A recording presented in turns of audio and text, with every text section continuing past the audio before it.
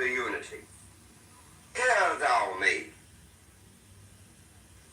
Mine is the head of the man, and my insight is keen as the hawk's. By my head I invoke thee. I am the only begotten child of my father and mother. By my body I invoke thee. About me shine the diamonds of radiance, white and pure. By their brightness I invoke thee. Mine is the red triangle reversed, the sign given of none, save it be of thee, O Lord. By the Laman I invoke thee. Mine is the garment of white, sewn with gold, the flashing abbai that I wear. By my robe I invoke thee. Mine is the sign of Apophis and Typhon. By the sign I invoke thee. Mine also is the turban of white and gold, and mine the blue vigor of the intimate air. By my crown I invoke thee. My fingers travel on the beads of pearl. So run I after thee in thy car of glory. By my fingers I invoke thee. I bear the word of double power in the voice of the Master. Abracadabra. By the word I invoke thee. Mine are the dark blue waves of music in the song that I made of old to invoke thee. Strike, strike the master chord. Draw, draw the flaming sword. Crowned child and conquering lord. Horus, avenger. By the song I invoke thee. In my hand is thy sword of revenge. Let it strike at thy bidding. By the sword I invoke thee. The voice of the 5, the voice of the 6, 11 other voices, Abracadabra. Therefore I say unto thee, come thou forth and dwell in me, so that every spirit, whether of the firmament or of the ether, of the earth or under the earth, on dry land or in the water, of whirling air or of rushing fire, and every spell and scourge of God, the vast one, may be thou. Abracadabra. The invocation of Horus. Strike, strike the master chord. Draw, draw the flaming sword. Crowned child and conquering lord, Horus, avenger. O thou of the head of the hawk, thee I invoke. Thou only begotten child of Osiris thy father, and Isis thy mother, he that was slain, she that bore thee in her womb, flying from the terror of the water, thee I invoke. O thou whose apron is of flashing white, whiter than the forehead of the morning, thee I invoke. O thou who hast formulated thy father, and made fertile thy mother, thee I invoke. O thou whose garment is of golden glory, with the azure bars of sky, thee I invoke. Thou who didst avenge the horror of death, thou the slayer of Typhon, thou who didst lift thine arms, and the dragons of death were as dust, thou who didst raise thine head, and the crocodile of Nile was abased before thee, thee I invoke. O thou whose nemesis hideth the universe with night, the impermeable blue, thee I invoke. Thou who travellest in the boat of Ra, abiding at the helm of the Aztec boat, and of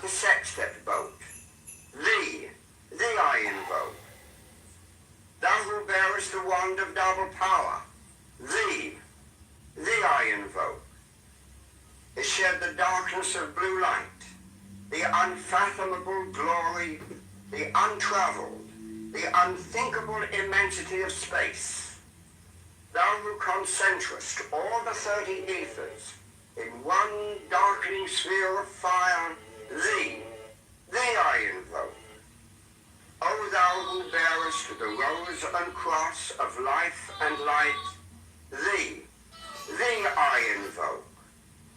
The voice of the 5, the voice of the 6, 11 are the voices. Abracadabra. Strike the master chord. Draw the flaming sword. Crowned child and conquering lord, Horus, avenger.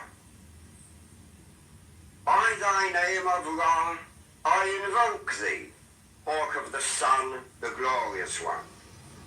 By thy name, Harmachis, youth of the brilliant morning, I invoke thee. By thy name, Mao, I invoke thee, lion of the midday sun.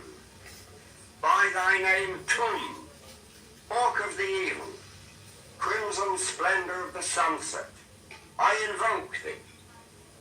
By thy name, Kefra, I invoke thee, O beetle of the hidden mastery of midnight. By thy name, Hur-Par-Krat, lord of silence, beautiful child that standest on the dragons of the deep, I invoke thee. By thy name of Apollo, I invoke thee, O man of strength and splendor, O poet, O fauna. By thy name of Phoebus, that drivest thy chariot through the heaven of Zeus, I invoke thee. By thy name of Odin, I invoke thee, O warrior of the north, O renown of the sagas. By thy name of Yahashua, O child of the flaming star, I invoke thee. By thine own, thy secret name, Uri, thee I invoke. The names are 5, the names are 6, 11 are the names. Abracadabra. Behold, I stand in the midst. Mine is the symbol of Osiris. To thee are mine eyes ever turned. Unto the splendor of Geburah, the magnificence of Chesed, the mystery of Da'ath, thither I lift up mine eyes. This have I sought, and I have sought the unity. Hear thou me. Mine is the head of the man, and my insight is keen as the hawk's. By my head I invoke thee.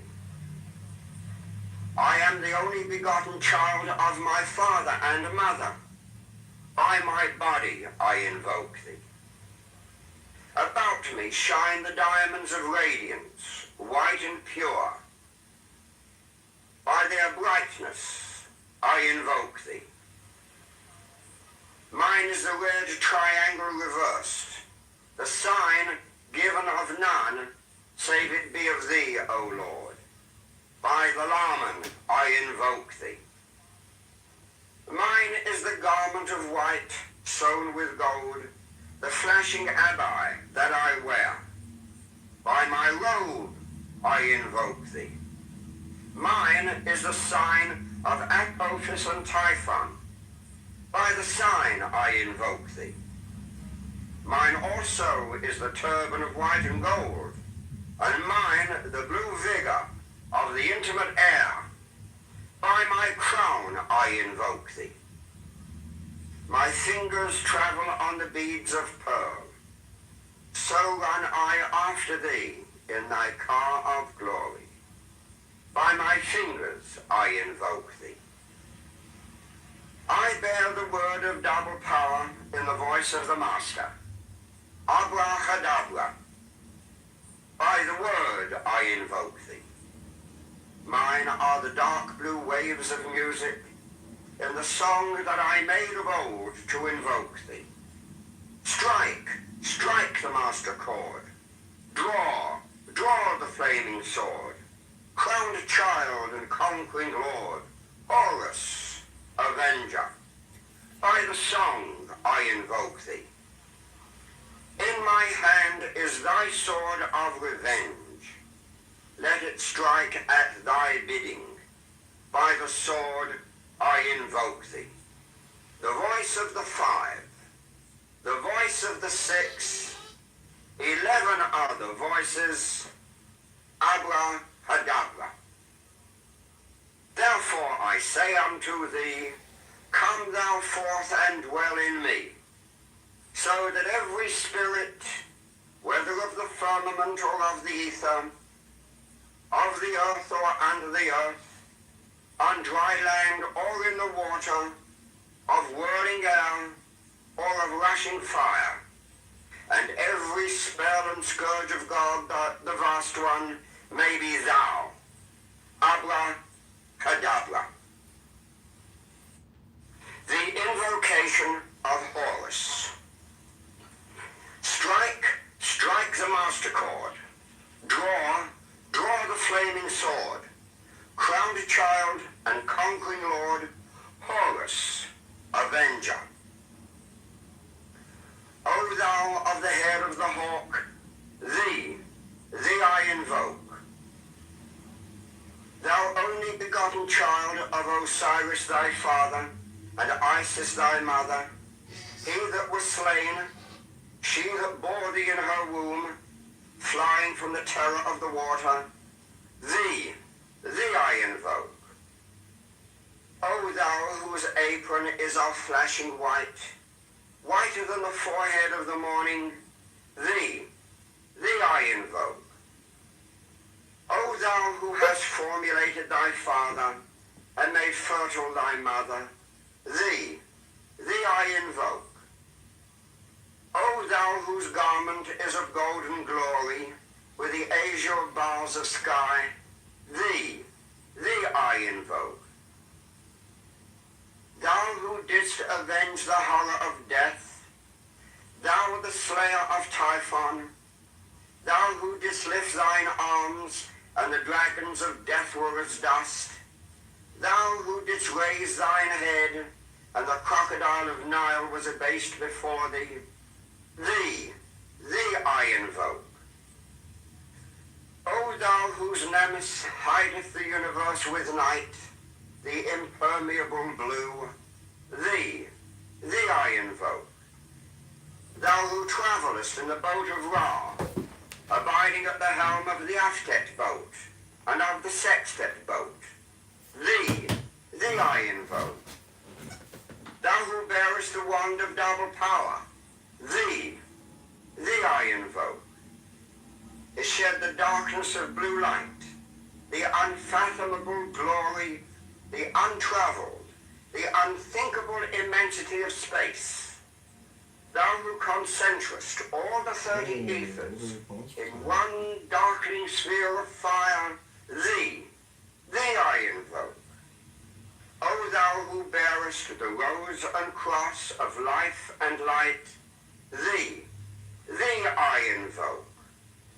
The voice of the 5, the voice of the 6, 11 are the voices. Abracadabra. Strike the master chord. Draw the flaming sword. Crowned child and conquering lord, Horus, avenger. By thy name of Ra, I invoke thee, hawk of the sun, the glorious one. By thy name, Harmachis, youth of the brilliant morning, I invoke thee. By thy name, Mao, I invoke thee, lion of the midday sun. By thy name, Tum, hawk of the even, crimson splendor of the sunset, I invoke thee. By thy name, Kefra, I invoke thee, O beetle of the hidden mastery of midnight. By thy name, Hur-Par-Krat, Lord of silence, beautiful child that standest on the dragons of the deep, I invoke thee. By thy name of Apollo, I invoke thee, O man of strength and splendor, O poet, O father. By thy name of Phoebus, that drivest thy chariot through the heaven of Zeus, I invoke thee. By thy name of Odin, I invoke thee, O warrior of the north, O renown of the sagas. By thy name of Yahashua, O child of the flaming star, I invoke thee. By thine own, thy secret name, Uri, thee I invoke. The names are 5, the names are 6, 11 are the names, Abrahadabra. Behold, I stand in the midst, mine is the symbol of Osiris. To thee are mine eyes ever turned. Unto the splendor of Geburah, the magnificence of Chesed, the mystery of Da'ath, thither I lift up mine eyes. This have I sought, and I have sought the unity. Hear thou me. Mine is the head of the man, and my insight is keen as the hawk's. By my head I invoke thee. I am the only begotten child of my father and mother. By my body I invoke thee. About me shine the diamonds of radiance, white and pure. By their brightness I invoke thee. Mine is the red triangle reversed, the sign given of none, save it be of thee, O Lord. By the Laman I invoke thee. Mine is the garment of white, sewn with gold, the flashing abbai that I wear. By my robe I invoke thee. Mine is the sign of Apophis and Typhon. By the sign I invoke thee. Mine also is the turban of white and gold, and mine the blue vigor of the intimate air. By my crown I invoke thee. My fingers travel on the beads of pearl. So run I Am I an after atheist, thee, Phoenix? I don't know. Are you an atheist, Phoenix? By my fingers I invoke thee. I bear the word of double power in the voice of the Master. Abrahadabra. By the word I invoke thee. Mine are the dark blue waves of music in the song that I made of old to invoke thee. Strike, strike the master chord. Draw, draw the flaming sword. Crowned child and conquering lord. Horus, avenger. By the song I invoke thee. In my hand is thy sword of revenge. Let it strike at thy bidding. By the sword I invoke thee. The voice of the 5, the voice of the 6, 11 other voices, Abrahadabra. Therefore I say unto thee, come thou forth and dwell in me, so that every spirit, whether of the firmament or of the ether, of the earth or under the earth, on dry land or in the water, of whirling air or of rushing fire, and every spell and scourge of God, the vast one, may be thou. Abrahadabra. The invocation of Horus. Strike, strike the master chord. Draw, draw the flaming sword. Crowned child and conquering lord, Horus, avenger. O thou of the head of the hawk, thee I invoke. Thou only begotten child of Osiris thy father, and Isis thy mother, he that was slain, she that bore thee in her womb, flying from the terror of the water, thee I invoke. O thou whose apron is of flashing white, whiter than the forehead of the morning, thee I invoke. O thou who hast formulated thy father, and made fertile thy mother, thee I invoke. O thou whose garment is of golden glory, with the azure bars of sky, thee I invoke. Thou who didst avenge the horror of death, thou the slayer of Typhon, thou who didst lift thine arms, and the dragons of death were as dust, thou who didst raise thine head, and the crocodile of Nile was abased before thee, thee I invoke. O thou whose nemesis hideth the universe with night, the impermeable blue, thee I invoke. Thou who travellest in the boat of Ra, abiding at the helm of the Aftet boat, and of the Sextet boat, thee I invoke. Thou who bearest the wand of double power, thee I invoke.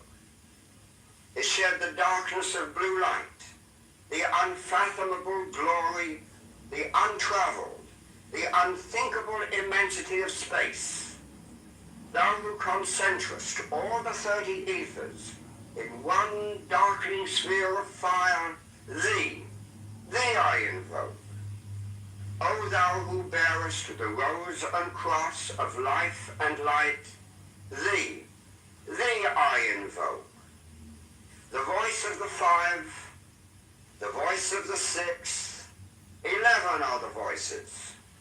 Abracadabra. Strike the master chord.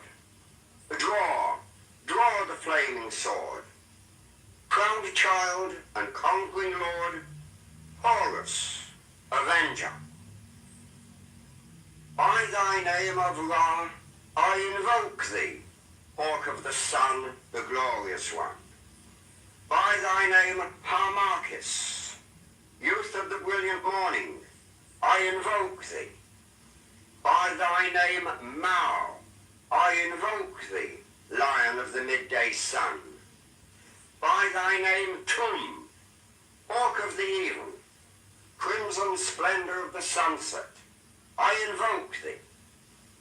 By thy name, Kefra, I invoke thee, O beetle of the hidden mastery of midnight. By thy name, Hur-Par-Krat, Lord of silence, beautiful child that standest on the dragons of the deep, I invoke thee. By thy name of Apollo, I invoke thee, O man of strength and splendor, O poet, O father. By thy name of Phoebus, that drivest thy chariot through the heaven of Zeus, I invoke thee. By thy name of Odin, I invoke thee, O warrior of the north, O renown of the sagas. By thy name of Yahashua, O child of the flaming star, I invoke thee. By thine own, thy secret name, Uri, thee I invoke. The names are 5, the names are 6, 11 are the names. Abracadabra. Behold, I stand in the midst. Mine is the symbol of Osiris. To thee are mine eyes ever turned. Unto the splendor of Gabora, the magnificence of Hesed, the mystery of Da'ath, thither I lift up mine eyes. This have I sought, and I have sought the unity. Hear thou me. Mine is the head of the man, and my insight is keen as the hawk's. By my head I invoke thee. I am the only begotten child of my father and mother. By my body I invoke thee. me shine the diamonds of radiance, white and pure. By their brightness I invoke thee. Mine is the red triangle reversed, the sign given of none, save it be of thee, O Lord. By the Laman I invoke thee. Mine is the garment of white sewn with gold, the flashing abbai that I wear. By my robe I invoke thee. Mine is the sign of Apophis and Typhon. By the sign I invoke thee. Mine also is the turban of white and gold, and mine the blue vigor of the intimate air. By my crown I invoke thee. My fingers travel on the beads of pearl. So run I after thee in thy car of glory. By my fingers I invoke thee. I bear the word of double power in the voice of the Master. Abracadabra. By the word I invoke thee. Mine are the dark blue waves of music in the song that I made of old to invoke thee. Strike, strike the master chord. Draw, draw the flaming sword. Crowned child and conquering lord, Horus, avenger. By the song I invoke thee. In my hand is thy sword of revenge. Let it strike at thy bidding. By the sword I invoke thee. The voice of the 5, the voice of the 6, 11 other voices, Abracadabra. Therefore I say unto thee, come thou forth and dwell in me, so that every spirit, whether of the firmament or of the ether, of the earth or under the earth, on dry land or in the water, of whirling air or of rushing fire, and every spell and scourge of God, the vast one, may be thou. Abracadabra. The invocation of Horus. Strike, strike the master chord. Draw, draw the flaming sword. Crowned child and conquering lord, Horus, avenger. O thou of the head of the hawk, thee I invoke. Thou only begotten child of Osiris thy father, and Isis thy mother, he that was slain, she that bore thee in her womb, flying from the terror of the water, thee I invoke. O thou whose apron is of flashing white, whiter than the forehead of the morning, thee I invoke. O thou who hast formulated thy father, and made fertile thy mother, thee I invoke. O thou whose garment is of golden glory, with the azure bars of sky, thee I invoke. Thou who didst avenge the horror of death, thou the slayer of Typhon, thou who didst lift thine arms, and the dragons of death were as dust, thou who didst raise thine head, and the crocodile of Nile was abased before thee, thee I invoke. O thou whose nemesis hideth the universe with night, the impermeable blue, thee I invoke. Thou who travellest in the boat of Ra, abiding at the helm of the Aftet boat, and of the Sextet boat, thee I invoke.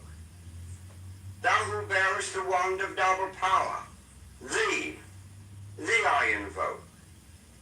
Is shed the darkness of blue light, the unfathomable glory, the untravelled, the unthinkable immensity of space. thou who concentrest all the 30 ethers in one darkening sphere of fire, thee I invoke. O thou who bearest the rose and cross of life and light, thee I invoke. The voice of the 5, the voice of the 6, 11 are the voices. Abracadabra. Strike the master chord. Draw the flaming sword.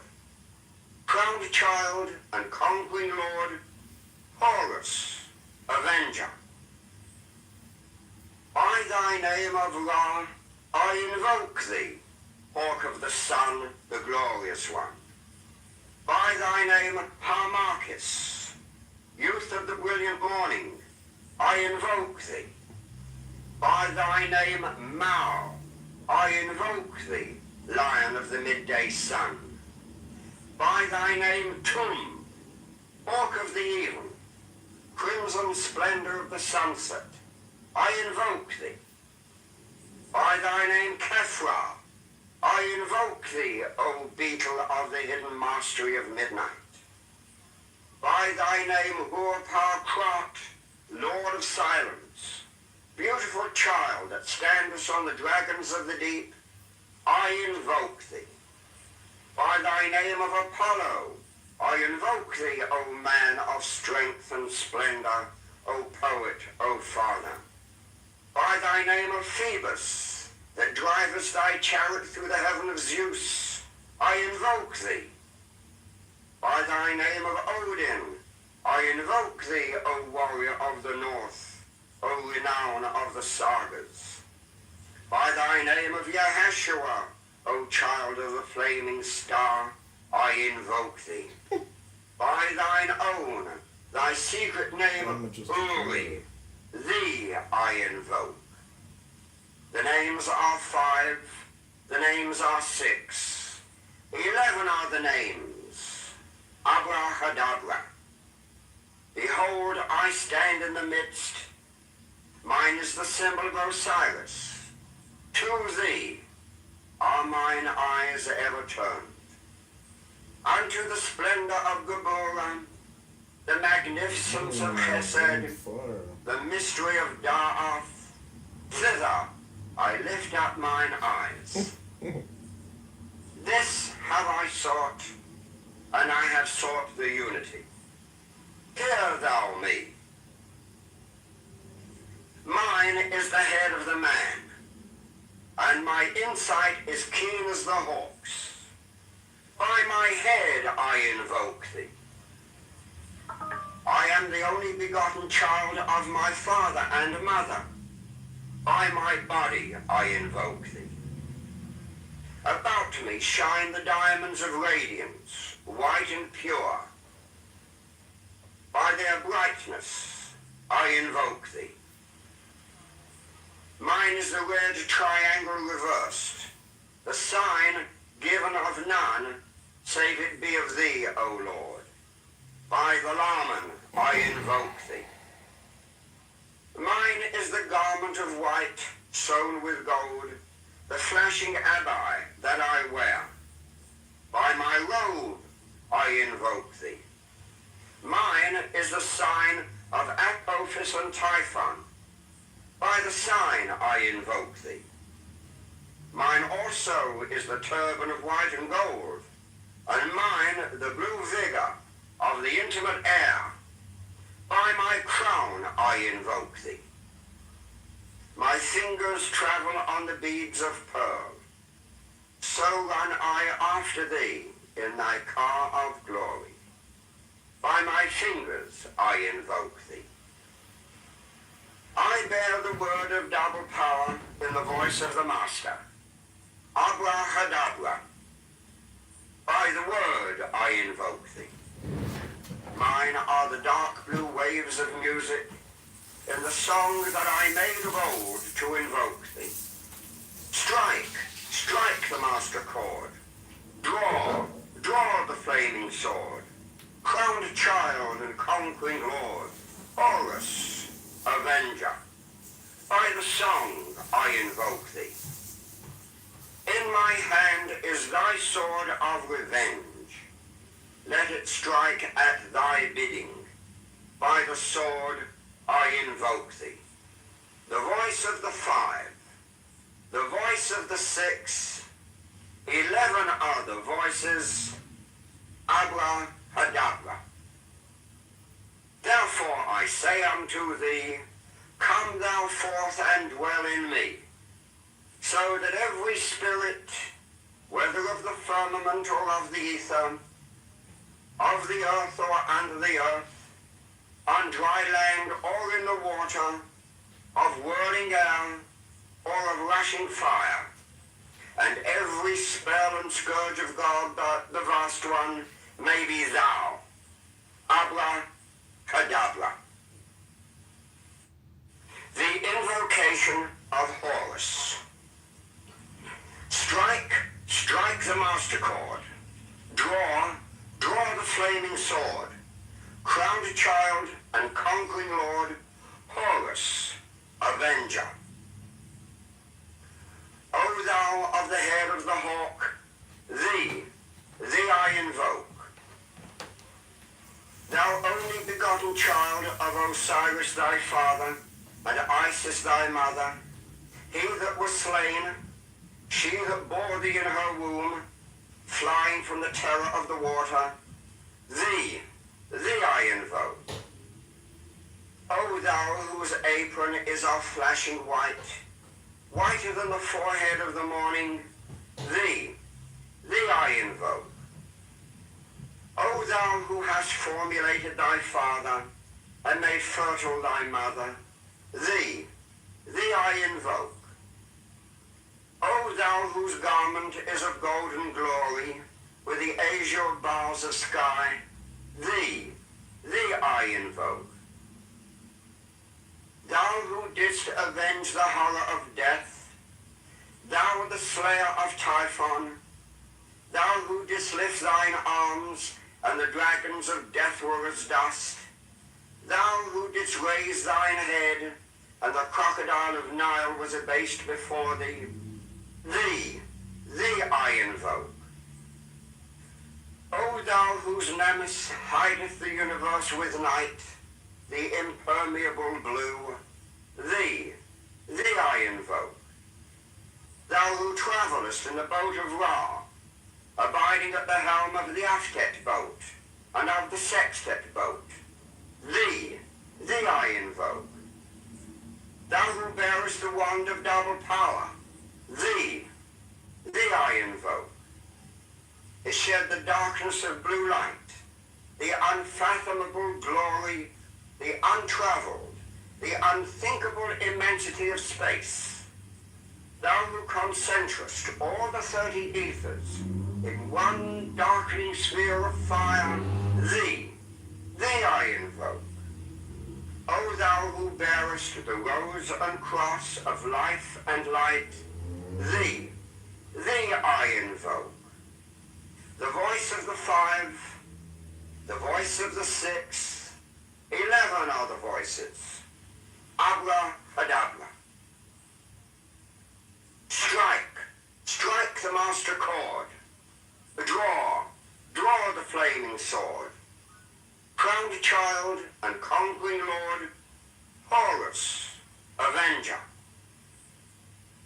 By thy name of Ra, I invoke thee, hawk of the sun, the glorious one. By thy name, Harmachis, youth of the brilliant morning, I invoke thee. By thy name, Mao, I invoke thee, lion of the midday sun. By thy name, Tum, hawk of the even, crimson splendor of the sunset, I invoke thee. By thy name, Kephra, I invoke thee, O beetle of the hidden mastery of midnight. By thy name, Hur-Par-Krat, Lord of silence, beautiful child that standest on the dragons of the deep, I invoke thee. By thy name of Apollo, I invoke thee, O man of strength and splendor, O poet, O fauna. By thy name of Phoebus, that drivest thy chariot through the heaven of Zeus, I invoke thee. By thy name of Odin, I invoke thee, O warrior of the north, O renown of the sagas. By thy name of Yahashua, O child of the flaming star, I invoke thee. By thine own, thy secret name, Uri, thee I invoke. The names are 5, the names are 6, 11 are the names, Abrahadabra. Behold, I stand in the midst, mine is the symbol of Osiris. To thee are mine eyes ever turned. Unto the splendor of Gabora, the magnificence of Hesed, the mystery of Da'ath, thither I lift up mine eyes. This have I sought, and I have sought the unity. Hear thou me. Mine is the head of the man, and my insight is keen as the hawk's. By my head I invoke thee. I am the only begotten child of my father and mother. By my body I invoke thee. About me shine the diamonds of radiance, white and pure. By their brightness I invoke thee. Mine is the red triangle reversed, the sign given of none, save it be of thee, O Lord. By the Laman I invoke thee. Mine is the garment of white, sewn with gold, the flashing abai that I wear. By my robe I invoke thee. Mine is the sign of Apophis and Typhon. By the sign I invoke thee. Mine also is the turban of white and gold, and mine the blue vigor of the intimate air. By my crown I invoke thee. My fingers travel on the beads of pearl. So run I after thee in thy car of glory. By my fingers I invoke thee. I bear the word of double power in the voice of the Master. Abrahadabra. By the word I invoke thee. Mine are the dark blue waves of music in the song that I made of old to invoke thee. Strike, strike the master chord. Draw, draw the flaming sword. Crowned child and conquering lord, Horus, avenger. By the song I invoke thee. In my hand is thy sword of revenge. Let it strike at thy bidding. By the sword I invoke thee. The voice of the 5, the voice of the 6, 11 are the voices, Abrahadabra. Therefore I say unto thee, come thou forth and dwell in me, so that every spirit, whether of the firmament or of the ether, of the earth or under the earth, on dry land or in the water, of whirling air or of rushing fire, and every spell and scourge of God, the vast one, may be thou, Abrahadabra. The invocation of Horus. Strike, strike the master chord. Draw, draw the flaming sword. Crowned child and conquering lord, Horus, avenger. O thou of the head of the hawk, thee I invoke. Thou only begotten child of Osiris thy father, and Isis thy mother, he that was slain, she that bore thee in her womb, flying from the terror of the water, thee I invoke. O thou whose apron is of flashing white, whiter than the forehead of the morning, thee I invoke. O thou who hast formulated thy father, and made fertile thy mother, thee I invoke. O thou whose garment is of golden glory, with the azure bars of sky, thee I invoke. Thou who didst avenge the horror of death, thou the slayer of Typhon, thou who didst lift thine arms, and the dragons of death were as dust, thou who didst raise thine head, and the crocodile of Nile was abased before thee, thee I invoke. O thou whose nemesis hideth the universe with night, the impermeable blue, thee I invoke. Thou who travellest in the boat of Ra, abiding at the helm of the Aftet boat, and of the Sextet boat, thee I invoke. Thou who bearest the wand of double power, thee I invoke. It shed the darkness of blue light, the unfathomable glory, the untravelled, the unthinkable immensity of space. Thou who concentrest all the 30 ethers in one darkening sphere of fire, thee I invoke. O thou who bearest the rose and cross of life and light, thee I invoke. The voice of the 5, the voice of the 6, 11 are the voices. Abracadabra. Strike the master chord. Draw the flaming sword. Crowned child and conquering lord, Horus, avenger.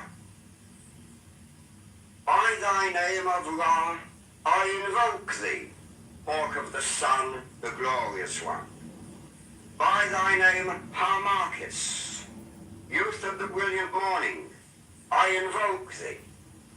By thy name, Mao, I invoke thee, lion of the midday sun. By thy name, Tum, hawk of the even, crimson splendor of the sunset, I invoke thee. By thy name, Kefra, I invoke thee, O beetle of the hidden mastery of midnight.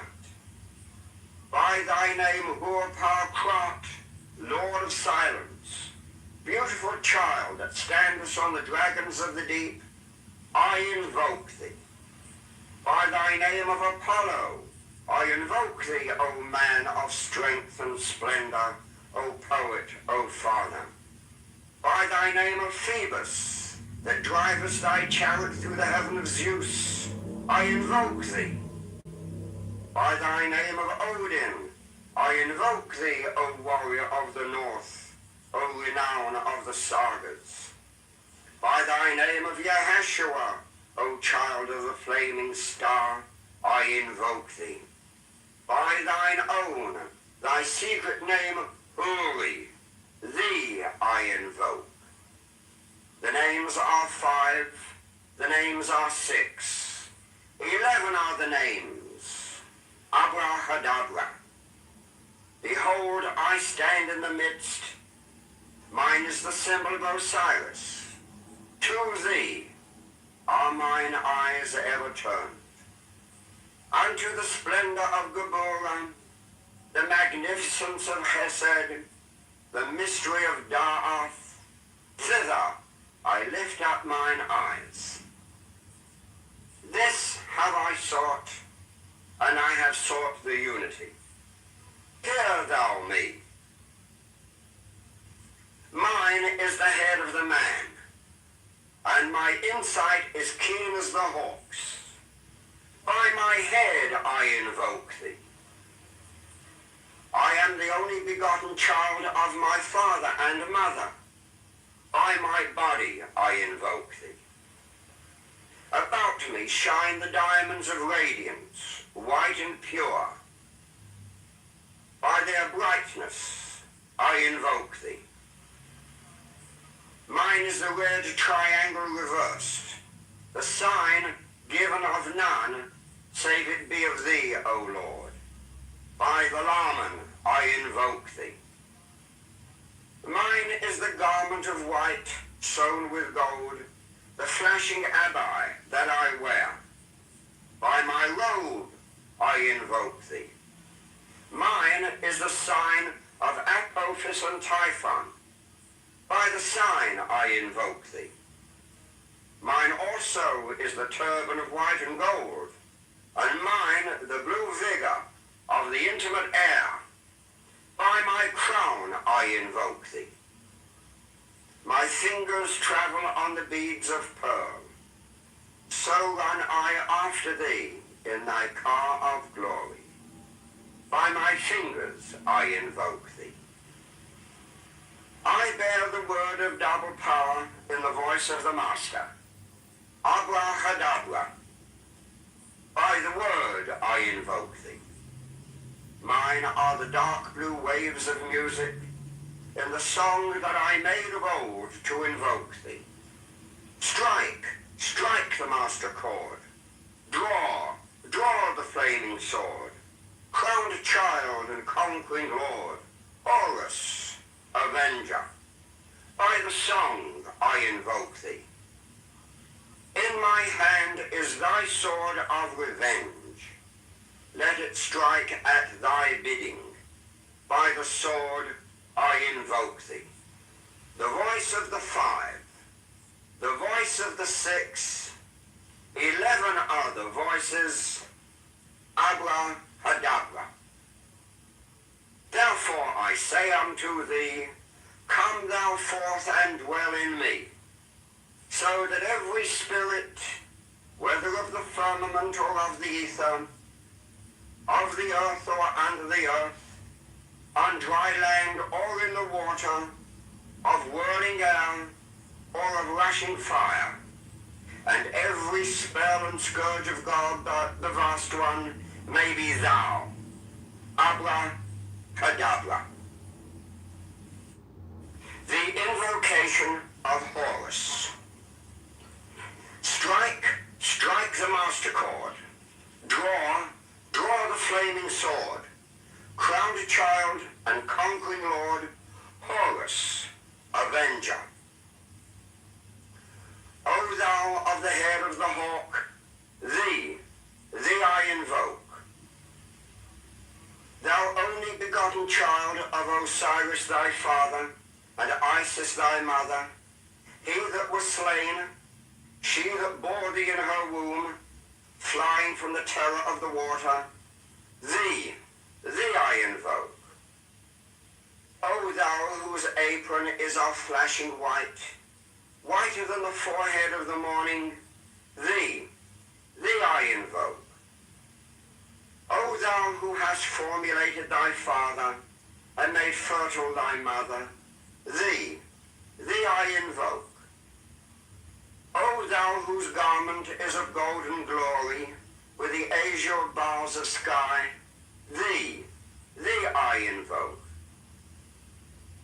Thou who didst avenge the horror of death, thou the slayer of Typhon, thou who didst lift thine arms, and the dragons of death were as dust, thou who didst raise thine head, and the crocodile of Nile was abased before thee, thee I invoke.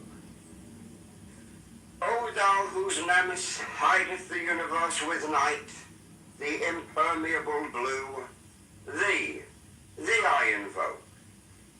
Thou who travellest in the boat of Ra, abiding at the helm of the Aftet boat, and of the Sextet boat, thee I invoke. Thou who bearest the wand of double power, thee I invoke.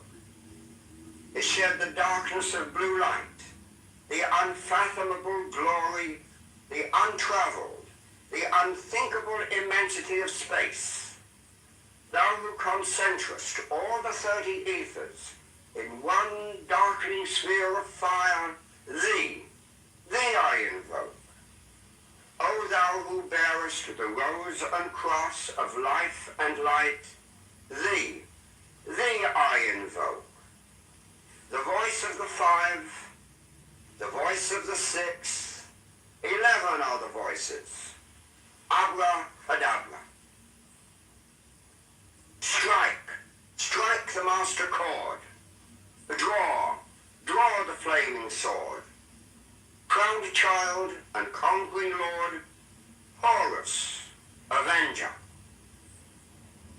By thy name of Ra, I invoke thee, hawk of the sun, the glorious one.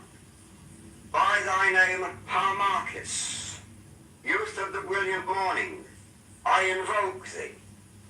By thy name, Mao, I invoke thee, lion of the midday sun. By thy name, Tum, hawk of the even, crimson splendor of the sunset, I invoke thee. By thy name, Kefra, I invoke thee, O beetle of the hidden mastery of midnight.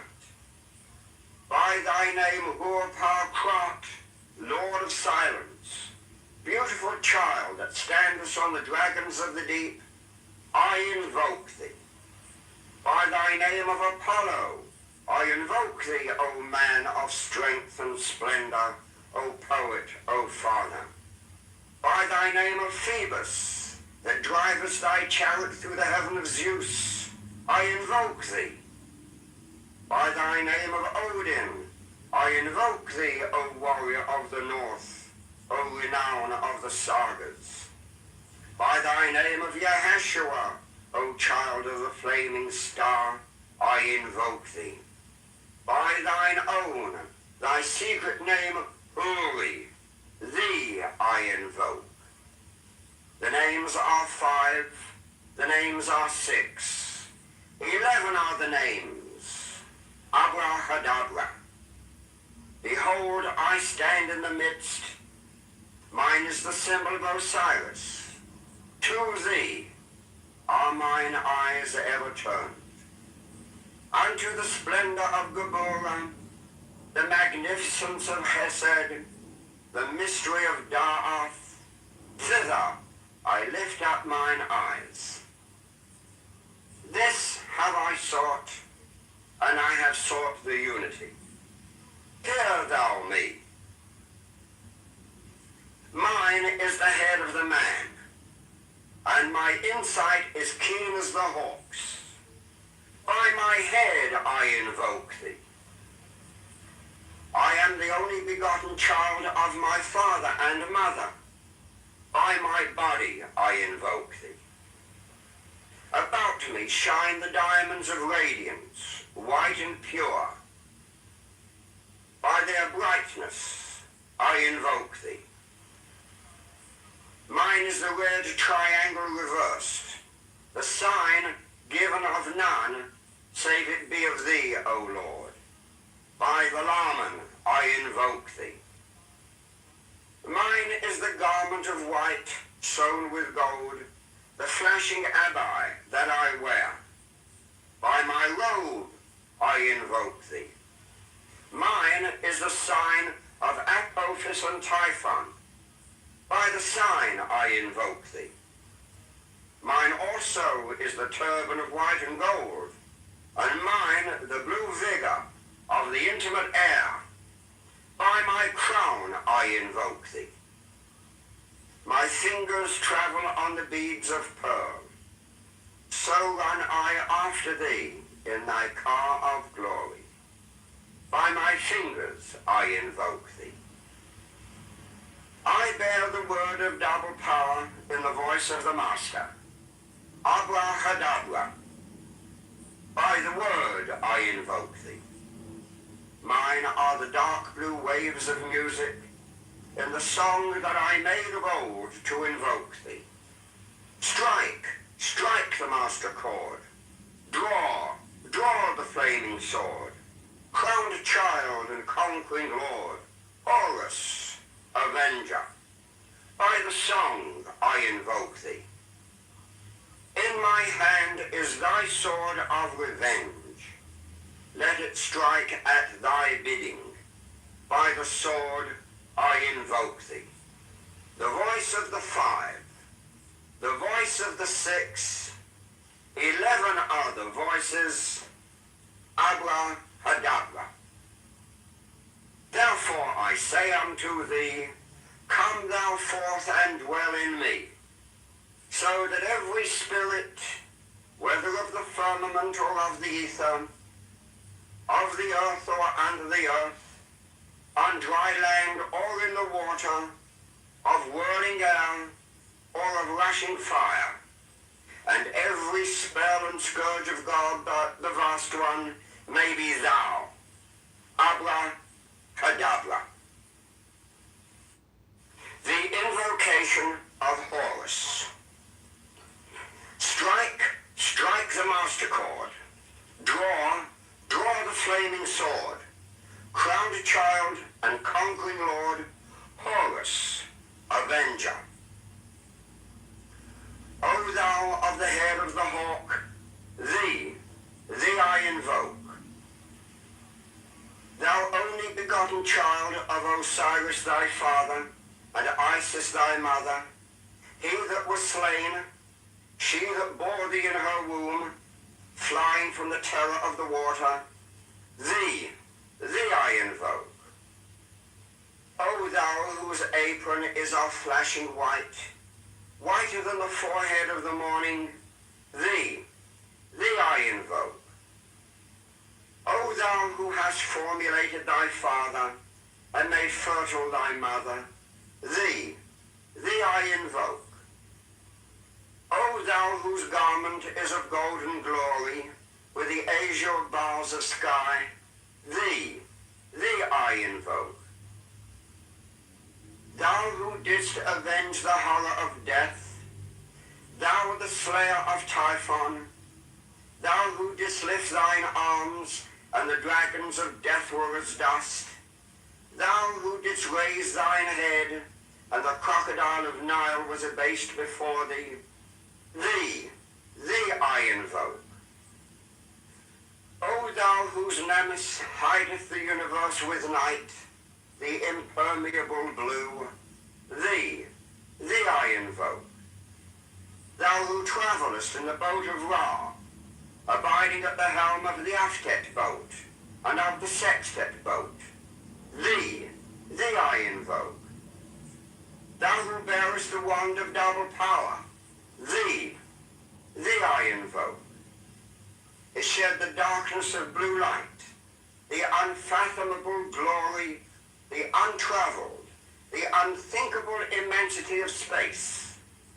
Thou who concentrest all the 30 ethers in one darkening sphere of fire, thee I invoke. O thou who bearest the rose and cross of life and light, thee I invoke. The voice of the 5, the voice of the 6, 11 other voices, abracadabra. Strike the master chord. Draw the flaming sword. Crowned child and conquering lord, Horus, avenger. By thy name of Ra, I invoke thee, hawk of the sun, the glorious one. By thy name, Harmachis, youth of the brilliant morning, I invoke thee. By thy name, Mao, I invoke thee, lion of the midday sun. By thy name, Tum, hawk of the even, crimson splendor of the sunset, I invoke thee. By thy name, Kephra, I invoke thee, O beetle of the hidden mastery of midnight. By thy name, Hur-Par-Krat, Lord of silence, beautiful child that standest on the dragons of the deep, I invoke thee. By thy name of Apollo, I invoke thee, O man of strength and splendor, O poet, O father. By thy name of Phoebus, that drivest thy chariot through the heaven of Zeus, I invoke thee. By thy name of Odin, I invoke thee, O warrior of the north, O renown of the sagas. By thy name of Yahashua, O child of the flaming star, I invoke thee. By thine own, thy secret name, Uri, thee I invoke. The names are 5, the names are 6, 11 are the names. Abrahadabra. Behold, I stand in the midst. Mine is the symbol of Osiris. To thee are mine eyes ever turned. Unto the splendor of Gabora, the magnificence of Hesed, the mystery of Da'ath, thither I lift up mine eyes. This have I sought, and I have sought the unity. Hear thou me. Mine is the head of the man, and my insight is keen as the hawk's. By my head I invoke thee. I am the only begotten child of my father and mother. By my body I invoke thee. About me shine the diamonds of radiance, white and pure. By their brightness I invoke thee. Mine is the red triangle reversed, the sign given of none, save it be of thee, O Lord. By the Laman I invoke thee. Mine is the garment of white, sewn with gold, the flashing abai that I wear. By my robe I invoke thee. Mine is the sign of Apophis and Typhon. By the sign I invoke thee. Mine also is the turban of white and gold, and mine the blue vigor of the intimate air. By my crown I invoke thee. My fingers travel on the beads of pearl. So run I after thee in thy car of glory. By my fingers I invoke thee. I bear the word of double power in the voice of the Master. Abrahadabra. By the word I invoke thee. Mine are the dark blue waves of music in the song that I made of old to invoke thee. Strike, strike the master chord. Draw, draw the flaming sword. Crowned child and conquering lord. Horus, avenger. By the song I invoke thee. In my hand is thy sword of revenge.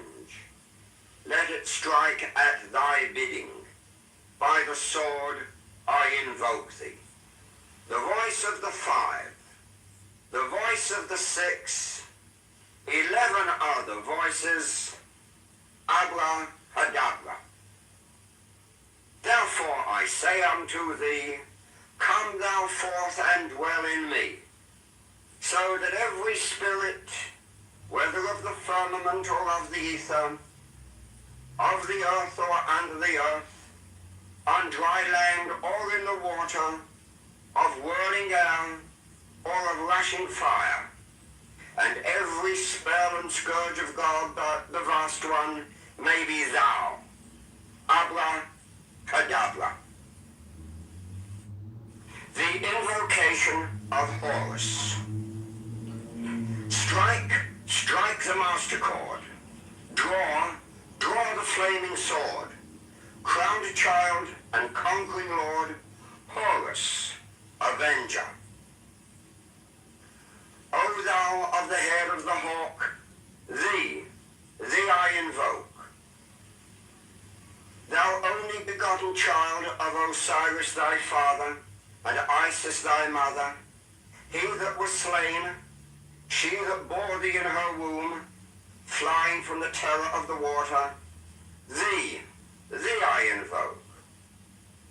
O thou whose apron is of flashing white, whiter than the forehead of the morning, thee thee I invoke.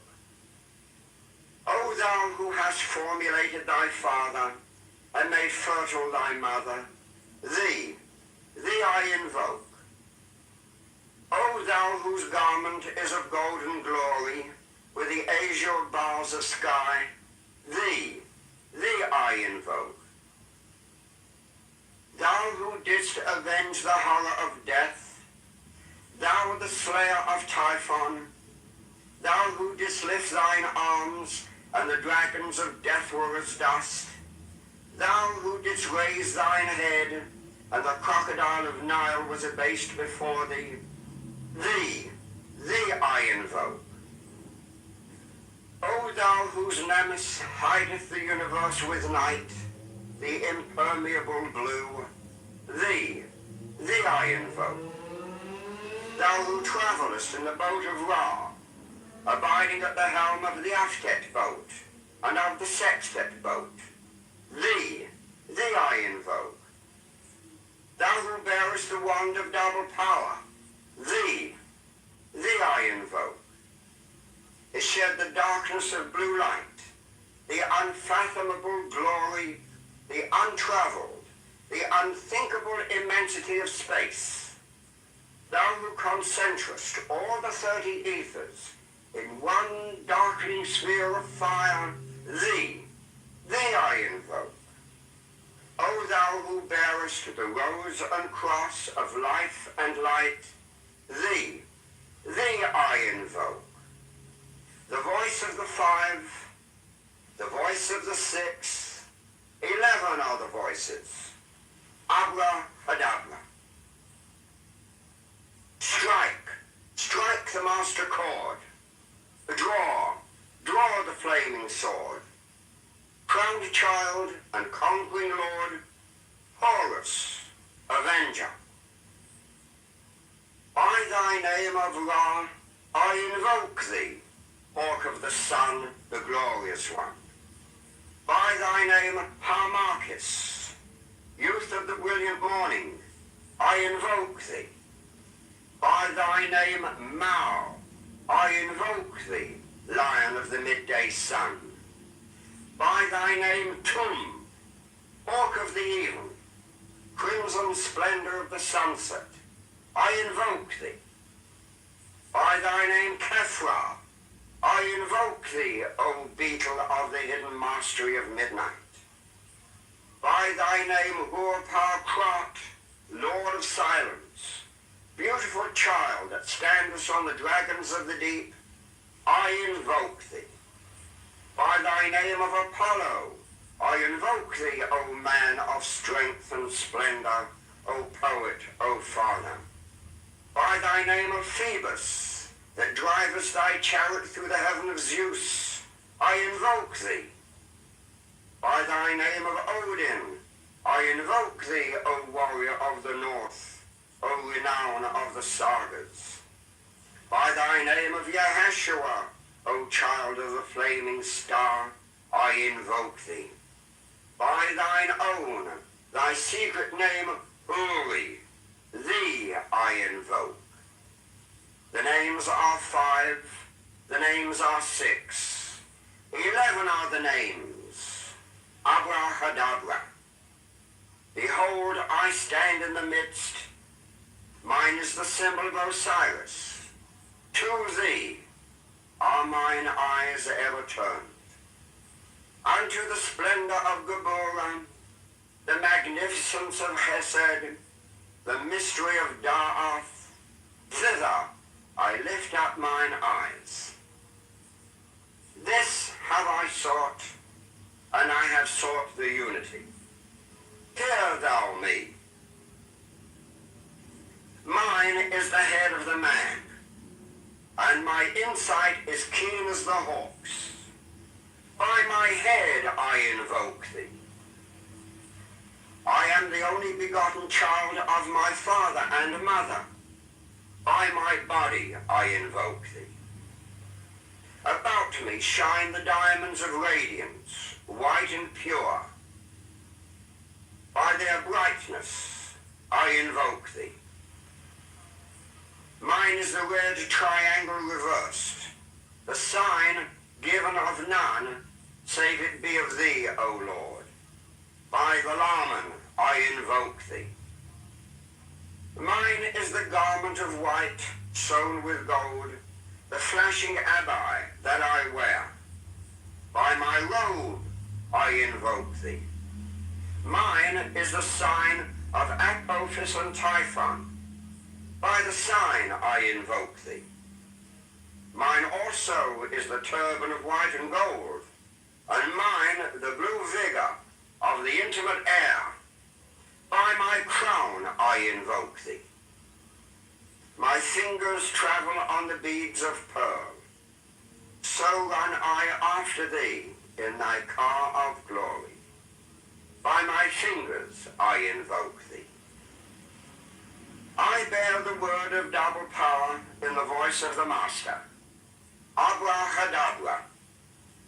By the word I invoke thee. Mine are the dark blue waves of music in the song that I made of old to invoke thee. Strike, strike the master chord. Draw, draw the flaming sword. Crowned child and conquering lord. Horus, avenger. By the song I invoke thee. In my hand is thy sword of revenge. Let it strike at thy bidding. By the sword I invoke thee.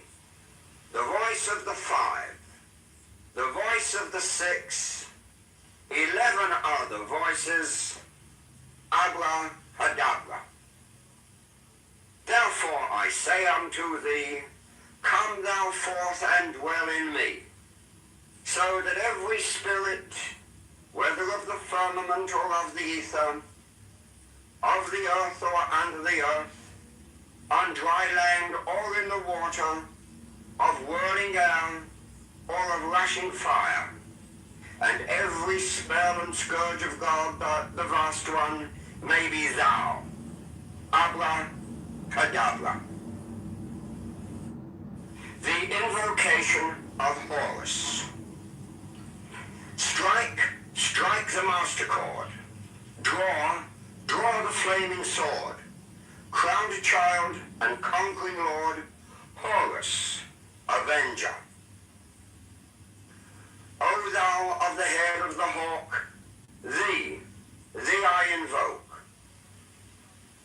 Thou only begotten child of Osiris thy father, and Isis thy mother, he that was slain, she that bore thee in her womb, flying from the terror of the water, thee I invoke. O thou whose apron is of flashing white, whiter than the forehead of the morning, thee I invoke. O thou who hast formulated thy father, and made fertile thy mother, thee I invoke. O thou whose garment is of golden glory, with the azure bars of sky, thee I invoke. Thou who didst avenge the horror of death, thou the slayer of Typhon, thou who didst lift thine arms, and the dragons of death were as dust, thou who didst raise thine head, and the crocodile of Nile was abased before thee, thee I invoke. O thou whose nemesis hideth the universe with night, the impermeable blue, thee I invoke.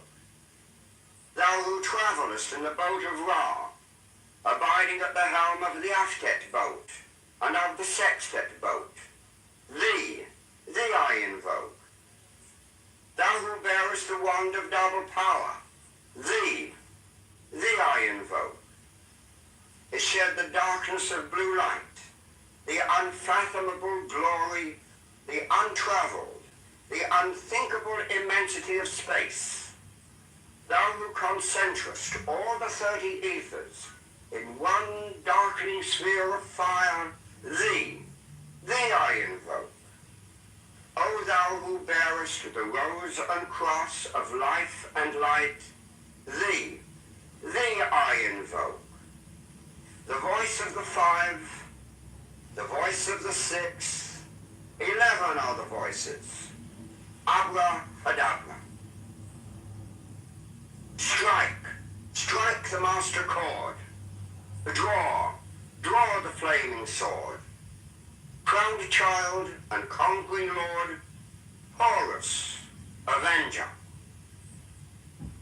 By thy name of Ra, I invoke thee, hawk of the sun, the glorious one. By thy name, Harmachis, youth of the brilliant morning, I invoke thee. By thy name, Mao, I invoke thee, lion of the midday sun.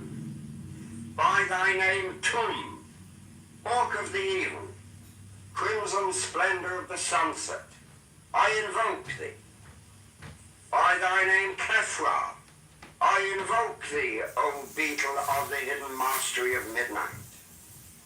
By thy name, Ur-Par-Krat, lord of silence, beautiful child that standest on the dragons of the deep, I invoke thee. By thy name of Apollo, I invoke thee, O man of strength and splendor, O poet, O fauna. By thy name of Phoebus, that drivest thy chariot through the heaven of Zeus, I invoke thee. By thy name of Odin, I invoke thee, O warrior of the north, O renown of the sagas. By thy name of Yaheshua, O child of the flaming star, I invoke thee. By thine own, thy secret name, Uri, thee I invoke. The names are 5, the names are 6, 11 are the names. Abracadabra. Behold, I stand in the midst. Mine is the symbol of Osiris. To thee are mine eyes ever turned.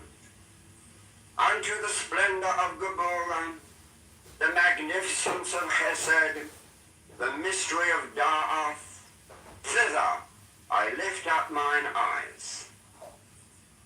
This have I sought, and I have sought the unity. Hear thou me. Mine is the head of the man, and my insight is keen as the hawk's. By my head I invoke thee. I am the only begotten child of my father and mother. By my body I invoke thee. About me shine the diamonds of radiance, white and pure. By their brightness I invoke thee. Mine is the red triangle reversed, the sign given of none, save it be of thee, O Lord. By the Laman I invoke thee. Mine is the garment of white, sewn with gold, the flashing abbai that I wear. By my robe I invoke thee. Mine is the sign of Apophis and Typhon. By the sign I invoke thee. Mine also is the turban of white and gold, and mine the blue vigor of the intimate air. By my crown I invoke thee. My fingers travel on the beads of pearl. So run I after thee in thy car of glory. By my fingers I invoke thee. I bear the word of double power in the voice of the Master. Abracadabra. By the word I invoke thee. Mine are the dark blue waves of music in the song that I made of old to invoke thee. Strike the master chord. Draw the flaming sword. Crowned child and conquering lord, Horus, avenger. By the song I invoke thee. In my hand is thy sword of revenge. Let it strike at thy bidding. By the sword I invoke thee. The voice of the 5, the voice of the 6, 11 other voices, abracadabra. Therefore I say unto thee, come thou forth and dwell in me, so that every spirit, whether of the firmament or of the ether, of the earth or under the earth, on dry land or in the water, of whirling air or of rushing fire, and every spell and scourge of God, the vast one, may be thou. Abracadabra. The invocation of Horus. Strike the master chord. Draw the flaming sword. Crowned child and conquering lord, Horus, avenger. O thou of the head of the hawk, thee I invoke. Thou only begotten child of Osiris thy father, and Isis thy mother, he that was slain, she that bore thee in her womb, flying from the terror of the water, thee I invoke. O thou whose apron is of flashing white, whiter than the forehead of the morning, thee I invoke. O thou who hast formulated thy father, and made fertile thy mother, thee I invoke. O thou whose garment is of golden glory, with the azure bars of sky, thee I invoke. Thou who didst avenge the horror of death, thou the slayer of Typhon, thou who didst lift thine arms, and the dragons of death were as dust, thou who didst raise thine head, and the crocodile of Nile was abased before thee, thee I invoke. O thou whose nemesis hideth the universe with night, the impermeable blue, thee I invoke. Thou who travellest in the boat of Ra, abiding at the helm of the Aftet boat, and of the Sextet boat, thee I invoke. Thou who bearest the wand of double power, thee I invoke. Is shed the darkness of blue light, the unfathomable glory, the untravelled, the unthinkable immensity of space. Thou who concentrest all the 30 ethers in one darkening sphere of fire, thee I invoke. O thou who bearest the rose and cross of life and light, thee I invoke. The voice of the 5, the voice of the 6, 11 are the voices. Abracadabra. Strike the master chord. Draw the flaming sword. Crowned child and conquering lord, Horus, avenger. By thy name of Ra, I invoke thee, hawk of the sun, the glorious one. By thy name, Harmachis, youth of the brilliant morning, I invoke thee. By thy name, Mao, I invoke thee, lion of the midday sun. By thy name, Tum, hawk of the even, crimson splendor of the sunset, I invoke thee. By thy name, Kephra, I invoke thee, O beetle of the hidden mastery of midnight. By thy name, Hur-Par-Krat, Lord of silence, beautiful child that standest on the dragons of the deep, I invoke thee. By thy name of Apollo, I invoke thee, O man of strength and splendor, O poet, O father. By thy name of Phoebus, that drivest thy chariot through the heaven of Zeus, I invoke thee. By thy name of Odin, I invoke thee, O warrior of the north. O renown of the sagas. By thy name of Yahshua, O child of the flaming star, I invoke thee. By thine own, thy secret name, Uri, thee I invoke. The names are 5, the names are 6, 11 are the names. Abrahadabra. Behold, I stand in the midst. Mine is the symbol of Osiris. To thee are mine eyes ever turned. Unto the splendor of Gabora, the magnificence of Hesed, the mystery of Da'ath, thither I lift up mine eyes. This have I sought, and I have sought the unity. Hear thou me. Mine is the head of the man, and my insight is keen as the hawk's. By my head I invoke thee. I am the only begotten child of my father and mother. By my body I invoke thee.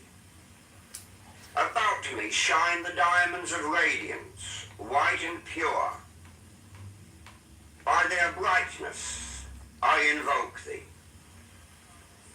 Mine is the red triangle reversed, the sign given of none, save it be of thee, O Lord. By the Laman I invoke thee. Mine is the garment of white, sewn with gold, the flashing abbai that I wear. By my robe I invoke thee. Mine is the sign of Apophis and Typhon. By the sign I invoke thee. Mine also is the turban of white and gold, and mine the blue vigor of the intimate air. By my crown I invoke thee. My fingers travel on the beads of pearl. So run I after thee in thy car of glory. By my fingers I invoke thee. I bear the word of double power in the voice of the Master. Abrahadabra. By the word I invoke thee. Mine are the dark blue waves of music in the song that I made of old to invoke thee. Strike, strike the master chord. Draw, draw the flaming sword. Crowned child and conquering lord. Horus, avenger. By the song I invoke thee. In my hand is thy sword of revenge. Let it strike at thy bidding. By the sword I invoke thee. The voice of the 5, the voice of the 6, 11 are the voices. Abrahadabra. Therefore I say unto thee, come thou forth and dwell in me, so that every spirit, whether of the firmament or of the ether, of the earth or under the earth, on dry land or in the water, of whirling air or of rushing fire, and every spell and scourge of God, the vast one, may be thou. Abrahadabra. The invocation of Horus. Strike, strike the master chord. Draw, draw the flaming sword. Crowned child and conquering lord, Horus, avenger. O thou of the head of the hawk, thee I invoke. Thou only begotten child of Osiris thy father, and Isis thy mother, he that was slain, she that bore thee in her womb, flying from the terror of the water, thee I invoke. O thou whose apron is of flashing white, whiter than the forehead of the morning, thee I invoke. O thou who hast formulated thy father, and made fertile thy mother, Thee I invoke. O thou whose garment is of golden glory, with the azure bars of sky, thee. Yeah, I had the option to. Wait, so where you take the class at? Like, where was it? Is it at college or? I took it at Texas A&M University until I was asked to come back to Texas A&M when I had better grades. So I have associates in what I term underwater basket weaving. Real World Zero, Clubhouse Hero. That's funny. You guys gotta laugh at that. Come on, I'll laugh at something. So, if y'all know what happened to Tommy Curry, right? So, in 2012, he made a remark on his radio show about white people, violence, race, which was resurfaced in 2017, right? So, it was widely misinterpreted, and they tried to frame it by the conservative media that he wanted to kill white people, which wasn't. So he received death threats. Then the university responded. The president of Texas A&M, I forgot his name, Michael something.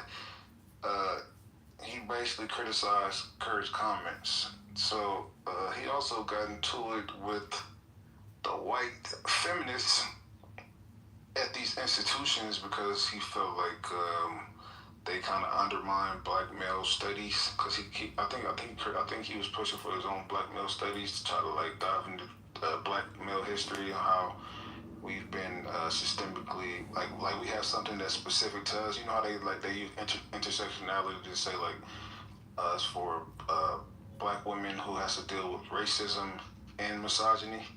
So he was basically arguing that we deal with racism and I don't know the term. It's not misogyny. What's the term for men that's Well, they call it misandry, but I call it misandry. No, not misandry specifically, because misandry is for like women who target men. Hatred of men. What are you trying to This describe? is the hatred for black men. You know PD belongs to A&M, Lou, huh? Huh? Prairie View belongs to A&M. You know that, right? Yeah, Texas A&M Prairie View. Mm-hmm. Yeah. So I recall I called since I did this class. I called and advocated for him. Like I read the paper. He didn't say anything wrong. It was a thought experiment. One which, like, if you're gonna go to college, isn't that the place for experiments? Yeah, I agree. 1,000%. We're talking about like racial misandry. I'm sorry, what? There's not a specific term except like racialized misandry, maybe. Yeah, racialized misandry. Exactly, that's the term. That's not the actual term, but yes, that's yeah. So he basically talks about shit that Niggophobia. Have that's what he called it, racist misandry. Yep, I'm just looked it up. So he's basically talking about prejudice specifically against black men, not just black people, which devalues black male life. So he talks about like he critiques Hillary Clinton's super predator comment, right, which was a racist narrative to justify mass incarceration. So that's specific to black men. He talks about how black men are used as caricatures in the media as like super like sexual deviants and shit, and how they use that as in the mainstream media to paint us as like, because remember the Birth of a Nation that came out and that sparked the second wave of the Ku Klux Klan. That was a really good movie. Yeah. Wait, what? Yo, that's crazy. Yeah, how? It was talking about raping white women. Like, what? How's that a good movie? This is Pepe talking, right? He's like, he's our Pepe has traumatic brain injury. He's a former boxer. He has the brain the size of a gnat. Just ignore this racist N-word Tourette syndrome loser. Jesus Christ. Exactly. I love that. Yeah, I think Pepe is good in the room. So Birth of a Nation was that propaganda and that film sparked this. Satsuki Katayama is a very nice politician here in Japan now to make the economic system clear. Okay, you can remember the Satsuki Katayama more.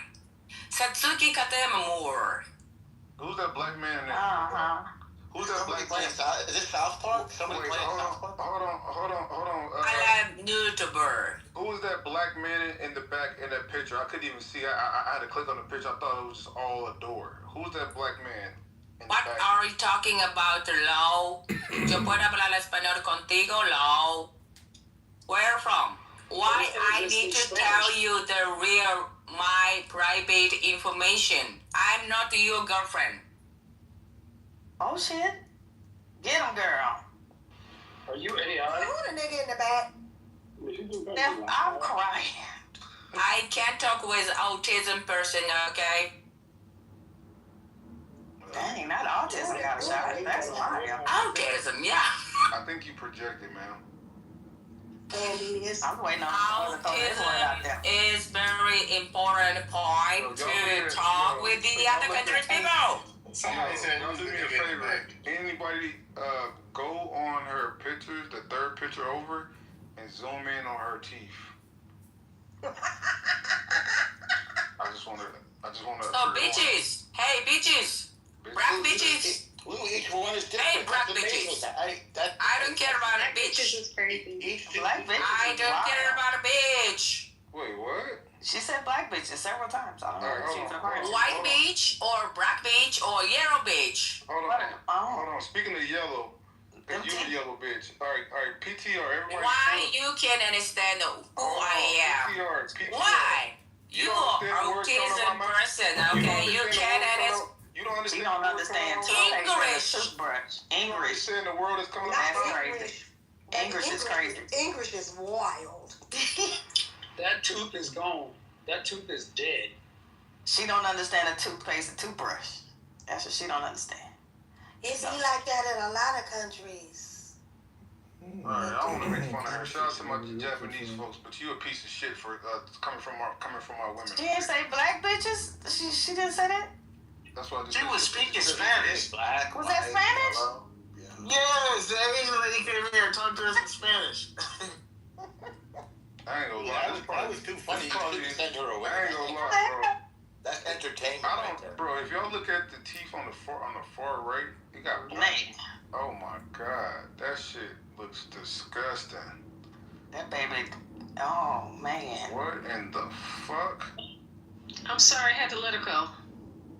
Y'all remember that cartoon? They call me Yuck Mouth because I don't brush. Hey, I had to let her Maybe go. y'all, how's about a little kiss? Oh, y'all may be too young for that.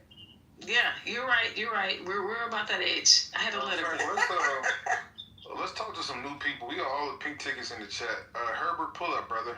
Herbert Scott, I just invited you up. Let's talk to some new people. Herbert, what's up, brother? Howdy. Yo, Where you from? how you doing? Wait, is that a white man with a Nigerian mannerisms? No, Where you from, brother? I'm from yours. Nigga, what? What part of the U.S.? What part of yours? What? That's giving Charles. So are you cosplaying as white? Love you, what's it? Nigga, fuck you, nigga. Fuck it, nigga. Wait, Oh. what? Oh. I can smell the foo-foo. Alright, get Can the we fuck move out. on? All right, let's get some new people. Let's bring Ali up. Ali, my diary, pull up, brother. Let's talk to some new people that I haven't spoken to. Johnny, pink tickets only. Only pink tickets can talk. Let's talk to some pink tickets. I'm gonna invite you up. If you don't come up, we're removing you from the room. I want to talk to some new energy. Herbert. All right, who's up here? All right. Shardaya. Sadea, hey, how you doing, Queen? Where you from? Oh, a doctor to be. Okay. Hey, how are you? Okay, femininity. Dr. B, what type of doctor are you planning on being? So I'm interested in two specialties because it relates to things I've been through in my personal life. I'm out of you. I just feel a good energy on you. I'm an energy attractor. Oh, okay. So I'm interested in two specialties because it's personal. It's related to a past, something that I went to. So the first one is forensic medicine, and the other one is neurosurgery. Oh wow. Do you know who Ben Carson is? Yeah. Do you look up to him? I wouldn't say I look up to him, but I'm familiar with who he is. Definitely. He does. He done a lot of good things in the neuro. Didn't he do I think he did the first successful Siamese twins or something like that. I don't remember. But yeah. Shout out to you. Where you from? Ohio. Okay. Yeah. Are you American? Youngstown. Are you African? What are you from? We are Africans. We are proud. So I was born here. My mother's from the States, but my dad is from somewhere different. Where your daddy from? So my dad is from Israel. Oh wow. You ain't gotta be ashamed of that, man. Yeah, why you ashamed? We rock with Israelis, especially the Negroes in Atlanta. A lot of black Israelis. You got sports in Israel? Wait, hold on, Sasuke, whatever. We gonna talk to you next, brother. Let's interview this. Wait, so your dad is he one of those people that migrated to Dimona, Israel? No, he's actually in Tel Aviv. Okay. Yeah. So what type of? I'm saying is he Ashkenazi? Is he Black American? Is he Persian Jew? What is he? He's actually from Ghana. So he travels. He travels between Ghana and Israel, and he's an architect. Oh wow! Damn, she mentioned Israel before she mentioned Ghana. That's crazy. Yeah, because he's mostly in Israel, so he spends a lot of time there working and things like that. So he travels back to Ghana, but it's only a few months out of the year. Okay, well shout out to you. Where was he born in Israel or was he born in Ghana? He was born in Ghana. Yeah, so he got in. He's got in. He just got dual citizenship with Ghana and Israel. Mm-hmm. Interesting. Well, shout out to you. I'm gonna follow you. Shout out to you. Wait, so where your mom from? Her peoples, and where they from? They from here. No, I'm saying what state? Like is that south? Like what part? Oh, Ohio. Oh, okay. Yeah, everybody's from up north. Okay, well I hope you succeed all of your endeavors. Peace and love. Okay, you too. Make Thank sure you. y'all follow this queen. All right, let's pass it to Sasuke. All right, you said in the chat. Let me say. You said you bitch ass motherfuckers. Y'all voted for Trump. What do you mean by that, brother? Okay, first of all, my brother, my name is Sasuke, and I live in France. Okay. Are you West African, East African, Caribbean? I'm from West Africa. What part, brother? Ethiopia. Ethiopia, nigga, what? Oh, East. I don't speak English very good, you know. Nigga, what the fuck? So he's from the western part of East Africa? Hold the fuck East Africa. Hold on, bro. Slow the fuck down. So you trying to tell us in the chat about voting for Trump, and you can't even make a distinction between East and West Africa? You from West Africa, Ethiopia, my dude? Bro, I don't speak very good English, you know, that's why. You speak great English, brother. Let's keep going, bro. Let's keep going, okay? My question is... Wait, hold on, no. That's not how it works, brother. We're not going to keep going. Let's slow down. Okay, how? So what part of Ethiopia are you from, brother? Are you Amhara? Are you what type are you Tigrayan? What type? Yes, Trinidad, brother. You what? Yeah. Okay, I'll speak Tigrayan. Say something in Tigra. Oh, what's going on? ¿Qué pasó? Oh, okay. You just all right. So, what's your question, brother? Okay, first of all, I just read Malcolm X biography book, and you know, I don't know why, but I always get influenced by you, Black Americans, right? You say you get what? Influenced. Influence. Okay, continue. Because you know, I know everything like Emmett Till, Malcolm X. All the egregious shit. Okay. No, I know your story, right? Because I love to read. Okay. So you like this? So you love us, right? Bro, Halle Berry is my queen, bro. Halle Berry is your queen. Oh, okay. We love you too, bro. He's definitely from Africa. Yes, I'm from Africa. Yes. Y'all love the light skins. I get it. No, not her. I love Rihanna, but she's not Black American. But I love. I love Oprah. Oh, we love Oprah, brother. Yes. I love Denzel. Denzel, okay. You got some good taste. He's still in the 90s. Can you tell us some, like, do you know who Toni Morrison is, or like? Toni Morrison? I think so, but I'm not good with names, you know. How about Flip Wilson? You love Flip Wilson? She's a Nobel she's a Nobel Prize winner in literature. Oh, right? I think so. So don't gravitate towards the entertainer side. We got a lot of entertainment. Why y'all keep moving the norm down? What do you do? But okay, I know everything about you guys. Well, okay? look up Toni Morrison. She's an educated black. Don't just when you get around black people, Black Americans. You didn't bring up this. You brought up Malcolm X, so never mind. Yes, I love Malcolm X, bro. What do you like about Malcolm X? Bro, I just finished his book, bro. Like, he was trying to make you Black Americans be smarter, you know? Oh my God. Come together. It's always that one. Trying it. Why we always get this shit from the Africans, bro? It's always that one. No, this is in good faith. No. I know somebody that got bad faith coming in with bad faith. He just saying he's always trying to teach you Black Americans to be smarter. As of now. He got a point. No, I'm being for real, my brother. I'm being for real. All right, what's your tell us some music. Like who are some people you look up to musically and okay, the music of Marvin Gaye. Huh? He got good taste. I like you, bro. Hey, bro. And let's get it on, boy. That's my favorite. Nah, sing it, bro. Sing it. Do your thing. Let's get it on. Come on, baby. Let's get it on. You know what I'm talking about. Come on, baby. Hey. Wait, they don't have a beat in Africa? What happened here? Okay, no, let's go to the conversation, bro.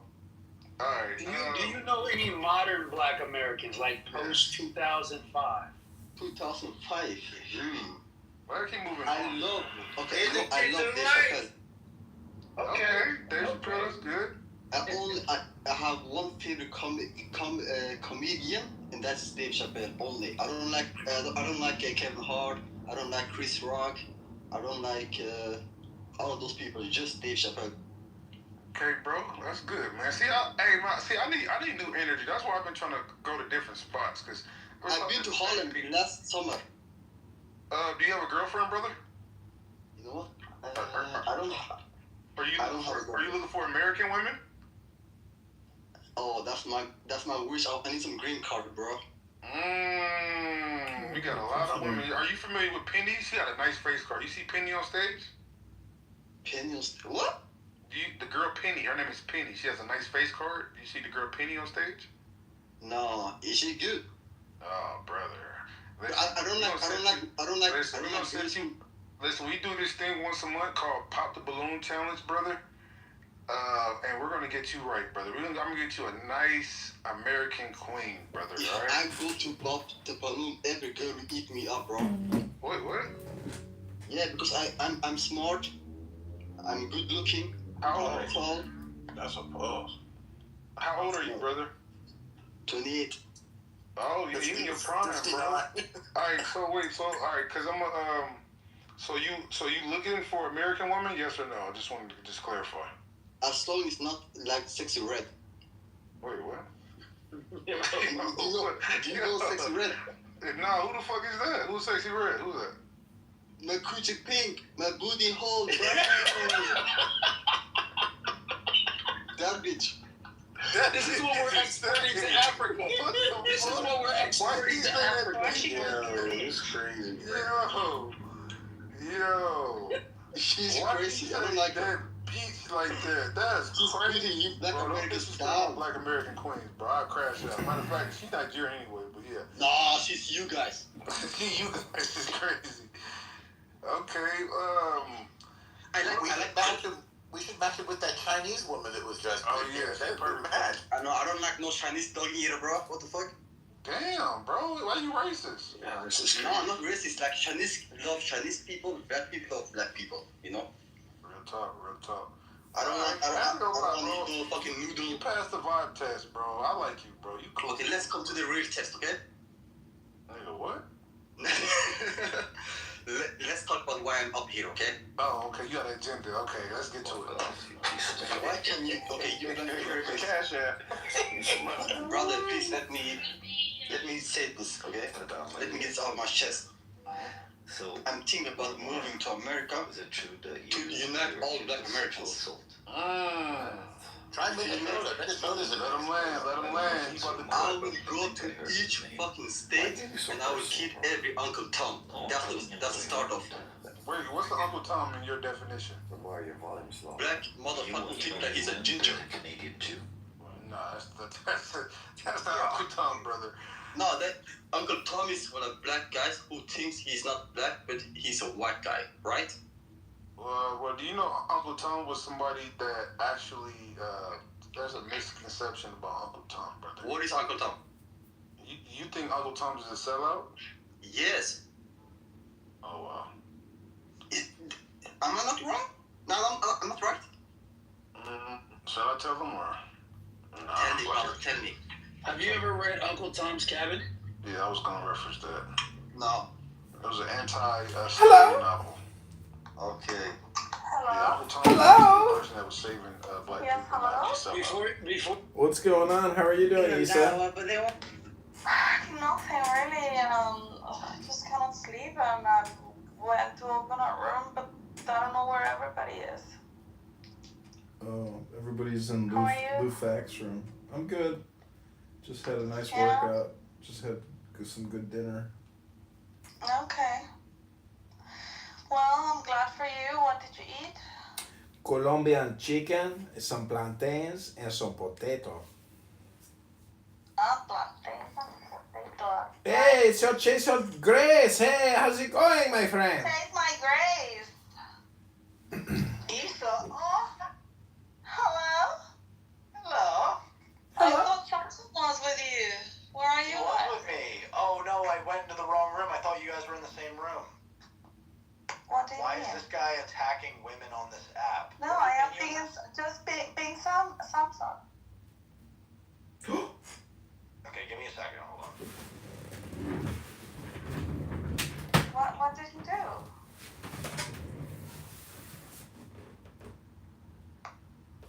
I just killed a massive horsefly. Holy cow, the thing is the size of a penny.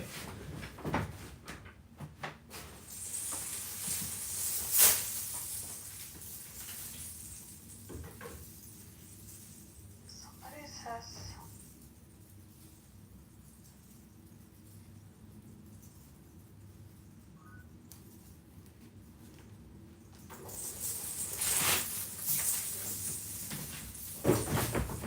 Hello? She left me? That fucking bitch! See, all these rappers, they should be alive. You know everything out there. No, listen, bro. If y'all not killing each other, I promise to you, hand in my heart, you guys would be the best. It would be the best Yes. forever. Huh? Yes, you will take over America. No, that's the account I made. But every time a black successful he's up and coming, rising up, so take him down. Here's his actual account. Now that's his actual account. كيف حالك حبيبي؟ على معك حبيبي. When is the international force going into Gaza and when is Israel normalizing relations with Saudi Arabia? Can someone FedEx that guy in the 80 feet? Kick him out. What's his name? Joke is over. I don't want to laugh. He's mad. Apparently I'm a mug. Like, we was not poor in Africa, but my parents got a job in a France in the 90s. And basically, he was... You got that Zene Sequoia about you. Do you know what Zene Sequoia mean, brother? Yes, sir. What does that mean, brother? That means you're a real African. It is pronounced je ne sais quoi. Je ne sais quoi? No, what is that? No.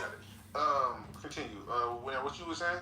Why Do you guys support Trump? Be honest.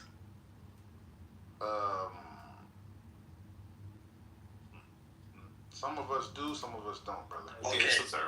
During To all the black guys and people who support Trump, tell me one reason why you support Trump. Something.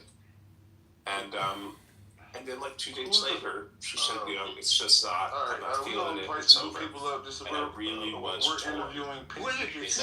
Did she call me Uncle Trump? That do you next, brother. Let's bring it. Listen, if you don't come up, Exactly, we're that's gonna move the you out the room. We're gonna talk to you. With an expectation of No, it was less. What's your name? It's interesting that you put that number out there. Yeah, no, it was under 3. It was just under 300. Sorry. Homeboy. Who the fuck laughing like that? Why is the chat calling me Uncle Tom? I wasn't okay. I guess I can say. So I'm not the one killing your people. he had every time he has got an argument with a woman, he starts making up lies, saying that the person is racist, and just everything. If you look at his bio, you got this is you. Some of you know Serendipity. I'm an admin of the house that he's talking about. It's just complete nonsense lies, and basically the women want nothing to do with him, and he just keeps trying to provoke, and which is fine, whatever. But when you're making up lies and stuff like that, it's going to the point where it's crossing a lot of lines, So that's about it. Yeah, that basically sums it up. Yeah. Okay, this is a retarded guy. If you're gonna write all this in your bio, then I know you're sick. Lone, he's low. Yeah, he strolled in Amir's room a lot. Seneca. Yeah, he comes every day and tries to start shit. Yeah. Now he's attacking other Where is he? Here? Prince, stop shooting your shot, bro. Relax. You got Aurora, bro. You got Aurora, bro. We got a match in heaven. Now we're trying to go after another one. If you drop a bungee, Prince, I'm gonna kick you out, okay?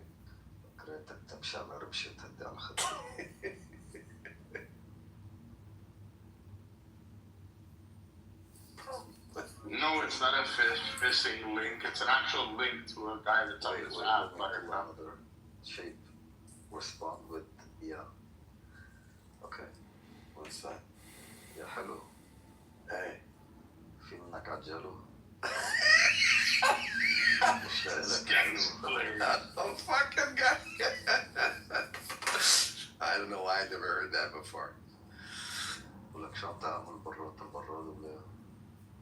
You, the Lebanese is strong in you, man. You've been hanging out. Translate to English so others can enjoy it. You translate it. It's untranslatable. Yeah, what's the first one? That one I didn't get. That's no way. There's no way that's translated. And what's that? It's hey, beautiful or good looking. Does your kind come in Jello? Yeah. Okay. I heard it, and you said Jello. I'm like, wait, is that an Arabic word? It doesn't mean it. vacker tjej. Nej, Rick.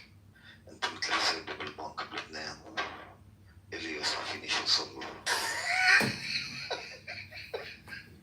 Wait, the Jello one does translate to English. Isa, welcome back to my show, Isa. I know that's got to be Jello because jam don't shake like that. Yeah, it's big in the 90s. What, the Jello or the Jello? Isa can't go to sleep because she can't put her phone down. Put it in airplane mode. Put it in the other room and just go lay down. Go to sleep, Isa. Nothing is happening here. It's a waste of fucking life. It is a black hole of bullshit spam and a total waste of fucking time, Isa. You heard it here first in the Seneca Scum Stalker room. We're the smartest people in Clubhouse right now to figure out what we can do to shut this down. Welcome, Chris. Welcome now to we're smart. Welcome to Seneca Scum Stalker. We are live streaming another room that BD has put together. I've led the charge. Now I need the help from my fellow men. Go to sleep, little baby. Yeah, Go to sleep. Just hit the leave quietly and then put the phone in the airplane mode. And put the phone in another room and go lay down in your bed and just count to 10 and take a deep breath. And you're gonna fall asleep. You don't need this shit in your life, Isa. It's a fucking waste of time. It's for losers. VP, welcome. Seneca Scum Stalker. You can keep it, bro. No, we don't want it. What you wanna say, I want to VP? drag this guy. I want to clean. Very important person on stage. Suggestion. Tayyip. Go ahead. Taya by BB. And Kitover, did you do Oh, Cray 390. Welcome, Cray. Cray is a Clubhouse former schizophrenic who used to scream all the time into Clubhouse. He would scream in his phone for days and weeks and months, just screaming. Now he creates content for the community. He's a reformed schizo. Don't worry, Cray. It takes a schizo to know a schizo, so it's not personal. I'm just saying you everybody invite him to the very creative and you are very funny when you're screaming. You know, it's okay to roast people. It's not. It's this is a comedy act. Piece of shit. It's a barbecue. Who puts a file like that big about women in there? So pass me the barbecue sauce and some coleslaw, please, and a rack of lamb and maybe some ribs. Also, Cray, I got the new Meta Ray-Bans. I am now filming with my glasses. Oh, I think he blocked me. Why did he threaten you? What happened? Because I told him what you're doing is wrong, and it's deplorable. You're sicko. Liberal, welcome to the room, Liberal. And you're a decent human. And he said, you don't know who you fucked with? I don't know. Real men are feminists? I said, this has nothing to do with smarts. This has nothing to do with being a decent human. You're a scumbag. I happen to know shapeshifter. Prince very well on the app. And he's like, who's shape? I'm like, the gay guy. And he's like, okay. Welcome to the room, filth. Well, did he say that?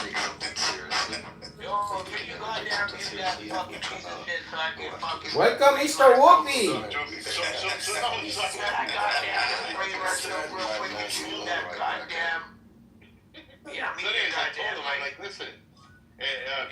Hey, Stinny! He's always got a woman in his backyard. He's writing scammer. He can't let it go. For weeks and months on end, he's always attacking females. On the Someone invited him. Let's bring him to justice.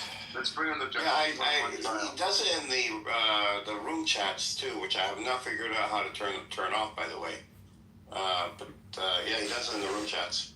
Meaning, the house chats. The house chats. Yeah, constantly, and he goes on like crazy. Like there's a fucking couple of. Hello, Stinny. Welcome to the room. And yeah, he needs to be brought to justice. BB, Buttercup is sending some moderate criticism your way. Buttercup is calling BB a hypocrite because he attacks women. BB, you're such a star. I thought there was. Thank you, man. Thank you, Buttercup. Thank you, I'm sure Buttercup is being very genuine when she's with her comments right Do there. you guys not have a standing kind of We do, but she's always trying to break it. She's like always trying to insult me. But this room isn't about me and Buttercup. It's about the Seneca, Prophet Seneca, or Prophet Muhammad, or whatever he wants to call himself. It's actually disgusting how he actually mocks the religion. And then attacks women on here every fucking day. He even went into Amir's room like last week, and they got into a huge fucking fight. No, 2 weeks ago, huge fight on stage. Then he comes back and he spams the chat. And then I started to see what he did on his profile, and that's why I posted it to the top right. You guys can see how he added all these women, innocent women, to his thing. There's a difference, Buttercup. You asked for it. So don't, you know what I mean? You want to get... Buttercup is asking for it. Arguing and this and that. So, no, nobody's attacking Buttercup. She likes to put on boxing gloves and she likes to fight. Even I attack Buttercup, but I have the decency to say I do. Yeah. Well, I do too. I dox her. You doxed her? Yeah. Why did you do that? No, I didn't. Wait, yeah, what was it now, BB? Was it you? Was it not? Yeah. He reported it to the Israeli authorities. He's like, yeah, I did. We heard things. We heard things. I know. Hey, yo, bro. Honestly, I want my buddy. This guy's the biggest piece of shit. Shapeshifter. I gave Shapeshifter $25,000 retainer to defend me legally, and he's been selling. I think he ripped me off. He won't give me back my money. And he's fucking slowly letting me take the blame for shit. Yeah, they do with a smile. Yeah, well, you feel good about it. Is it 11 years? It is. If you're laughing about it, and it means 11 years did it to you, and you're gonna be okay. You're gonna be okay. You'll be just fine. Don't give me something to eat. Invite this guy to the room. It's easy. Someone invited, yeah. Please, guys. I want my lawyer, my attorney to fucking. I'll do it. Let me. You stay at arm's length, BB. Let me head. No problem. Thanks. What do I do? How do I invite? I don't even know how to do that. Chair on the top.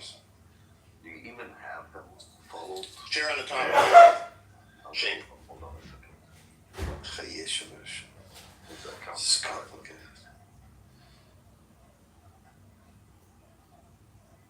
Dr. Adams is now engaged. His profile showed up when I followed Seneca. Funny, I spoke to Adam yesterday. Girlfriend for hire, I guess. Did you report Buttercup to so-called Israeli authorities? Yeah. Oh my God, Buttercup is so gullible. I wouldn't put it Reporter for what? Yeah, I am. Being a leftist? Yeah. Being a good human. I'm warning you, there's a good human amongst us. It's funny that, I don't know, Buttercup is like... I didn't report you to the Israeli authorities. that he attacked. Yeah, so this is Bima, this is Serendipity, they're in the audience. People that he attacked. Bima. You should ask if they want to be defended, BB, to be fair. They do. I'm not sure. We're all turned from a very smart Moroccan Canadian You're making your gay case stronger, to be honest. Are you calling these women's hoes? I'm gonna have to remove you, Buttercup, for doing that. Honest, so sorry. Shifter asked the girl on the first date if she want to get kissed. I would do that, actually, to be honest. I would. What's that? I'd ask. Like, I'm not gonna just go for a kiss. That's like me. Bro, you can't. You have to ask these days. What if it was Lebanese? I know them personally, bro. Wait, you gotta Talking about something different.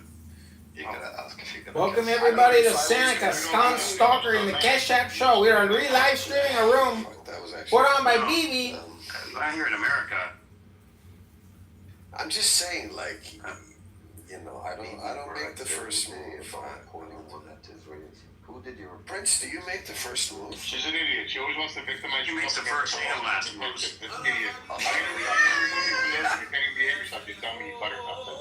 You can be part of this conversation and see it, but you're gonna get removed. No, Prince, Because you have to. You have to make it fuck you, bro. Click up. Billy the pimp. You're celibate and not sober right Oh my God. Prince looks like the kind of guy that does make the first.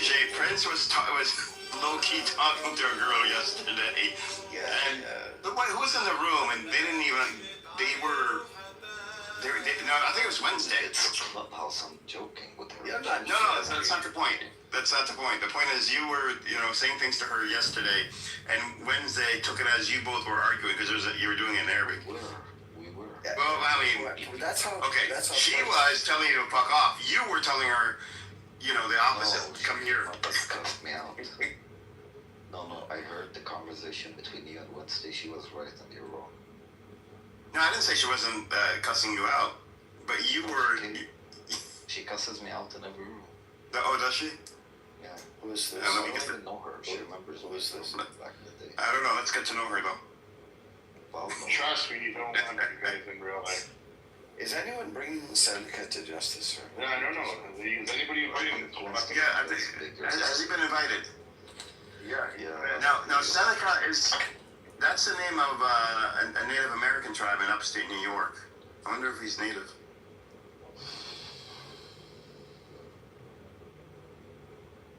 This is what we do when the No, he's black. of And he's from Georgia, bro. He lives in Georgia. He's a black man. Who likes to scream the race card every time he's. I don't know. Seneca isn't. He's twisted. No, I know. He's always race baiting people and lying, pocket shed. Seneca goes out. Edward? Huh? We're saying something. Bring your toenails. No, that's me. I'm lighting my cigar. Why do you go to my feet, BB? It's too much time on No. OnlyFans. OnlyFans, Bro, stop fucking logging into cancel your subscription, man. It's wrong with your thinking. You can't. He bought an annual. I caught. Stinny, what happened to my audience? I actually have really nice feet, to be honest. I know. Do we really have to do this? I have good feet. Oh my God, Jay. God created me, bro. Okay, listen, we're Arabs. We're not supposed to talk. We're not supposed to go down this road. Bro, my toes have like a little bit of hair. We on them, ignore but not feet. too much. But not too much. I think I got money makers, bro. Okay, you have magenta dust. I get that. Bro, I Can I tell you something? very good. The UK, Can I tell you something? the USA Okay, I don't think it's going to get you a promotion at work. 1,500 per Israeli What child. is it? He's not the first either. Israeli Like government Saudis have a thing only of gives random number. Oh my God, the men are Just like, a random number for the example. their feet have to be perfect. Yeah. Okay, you guys don't want 50 condition them, grand, they guys, a do car. whatever. You're basically saying without 50 grand, To be your honest, kid is I going to have a agree. car and gas for a couple years, It's just pay insurance for like 3 years. I put my 50 grand isn't shit. Such What the shit. same Wow, is get a for the fucking- American. Yeah, I was getting a pedicure. I go and get a pedicure once a week. Oh my Fucking God. BB gets a pedicure once a week? What the fuck? Very crucial, bro. Fuck guy gets a pedicure once a week? Take care of it. Self-help is amazing. Anyways, the room's about Seneca, Prophet Seneca, which is people need to be aware Melanie, welcome. Sabbath Morella. in a court of law. Una chica de grande, señorita. And He's too fat to do his own fingernails. The good women, that is. Phoenix, Don't know how to flirt. you don't know how to meditate. Shit, did you invite him in? I don't even know how to do that, and I'm not. You're gay. It's on the top. On the share button right there. Share, and then just You're like, fucking gay, man. share. You're gay. Invite people. You're gay. You're gay. You're gay. That's great. I'll do it. How's it? Is it SEN or CEN? Smell like cigarettes? Like No, so it's under Prophet. Prophet. Oh, Prof. 5, I think it is. Prophet Muhammad. M-U-H. M-M-A-D. Howard. See, that's a real piece of shit. That won't even come and speak on the alleged crimes. Why? Why not? Fucking pussy. How do you speak? women should be protected and cherished. Listening to all these people. Yeah, especially when they've asked for nothing and they just hold a room, a normal, like just a social space. They don't even get political in the room, which is fucking crazy. Has there been any testimony against him other than his profile, like? Yeah. Of course. Like, I went to the hearing. We had it was an open hearing, and people brought forward a case, and I decided to be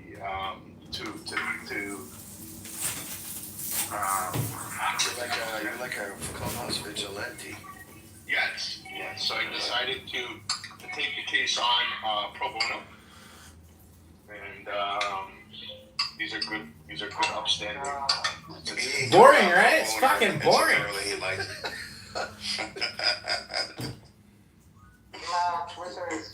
James King, welcome, Mr. James. The king has arrived. Shit, I just realized Princess.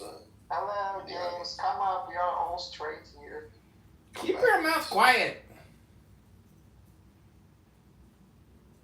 You're interrupting my show, game man. Turn the hand raising off from the come up. So yeah, whoever else even in the audience, you can invite this.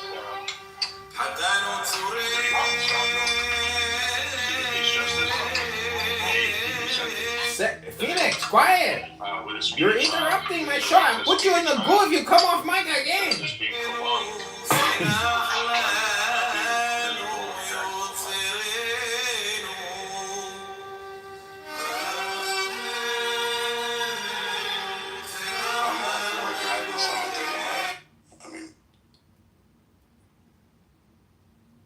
Let's get him in here. I know. But you don't agree? Welcome to the show, Zen. Hey, what's up, Butterfly? Welcome. I hope you are having a nice night. I am. Just listening in, getting my daily dopamine in. Fun stuff. You hear that, Phoenix? People come here for the dopamine. You're just the dope, brother. He came here because you are a dope. I'm here for the intellectual masturbation. Intellectual masturbation?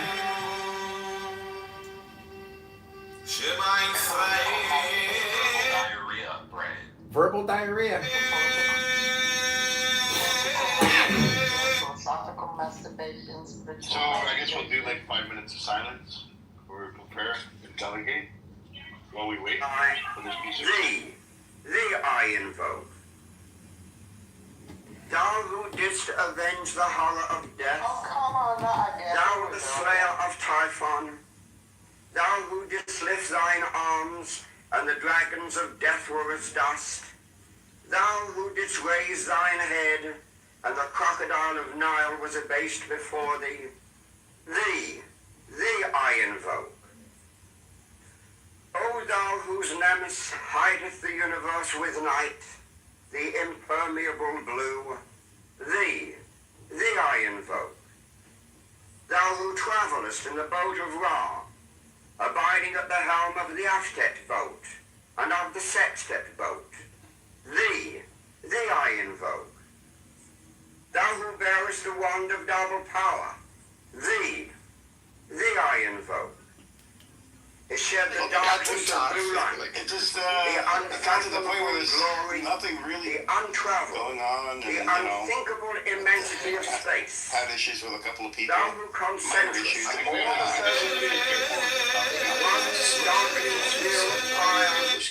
Names on. Thee I invoke. They're probably victims. O thou who bearest the rose and cross of life and light, thee I invoke. Oh my God! So you're such a she loves stuffed animals. We went through that too. Oh yeah, so does my son. Like I had garbage bags full of it, and then do you know what like those claw machines are? Like at arcades. Yeah, everyone's a winner. Oh. Please unmute. It's a button on the right side of the screen at the bottom. You can unmute. I know we're doing court via satellite and video testimony, but you can raise your right hand today, please. Hi, AB. Yep, you're good to go. AB? AB, can you please unmute again? Yes.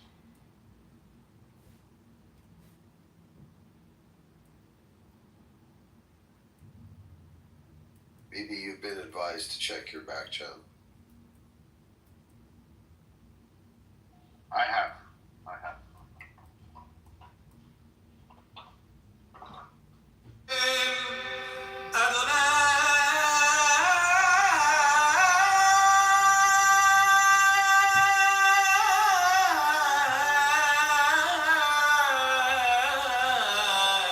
Okay, 1 second.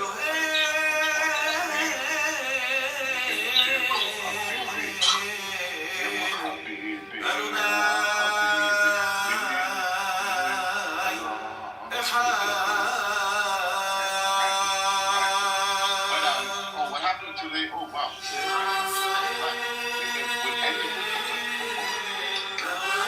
It seems like nobody needs defense.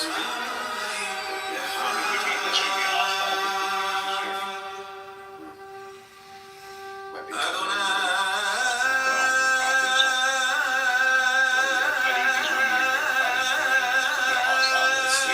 Buttercup is taking for me. Thumbs up. Oh, you know what? I'm gonna do a poll. Then. Yeah. Okay. Yeah, Hold let's on. do it. Yeah. Do a poll. The worst thing in the world is to defend people that don't want you to defend them. It's like awkward. You can be concerned in the audience, Phoenix. Wait, Buttercup, can you tell me that it's about retaliation? Okay, hold on. Yes. No. Wait. We have a retaliation in the chat. We have to spell it. I'm no scared.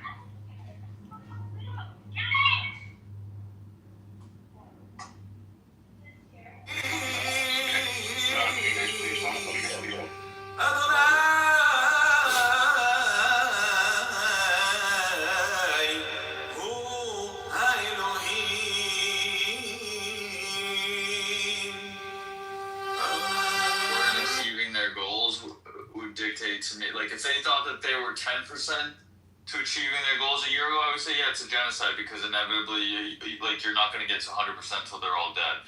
However, if they thought that they were, 50, 60, 80%, then no, it's not a genocide. So I'm at the point where, yeah, I was very much on board that it was a genocide.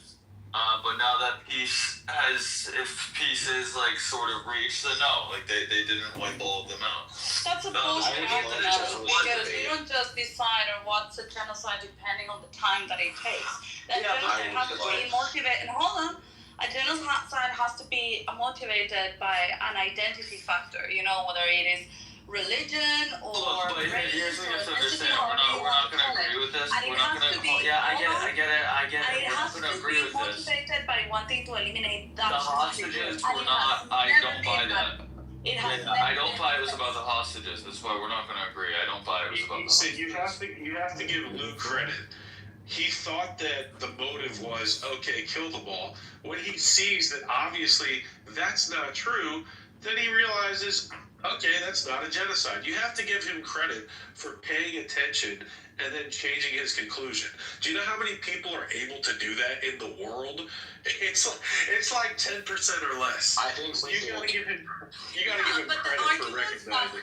That he used to use with me, and I love Lou, he's my friend, but the arguments he used to use with me haven't changed. I mean, the amount of women and children, the amount of civilians, the length of the war, I still agree with that. changed. Those were the factors you were using to say that it was. Yeah, I don't think that they were very. Look, and there's an argument where you don't have to say that it's not really on them to really care about civilians. But yeah, I don't think that they were. I don't think they're the most moral army. I don't think that they cared a whole lot about civilians, and I don't know if that's necessarily. There's a fine line. I don't know where you draw the line there. I don't think civilians should be at the top of your priority when you're in a war, but I also think you shouldn't disregard them completely. Real quick, we have an important comment in the chat. Chase Your Grace says Issa versus Buttercup in a debate. They both need to be in bikinis while they debate. I'm the rest of them. I support that. Yes, that's right. I support that as well. Would there be mod? I'm the ref. Yeah, I'm the mod. Support all of this. Mud as in MUD. Oh, mud? Oh, yes. Absolutely. Absolutely. The winner gets a shower with me to clean off. Well, we could also do jelly or Jelly would be better than mud. Do you mean Jello? Yeah, I would actually like to hear that debate. That debate would be good. I would enjoy Buttercup versus Issa and watching Buttercup lose. I like Buttercup, but she's retarded. I don't like. That's why I put it in the title. I saw her come. I saw her come in. She dropped a comment. She's like, "Oh, you just learned about Kahana." She said that to Issa, so and then she dipped. So I put it in the top so that she'd come back because I would like to see that as well. I know. Is that nice? Is that nice, Chase? Is that nice if they kick them out of their homes? No, it's not nice. It's war. What we agree? It's not nice. She says that I'm a divisive force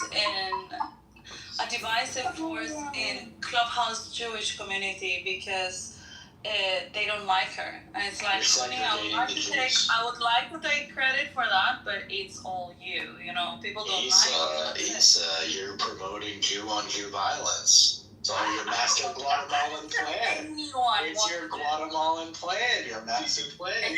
She's not getting Guatemalan something to get around the world. The real trouble. The real trouble is like that. This is my plan, right? Like that. This is a part of the master plan. I've explained this to you guys before. She is not an agent of Guatemala. She's an agent of Austria. The other day, I said to her that human sacrifice, cannibalism, incest, these things disappeared from like every continent when the 5 books of Moses showed up. And she was like, "No, that's not true. What about China?" I'm like, "Look it up. There was human sacrifice in China." And I mean, it's she was so upset by this idea. She was what? But it's just true. These atheist Jews, they hate the idea. If you want to wait free glasses and then you fucking tell me. I mean, it's not the church you want to know about that. Whatever. She can't even take it. It was pretty funny. Oh my God, no! Why is the Arab riding a camel? Why are they teaching that? That's mean. Take it off. No. Why is he on the camel, Samson? Yeah. Yeah, that was Samson's like I wasn't there, but I heard the story, and they were talking about how the books of children in Gaza or how the indoctrination worked. And then apparently she said that also children in Israel were being indoctrinated because if you look at the books, you know, the way that they represent the Arabs is with camels. It's like a stereotype. Hilarious. They literally write the word Islam in the shape of a camel because they're so proud of their association with the camels. Samson goes, Buttercup, like, that doesn't even look like a camel. That looks like a lion. That's true. I remember that was a big debate in that room. He goes, well, is it a camel or a lion? What? We weren't sure. Meanwhile, me and Daniel has this picture up, and it's like fucking, like, Palestinian fucking education, where it's like they're explaining, like, physics with, like, yeah, it's just Palestinian kids holding up a necklace of dead Israeli heads. It's literally like the 9/11 attacks being, like, their show for like physics and stuff, right? Or math. It's like the 9/11 attacks. This is what your plane will do when you hijack it. Yeah, it's like the freedom fighters were, you know, like retaliating. They were defending against that. Yeah, you know what I mean? Like, Jews. It's ridiculous. You have 9 Jews and you kill 5. How many Jews do you have left? That was when I realized how, like, ridiculous Buttercup is, because it was just so obvious that it was like such a ridiculous, like, claim. And she grasps at straws to maintain the conversation because she knows they're still talking on the other side, so she wants to hear how deep it'll go. Yeah, I mean, it's possible to, like, be so deep into, she's been brainwashed. She brainwashed herself. No, it might not be brainwashing either, though. It might be, like, that's her job and that's her work, and she has to, That's what I'm saying. Yeah, she did it for the money. You know, I think it's more people like her, like, they look at the underdog as, these poor oppressed people, why are they so oppressed? And she's not taking, like, you know, there's like a billion Muslims, so they're not really the underdog. She's just looking at the side that's losing and being, oh, these poor losers, they must be oppressed. It's not fair that they're losing. It's not right. She just, that is the way they see the world. It's literally like a Muslim in a mask, like holding an RPG, and they're explaining like what fire is. Dude, you're fucking hilarious. You that's literally what it was. That's literally what it was, though. It was literally like Daniel was like, "What about this? What about this?" Like he had it in his PTR. I'm reading it. And it's like, you know, it's just ridiculous. And then Buttercup's talking about it. Like, why is that a camel? That's offensive. They do it too. It's like, what the fuck? That's the thing. You brought a social justice warrior to a gunfight. What did you think was going to happen? Yeah, Simpson, why is the Arab riding a camel? That impression is so good. Oh my god. Fucking hilarious. Oh my god. Yeah. The only one who I don't have down is Issa. Issa's hard to... Yeah, that's not an easy one. That's tricky. It's about personal responsibility. The personal responsibility. Yeah, it's me. Hold on, 1 second. The person's responsibility. Oh, Rabbi. Oh, did you kick him? Who did? I don't know, he left quickly. Oh, Randy. I didn't kick Randy. Just so you know, to irritate the Jews on the app, he's gonna... LeBrian, he had a lot of actually nice things to say about you. He said relative to all of the other Jews, you actually know your Torah. I don't care. He is permanently excommunicated from talking to me. She was defending you the other day. No, I don't care. He's gonna take LeBrian's side on everything, just to irritate. I don't care what anybody says. In the most... Not only did he just slander me, he slandered my family in disgusting ways. I don't want to talk to this punk.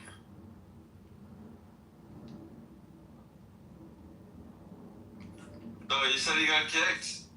Yeah, I'm not gonna lie. Oh, okay. I'm not gonna lie. I like Randy, and I think he's hilarious. So. I love Brandy. I like both of you guys, but you guys aren't gonna mend it. There is literally nothing he can do. I will never, ever want to talk to that guy. What did he do? What did he bang I don't the even want bomb or to talk something? about it. What do you mean? He's just kind of an annoying person. He doesn't really need more reason than that. He did some things that I was telling him it's not great. What did he do? He lied about my family. He created he created fake profiles of me and lied about my family. He's a sick fuck. Wait, Randy actually did all that? What the hell? Blue, did Randy do all that? He did, but there you go. He was upset. Well, here's how Randy thinks. He was upset that you're calling him a faggot, and so he said. Which he is. He met up with you in a hotel room. No, you don't know the full story there. I don't need the full story. Gay. I would never meet up with you in a hotel room. I wouldn't either. But he's not gay. And then so he was like, it doesn't matter. Faggot doesn't mean gay, by the way. It means weak. That's what it means. Gay is one of the definitions there, but I it means call a weak. lot of people faggots. Yeah. Like, for example, I don't know Sammy, so I would be but you're a this woman. No faggot. one takes you seriously. Yeah, but Sammy, I don't know who he is, and I would ask, who is this faggot, for example? Yeah, this is how it works. And then if they play along, then I'm like, oh, they're cool. If they get offended, then it becomes funny.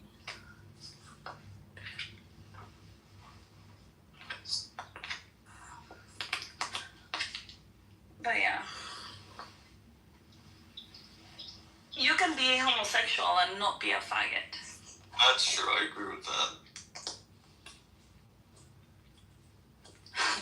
But you're still gay, even though you're not a faggot. Well, God, but they might not be a faggot. Where Amanda's being chased down by 3 other men. And that's fine. They don't want the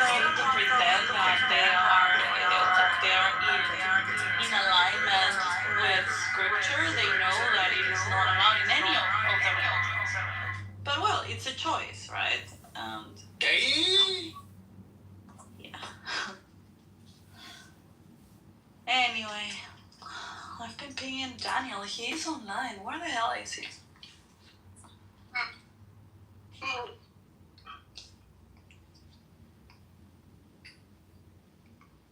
It was a lovely Shabbat. Hayei Sarah. So lovely. I love observing Shabbat. There's just nothing better for recharging your energy. Issa, if you ever join the faith, you will quite enjoy it. I actually take a lot of Saturdays off. There you go. So Issa's Jewish. No, no. Sometimes she'll try to flex that she might be descended from people who pretended to be Christian. I would know, but You know all the ES last names? Those are the conversions. Enriquez, Gonzalez, those are ES. Oh, really? Lots of those are conversos. Yeah. I have one of those. So like converts, conversos? Their families were basically forced to convert by the Spanish crown during the Inquisition. It was like, convert or lose all your stuff. Convert or possibly worse.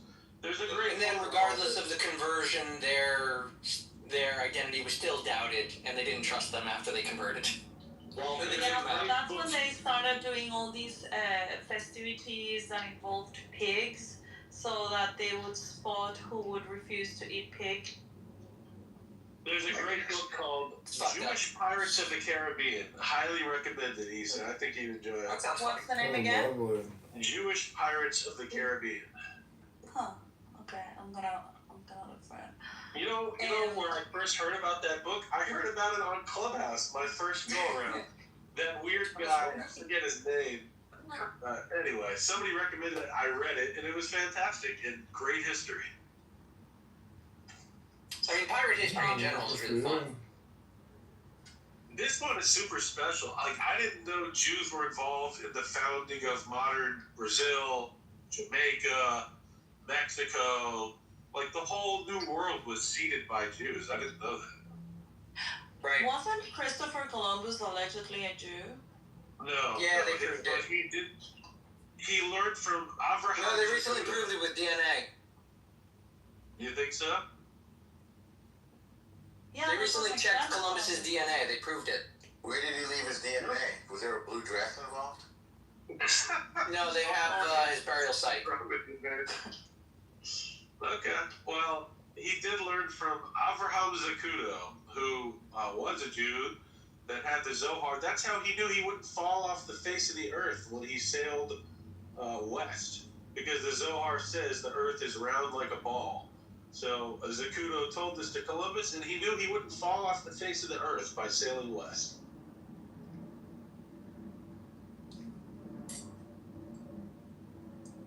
Wait, what do you mean? The Earth's not flat? You're an idiot, Chase. The jury's still out. What the fuck? I thought your documentary. This guy rules. I love this guy. Yeah, he's funny. So funny. I'm glad we adopted him. I love that we're a we now, Issa. That's right. No, my group of friends and I adopted him. You didn't adopt him. You and all your Jewish boys. He is Samson and our it's like our retarded child. I don't belong to Issa. Screw you, Norm. Issa and the Yids. That's what this room should be called. Issa and That's a good band name. I would listen to that band. Issa and the Jew Boys. Indeed. Speaking of musicians Issa knows, what happened to Sam? Where is Sam, Issa? Well, remember Daniel, our Jewish friend? Who's that? Daniel. You make it sound like we don't see him for 5 hours a day. The Israeli. Let me The gay see guy. if I can be him. I don't know. Lives in Germany. Yeah, he was in the room with you. Can everybody please ping in Daniel? Anyway, He's a great guy. so I have become very close to Daniel in the past couple of years. What does that have to do with Sam? Some came in the room, like, I don't know, 6 months ago or something like that.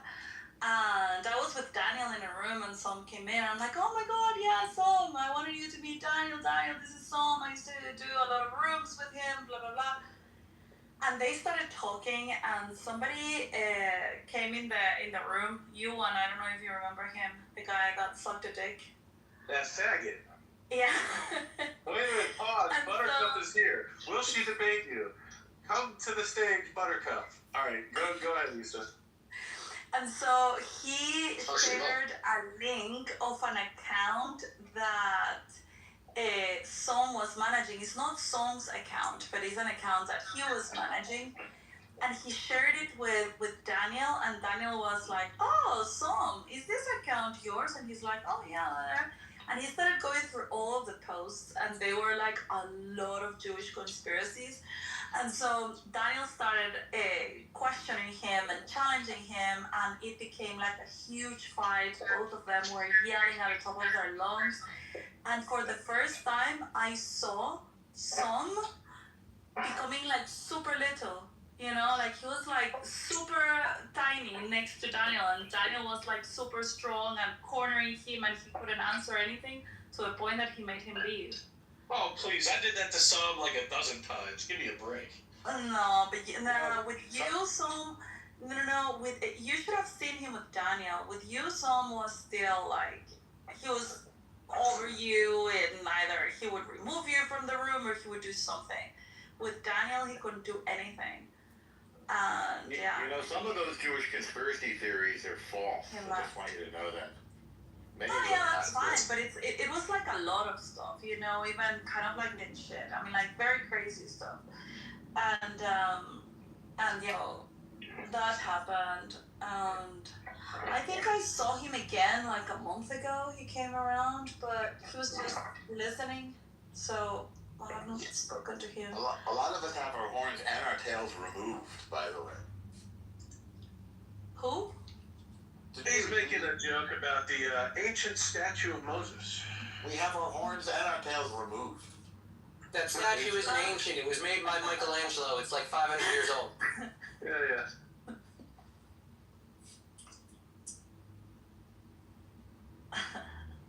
Did Moshe have his horns and tail removed as well? He didn't have a tail. He had horns. Oh. So maybe his tail was already removed. No tail, just horns. Yeah. What's the topic going to be, so, for this future debate? About what? The Horns of Moses. Another good name for a band. You would have to have horns, though. You versus Buttercup. What's the debate about? You think I'm going to give her attention? No, I'm not. What do you mean? Whoa, Isa! You debate Buttercup right If now. she ever wants to talk to me, she's welcome to come to my rooms. Isa, honey. Isa, honey. No. I don't know. Is that clear? It's not the honey. It's the Guatemalan. Buttercup, I saw your comment. You said that you're not going to come up to the stage, but will you admit in the chat that there was human sacrifice in China? Because I sent it to you. You guys were acting like it was crazy when I told you about it, but I'm sure you looked it up, or at least you read my comment. Will you admit there was human sacrifice in China before the 5 books of Moses spread across the world? There was also murdering by white people from the United Kingdom going to... Thank you for dropping that guy. Thank you for dropping that guy. I don't even want to listen to that accent. That monotone guy with an accent. Oh, it's horrible. Horrible. Farhat? Oh, I can bring him up again if you want. No, don't do it. Do you know why I'm back here? Because she loves me, motherfucker. I heard Isa has some. I'm not Isa. I heard that Buttercup has some Jewish friends, actually. Isa, why would you not want to debate Buttercup? What the hell? Why would I give her any... Hold on. Why would I give her any type of attention? You sound like a mirror now. Hold on. No. She loves the attention. I'm not going to give her any attention. She has demonstrated many times that she's incapable of holding a conversation with anyone. So if she ever wants to talk to me, even for the first time, because she has never ever had an exchange with me, then she's welcome to come here. All she's looking for is a confrontation, not a conversation. So I'm not going to do that. We still want to see it. You're hardcore. Yeah, I think Isa, you're overlooking the possibility that everyone in the room wants to watch a confrontation. No, but the point is that she doesn't even know what I think about anything, because she has never ever bothered to spend time in a room with me. Do it. Well, you and Buttercup don't like overlap in your interests. What are you gonna debate? Socialism? I kind of just want to see them make out, but that's just me. She's just jealous because her. I don't think Isa's gay. Her juice. No, I'm not gay. Her juice. Wait, but Buttercup is. She'd be into it. Instead of with her, and also, I don't know. You think Buttercup is gay? McLean? I think she said that. Probably. Really? Yeah. But I also heard that she was seeing Mikhail, but maybe that's okay. Maybe that counts. That's what she said. Clubhouse dater, but she said earlier she likes girls.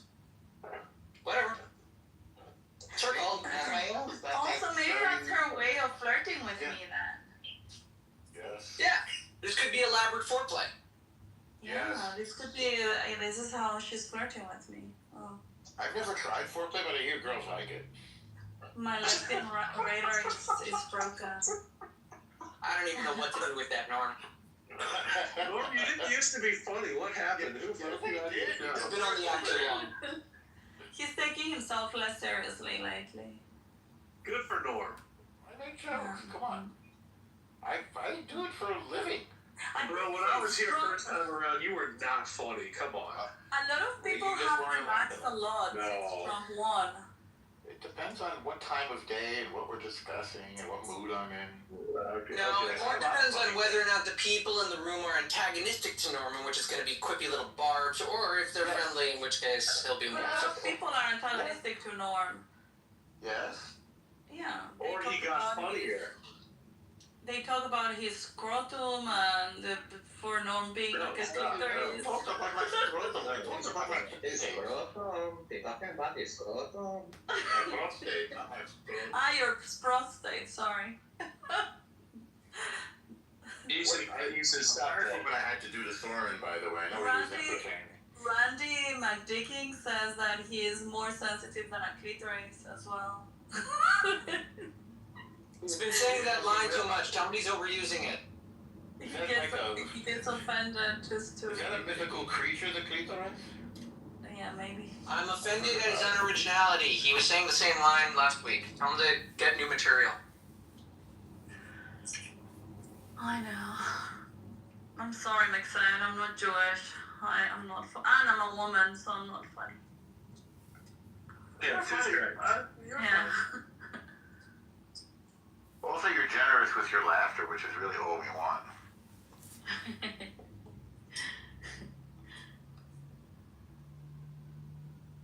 Could you say scrotum again, please? The scrotum. Never gets old.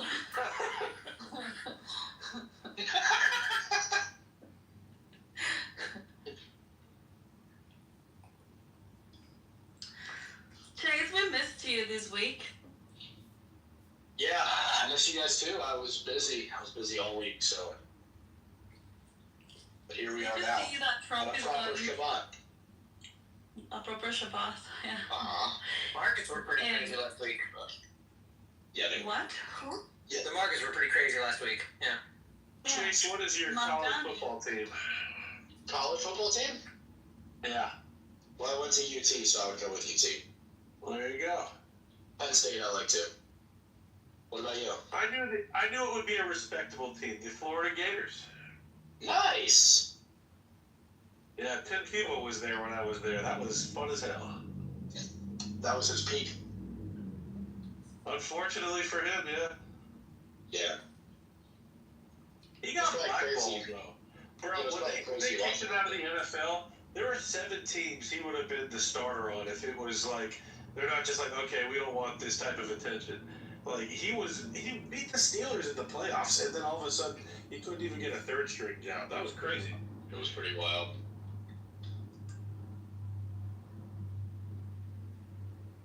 I think like 3 people in here know what we're talking about. Yeah, no. Not it. Oh, the only thing that taught me was Death to America, so I'm sorry. What? He's from Iran. Yeah, well, Samsung's people are in deep shit right now. Like, they will have to evacuate Tehran next week. Yeah. 50 million people because they don't have water. They're out of water? Yeah, they don't have water. Standard Islamic regime problem. Well, my father-in-law was just sharing some updates that Israel is a net exporter of water, so maybe Israel can give them some water. Well, BP offered them water 7 years ago. Wait, why? They refused? Why did? Yeah. Wait, what happened to Iran's water? I don't want Zionist water. So stupid.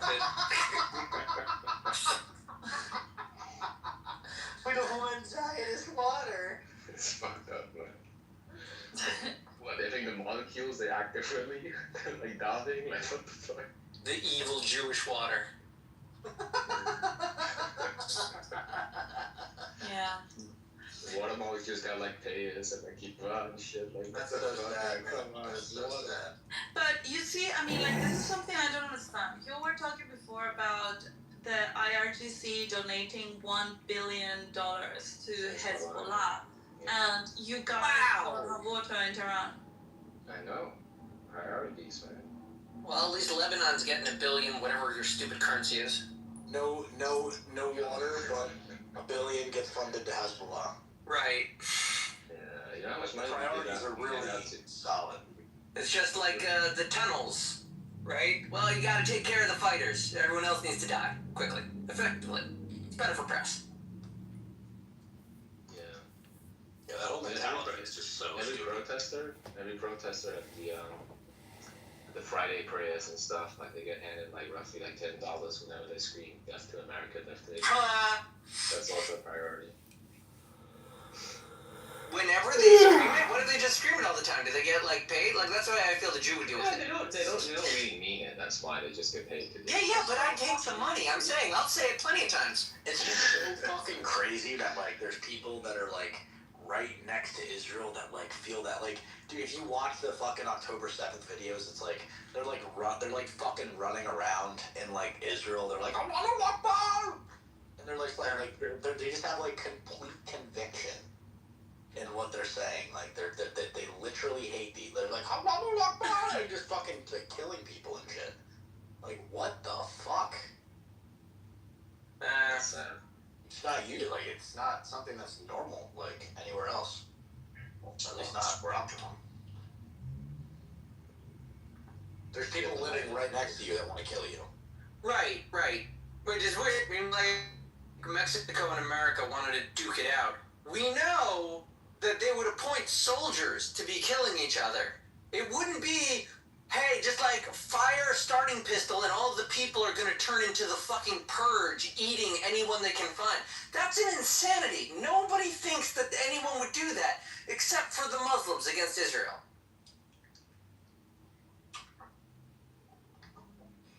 Fucking purge. Yeah, like, I don't know if they think they're smart. Like, do they think they're smart? Like, okay, yeah, we'll do this, and then, like, we'll just, like, fund Hezbollah, like, and then, you know, that'll just go to aid. Like, no. They do think they're smart. They think they're like master manipulators. That they think that everyone else is like trying to guess their next move while they sit safely in their palace, sending another militia to go kill someone on their behalf for like $50. Right. $50. Yeah, no, I'm serious. It's just a question of like, how would you operate if you knew all of the gangs and they would listen to you because you've got enough money and your hands are always clean? You're just gonna send heat-seeking missiles to anyone that you're bored with. Yeah. They've been saying this, Chase, like, it's only quite recent that, post-October 7th, that certain Americans will sort of scrutinize the financial aid, quote-unquote, that comes from the U.S. towards Israel.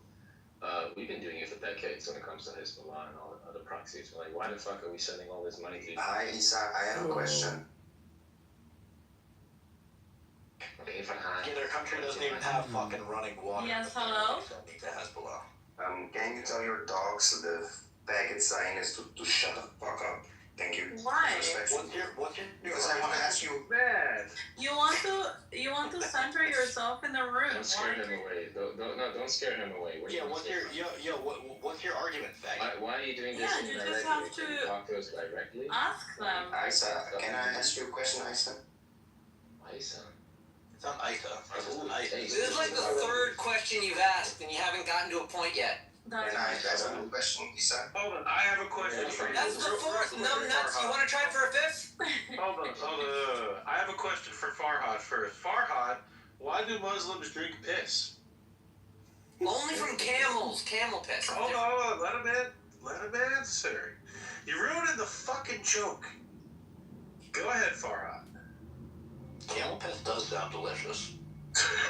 At least exotic.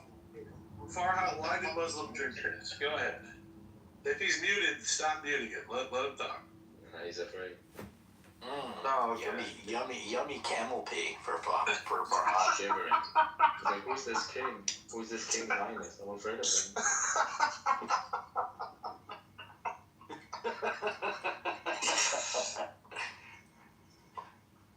I've yet to hear a Muslim really answer this. Like, I don't understand. Why do you guys drink piss? Like, They answered in the atheist rooms. They say that there's health benefits. is that true, Farhad? Is there 100%. in your opinion, to drinking piss? Is this what you believe? Is this why you guys drink piss? There are actually people who fucking do that, though. And they say that there's health benefits to it. I don't know if there is or not, but if there is, I'm not fucking doing that. Listen, Indians eat cow shit and they think that it cures cancer. Alright, that doesn't make it true. Some cultures are greater than others. A YouTube video. Oh, did you guys ever look up that special well that the Muslims worship? That it makes special water, but the British looked into it, and there's actually arsenic in the water. They're poisoning themselves. Farhad, why do Muslims like to drink piss? Yummy camel pee. Got him.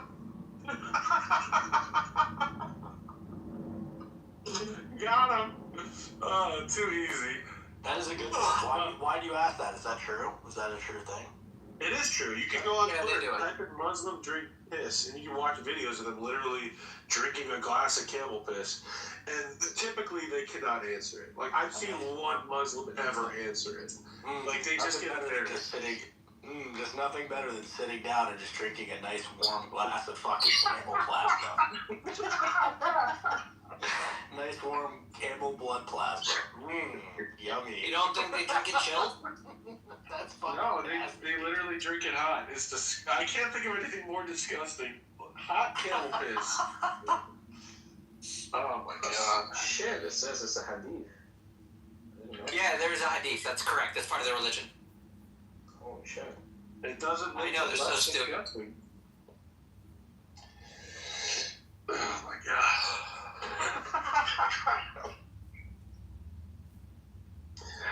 He fucking left. That was so good. Damn, I learned something new about I'm full of fun facts, Samson. That's a fun fact.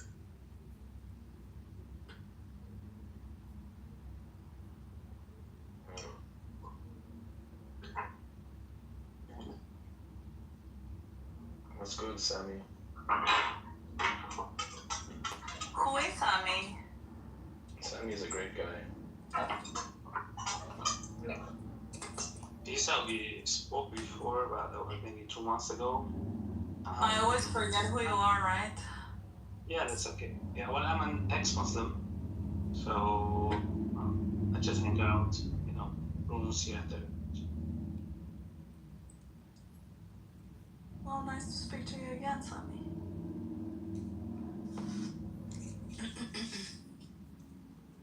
Your title's really a clickbait, Lisa. Hmm? Your titles. What titles? I love the room. Hey, stop Yeah, doing that. I've been What are you changing doing? the titles, Lisa. These are more fun. Wait, did you do the other one as well? Yeah, of course. I'm not putting Buttercup in the titles. Oh, I see. No, that was all my handiwork. You're welcome. Oh, it's gonna be good at it, I see. Yeah, I don't want to give. Thanks, Jim. Give what attention? This is Clubhouse. There's like 2,000 people on the whole fucking app, and 1,700 of them live in the ghetto. Kidding? There's more than 2,000. There's 2,000 alone in that Eritrean room.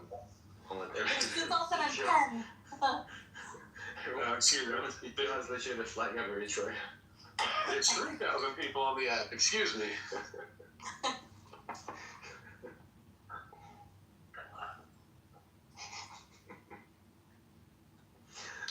I don't understand that thing. Like, is that the biggest room of Clubhouse? Why is it that so of us we see that room? Which one? This one? No, there's that. If you scroll down a little bit in the hall, like there's this room where everyone's PTR is the Eritrean flag. It's like at least 1,000 people in there at any time. Oh, because there are the Indians. No, not Indians. Eritrea. Oh yeah, it's 250 people. Is it 250 right now? Yeah, it's amazing. But they're listening to music or something like that. No, that's the way they speak. The Bitcoin rooms also have usually like 100 in there. Yeah, you should come into those rooms as well, Andrew. What, Bitcoin rooms? And say what?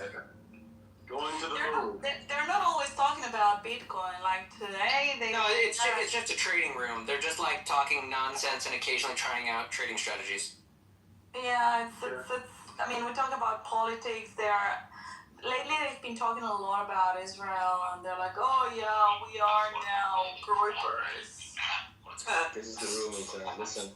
A lot of the people with the ETF pictures, like their pictures like ETF style. Oh, you gotta stop that.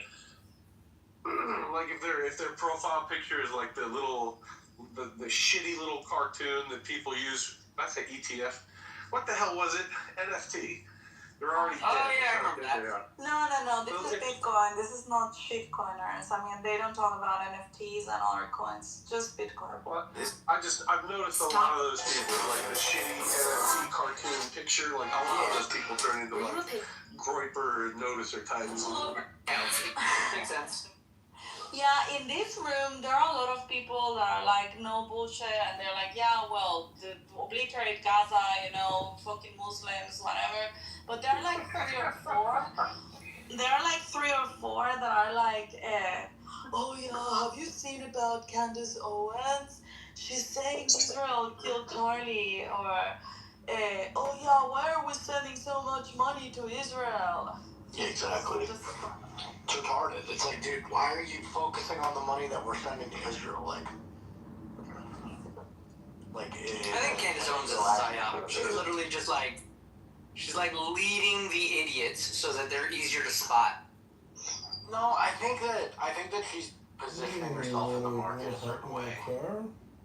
Honestly. Yeah, I mean, what I'm saying is she's for sale. She knows if she believes half the stuff she's peddling, but I think that she has an audience and gains support because it's useful to know what kind of idiots will listen to the bullshit she says. Yeah, I mean, I don't know everything. I mean, shit. I mean, maybe she's right. I don't know. I mean, she could be right. Could be. She's just asking questions. No, I'm just saying she could. I mean, it's At not. this point, she's not just asking questions. Yeah, I mean, is it I possible? find all those people reprehensible. No. I find them all reprehensible because we know for a fact that a fucking leftist, these people all knew ahead of time this was going to go down. It's not like they told anybody. They're all waiting for it to happen and celebrating early. And instead of us focusing on prosecuting leftist domestic terror networks, all these people are talking about fucking Israel. They threw away the mandate that Trump had to go and arrest all of these people. And instead of focusing on that, they're like, oh, was Israel involved? Such a fucking red herring and a waste of time. So evil what they did. Yeah, I mean, I think that generally speaking, it's probably more likely that the Democratic Party did, but I mean, who knows? Yeah, I don't put stock in it. It's not like the FBI had the patsy ready to go. Like the JFK thing, they had their patsy all rolled up. The guy's father had to turn him in. It's like the FBI looked like shit because they didn't have anybody after 2 days. Like the guy's father had to turn him in. It wasn't like a patsy they had ready to go.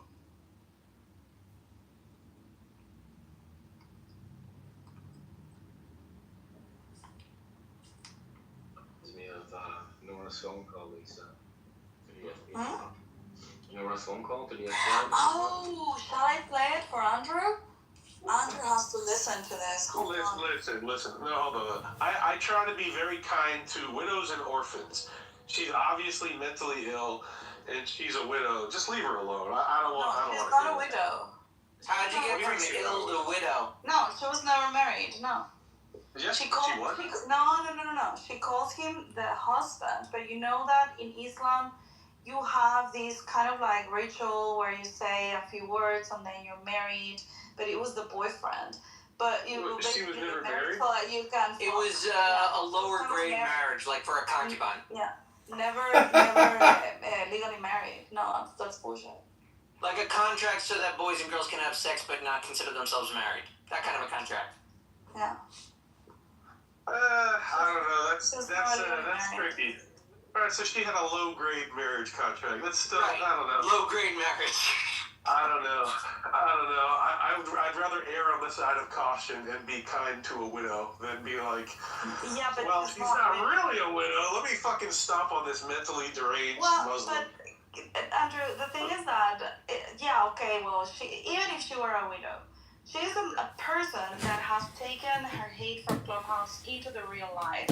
She attacked a Jew in the middle of New York. She was arrested.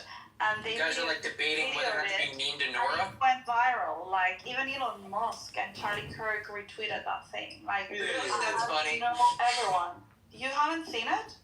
Well, it's good Charlie Kirk got to know about Nora before he died. Yeah. But I get your point. I don't feel the need to pile on. She got arrested, right? She did. Yeah, she got arrested. Thrown into an insane asylum, forcibly drugged, kicked out of New York, not allowed back. For a month, and then she got arrested another 2 times since February because she's been cussing at her neighbors, and I don't know, just not a lot of shit. Although now that Mamdani is mayor, they'll probably give her a medal.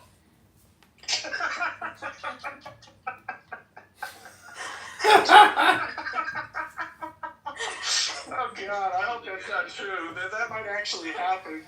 Gee, welcome back. Oh, we treated you so badly. Anyway, the call that I was gonna play is her calling to the FBI to say that she's got evidence that Israel was involved in the Charlie Kirk assassination, and then that she's got proof, and that she's been gathering a lot of recordings from social media.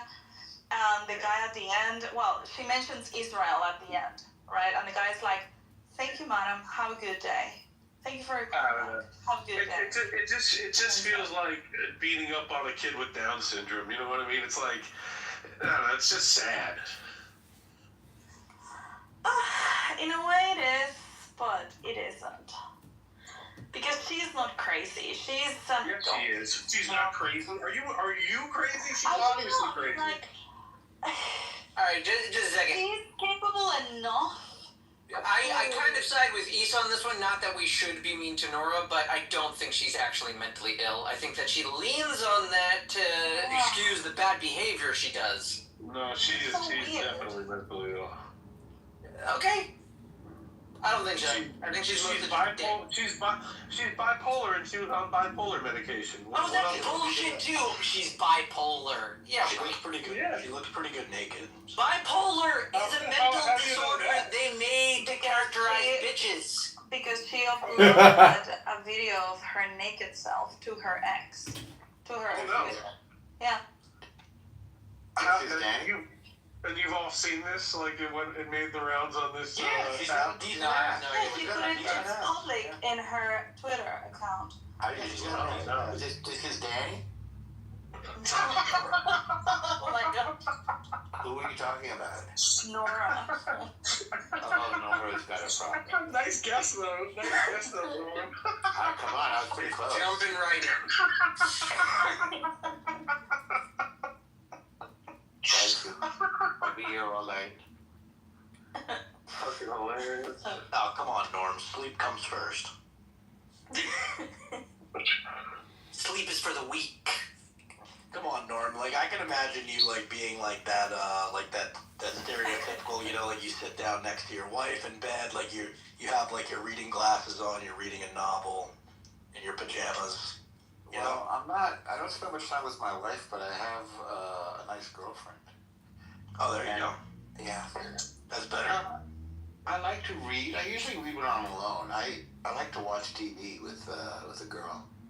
Yeah, what are you reading these days, Norm? What's on your reading list? Well, hang on. Let me look around the room here. I have While We Slept. Is that what the name is? Yeah, While Israel Slept by Yaakov Katz, about October 7th. Then I have... Any good? Oh, it's fantastic. It's absolutely gripping. Does it have insight into what caused the failure? Yeah. It's just the whole story is about what caused it.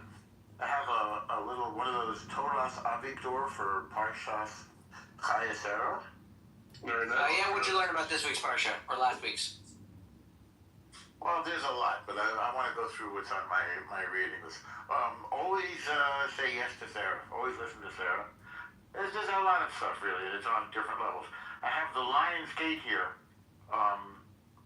Oral history of the Six-Day War from the front lines, which is really, really excellent.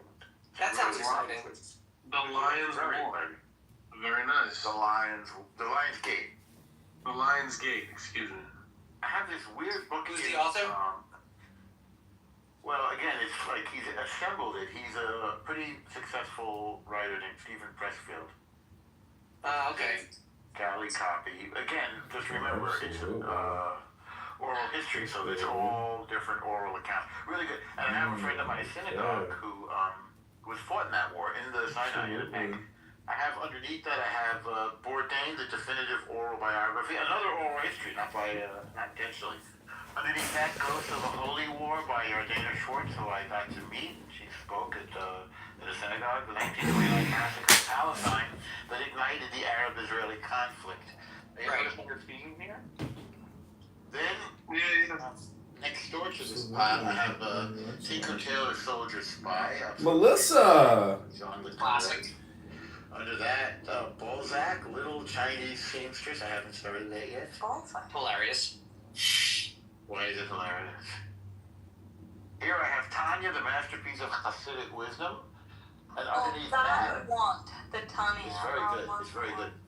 The meaning of despair by Willard Galen, which is a psychoanalytic approach to understanding and treating depression. This was for somebody of the female persuasion that I was talking to who was depressed. Then I have over here, Who by Fire. This is a story about Leonard Cohen and the Sinai by Monty Friedman. You'll see him on YouTube and stuff. Terrific story about Leonard Cohen finds himself in the Yom Kippur War in 1973. He was in that war? He didn't fight, he entertained. He found himself there, he sort of lost. I can't tell when he lost all of his money, but, you know, he sort of embraced Buddhism for a while, so he was one of those guys that his fortunes ebbed and flowed, they waxed and waned. Right. And I think that helped his work, frankly. And this is an account of him being there for the troops in the Yom Kippur War. Nice. Monty Friedman. That's just a few that are on the top layer. Stuff that I'm looking at. Of course, let's see here. I have Tehillim. A bunch of us were saying Tehillim to defeat Mamdani. You can see how well that worked out. I have King Lear. Oh, I'm glad you reminded me because I want to reread Romeo and Juliet. I'm going to get on a plane. And I have an idea about for a film. So I ordered another copy of Romeo and Juliet. Take with me. Yes, here it is. Waiting outside my door. Romeo and Juliet. Classic. Have any of you seen Yeah. Have any of you seen Baz Luhrmann's Romeo and Juliet? I knew you were going to say that. I Yeah, a long knew time you were ago. going to say that. They do with Claire Danes and Leo DiCaprio. Yeah. I think John Leguizamo was in there. Yes. You know, in retrospect, I saw. And the guy from Lost, the black guy from Lost, played. I want to say Mercutio, but I'm not certain. Set in LA. Yeah, really interesting film. I did like the design of that film. There are many very appealing things about Baz Luhrmann, and then a few things that are less appealing. Do you like the fact he's a homosexual? I don't think he is. But I think he has I looked him up 2 days ago, and he has an open relationship, quote unquote, with his wife. I thought he was a homosexual. Right. Maybe he thought that was well known. Maybe he stirred some forbidden desires in you. No, it says that it's long been rumored that he's gay. There it is. So I guess you're repeating a long rumor. Bruh. Whatever. Yeah. He's married. What can I say? Yeah, so was, what's his name? Bruce Jenner. Yeah, Bruce Jenner's not gay. Bruce Jenner is trans. Judah P. Benjamin was married. He was gay. I did not know. The accountant for the South? He wasn't the accountant, he was the lawyer. I beg. Really? 100%. Argued in front of the Supreme Court, he gave him the whole legal theory. And he was gay. He was a gay man? Yeah, he had a wife, but he was a southern dandy, you might say. What did they call it in those days? Gay? I don't know. I don't know. They didn't have that word then. It wasn't really a thing. You know what? I really like this edition of Romeo and Juliet. I like it because, before you get into the vibe, you need a lot of the words translated, and they have it on the facing page. What's the Luhrmann has, when asked about his sexuality, Luhrmann said that he sees all sexual possibilities. Yes. So, that's not something a straight guy says, and he's the director of Moulin Rouge. Norm, he's gay. Well, no. He also directed Elvis, didn't he? Elvis and... gay guys love Elvis. And Gatsby. I don't think that's true. I think it's the southern cowboy guys that love Elvis. Yeah, it's like a rock thing. Gatsby, I think, is pretty good. I mean, not least because the text is so good. Romeo and Juliet's tremendous. Honestly, now that you say it, it's kind of weird that Elvis isn't a gay icon, because, what's the difference between him and Liberace and Elton John? They're all dressing up and they're good singers, but, he doesn't seem to cross over to the gay side. That's weird. Well, for rock and roll, you can dress flamboyant, like Mick Jagger. Mick Jagger isn't really gay. He's just, flamboyant, straight. Right. Or Iggy Pop. He's definitely David Bowie. David Bowie, I got the vibe he was sort of... He wanted to be gay, but wasn't. No, David Bowie was bisexual. I don't think so. I think he tried and failed, and he's really just hetero. No, he was have great insight into... My sense is that he wanted it more than it was true. I'm Googling or ChatGPTing, was David Bowie gay?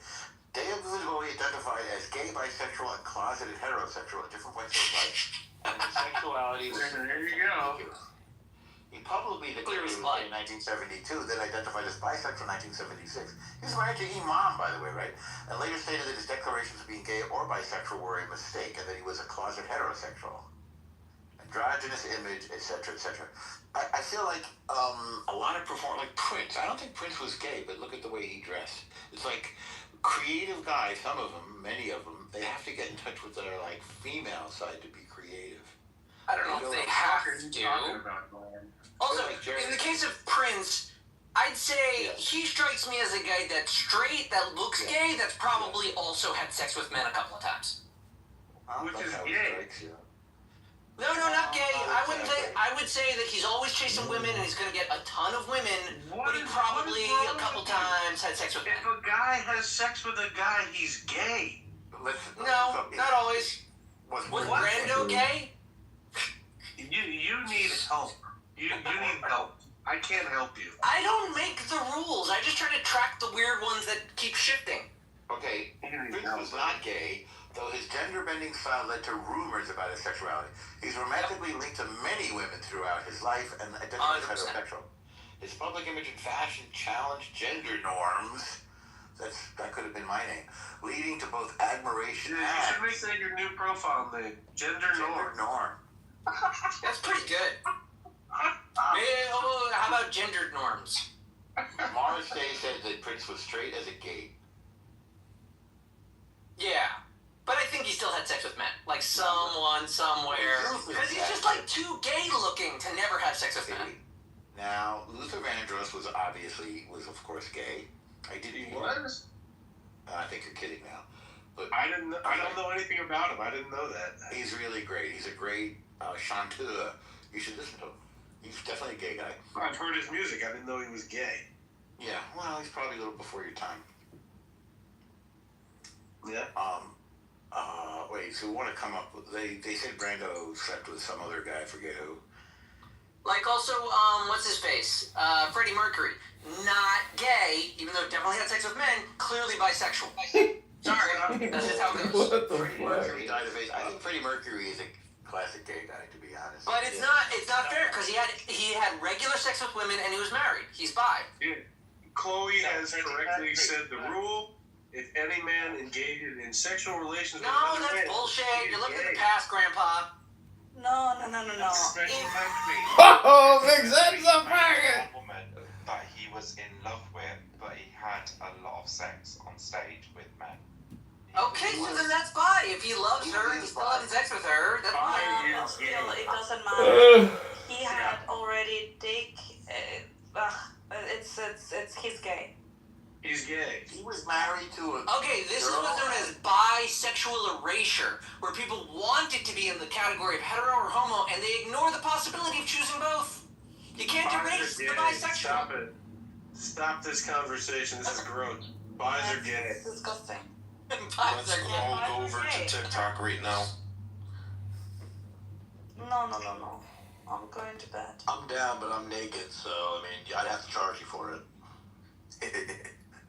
I don't know what was baby, what's it all come down to? It's late for me, so I'm going to watch like a lot of gay porn and go to sleep. That looks super Oh my God. Yo, have a great fucking time, dude. Let's all go over to Rabbi Randall McDickerson's room for Shabbos. No, screw that guy. Shabbos. It's not Shabbos. Buttercup is in a room. Why is this guy attacking Buttercup on the app? Oh yeah, because it's a drama room. But I'm blocked from the room. I can't go in there and talk. Oh, I'm blocked probably too. I don't know. I've been back on this app for like 2 days. How am I blocked all these fucking rooms? There are a lot of Muslims there. I guess I mean to guarantee his To you, and what do you mean, like? And also, like, I think this is like setting a freaking stepping stone to introduce as to divorce as another person, or one reconciles. So it's saying like stopping childish, stop with the your mama things and leaving your wives. Them niggas speak the same language. Them niggas, they got the same car. Chicago's. They live next door to each other. They live with each other. Of course they are. But you just said that, no, the Hebrews were the Hyksos. So now you saying the Hyksos was the Canaanites? That's not what I said. Hold on, let me finish, nigga. Let me finish. So that we can look at the fucking ancient Egyptians in the, Almana records, where the fucking Egyptian priests is talking, kings, pharaohs you want to call them, they talking about the Canaanites. They also talk about the Hyksos that you brought up. They're not calling them the same people. It's obvious that these niggas live with each other, worship the same God, and you not making no distinction? Nigga, you're a fucking weirdo with a fucking agenda. Fuck all your persons. Yeah, so that's not my argument. That has nothing to do with my argument. So what I'm saying is that who you call the Hyksos? What is your argument? My argument is that the people who call the Hebrews are written as history as barbarians. They were called Ne'amu in the glyphs. And you look at Contra Abiyunam, cited by Josephus, he acknowledges this, and he's citing a Kemetic priest. He was doing this because at the time he was arguing with an Egyptian grammarian who was mocking his people. He said, hey, look, the Greeks are nowadays, but our people... Yoda situation. Yeah, because what was it? Because she took... Because it was like, Ariota gave her like $20 to like kick somebody out or some shit. It was something like that. Then you think, and there's no such thing as a grown-up person. Isn't that a real uplifting insight? It's an interesting perspective. I disagree. I think that there are a lot of immature people in the world, but to say that there are no grown-ups, it's a very, like, to me, a very boomer idea, because the boomers didn't grow up at all. Like, they're the most immature generation of all time. It's a categorical statement, so obviously it means of the people that he interacted with, which is like... Yeah, I get it. He probably didn't interact with any great leaders like Bibi Netanyahu, who much could be said of him, but it would be hard to say he's not a grown-up person with all of his responsibility and achievement. Okay, we have some interesting comments. CM said, what happened with Buttercup? Buttercup was afraid to debate Issa, and she ran. William Wallace says, LeBrian, what a pleasure. Yes, listening to me is amazing. Good comments. I like these comments. I have one issue with you, LeBrian. I'm still waiting on my fucking signed autograph book. Well, you have to pay me for that. It's not a free gift for you. The site, remember? You were said, oh, let me get it printed off, and then I'll give you the link to order it. And you said, I waited. You never sent it. All right. Well, if you go on my, I guess I have a Cash App. If you find the Andrew Meyer on Cash App and pay me, send me your address. I will send you an autograph book. There you go. You gotta tell me how much the cash. For you, I'm gonna give you the special price of $30.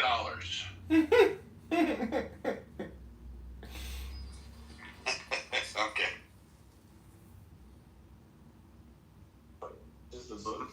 I thought you guys had beef. Now you're asking him for an autograph. What beef did I have? I don't know.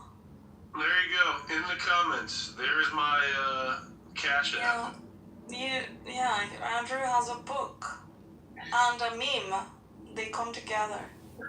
Hey, what's the price of the book? How much does it sell for? It's on $20 on Amazon. So $20 for the book and $30 for the autograph. That's 30. Well, no. That's 30 for me. The extra 10 is because you're making me go to the post office. I don't like going to the post office. Wait, so how much is it without the discount? No, he's not getting a discount. Not I'm saying it's the special price of $30 because it's not special at all. That's just what I regularly charge.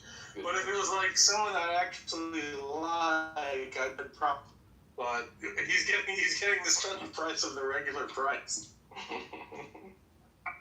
You're such an Arab. Now I feel jaded now. No, he's such a Jew. No, you're not allowed to say that. A Jew gives out things for free. Interesting. I didn't know that.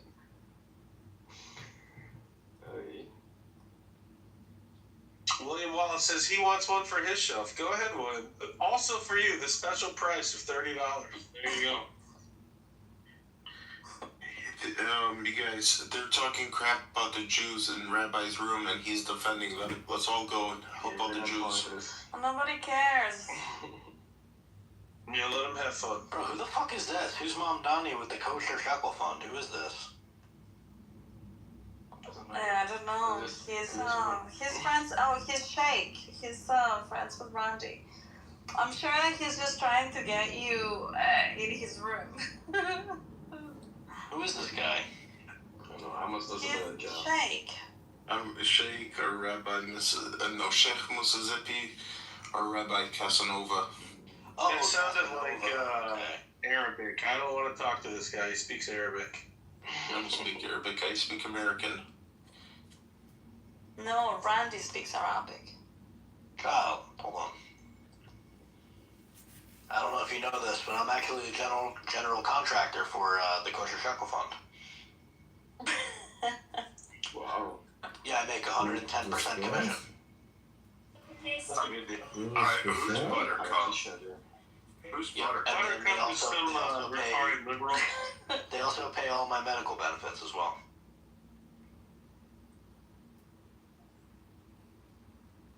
I'm considering making a company called the Kosher Shekel Fund now. That's a pretty funny name.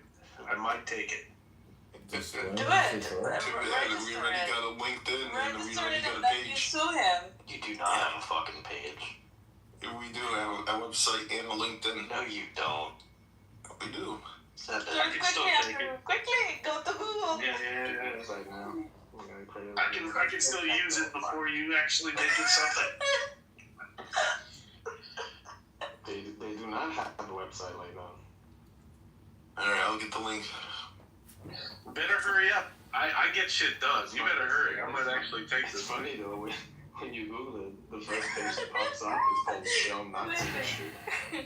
Royal Dutch Shell conspired directly with Hitler, financed the Nazi party, was anti-Semitic, and sold out to the Dutch Jewish refugees. What the fuck? What the fuck? Kosher Shekel Fund.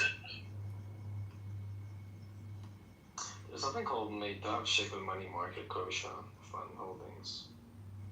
Investing.com. That's not it. It's a fund. It's an open-end fund in Israel. I'm calling bullshit, Mamdani.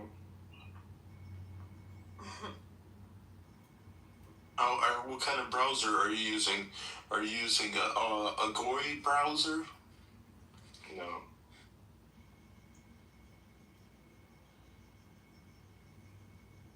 This is a browser we use within Mossad, so I'm calling bullshit. Where's the Kosher Shekel Fund? I don't see it. Doesn't exist, I told you. I No, invited you I mean earlier. here in Clubhouse. I found it. Oh. Dickerson Kosher Shekel Fund.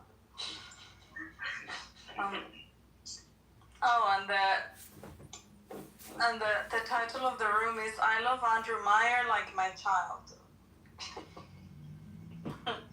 That's weird.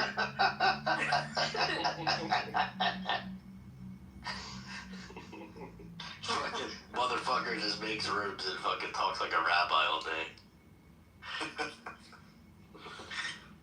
He literally sounds like a combination of like a gypsy and like a Jewish banker asshole. It's literally like what he sounds like. Yeah, he's like a mixture between like a pedophile and Did you know Andrew from before? And then like somebody will talk about Mom Daddy. He goes, "Oh, I love Mom Daddy. I love Mom Daddy." Yeah.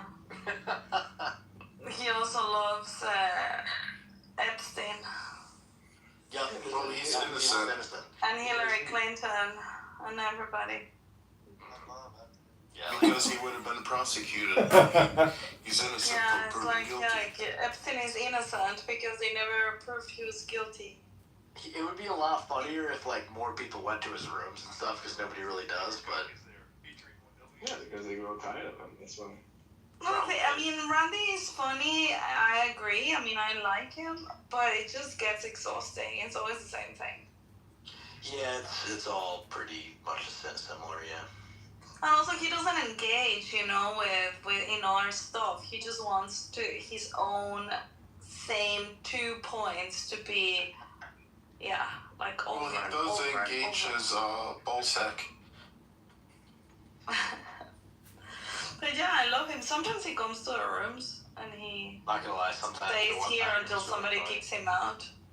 He was like, "Oh yes, and the one person was like, "What kind of drugs do you do?" He's like, "Oh no, I'm sober." He's like, "The only exception is that I sniff my own farts." It was literally so fucking funny. Anyway. Did you find the domain? Doesn't exist, man. Doesn't exist. No, Andrew was going to buy it. Do you want .org or .com? .org. I went to the gym. I just worked out. I had a nice healthy dinner. URL Oh, hey, BB! Over 10 letters each. That's .org. What letters? Over 10 is too many. You need a smaller URL. Listen, this app is just getting started again because Andrew Meyer is back. I'll get the anti-Semite story. You see the lobby. Or koshershacklefund.gov. We are on Yahoo Finance. We are. If you check that out. We have a bond, a shekel bond. There should be some kind of shell company, right? So they should register under one of those Caribbean domains. KSM mutual funds. Yes. What's the domain of Bermuda? Telbon shekel. Yes. .bm. Panama. I want to go in the room where the title is "Why Are They Attacking Buttercup?" But I'm blocked. I hate it. Is there a room called that? Yeah, she's in there right now. It's like, why are they attacking Buttercup? She doesn't even know that anybody's attacking her. It's just a bait title. Nobody's even talking about her. Yeah, it's a brutal title too. Buttercup ran scared. You know what I mean? You're creating shit. I want to go in there, but I'm blocked. Wait, are you part of the Buttercup Church? No, hell no. Well, maybe it's there. Read a book. Well, you have to Expand your consciousness. About the same thing every day. Go to the gym, stretch your hamstrings. You know what? I'm removing you. Hey, I was. Get out of here. I was in the gym earlier. I go to the gym every fucking day. I just don't like that guy's voice. It's fucking terrible. I need to lift weights. Brutal voice. How about you don't like this ball sack? You're what would I do? What would I do if I didn't go to the gym? I'm telling you, Andrew Meyer is the saltiest person I've ever heard in my life. He insults everyone, hates everyone. Rooms. I don't see that room. I hate the way they What's changed on this Buttercup? So, if you click on Buttercup, it says join Buttercup in why this guy attacking on this app room. There you go, attacking women on the app. So they changed it now. Now it's just why are they attacking women? Oh, but that was a drama room before. Wait, what do you mean? Can you join rooms directly through someone's profile? Is that like a new feature? If you go to your messages at the top, there should be everybody. Ah, okay, yeah. No, I think you got the wrong one because Buttercup's not online. Yeah, there's like 3 Buttercups because 2 other people are impersonating her. And I think that one is Rich. I have the real Buttercup. I have all of them. There comes another representative of the Shekel Fund. Greetings, everyone. That's right. That's right. Yeah, hello. Your picture says Kasher Shekel Fund, not kosher.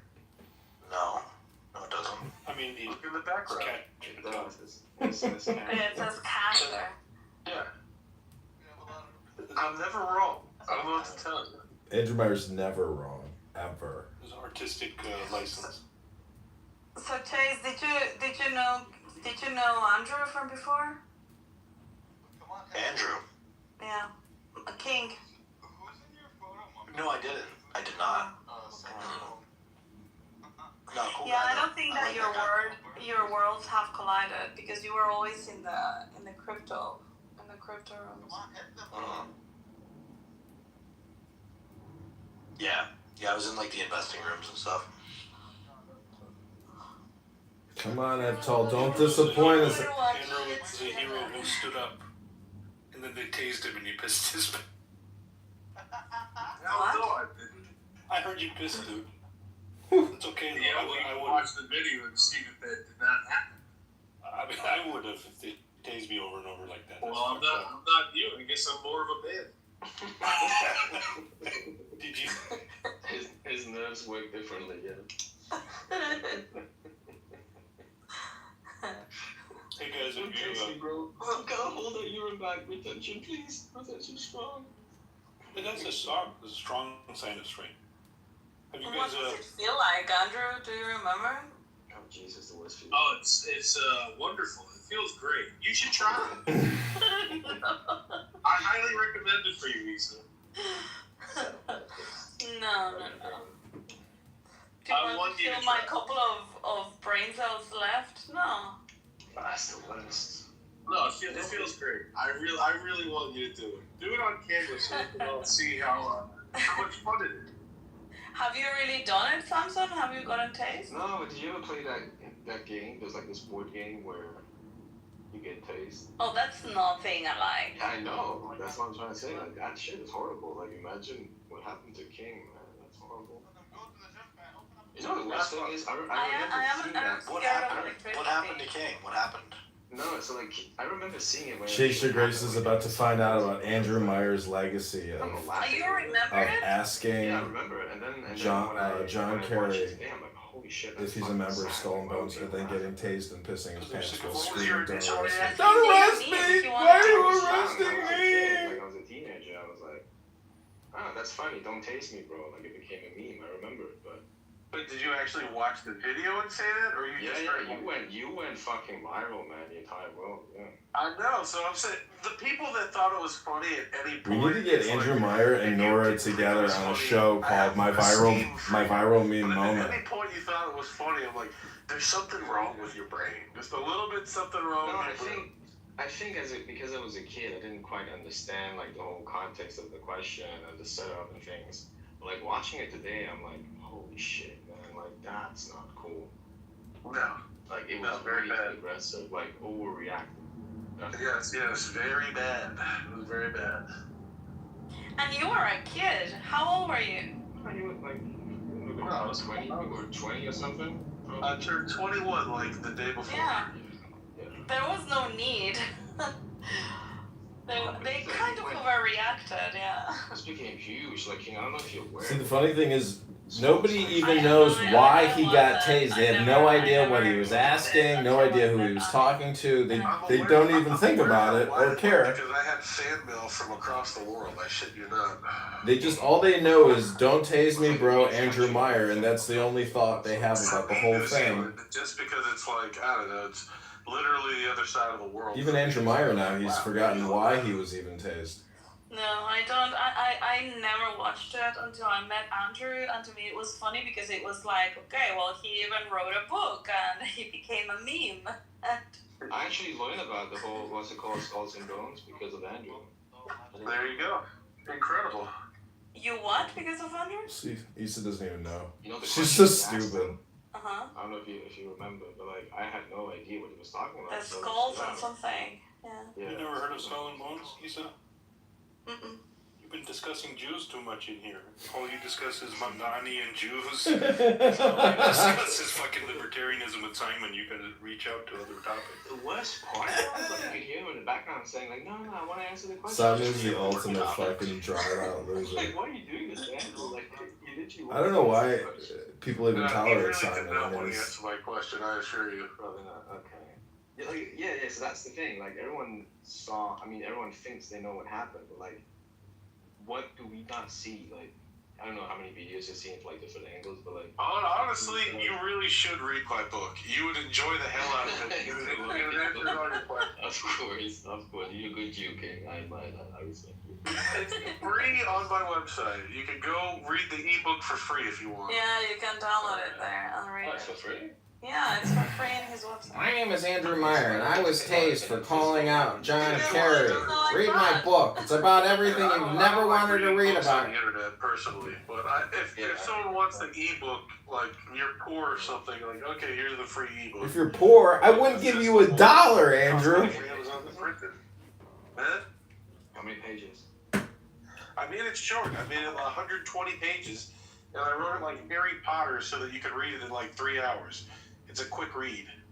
Alright, I'm gonna do that. Like tomorrow it'll be done. There you go. What's the website? TheAndrewMeyer.com. The Andrew Meyer. That'll be interesting, man. Full circle. Which year was this? Like, it was like 20-something years ago, no? So who do you support? Who do you support going forward, King? A mere 18 years. Which faction do you support going forward? I honestly want Pete. I want Pete Hegseth for president in 2028, and I would like Stephen Miller to be his vice president. Really? Wow. And who his vice president? Stephen Miller. Not J.D. Vance? No, I don't trust J.D. Vance. What do you think he'll do? Vance? Yeah. Giveaways to big tech. It's reasonable fear. That's who bought his seat on the ticket. Did you see the Thiel emails to Epstein? No, I don't need to, though. Thiel is gay. That tells me all I need to know.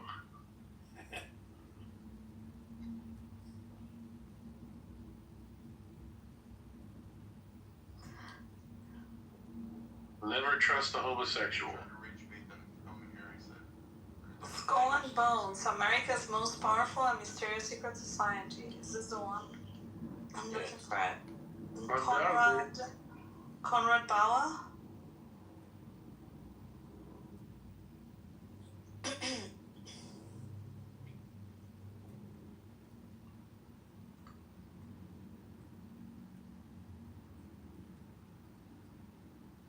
Just go through the notable members list, Lisa.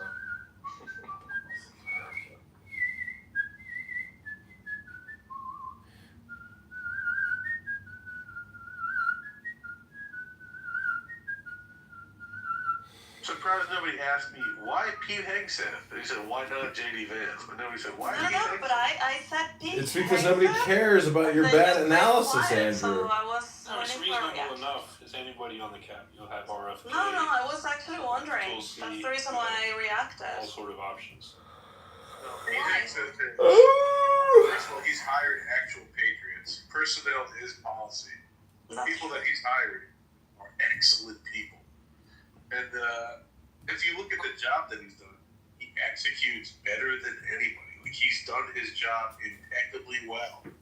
And then if you look at the things that he stands for, Who is Andrew the guy is a Meyer? American patriot. So why do I want him? Because I want Trump's legacy to continue and be improved upon. And he's the only one in the cabinet that would do that. Ooh. Now, why do I say Stephen Miller for vice president? As much as I like Hegseth, he needs someone behind him. The way George W. Bush was president, but his VP was the one dictating policy, Hegseth needs that. He needs Stephen Miller, like, actually as the architect. So, Stephen Miller is a fucking genius, and he's right on the money. The number one most important issue for America is mass deportations. So that's what Stephen Miller's concerned about. I want him for VP.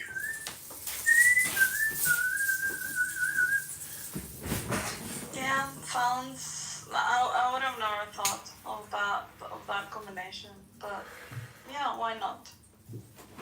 I agree. Pete Hegseth is a patriot, and you guys need someone that loves your country more than they love the position. Yeah. What do you think of Pam Bondi? Do you like her? No, I was against her nomination. I was going to do very drastic things to oppose it, and I was told by very high-level people, no, she's loyal to Trump. It'll be good.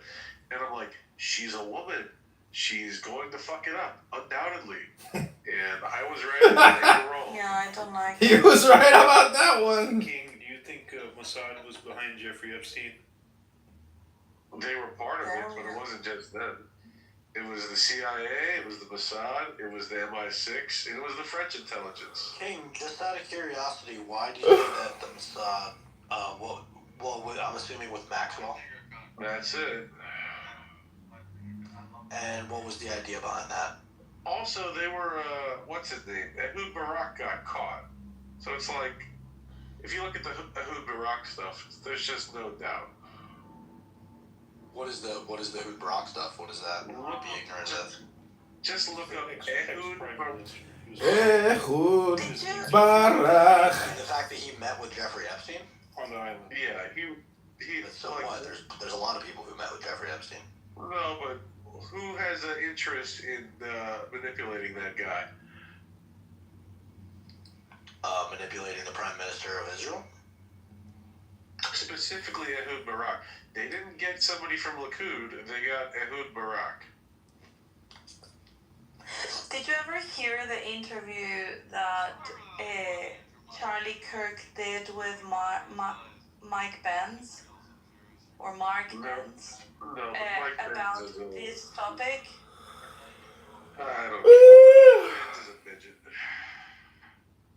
Well, I don't know. I think he explained it very well, like the whole, his theory about the relationship of Epstein with all of these intelligence agencies and how he was an asset, although like not literally working for them, but more sourcing them with, like a fine.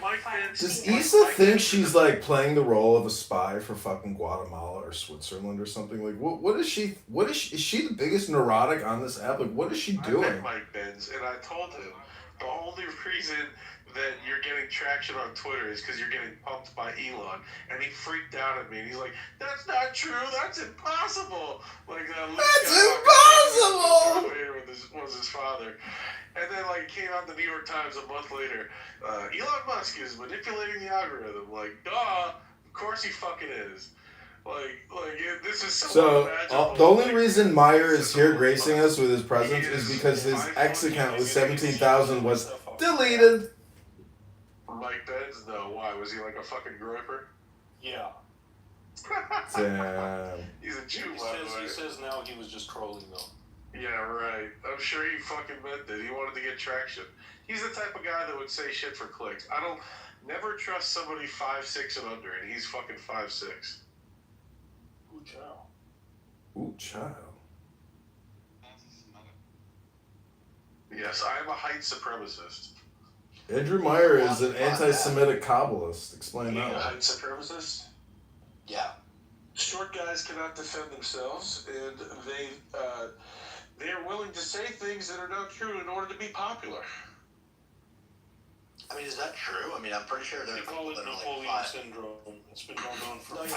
Chase Your Grace is all of a sudden subconscious about his height. Like short people. Like, I'm pretty sure there's like an 125 pounder in the UFC that would absolutely like rip every limb of your body off and kill you.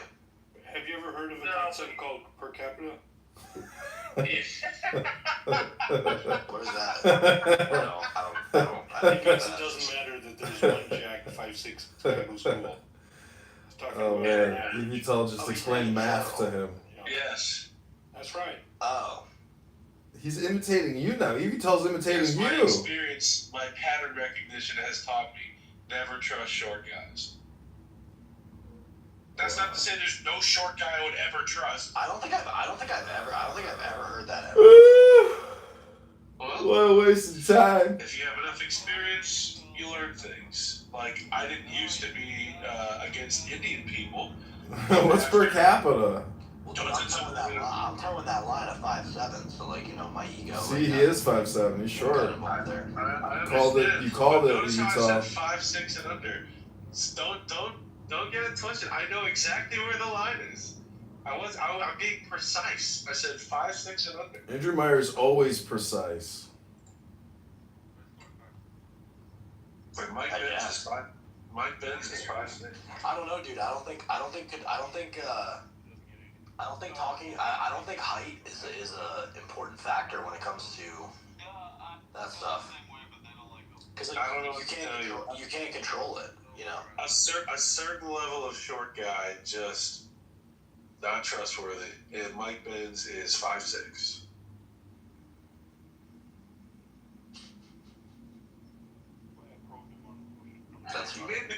You made the cut though. You should be proud of yourself. Andrew, he says which book were you holding that day? Like who, Just read my fucking book. I don't want to answer 1,000. Don't tase me, bro. It's in the book. Take the fucking book. It's a good read. You read your book before seeing the cover. It's a good read. You'll enjoy it. And you've asked like 5 questions that I answered in the book already. Read the fucking book. Okay, I'll read it. Don't worry. Fucking lazy people. I like to read. When Norm recommended a bunch of books earlier, I wrote one down so that I could read it. Wow. Nobody reads fucking books anymore. It's very annoying. Andrew Meyer takes notes while he uses Clubhouse. Books are fun. I wrote Isa. I paraphrased it. I said, he says, read my book, bitch. Go in there, tell her to read a book and go to the gym.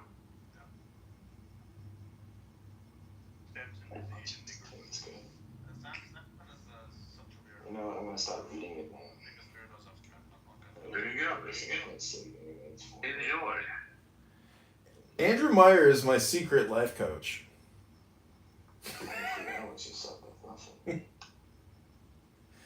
I'm gonna create a room called Andrew Meyer, the I wrote life it to be coach, very fast paced. or a house. So that you can just read it. It's addictive, and you want to finish it in one sitting. It's a fun read. Enjoy. You know, I once had an ALS patient who did something similar to you because, you know, he was bored, you know, he was just watching series, films on his monitor, right? And I was really tempted to ask him any questions, and the first thing he said was, my book is on the table, go ahead, enjoy it. Who said this? So I had an ALS patient, you know, like those people who can only move their eyes. Like, Oh, right. So, yeah, I get so it. I've been having to type all kinds of stuff, you know, because he's gotten these questions like a million times. He decided to actually spend a very long time, like months, literally writing a book with his eyes, right? They published it, and whenever someone would take care of him, because I work in a medical area, right, like I was like super curious, it was there.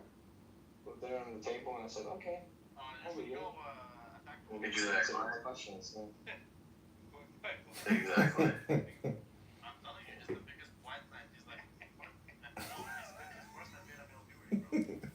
I want a book report when you're done. Oh, I'll give it to you, no worries. A nice book report, always a good thing. Yeah. I'm honest, that's my trade. Go for it. Yeah.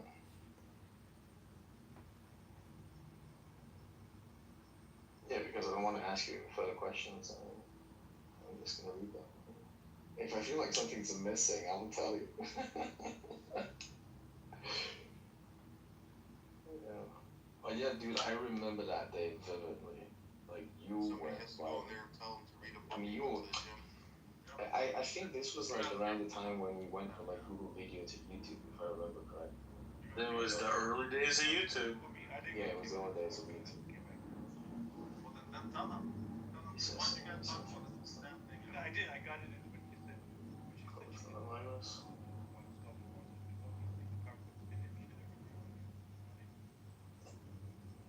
That's quite a long. I just sent me like a PDF file. It's just one white page. Every single day. Well, good evening, everybody. Not a fake down. Good evening. Good morning. Good morning. How you doing? Very good. So what are you guys arguing with Buttercup about today? Oh, this is the most annoying voice on Clubhouse. What are you guys arguing about with Buttercup today? I'm a Greek Orthodox faggot. Oh, that guy. That guy. I think I know everything. I sound just like Dickerson. But my voice is even more annoying. I see. Oh, this is fucking Bishop. What's up, dude? Hey, what's up, man? How you doing? Hey, how you doing? Recognize your voice. I was just watching the UFC fights and doing this. Recognize this voice. It's the most distinctive voice on Clubhouse. I'm a Greek Orthodox faggot. Greek Orthodox is the greatest religion ever since Jesus. I can't ping people on this fucking update.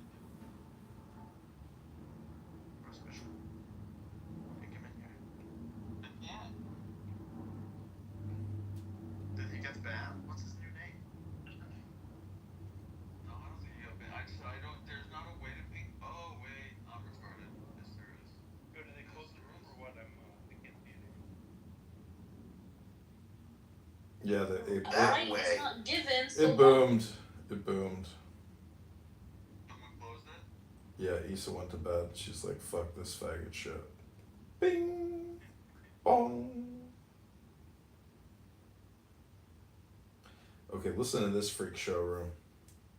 I'm not gonna put the names in. Honestly, It the doesn't J-Lo matter who it shit's is. a little weird, and I was gonna say something to him about that. It doesn't matter. It's too Do far. you know Sahi, the gayest guy on Clownhouse? And you don't care. I don't think he's a danger. No, I don't care. Exactly. You don't care because you don't think he's a danger. He is a danger. I don't think. Crazy, man. Yeah, but I'm still curious about the poly relationships, though. I mean, why do you feel this man's I'm curious about that. Shit. Alright, well that's my Clubhouse roast for the night. I hope you guys enjoyed it. Wait, you gotta hear this one, Ron. Yes, this was actually enjoyable. This I call this Mystery Science Clubhouse Theater 3000.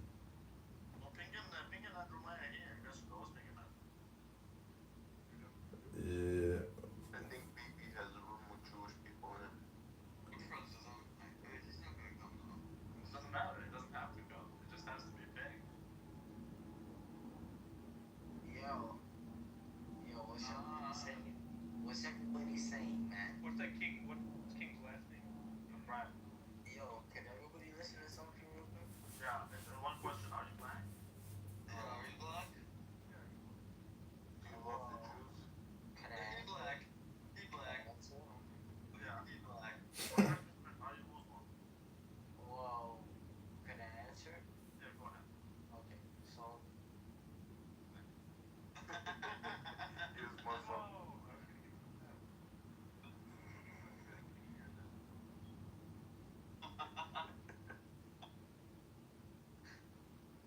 Wait, I wonder if they can hear it on the audio. Why would they not be able to hear it in real life, but be able to hear it on the audio? I'm pretty sure they're gonna start another room. I got it.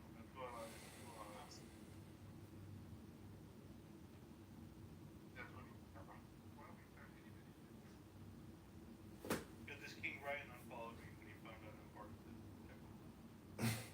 I'm part of it. Really? Yeah, he unfollowed me back. something else.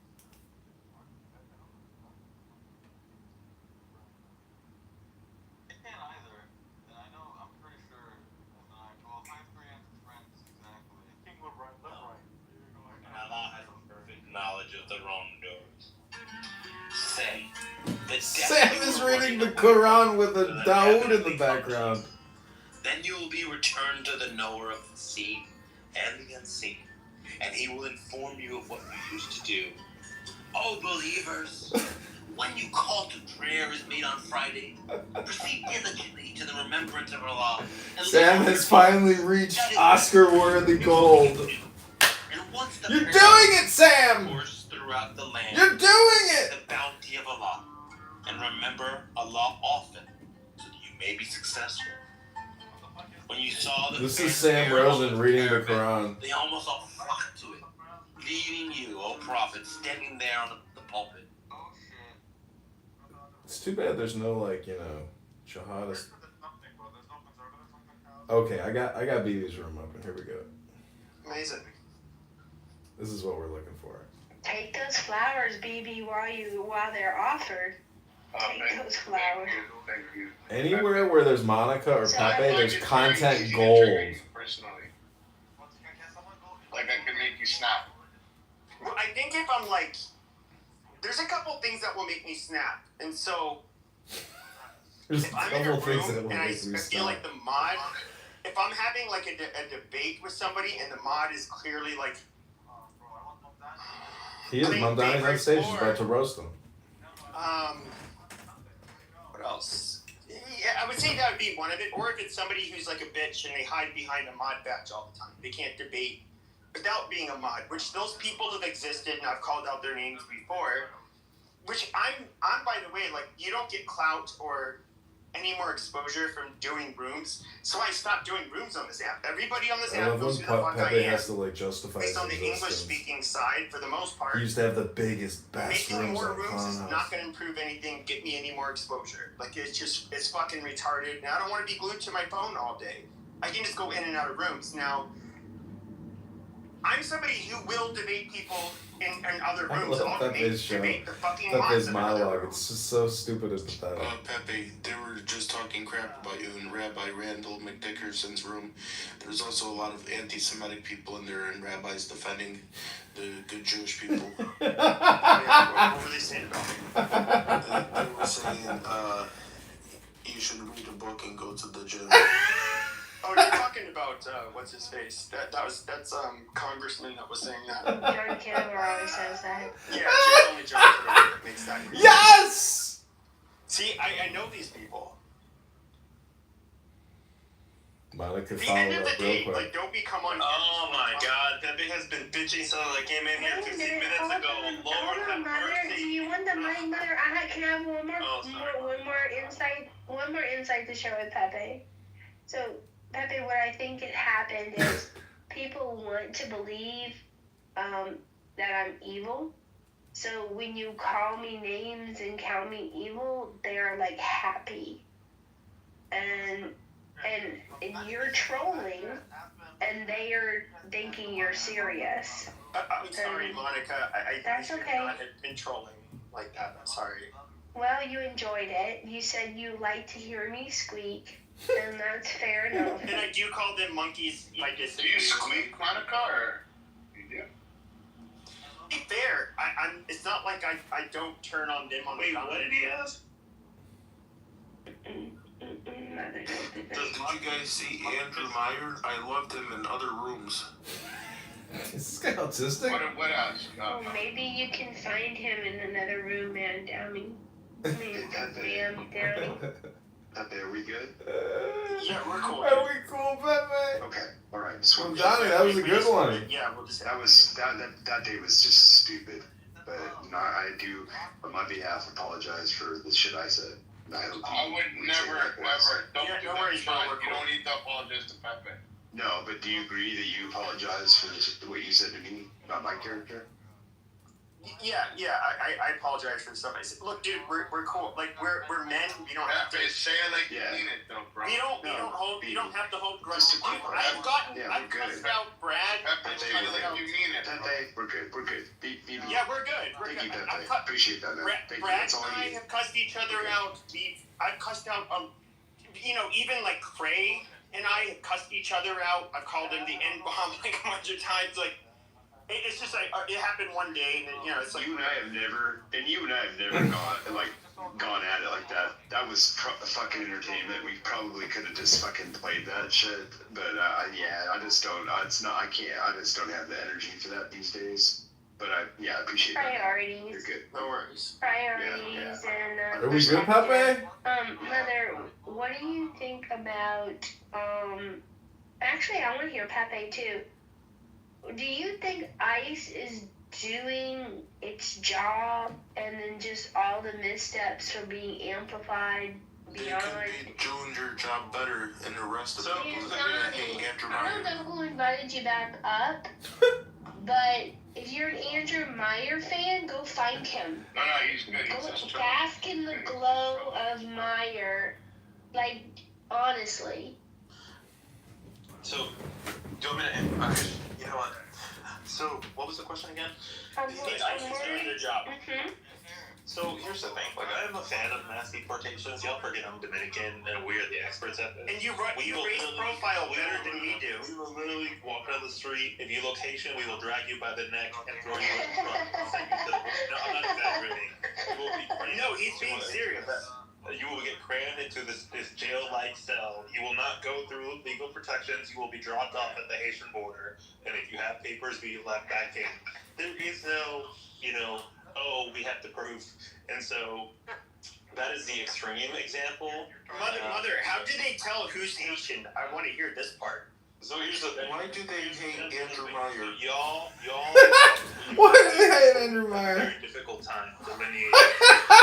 Andrew Meyer has a huge penis. It's actually not that hard when you're actually in the group. There's a different genetic composition between Dominicans and Haitians. Haitians have much stronger facial structure, or facial cheekbones. The ways their faces are shaped are based on their 95% African ancestry. We're mixed with Europeans. So the average Dominican and the average Haitian do not look similar to a Dominican. It's very easy to spot. But to the white people, y'all look just like a bunch of browns, and y'all look the same. But within our group, it's really not that difficult. It's something different. It's not a big island. So I would say ICE is doing. First of all, like, this was inevitable. Like, that was what Biden was doing was horrible. He was just bringing in people. Border Patrol no longer worked on the border. But here's the thing, right? We have also accidentally deported Americans who were on vacation, darker skinned Americans. We have also accidentally deported people who were legal, and then they have to fight their way back. I mean, they usually just go to the embassy and they get let back in, right? But it's not like our system doesn't make mistakes, just like the U.S. system has, right? But I also think the difference is, like, okay, there's open racial profiling. Let's start with that as being problematic. The second thing is, like, they don't get fed. They get thrown in the back of a truck. They get hauled off and dropped off at the border with no guidance or protection or anything of what to do. Or if they have been deported legally, they got to figure it out. Like, we don't want to go to that extreme. But I also think the issue with ICE is, like, going up to people and randomly grabbing them in public. People are going to retaliate to that. You know, I don't know if they should be doing these raids at night or different approach, but, like, the way they're doing it right now, if I saw a random guy trying to drag a woman into a car, I would probably beat their ass. Well, I would say, but this is, I think, an inevitable result of when you saw what was happening under Biden. Why am I hearing? It's a different argument, Pepe. Yes, we understand ICE is needed because of illegal immigration, but the way that they're actually doing their job can also be problematic. These are very different conversations. Yeah, sure. So we can say that the way ICE is just going after people is not good, but I personally, I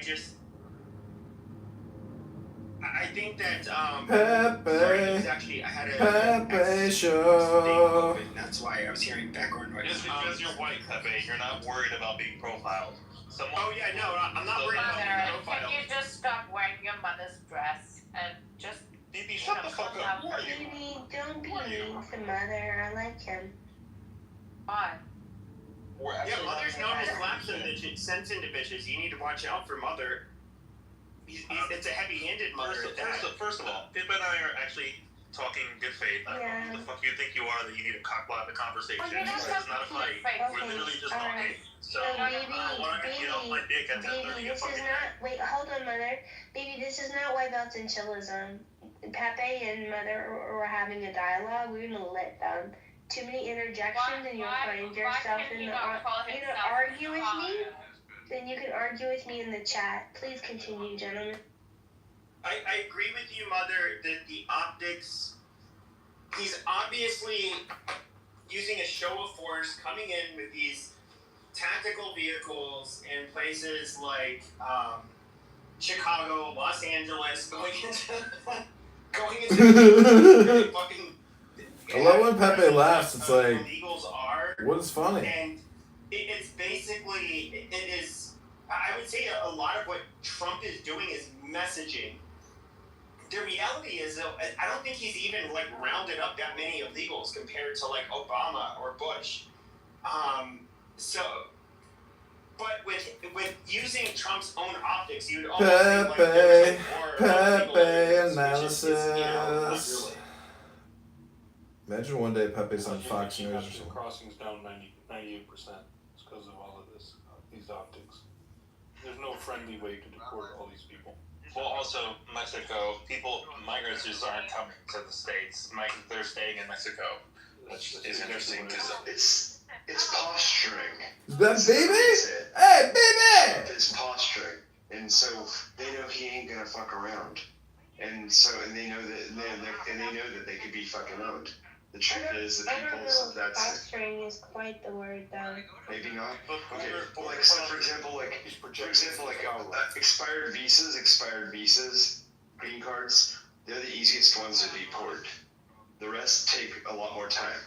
I mean, some of us know people on here that work in the court system in this realm, and it takes. And I know in California they're backlogged over a year and a half plus on deportations of illegal immigrants. So green card people, the expired visa people. Just because you say, hey, listen, doesn't mean anyone really wants to listen to you, baby.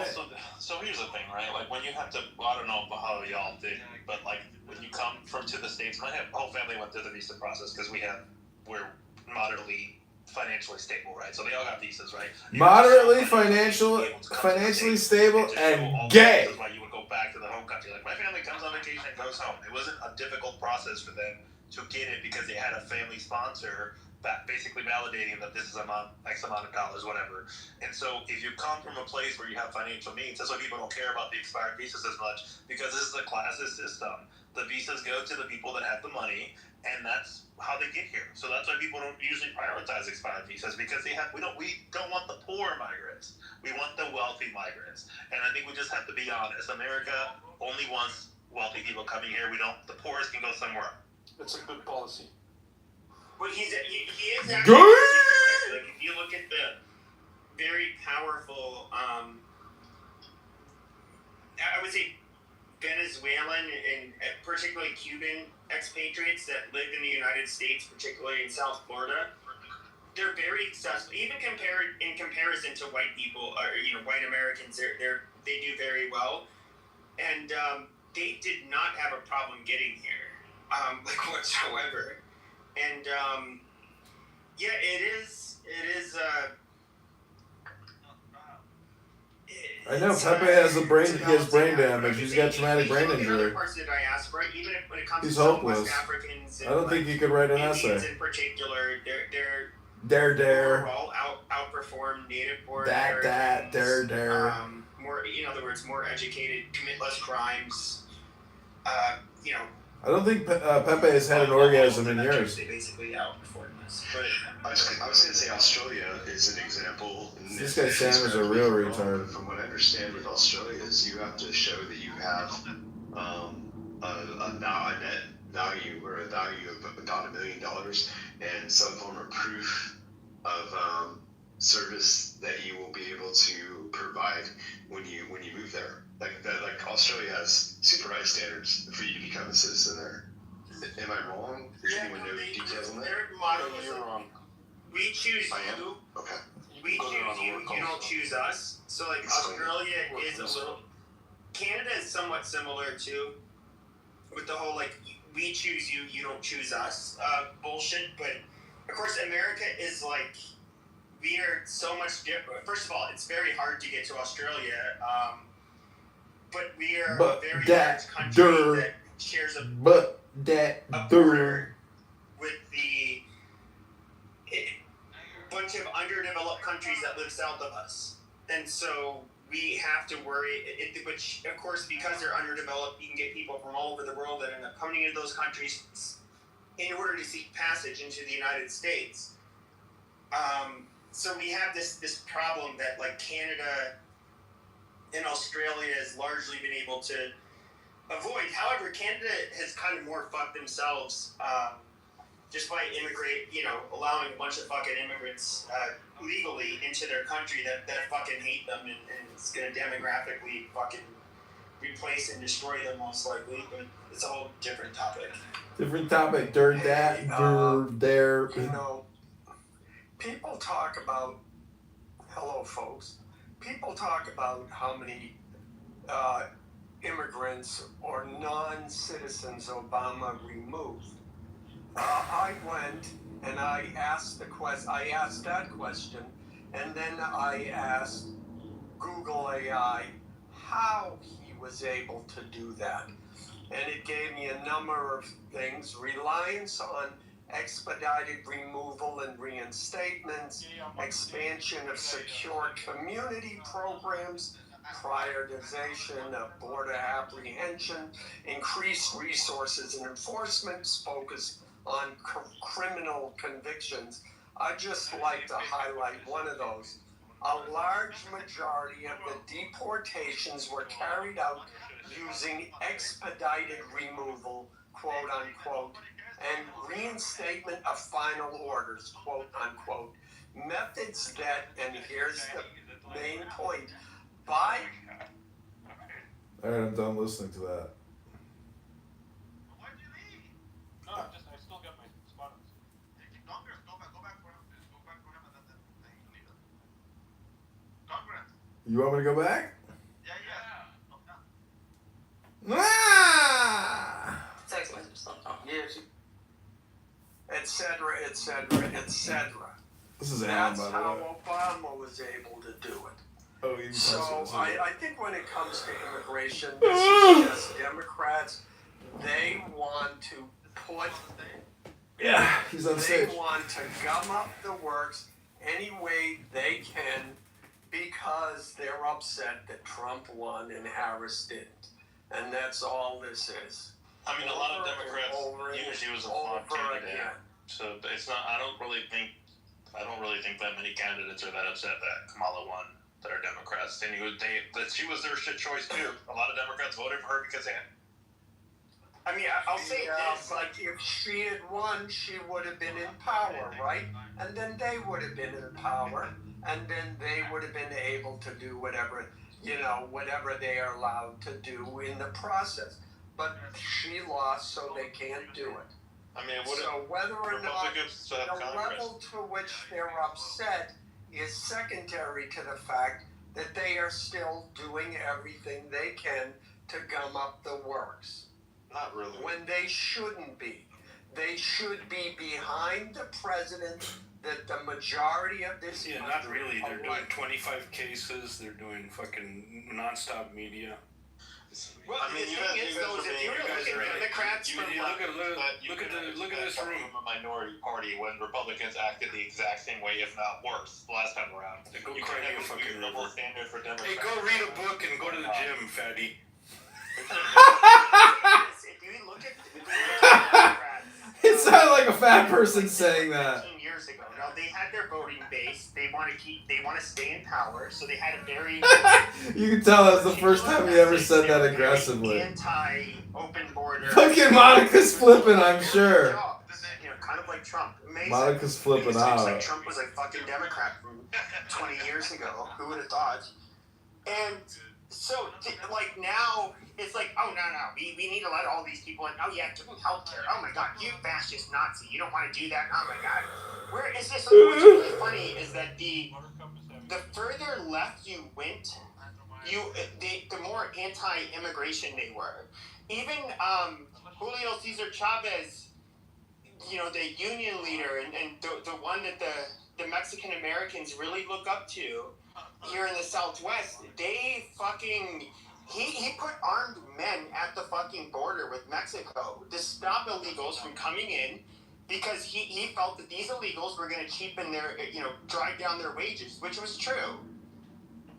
It's so fucking fake. Like, these people only care about importing a voting demographic into this country and staying in power. This isn't about them like being like caring for the humanity of these people or some stupid shit like that. These people are just a bunch of power hungry wolves, and they're disgusting. And I don't even know why we have this conversation. Like every nation, even from a leftist perspective, every nation should be able to have sovereignty and be able to protect its borders and preserve the well-being of their people. But with these people, they make it sound like, oh my God, you're just a fucking horrible Nazi. You're like, that is bullshit. And that's never been a part of the left or the right. The right wing used to actually be far more open borders for the last, I would say, like 50 or so years. Because they just want cheap labor. you know, and they, you know, I would say to a lot of the right wingers, a lot of you who think like, oh, to be right wing means you're just like economically, you're completely free trade. You're 100% against protectionism, all of that. But look where it leads you. What are you preserving? You're preserving nothing. You're just making it so that special interests and special people can make a lot of money. And that is fucking retarded. And a lot of right-wingers believe this shit. Like with a sense of religiosity that is gross. And, you know, fuck these people. Does he sound gay to you? Go ahead. Pepe sounds often quite gay to me. Well, Because, I mean, I definitely heard him drunk late at night with Adams having the gayest conversations you could ever imagine, but, you know. Pick. They wanted a primary. They wanted to choose who they wanted to run. Most of them were all about Shapiro. I mean, no one wanted. All the fucking extremists that I get to fucking deal with and work with and listen. I get to listen to a lot of shit. I get to hear the inside from the other side. And they didn't want fucking Kamala He Harris. gets to hear the inside from the other side. That was a big failure on the Democrat side. That's all. Great story, bro. They didn't know about the Ellen Greenberg case, so that disqualifies him permanently. He'll never be president. Whether they liked Harris or not doesn't matter. What matters is if she had won, they voted for her because if she had won, then the president, as our current president is doing, gets to set all sorts of policies, like whether and how much funding the Department of Education gets, or whether USAID continues to operate and gets to sign executive orders. And she would have been a good little trooper and would have done whatever the progressive wing of the Democratic Party wanted. They call it the fact that they didn't like Yeah, but the first your first part of that's wrong. Nobody voted for her. She was installed. People had to vote for her. But they were never Trumpers, though, too. They would vote for anything but Trump. About the general election, Nick. I'm talking about the general election. Right. Not I got the you. primary process. But I mean, I mean, the primary process was, you know, the whole point of the primary was to make sure Bernie Sanders got screwed 2 times in a row. But I'm joking. I'm sure that America's best loser. True burning man. He was the true burning man. He got burned. Hillary burned. I'm getting out of here in 3 minutes. Hard out. He would have owned Hillary Clinton. Yeah. If Bernie would have been the guy, not Hillary, I think Bernie would have won. To be honest, He's the most ironic. Honestly, Bernie wasn't so fucking crazy. He could run as a Republican, but he's way too far. No, and I totally get it. I think he would have won. Yeah, What's that? No, I don't know. I'm from California. I don't know the economy of Vermont. This is what's ironic about Bernie. I'm not. This is not me. Like, I'm not anti whatever. I'm very center. But people don't realize this. In Vermont, the population has been about 600,000 since the 80s. It's entirely based on tourism. It's not a real economy. And it's just ironic to have a socialist from that state. Do you see my point? This is not me shitting on Bernie, but people don't realize that. And the irony is just too... Wait, I gotta tell you my new line on Hinge. This is what I'm texting all these chicks. Beautiful. Emoji. Hello, emoji. I'd love to take you to dinner and spoil you. John, this is what the responses are. You're talking big, Congressman. Where exactly are you trying to take me? Another chick writes, hi, John. Dinner and being spoiled. Sounds lovely. So how do I pull the bait and switch on them? You know, like... But it's all 600,000 since the 80s. Stable population. No population. None. Look, look it up. It sounds unbelievable.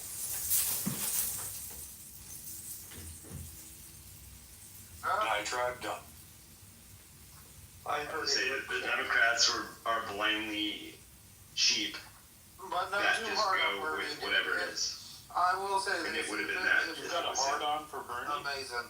I would say this, dude. If Crooked Hillary wasn't such a demon, dude, and Bernie got to beat up with Trump, and they got to be each other's opponent in the election, Bernie would have had a better chance than Hillary. I love Bernie's attitude. They fucked him out of that one too. I don't agree with a lot of his policies, but I kind of like his attitude. Do you know what I mean? Like, Where everything needs to be free. Yeah. Well, no, that's a policy. What I'm saying is like he's like I don't like his conclusions, but I like the way he approaches things. Yeah. You have to know, the first time I voted for a Republican was President Trump. And if Bernie would have ran, I hate to admit it, but there was a high possibility that I might have voted for him and not Trump, to be honest with you. Yeah, dude. Fucking Crooked I was Hillary, not man. supporting Hillary whatsoever. Surprised Bernie wasn't found in like an unfortunate car accident running against Hillary. Dude, that bitch was evil, bro. Nothing but bodies. Brock is the biggest faggot on this app. This faggot is on here all the time running his faggot mouth. Do you know her relationship with Weinstein? No, but so she referred. No, it's not creepy. It's interest. It's financial. It's like this is not conspiracy. He was a big fund. He was a big organizer for events to get like people with money to donate to the Democrats, and Hillary actually, like a juggernaut or whatever. But what's ironic about this is in a couple of his productions, the company, the production company is called Elect Us. Like, you can see the credits. I noticed this you remember Marco Polo? It's on Netflix. It's produced by the Weinstein Company, and that's what it's called. That was actually an amazing series. I wish, it was, for sure. Totally agree. But it's just funny that the name of the production company, that was behind it, was Elect Us. And, that's Bernie. Not Bernie, that's Weinstein. This isn't, this is just something I noticed. It's just interesting. I'll check it out. I thought it was so ironic because that's what he was known for with politicians. Or I only became aware of that because I read I didn't hear her say it, but she was quoted as saying what a juggernaut he was for fundraising, meaning he could bring people with money to events. The $5,000 a plate or $1,000 a plate. Who, Weinstein or Epstein? Weinstein. We're talking about, what's his name? What's his first name? Jeffrey. Harvey. Yeah, well, when your decisions make movies that make $100 million, $150 million, $200 million, people start to notice. And they notice. Sure. No, I just thought it was funny that he named the freaking production company, or Elect Us, right? It was just whatever. I see what you're saying. I wasn't trying to make an overall like social comment. I like that. I got another fun fact on that. I gotta bounce off of that.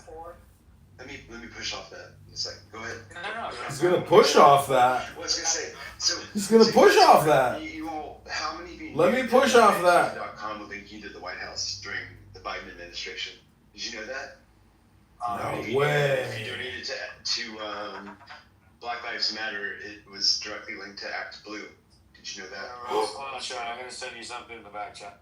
Yeah, good shit. Just interesting. I just wanted to bounce off of what you were saying with Elect Us. A lot of interesting shit. For real. Now you try to put Antifa.com in now. A lot of people that know it doesn't. I think it's either dead side or doesn't go anywhere. But it was a direct link to the WhiteHouse.gov. Wow. A lot of people The there. best troll of all time is when Trump bought Jeb Bush's website when they were running against each other.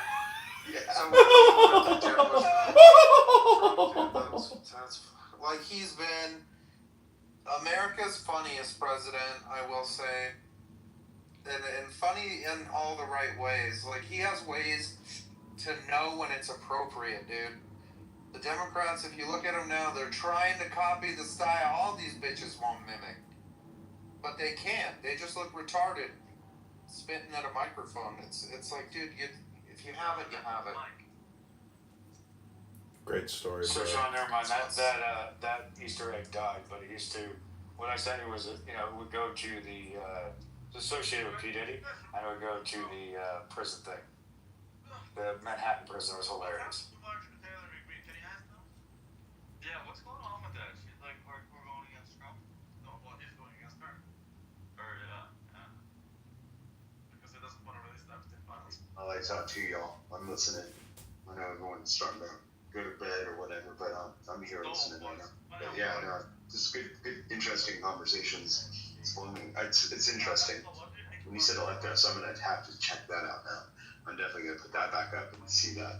I gotta see that credit. Yeah, I mean, you can probably just Electa's Marco Polo Netflix. It has to be. I mean, I saw it with my own eyes, so. And I watched the whole series, so I saw it several times. Nick, welcome to Mystery Science Clubhouse Theater 3000. Starring a bunch of cucked out, lonely bastards. I do love how everyone claimed to be like, or how there's this like surprise that like Hollywood producers were creepy as fuck. It's like, wait a minute. Really? That's Hollywood.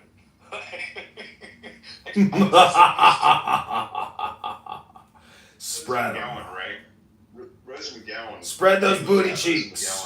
McGowan, one of the main people in Charmed who was with one of the people who, sorry, I'm brushing my teeth. You're brushing your teeth and you're talking on Clown House at the same fucking time? To keep brushing your teeth, you're doing us all a favor. Yeah, I'm gonna keep doing that. Yeah, okay. Well, anyway, yeah. Shannon Doherty, I think, was another one of the Charmed or whatever. I don't know. But it wasn't Shannon Doherty, it was Alyssa Milano. Oh, yeah. Which actually, if you think about it, it wasn't actually hashtag Me Too. It was pound Me Too. Ooh. Did you ever think about that? Well, I would like the hashtag that I was in big in IRC, so I always thought it was pounds, right? When they tried to make it the hashtag, it bothers me. First of all, it's a goddamn ampersand. Or is that the question mark? Welcome to Mystery Science Theater Clown House 3000, Black. We are roasting people live. And I'm about to heart out of here and go to the bar and look at some pretty girls instead of all these trans dudes on Hinge. There's another official name for it, but I always thought of it as pound. But both from like phone freaking and from IRC. Not happy, Nick? Oh. What is hilarious? Did Alyssa Milano charge him? Yeah, like $30. No, I meant, was she part of the Me Too? I know what you meant, dude. I just couldn't help myself. No. Kelly, I thought you deleted this app. You're back. And she overcharged for that. Was she part of the Me Too? I mean, I don't know, dude. Did you sexually assault her? Like, what happened to you?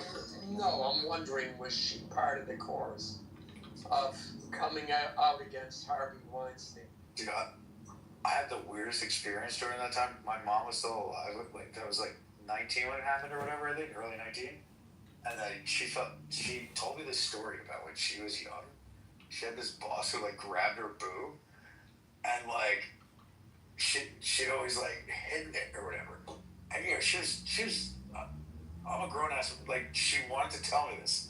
And I thought this was really good because it felt like it was cathartic for her, and she felt like that's fucked up, right? And she felt comfortable saying it. Mommy got her titty squeezed. It's weird. And you proud of that? Like there's so many like weird stuff, like the big public cases, but like my mom just being comfortable enough to like Thanks, Mom. talk about that, I think was a really positive thing. Awesome. Great story, bro. Yeah, I think because it's women of a certain era didn't freak out over it the way women do now. Oh, dude, I remember around that time I got off of the subway I turned around. I thought my wife was right next to me, and I kind of like I put my hand out to like get her attention, and I wasn't looking. And there's another woman that I totally like my freaking hand went right to her freaking breast, and she just looks at me. I go, "Oh my God, I'm so sorry!" And I yell like randomly to a different direction. "Hey, honey!" I'm like, "I gotta get the fuck out of here." I'm like, I just me too'd that chick, 100%. I gotta run away. Austin, if that's the story you're going with, we'll support you with that. Dude, that's what I told my lawyer. Like, that's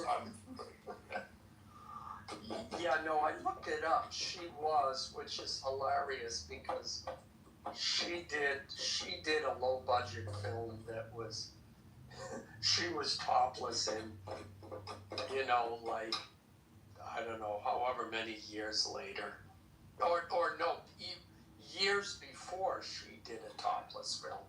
After she left Who's the Boss, and what has she been in since? Nothing. In any event, she was in this low budget film and did some nude scenes. It's a little different, but you know what actor I miss? I mean, this is a terrible opinion, but Susan Shu. Kevin Spacey, because we all knew he was a Kevin Spacey? Like, now that it's like legally known, he was still a great creep. Well, and you know what? A bunch of those charges got dropped. I'm not defending him. I'm saying he just made a great creep, dude. That's all I'm saying. Yeah, well, yeah, but even, I mean, what was he convicted for? Do we remember? Pandering. Like grabbing or sexually, like, I don't know the details, but like, it was not shocking to find out Kevin Spacey was a creep. Well, it's even less shocking. I can't find it now, but to this day, I remember I'm watching YouTube, and this public service announcement. You were surprised by Jared from Subway? No. It's Harvey Firestein. Do you know who that is? He was Is that Harvey Weinstein's retarded little brother? No. He's an openly gay actor. He was in Day After Tomorrow, etc., etc. He comes out with a public service announcement telling gay men that they should stop targeting teenage boys in sex clubs, in gay clubs. I mean, it's gay men targeting. I'm sorry. Teenage What is your boys? How does this tie in? What are you talking about? Gay men targeting teenage boys is the norm. Is that your experience with gay men, or as a teenage boy? Got arrested for it is like. Look, Alan, he I'm confused. shouldn't have been. Why do you think that's the norm? Actually, they should all be arrested, or we all the should gay leave men? Kevin Spacey alone. What are you saying, dude? What am I saying? What I said. We should demonize gay men and gay sex as a whole because gay men go after teenage boys. It's crime. Was that your experience? Or like, what happened? No. Are you going to allow me to make a serious point? Are you going to explain why you think that? As a troll, I get it, but... No, I'm making a serious point. Why do you think that? If you have an openly gay man telling other gay men they need to stop targeting teen boys in gay clubs, then I think it's a in a public service announcement, then I think it's a problem. Don't you? I mean, why else would they be doing?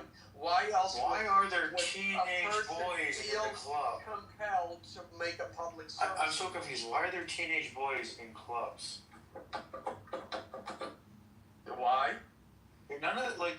Listen, Austin. Because they're gay. Probably because they're gay. That's why but they're underage. That's right. So wouldn't the problem be like underage drinking and like I don't know how, like. Yeah.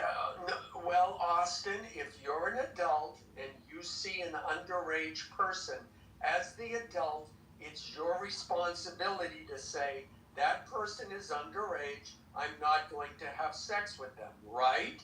Regardless of the How did we get behavior of to the that? underage person. How did we get there? How did we go from there's underage kids, there's underage people in a club? Austin, if a straight man has sex with an underage girl, do we blame the girl? No. It doesn't matter how she looked. As the adult, that's why they call Alan, it. do you go to a lot of clubs where you see people that are underage, you're like, that's your that you report them, like they should not be here? Does it happen a lot? No, but that doesn't matter. What matters? We know that teenagers sneak into clubs that they shouldn't be in. Right. But as an adult, they do. Like usually, like that club. So you're defending pedophilia now, Austin? So me saying that does happen, but usually that club gets closed. You think it's some sort of defense? Yes. Why do you keep arguing the exception? This is nothing. Hold on, guys. No. Hold on a second. With all due respect, I know Alan. For some reason, we're not friends. I don't know why. I got you on my friends list, Alan. And Austin, you're a friend of mine. And I just want to let you guys know, with all due respect, I believe Joe is gone and Beth is asleep. I'm going to shut down the room. So please create a new room. Appreciate you all being here. Much love to you guys. Damn.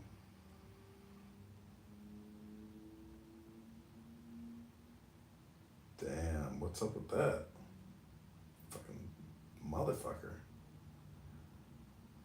Alright, that's it. That concludes my Mystery Science Theater Clown House 3000 episode of the year. Hope you guys enjoyed it. I will leave you with chillism. Feel free to kick me. Hey, watch your fucking mouth. Your Jesus drank with sinners, right, nigga? Your tongue, nigga.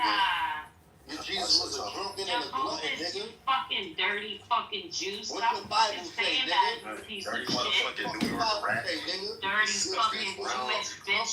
Go get in your fucking tunnel. That's your Bible say, nigga. You feel like a gorilla. Shut your ass up, nigga. Your Bible say that nigga. Chest having ass motherfucker. You said he was a drunk, nigga. I just made you my bitch with all those titties you got on. Read your Bible, nigga. Nah, read your put the fucking watch. You filthy fucking Jew. Don't you ever You don't know what you want, talk about Jesus like that, you piece of shit. Bitch. Fuck you Jewish bitch. Fuck you talking You about? lucky you even made it out of Auschwitz, you motherfucker. You should be thankful to Jesus for that, you bitch. I'll make you quote your Bible, nigga. That's the best you got, Jacobus? I don't believe in solo scriptura, so that doesn't work on me, faggot. You gotta read your Bible, folk. Yeah, whose interpretation is right? What just happened? Whose interpretation is right? He was manifested in these motherfuckers. I tried to have a conversation, and when I asked him, do you want to have a genuine conversation? Read your Bible, and how do you know your interpretation is right? Who tells you that? That's what it is. Who tells you your interpretation is right? The fucking demons he be Your skinning. pastor? Who's telling you your interpretation is right? Let me show you what makes my interpretation right. How? What? The fact that none of us knew this nigga Jesus, so we could rely on eyewitness testimony to tell us about him. This is why we trust the Gospels. We trust Mark. We trust Luke. We trust. You don't trust them, nigga. Settle down, demon. No. See, this is what I'm saying. If you trust him, so you'll be a Catholic. That demon is in him good. I love this because Jacobus, Clearly, you don't trust him. I had a dialogue with you a while ago, and you said specifically that when I was quoting certain scriptures that you couldn't trust it because it's been altered. So what do you mean you can trust it, but you also want to say sin is altered? Which one is it? What are you talking about? Settle down. I've spoken to you before about the New Testament. We were speaking about a specific scripture. Look, you got anxiety. I'm settled down, nigga. Settle down, shit your ass down. Sit your ass down, nigga. Sit your ass down, nigga. Yeah. You got anxiety. Sit your ass down, Jacoby. Bro.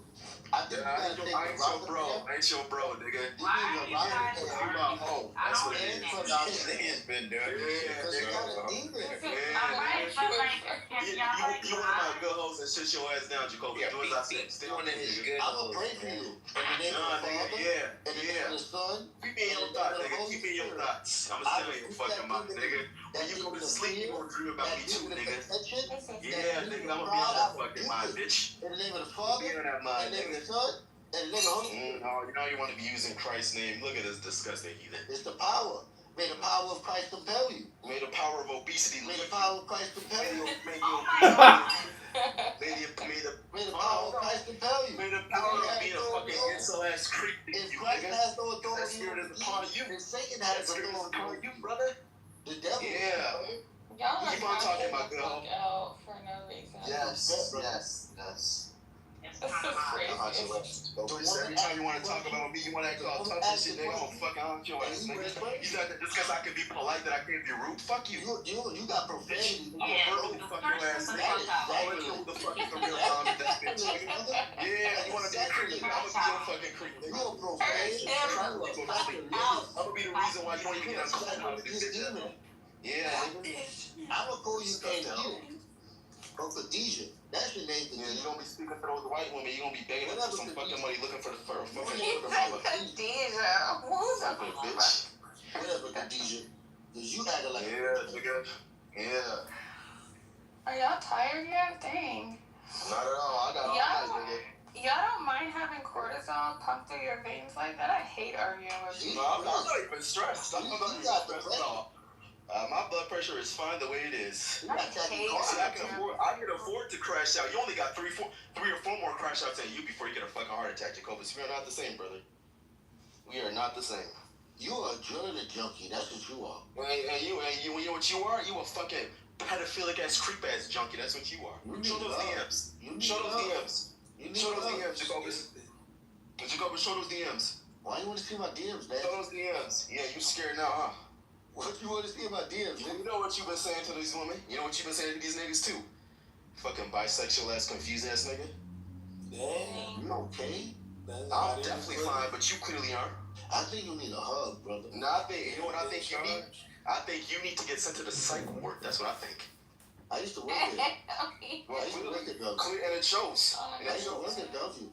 And it shows like work there. Yeah, you might have to get registered there next. Hello? Yeah. This thing was crazy. I could be crazy, all right, nigga. Hey, Don't confuse my Let calm, me ask you nigga. a question, Sasha. Yeah. what was my question? You was like, oh, This nigga what, from you here was shit, like, right? what evidence, like, do I have for saying this about interpretation of the verse, right? So No. I asked, how do you know your interpretation is right? Oh, How do you think exactly. that? Thank you. Because being that I wasn't there, none of us, we have to trust the eyewitness testimony, such as people as Mark, Luke, John, and Peter, and even Paul to an extent. So that's not, I don't think you're understanding my I know, I'm question. about to get there. I'm about to get there. Okay. So, my interpretation agrees with Jesus' mother. So, if Jesus' mother looked at Jesus a certain way, and I look at Jesus the same way, then I think my interpretation is correct. In the last days, men will be lovers of self. You know your children better than anybody else. It's just like his ass. But where do you get the idea that her idea of her son was correct? Because she spoke to an angel that told her about her son. She witnessed her son do his first miracle. In fact, she's the one that commanded him to do the miracle at the wedding in Cana. So yeah. Question. Okay, so what I mean by my question, and I need it to be a little bit more direct, right? You know John 1:1, right? Refresh my mind. In the beginning was the Word, and the Word was. That is that one? I believe so. In the beginning was the Word, and the Word was with God, and the Word The word was God. Yeah. Correct.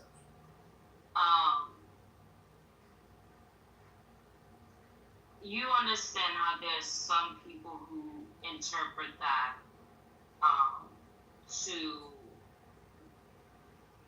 the belief of the Trinity, right? Yeah, Jesus is God. I agree with you. Right. But then there's others who interpret that to not believe that, right? They interpret that as in he's just the son of God. They interpret it like Satan did with Eve. God didn't really mean what he said when we see what the fuck he just said. So how do we know who's right and who's wrong on that interpretation? Who is the arbiter? Yeah, so basically, I'm gonna say it as frank as possible. In Jesus' time, his mother said this nigga was out of his mind. The religious folks said he was a drunkard and a glutton. Jesus even agreed with them and said, I came eating and drinking. It is true. And it's like, you people who never met with him, sat with him, or even known him and said, no. The scripture is lying. So it's like, I pray for you too. This is that heathen shit I be talking about, huh? This guy. Nigga, you a fake Christian. And you a real hoe. That's what you are. Continue making that shit clap, nigga. Fuck you, bitch. I love you in Jesus' name. Fuck you, bitch. Me, I'm not gonna say that shit. Yeah, see that demon? Yeah, the power of Christ compel you. The power of Christ compel you. No, the power the creep compels you too. So what's up? This nigga Jacoba's the type of black man that probably got lice. The same shit we were talking about last night, Shaq. He's probably one of the niggas that got the fucking lice. This nigga probably don't even take care of his fucking hair. Dry ass skull. You can see this shit with the way he Nigga, black people can't catch lice. So, That's you dumb bitch. So my Jewish Puerto Rican hair probably could catch it. And none of your ancestors could ever catch that Hold on, nigga, switch your ass shit. The lice can't even switch your catch that shit, nigga. Hold on. Let me teach you a lesson. With your baboon neck. Man, if you don't shut your really belt. So I believe that my interpretation, right, is correct because of history. And you know, the early church fathers, the earliest ones, I'm talking St. Ignatius, their interpretation aligns with the Catholic Church interpretation of the Bible. One example I can give is from St. Ignatius's letters that he sent to the 7 churches, in which he named the Catholic Church. He also said how important it is to, how important the relationship is between bishops and the churches. And he also spoke about who was considered heretical at the time. And St. Ignatius was basically taught by John the Apostle. You're talking about Irenaeus, not Ignatius. Ignatius of Antioch. It's Irenaeus. He was a disciple of I say Ignatius. That's how it's spelled. But anyway. There's 2 different niggas. Ignatius is I-G-Natius. Irenaeus Yeah, wrote 5 books I'm not of heresies. talking about Irenaeus. He wrote the 5 books of heresies, and he was a disciple of John. Ignatius wrote, you're not understanding, you weren't listening, right? So I'm going to repeat it again. St. Ignatius sent 7 letters to 7 churches, I believe it was. And in those letters, he mentioned the Catholic Church. And he also mentioned what is considered heretical at the time. One of the things he considered heretical was not the disbelief in the Eucharist. So again, I believe that my interpretation is right because history aligns with the Catholic Church and the way they interpret the Bible. And that's where I get my idea from, right? That I'm right in my interpretation. Wait, you So believe that's that why you're a I Christ? ask. Yes, that's Yeah, why I'm I believe in asking. fucking you're a Christ too. Eucharist. Yeah, the fucking figure of why, speech. yeah. You both believe in that. That's the Eucharist, right? That's communion. So why don't you convert to Catholicism? Yo, you heathen, repent.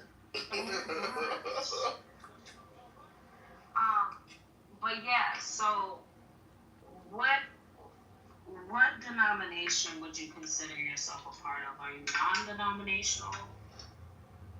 Or what? If Catholicism is based upon the universal church, then I guess I'm a part of the universal church. You're a Protestant. No, the Protestants is not a part of the universal church. So you did your communion and confirmation? I have communion. I do the Eucharist.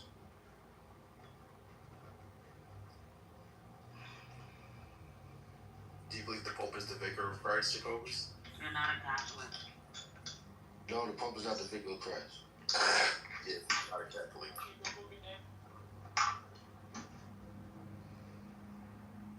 You're not a Christian, nigga. Okay, nigga. You're not judging me during the end of time, so I don't. Yeah, I'm judging you now. Jesus said, "Judge righteously," and I'm judging you righteously. You're not a Christian. And what else did you say? For the same judgment you gave, what happened? What's gonna happen? We not gonna be judged the same. I'm a Jew. We definitely won't be judged the same. That's for sure. Yeah, the Bible said Jews gonna make it to the coming kingdom. We got a whole gate. You ain't no damn Jew. You ain't got no gate. You ain't no got damn gate for you Jew, Gentiles. bro. You're a black Ain't no fucking Gentile gates in Revelation, nigga. Be proud of your roots and being a black American. You're not a Jew. You ain't got no gate up You there. are not a Jew, bro. He's a demon. You know what you are? And you are fucking Beelzebub. Stay on mute. In the name of the Father, in the name of the Son, and the Holy Spirit, rebuke this demon, the demon of fear, the demon of contention. Look at this Beelzebub speaking. I pity the fool. And I pity you. Pity the fool.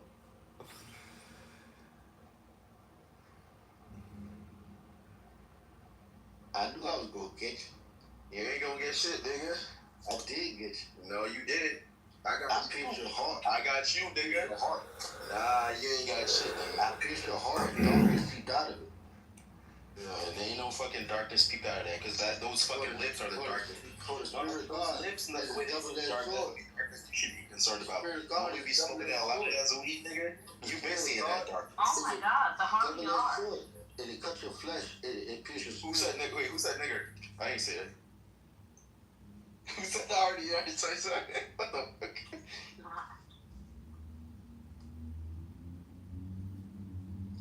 Samoa, is Jacobus a cultural Christian, Samoa? I'm a better Christian than you. I can't believe y'all been arguing like this. This is crazy. He's hurt. Something is wrong with you. What Jacobus? thought he was a Christian. Hold on, brother. Hold on. What Jacobus doesn't know is I can be petty too. I choose not to be. I'm trying to grow. No, you need to get the Spirit of God so you can remove I that out of know, your Kaden. This is so shocking. I've never seen you. Your ass need to get the spirit of truth. Your ass need to get rid of that like spirit this? of confusion. You don't even know if you're a Catholic or not. Yes, thank You don't even know if you're a Catholic. Nigga. I never seen a guy like this. I put that demon out. Drink the fucking wine. That offensive out of his heart. Drink that wine, nigga. No, Kitover, that's not what I said. He's been on your head. I just didn't. Yeah. You say you never seen like No, this. but he is Demon manifested. Yeah, because I'm chill, but I ain't chill. I put that demon out of That's his what I'm heart. not gonna do. I would be dead if it could. When you come to New York,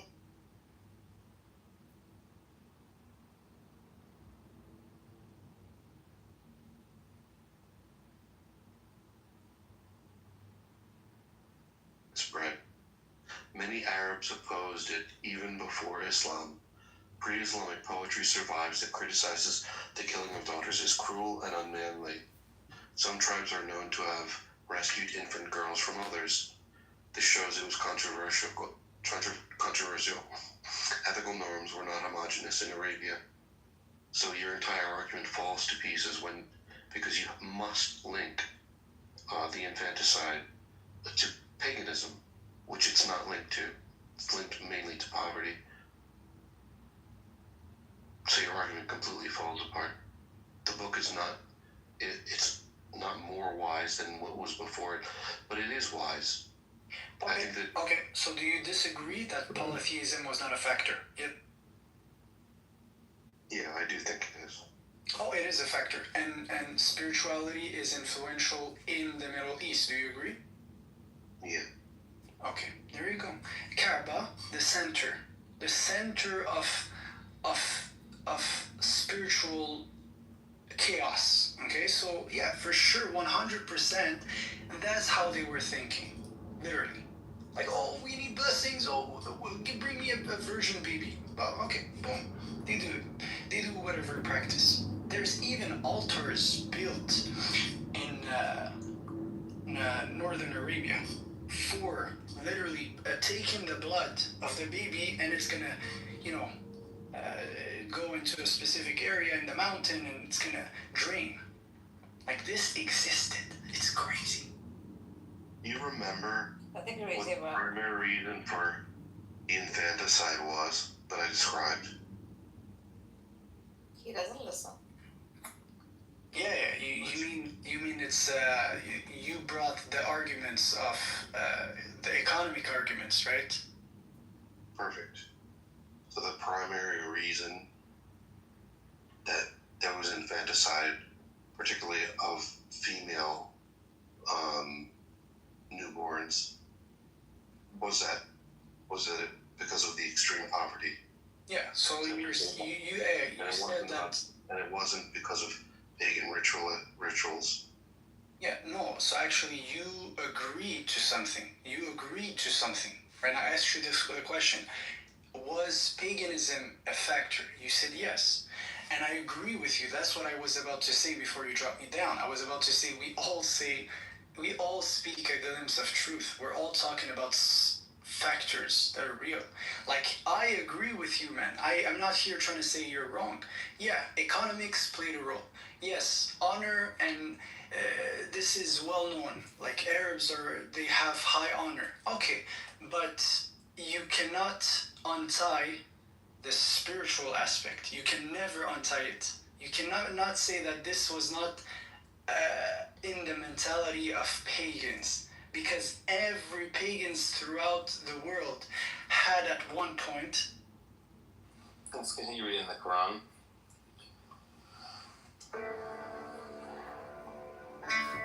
All be wrapped in your clothes. Stand all night in prayer, except a little. Pray half the night, or a little less, or a little more, and recite the Quran properly in a measured way. For we will soon send upon you a weighty revelation. Indeed, worship in the night is more impactful and suitable for recitation. For during the day you are overoccupied with worldly duties. Always remember the need of your Lord, and devote yourself to Him wholeheartedly. He is the Lord of the East and the West. There is no God worthy of worship except Him, so take Him alone as a trustee of affairs. Be patient, O Prophet. What you say, depart from him courteously, and leave to me deniers, the people of luxury, and bear with them for a little while. For we will certainly have shackles, a raging fire, choking food, and a painful punishment in store for them. On the day, the earth and the mountains will shake violently, and the mountains will be reduced to dunes of shifting sand. Indeed, we have sent you a messenger as a witness over you, just as we sent a messenger to Pharaoh. But Pharaoh disobeyed the messenger, so he seized him with a stern grip. If pagans persist in disbelief, then how will you guard against yourself the horrors of the day, which will turn children's hair gray? It will even cause the sky to split us apart. His promise of judgment must be fulfilled. Surely this is a reminder. So let whoever wills take the right way to their Lord. Surely your Lord knows you, a prophet, stand in prayer for nearly 2/3 of the night, sometimes half it, or a third, as do some of those with you. Allah alone keeps a precise measure of the day and the night. He knows that you believers are unable to endure this, and has turned you to you in mercy. So recite in prayer whatever you can from the Quran. He knows that some of you will be sick, and some of you will be traveling throughout the land, seeking Allah's bounty, and some fighting in the cause of Allah. So recite whatever you can from it. Continue to perform regular prayers. Pay alms tax, and lend to Allah a good loan. Whatever good you send forth for yourselves, you will find it with Allah far better, more rewarding. Seek Allah's forgiveness. Surely Allah is all forgiving and most merciful. Why is giving Allah a loan? What is that? Giving God loans? You're like loan sharking God? Yeah, it's like Hey, saying it's like what you give is what it's a cause and effect thing. Like, give me a loan. Like, trust in me. Like, don't give me or through another. I exist, right? Yo, Allah, I'm gonna give you $100, but you better give me $110 back in a month. No, it's 10. You better go. I'm coming for you. So it's $1,000. Which verse is it? Let me $1,000. This is verse 73:20. 73:20. Oh, Musamma. Okay, 20. Let me put on my background. One second. So when it says give a loan to Allah, what it's referring to is that you're going to receive it back on the day of judgment when God rewards you for the good that you did. So it's like incentivizing being charitable. Hey, son. What's the what's the rate of investment that God pays back? Like if I put in a Roth IRA my money or into a loss, what's the better payout? I don't know, just hope for the best, you know? I guess it depends on how much you help that person. Let's say you see a homeless person and then you give them some money and then that helps them so much that they decide, okay, today I'm not going to kill myself. Like, that's a pretty big reward that you deserve back on that, like, you know, the deed, the level of the deed that you... The leader would say that's all well and good, but you're better off giving them the encouragement to escape a life of suffering. So, give them the Diamond Sutra or something. O you covered in your clothes, arise and mourn all. Revere your Lord alone. Purify your garments. Continue to shun idols. Do not do a favor expecting more in return. And persevere for the sake of your Lord. For when the trumpet will be sounded, there will truly be a difficult day, far from easy for the disbelievers. And leave to me, O Prophet, the one I called all by myself, and granted him abundant wealth, and children always by his side, and made life very easy for him. Yet he is hungry for more, but no, for he has been truly stubborn with our revelations.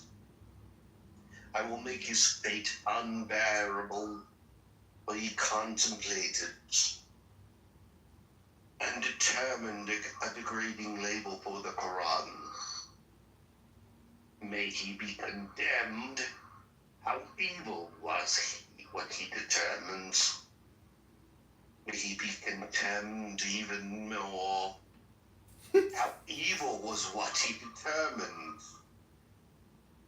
Then he recontemplated in frustration and frowned and scowled and turned his back on the truth and acted arrogantly, saying this Quran is nothing but magic from the ancients. This is no more than the word of man. Soon I will burn him in hell. In hell? And what will make you realize what hell is? It does not let anyone live or die, scorching the skin. It is overseen by 19 T-Vials. We have only appointed stern angels as wardens of the fire, and we have made their number only as a test for the disbelievers, so that the people of the book will be certain, and the believers increase in faith. And neither the people of the book nor the believers will have any doubts. And so that those hypocrites with sickness in their hearts and the disbelievers will argue, what does Allah mean by such a number? In this way, Allah leaves whoever he wills astray and guides whoever he wills. And none knows the forces of your Lord except he. And this description of hell is only a reminder to humanity. But know, by the moon and the night as it retreats, and the day as it breaks, surely hell is one of the mightiest catastrophes.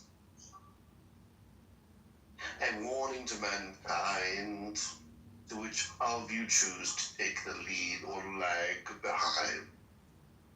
Every soul will be detained for what it has done, except the people of the right, who will be in gardens asking no one another about the wicked, who will then be asked, what has landed you in hell?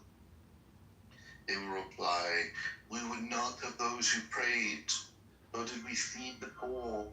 We used to indulge in falsehood along with others, and deny the day of judgment until the inevitable came to us. So the pleas of the intercessors will be of no benefit to them. Now what is the matter with them that they are turning away from the reminder, as if they were spooked zebras fleeing from a lion? In fact, each one of them wishes to be given a personal letter from Allah for all to read. But no, in fact, they do not fear the hereafter. Enough, surely this Quran is a reminder, so let whoever wills be mindful of it.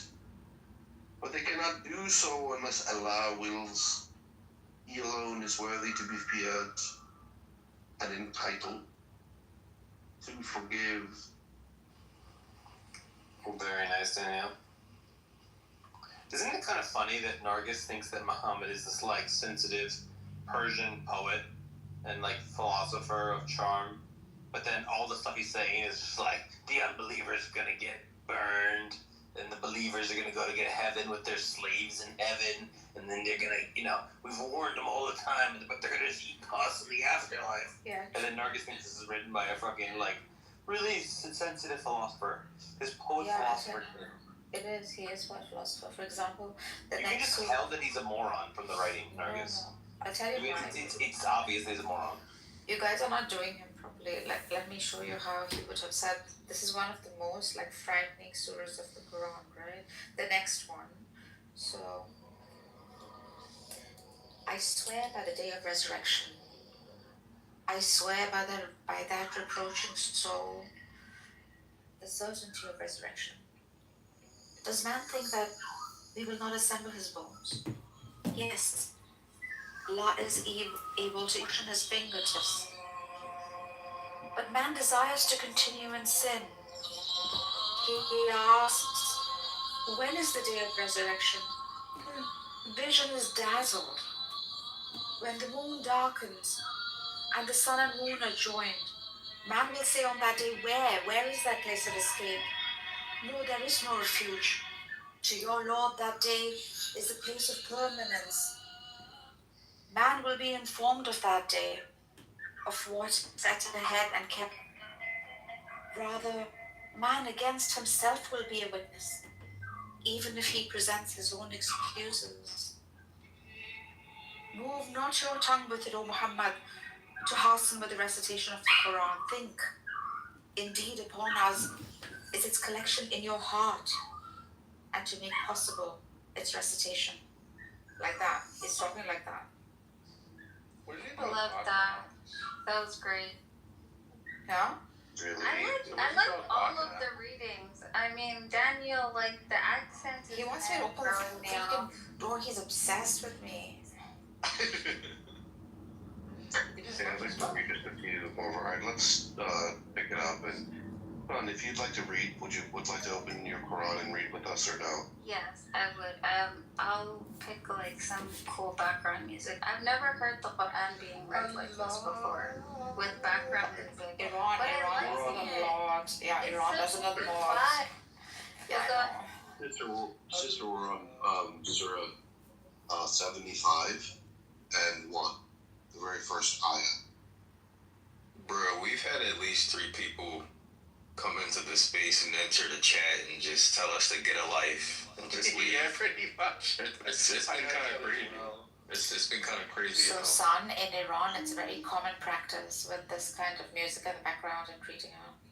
Oh my god, that would be blasphemous to Sunnis, but obviously I like it. Girl. Betty Hill. Really, Dan. I do swear by the day of judgment, and I do swear by the self-reproaching soul. Do people think we cannot reassemble their bones?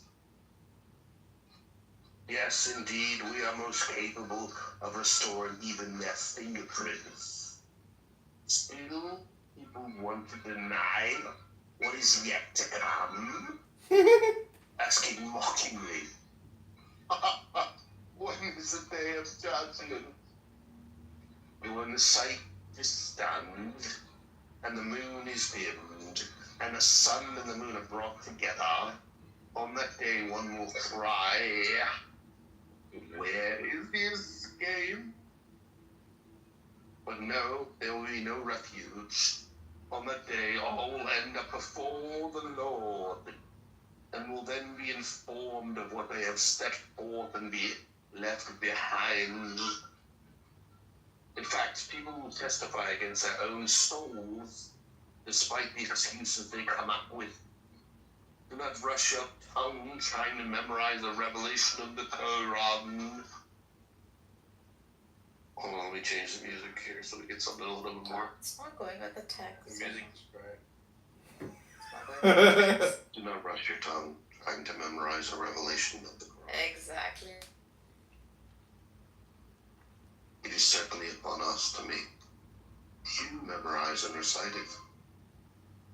So once we have recited a revelation through Gabriel, follow its recitation closely, and it is surely upon us to make it clear to you. But no, in fact, you love this fleeting world and neglect the hereafter. On that day, some faces will be bright, looking at their Lord, and others' faces will be gloomy, anticipating something devastating to befall them. But no, beware of the day when the soul reaches the collarbone. It leaves, and it will be said, is there any healer who can save this life? And the dying person realizes it is their time to depart, and then their feet are tied together in a shroud. On that day they will be driven to your Lord alone. The sinner neither believed nor prayed, but persisted in denial and turned away, and went to their own people walking boastfully. Woe to you and more woe. Again, woe to you and even more woe. Do people think they will be left without purpose? they are not once sperm drop emitted, they may become a clinging clot, and he developed and perfected that form, producing from it both sexes, male and female. Is such creator unable to bring the dead back to life?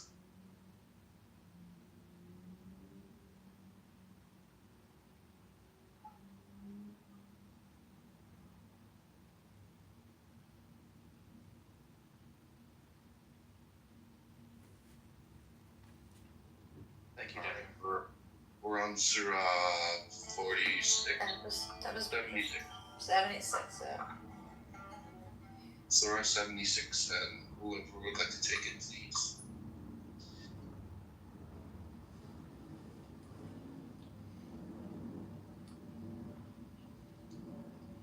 I'll take over. This is one of my favorite surahs. Can I read it? Alright, you can read it, son.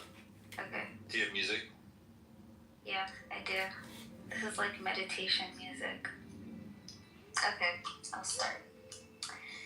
Is there not a period of time when each human is nothing yet worth mentioning? For indeed, we alone created humans from a drop of mixed fluids in order to test them, so we made them hear and see. We already showed them the way, whether they choose to be grateful or ungrateful. Indeed, we have prepared for the disbelievers chains, shackles, and a blazing fire. Indeed, the virtuous will have a drink of pure wine flavored with camphor from a spring where Allah's servants will drink, flowing their will. They are those who fulfill their vows and fear a day of sweeping horror, and give food despite their desire for it to the poor, the orphan, and the captive, saying to themselves, we feed you only for the sake of Allah, seeking neither reward nor thanks from you. We fear from our Lord a horribly distressful day, so Allah will deliver them from the horror of that day and grant them radiance and joy, and reward them for their perseverance with a garden in paradise and garments of silk. There they will be reclining on canopied couches, never seeing scorching heat or bitter cold. The garden's shade will be right above them, and its fruit will be made very easy to reach. They will be waited on with silver vessels and cups of crystal, crystalline silver, filled precisely as desired, and they will be given a drink of pure wine, flavored with ginger, from a spring called Salsabil. They will be waited on by eternal youth. If you saw them, you would think they were scattered pearls. And if you looked around, you would see indescribable bliss and a vast kingdom. The virtuous will be dressed in garments of fine green silk and rich brocade, and adorned with bracelets of silver, and their Lord will give them a purifying drink. And they will be told, all this is surely a reward for you. Your striving has been appreciated. Indeed, it is we who have revealed the Quran to you in stages. So be patient with your Lord's decree, and do not yield to any evildoer or staunch disbeliever from among them. Always remember the name of your Lord morning and evening, and prostrate before him during parts of the night, and glorify him long at night. Surely those love this fleeting world, totally neglecting a weighty day ahead of them. It is we who created them and perfected their physical form, but if we will, we can easily replace them with others. Surely this is a reminder, so let whoever wills take the right way to their Lord. But if you cannot will to do so, unless Allah wills. Indeed, Allah is all-knowing, all-wise. He admits whoever He wills into His mercy. As for the wrongdoers, we have prepared for them a painful torment. Very nice, son. Great. Well done. This one like Allah going, you must not know about me. You must not know about me. I could have another you in a minute. Sorry. I'm going to read the next chapter. This is chapter 77. Very, very well done, son. Beautiful. What's up? We've been using like this like Arabian sort of like ambient sounds. Yeah. Can we do something like culturally inappropriate or just like? You can. I want to do mine Arabian, but you can do yours the next chapter. Okay, fair enough.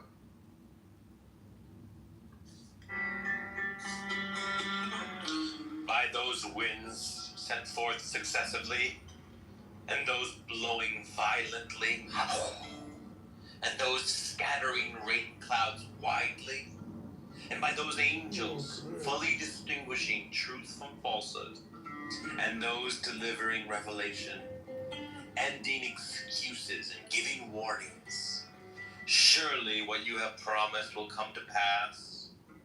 So when the stars are put out, and the sky is torn asunder, and the mountains are blown away, and the messenger's time to testify comes up, for which day has all this been set? For the day of final decision. And what will make you realize what the day of decision is? Oh, woe on that day to the deniers. Did we not destroy earlier disbelievers? And we will make the later disbelievers follow them. This is how we deal with the wicked. Woe on that day to the deniers. Did we not create you from a hump fluid, placing it in a secure place until an appointed time? We perfectly ordained its development. How excellent are we in doing so? Woe on that day to the deniers. Have we not made the earth a lodging for the living and the dead? And placed upon it firm mountains, and given you fresh water to drink? Woe on that day to the deniers. The disbelievers will be told, proceed into that fire which was used to deny. Proceed into that shade of smoke which rises in 3 columns, providing neither coolness nor shelter from the flames. Indeed, it hurls sparks as big as castles, and as dark as black camels. Woe on that day to the deniers. On that day will they not be in a position to speak, nor will they be permitted to offer excuses. Woe on that day to the deniers. They will be told by Allah, this is the day of final decision. We have gathered you along with earlier disbelievers for punishment. So if you have a scheme to save yourselves, then use it against me.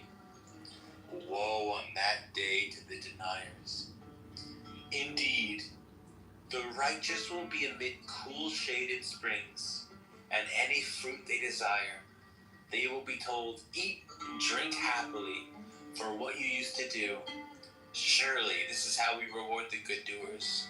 But woe on that day to the deniers. Eat and enjoy yourselves for a little while, for you are truly wicked. Woe on that day to the deniers. When they said to them, bow down before Allah, they do not bow. Woe on that day to the deniers. So what message after this Quran would they believe in? God, this book is so repetitive. Oh my God. Ugh. Damn. Oh my God. Damn. What's up? I did a couple searches on the Quran, and I asked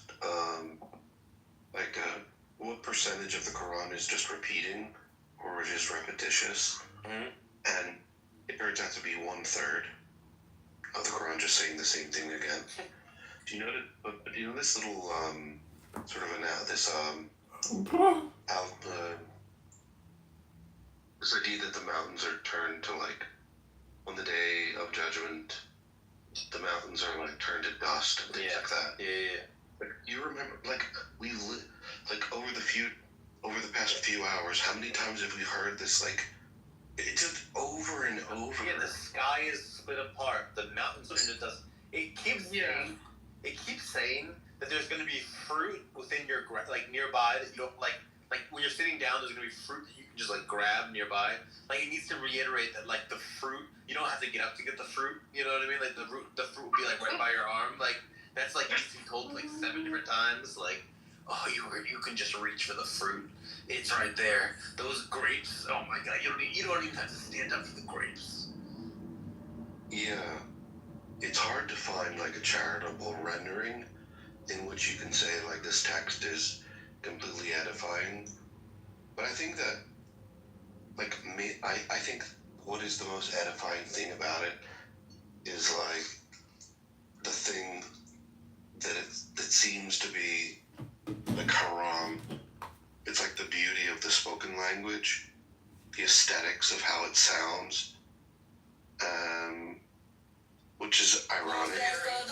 Like it could be a text that says uninteresting things, but nonetheless sounds extraordinary and beautiful. So, I mean, good grief, are they ever? This book is like, the disbelievers will finally see, like, the day is coming.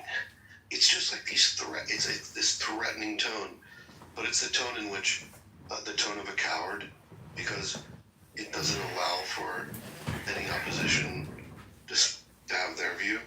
It's just like spewing all of this rhetoric. It's literally just think of a debater that would just have that much rhetoric in their presentation. You would immediately identify them as just a hack, right?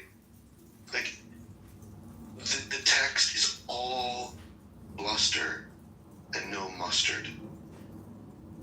It's just bluster. Scott, if you guys are just being biased. I'm sorry. I'm not even. We're literally No, they're not being biased. We've been reading for fucking hours of this, dude. We've been reading for hours. I was very generous on to it. I gave it. You didn't hear me. I said that the value is in how elegant. Have you ever heard someone listening to someone reciting the Quran is extraordinary. It just gives you chills. But the fucking words in there are not like that. I don't know why that's such. I think personally, when I hear you guys like reading it with the meditation music in the background and stuff, it sounds very similar to when I listen to readings from Buddhist books or Tao books, you know, where they're giving small sentences with very deep meaning, right? And they're moving from subject to subject. So this is not unheard of in scriptures, you know, to be this way. And the constant reminder of like the punishment and the hell, that is meant to be a reminder of accountability to these people, trying to drive home that message of you will be somehow accountable for everything that you do in this life, right? So, I mean, you guys can keep reading though. I'm just giving my... I painted it very generously, actually, this time. Like, that's why he, like, turned around and said, you're painting it like it's like a great Persian poet. Hello, guys. Are you ready to die for Israel? Who's ready to die for Israel? Dude, who's this? But you know what? Like, I think Daniel is right. There's an aesthetic. I'm sorry, Nargis, you know that it would pains me. I don't want to fucking say that about it. I know. The tech. I know. It's like, what do I do though? But there's an aesthetic even in the fear mongering. Is that what I'm saying? Like, if you're just looking at it from like an artistic perspective, there's even the fear mongering has a certain kind of style and aesthetics to it, right? I mean, I think it's cool the way he's like expressing it. Now, whether it has reality or not, I'm just reading it as a text. We've been reading it for hours just for the quality of the text. I'm trying to make it sound as cool as possible. I'm reading it in a way that like makes it sound like poetic. I'm having music in the background that gives like the ambiance, and you know, it does have a certain like quality when you do it that way. But it just repeats itself constantly about how heaven is gonna have really brocaded couches and green cushions, and there's gonna be a river that's named like Salishmeal or something like that, and there's gonna be these little slave boys that look like pearls somehow. They're gonna be like giving you stuff, and there's gonna be pretty girls around you in heaven, but in hell you're gonna eat pus and be drinking boiling water, and there's gonna be shade, but it won't cool you. Like, it just never stops. It just keeps going on and on. We talked about that stuff in the Quran. Yeah, that shows up quite a few times. Hey, you like using a 1930s radio? Yeah. I'd like to say something from what are they asking one another about? About the monumentous news? No, not that.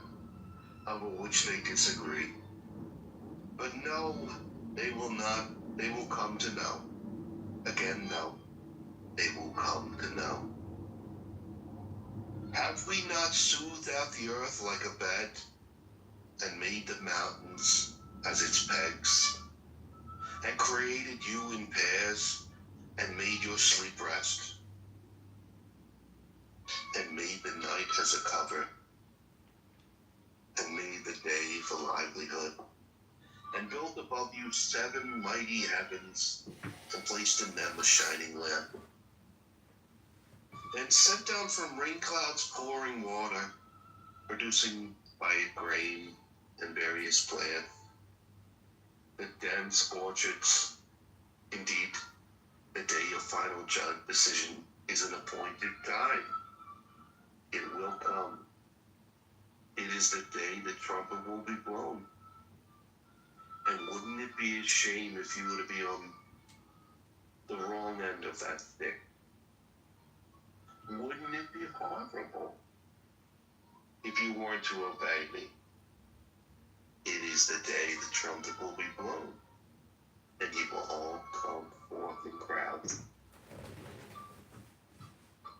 The sky will be split open, becoming many gates, and the mountains will be blown away, becoming like a mirage. Indeed, hell is lying in ambush. Hell will be waiting for you as a home for the transgressors, where they will remain for endless ages. They will not taste any coolness or drink except boiling water and oozing pus. A fitting reward. They never expected any reckoning. They didn't even see it coming, and totally rejected our signs. And we have everything recorded precisely to the last breath, to the last hair follicle, to the last beat of your heart. So the deniers will be told, taste the punishment, for all you will get from us is more torment. Indeed, the righteous will have salvation, garden, vineyards, and full-titted maidens of equal age. Oh boy, and full cups of pure wine, spaghetti, mom's gravy, meatballs. Wait a minute. Meatballs of the... Just bear with me. Never to have heard any idle talk of lying therein. You're gonna have 72 Kumars. A fitting reward is a generous gift from your Lord, the Lord of the heaven and the earth and everything in between, the most compassionate. No one will dare speak to him. On the day, the Holy Spirit and the angels will stand in righteousness, except those granted permission by the God, the most compassionate, and whose words are true. That day is the ultimate truth, so let whoever wills take the path leading back to their Lord. Indeed, we have warned you of an imminent punishment. Right? Ain't that right? The day every person will see the consequences of what their hands have done. Disbelievers will cry. I wish I were done. Nathaniel, when it comes to Jonah, should you forget about it? Forget about it. No, you must never forget about it. When it comes to the Jonah, You're laying it on so thick. Like, who is this guy writing this, man? don't ever forget about it. Bro, imagine some guy writing this, like, with a straight face. Like, what type of man he is. I would have been captivated if Muhammad was standing in front of his people reading this. I would be amazed. Like, this is very poetic. It's very deep, you know, very meditative. Yeah. What universe am I in where I don't get this? Listen, you're gonna eat constant hell. You're gonna eat It's just constant a hell. petty threatening of people that disagree with you. You better fucking believe. Or it's over. You're gonna eat fucking constant hell, bro. And if you go to heaven, there's gonna be some big-titted women, and the grapes are gonna be right next to you, bro. You don't even believe how close by the fruit is gonna be. And bro, your glasses, they're gonna be jewels or silver or whatever you want, any kind of glasses you want. Like, they're using human status symbols of like wealth, jewels, and stuff like that to be like pleasures in the afterlife. Don't you think human status concerns will maybe not be relevant in heaven, and that there'll be other kinds of pleasures that you enjoy in the afterlife, not ones of like slaves, big-titted women, and silver plates? Like maybe that's not how it goes in heaven. Maybe just think about it. Yeah, but I think like the most base part of us is like, kind of like, all right, big-titted women, all right, thumbs up. It's like the only part we would agree with, I think. Well, you like the slender type, but I mean, if you're talking some fucking Rocky Mountain oysters, those big titties, like, it talks about the breasts, the size of the breasts, or the supple breasts of women. Okay. Alright, so I'm gonna read the next chapter.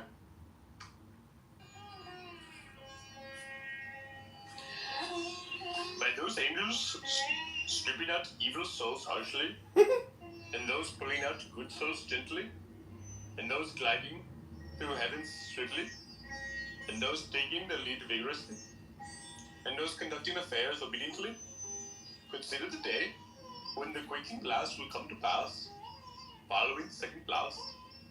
The deniers, hot on that day, will have trembling in horror, with eyes downcast. But now they ask mockingly, what will we really have restored to our former state? And even after we have been reduced to decayed bones, adding, and such a return would be a total loss for us. But indeed, it will take only one mighty blast, and at once they will be above ground. In the story of Moses, has the story of Moses reached your prophet? His Lord has called up the sacred valley of Dua, commanding, go Pharaoh. He has truly transgressed all bounds. And say, would you be willing to purify yourself, and let me guide you to your Lord, so that you may be in awe of him? Then Moses showed him a great sign, but he denied and disobeyed Allah. Then turned his back, striving against the truth. He summoned his people and called out, saying, I am your Lord, the Most High. So Allah overturned him, making him an example in his life and the next. Surely in this lesson for whoever stands in awe of Allah, which is harder to create, you or the sky?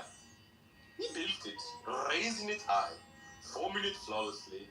He dimmed its night and brought forth its daylight.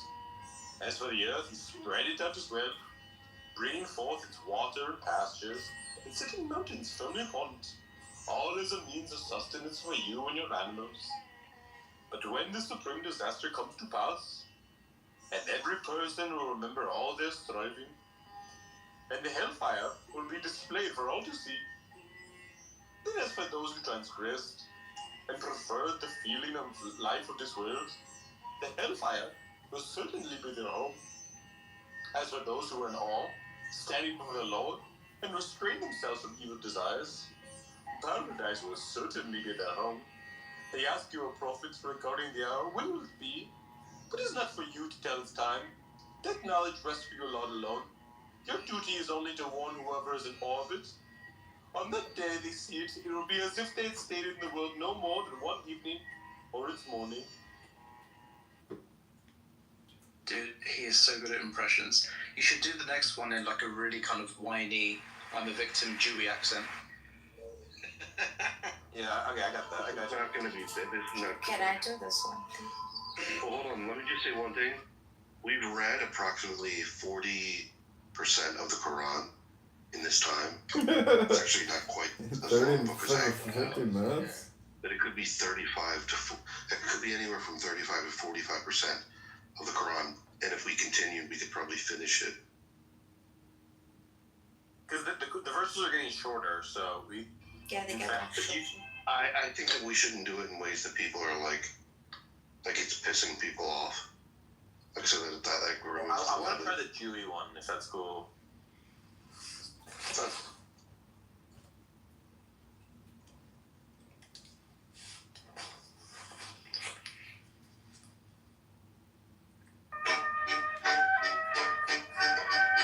Oy vey. Oh, he frowned and turned his attention away, simply because the blind man came to him interrupting? You never know, O prophet. Perhaps he may be purified, or may be mindful, benefiting from the reminder. As for the one who was indifferent, he gave him undivided attention. And even though you are not to blame, if he would have not been purified, but as the one who came to you eager to learn, being in awe of Allah, you were inattentive to him. Oh, but no, this revelation is truly a reminder, so let whoever be wills it be mindful of it. It is written on pages, held in honors, highly esteemed, purified, by the hands of angel scribes, honorable and virtuous. Condemned and disbelieving. Sorry, I lost it. Beautiful sound, that's great. Oy vey, condemned of the disbelieving humans, Alright, I'm gonna read it straight. The rest of the verse. Condemned are disbelieving humans. How ungrateful are they to Allah? From what substance did He create them? He created them from sperm drop and ordained their development. Then He made the way easy for them, then causes them to die and be buried. Then He will resurrect them. But no, they have failed to comply with what He ordered. Let people consider their food, how we will pour down in abundance, and meticulously split the earth open for sprouts, causing grain to grow in it, as well as grapes and greens and olives and palm trees and dense orchards, and fruits and fodder, all as means of sustenance for you and your animals. Then, when the deafening blast comes to pass, on that day, every person will flee from their own siblings, and even their mother and father, and even their spouse and children, and everyone will have enough concern of their own. On that day, some faces will be bright, laughing and rejoices, while others will be dusty, cast in gloom. Those are the disbelievers, the wicked sinners. It just never stops bringing up the unbelievers and how they're gonna be really regret it. It just never stops. It never fucking stops. It never changes the subject. It keeps bringing it up. It's insane.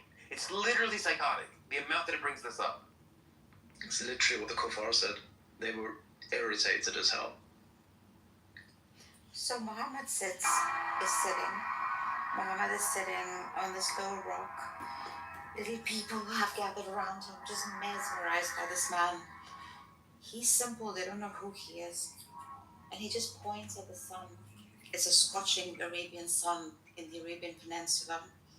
He says, by the sun and its brightness, by the moon when it follows it, and by the day when it displays it, by the night when it covers it, by the sky and he who constructed it, and by this earth, he who spread it, and by the soul, he who has proportioned it and inspired it with the discernment of wickedness and righteousness. He has succeeded who purifies it. He has failed who instills it with corruption. Samud denied their prophet by reason of transgression.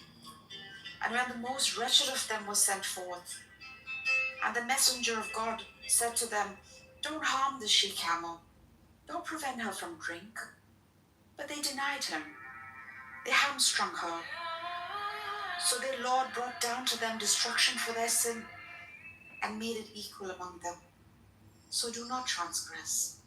Do not transgress. Yeah, honestly, I think I prefer Nargis's rendering. I like the Jewy one better. Which one? What verse did you? What surah did you just read? I don't know the song. 91, the sun. Okay. Alright, well, I'm on chapter 80. I'm on chapter 81. Read one for like Ani, Sam. When the sun is down, when the stars fall down, get to the shop, and when the mountains are blue, get to Allah. And when the pregnant camels are left untended, get to Allah. Alright. I'm gonna. Can I read just.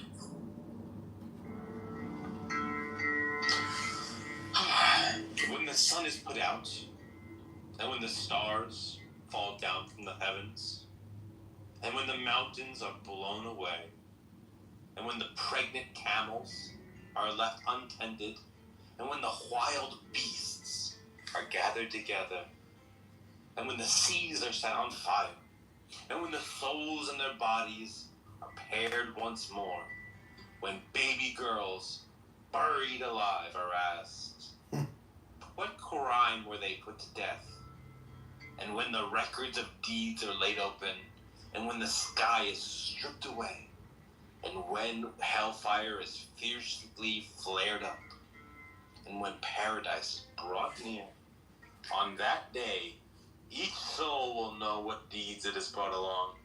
I do swear by the receding stars, which travel and hide, and the night as it falls, and the day as it breaks. Indeed, the Quran is the word of Allah, delivered by Gabriel, a noble messenger angel, full of power, held in honor by the Lord of the throne, obeyed there in heaven and trustworthy. And your fellow man is not insane. And he did see that angel on that clear horizon, and he does not withhold what is revealed to him of the unseen. And this Quran is not the word of an outcast devil. So what other path would you take? Surely this Quran is only a reminder to the whole world. To whoever you wills to take the straight way, but you cannot will to do except by the will of Allah, Lord of all worlds.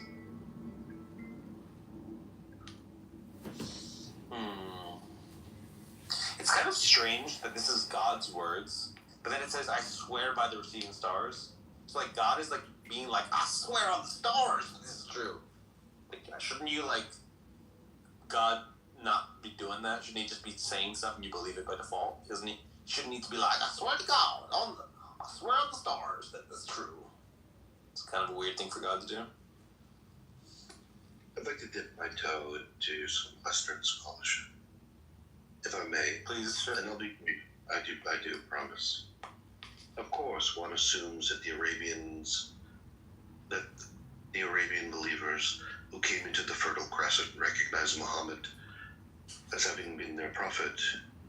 But it is not clear how Muhammad's claim of prophecy was at first received or understood by Christians, Jews, or Samaritans of the area, or for that matter, by those of Arabia already incorporated during the Ridda Wars into the new polity. Christian literary sources from the early Islamic period that actually mention Muhammad, most do not. Generally do call him prophet, but rather refer to him with terms like leader, teacher, and guide, or king, or note that he was a merchant, or that he called people to the worship of one God. Only a century or more after Muhammad's death do we begin to find Christian sources noting that his followers call him prophet and apostle. Certainly in later times, from perhaps the early 2nd century, 8th century CE, or a little later, by which date Islam had begun to coalesce from the believers' movement into a clearly defined and distinct religious confession. The recognition of Muhammad as prophet was the decisive marker that distinguished Muslims from Christians, Jews, and all others. By that time, to utter the statement of faith, the Shahada, meaning to bear witness, there is no God but God. Muhammad is the apostle of God. La ilaha illa Muhammad Rasul Allah was decisively to declare oneself a Muslim. But here again, the early evidence is suggestive. The earliest documentary attestations of the Shahada, found on coins, papyri, and inscriptions dating before 685, include only the first part, or the latter, of the latter, double Shahada. There is no God but God, sometimes with addition, who has no associate. Muhammad is not yet mentioned. If this is not merely an accident of preservation, we may see in it yet another indication of the ecumenical or non-confessional character of the early community of Muslims or believers. For the statement, there is no God but God, would have been acceptable to all monotheists, including Christians and Jews. It is not unreasonable to propose then that many Christians and Jews of Syria, Iraq, and other areas, as monotheists, could have found a place in the expanding early community of believers. Incorporating such monotheistic communities into their growing domains, the believers worked toward their goal of establishing the hegemony of God's law over the whole world. The Quran, as we have seen, promised the believers that they would, quote, inherit the earth. Quran 33, ayat 25 through 27. But this could be understood to imply not the disposition of existing monotheistic populations, but their inclusion within the believers' movement in exchange for the payment of taxes. The status of these communities and of the people in them was then probably analogous to that of many Arabian tribes or communities who had joined the believers during the Ridda Wars. An East Syriac Christian text written in North Mesopotamia in 687 or 688 notes that the believers referred to in the text as, quote, the kingdom of the Tayyaye, the nomads. This is a fucking great scholarly work, Daniel Nero. Whatever faith they wished. We can look at some of the early coins, the early printed coins, which is pretty cool. So that's just a little bit of scholarship in there. From the text of it's called Muhammad and the Believers by Fred Donner, and it's page 1. I read from pages 111 to 114. So it's Fred Donner's Muhammad and the Believers. Daniel, you said that one of that others could have belonged to this, but I think the text, what you said was that he could not have an associate. There is no God but God. But then it mentioned he couldn't have an associate. You did read that, right? That means Jesus. Alright, well, I don't know so much that could be the case, but it seems to me that what's being stated is that the early confession of faith, the Shahada, did not include Muhammad. And even in the Quran, if we look, the only profession that was necessary was like acknowledgement of the Day of Judgment that God was one. So the idea is that early Islam was very inclusive. It included certain Christians or Jewish Christians, which could easily fall into this category. One could say this confession, and they didn't even have to acknowledge Muhammad as a messenger or a prophet. So, Yeah, but sorry, go on. yeah, if the confession included that phrase, no associate, that's what they mean by that. I think they do. I heard somebody mention that. No, I think that might be like, that might be the case, but I doubt it. It just seems to me that it's not later until there's explicit polemic on, like, say not free, or like, it's not until like the construction of this building in Jerusalem, the Sunday that you see the explicit polemic, like, against Christians. The point is that early, do you try to think that early Islamic movement was like, it was like, hey, Jesus is bad? But that could be the case. I don't know. No, that's not true. Yeah, there's no evidence of that. It seems like what's described within the Quran as like the Christians being the Nazarenes. When you look at the self-identification of peoples in the area as Nazarenes, you see like these Ebionite Christians who were like followed Christ but didn't see him as God. So it seems likely to me that part of the early movement were these what we would call Syriac Christians, or those that thought of Jesus in different terms as like other than divine. Yeah. But I don't think that the polemic on Trinitarianism, I don't see it there that early. Yeah. It's not until later. Yeah, that I agree about the Ebionites and the Syrian, but it's just that phrase, no associate, I just heard that recently as referring to Jesus, but I could be wrong. Yeah. And maybe those Christians who didn't believe in the divinity of Jesus, they would have accepted that.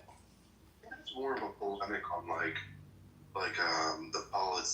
paganism of Mecca at the time. I think that it's more likely that's the case, that Judaism and paganism were far much more on the radar. Though in Yemen at the time there was like there was Christianity. Like I think it's like 8 days away from Mecca. So they're more closely in terms of the region, they're more close to like Jewish communities and pagan communities. So it seems to me that this no associates refers to like God as a multiplicity and stuff like that. But you could be right. I'd have to look more. I want to read that, Sarah.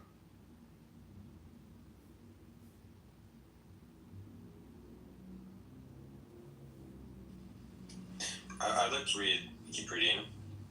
If that's cool with everyone.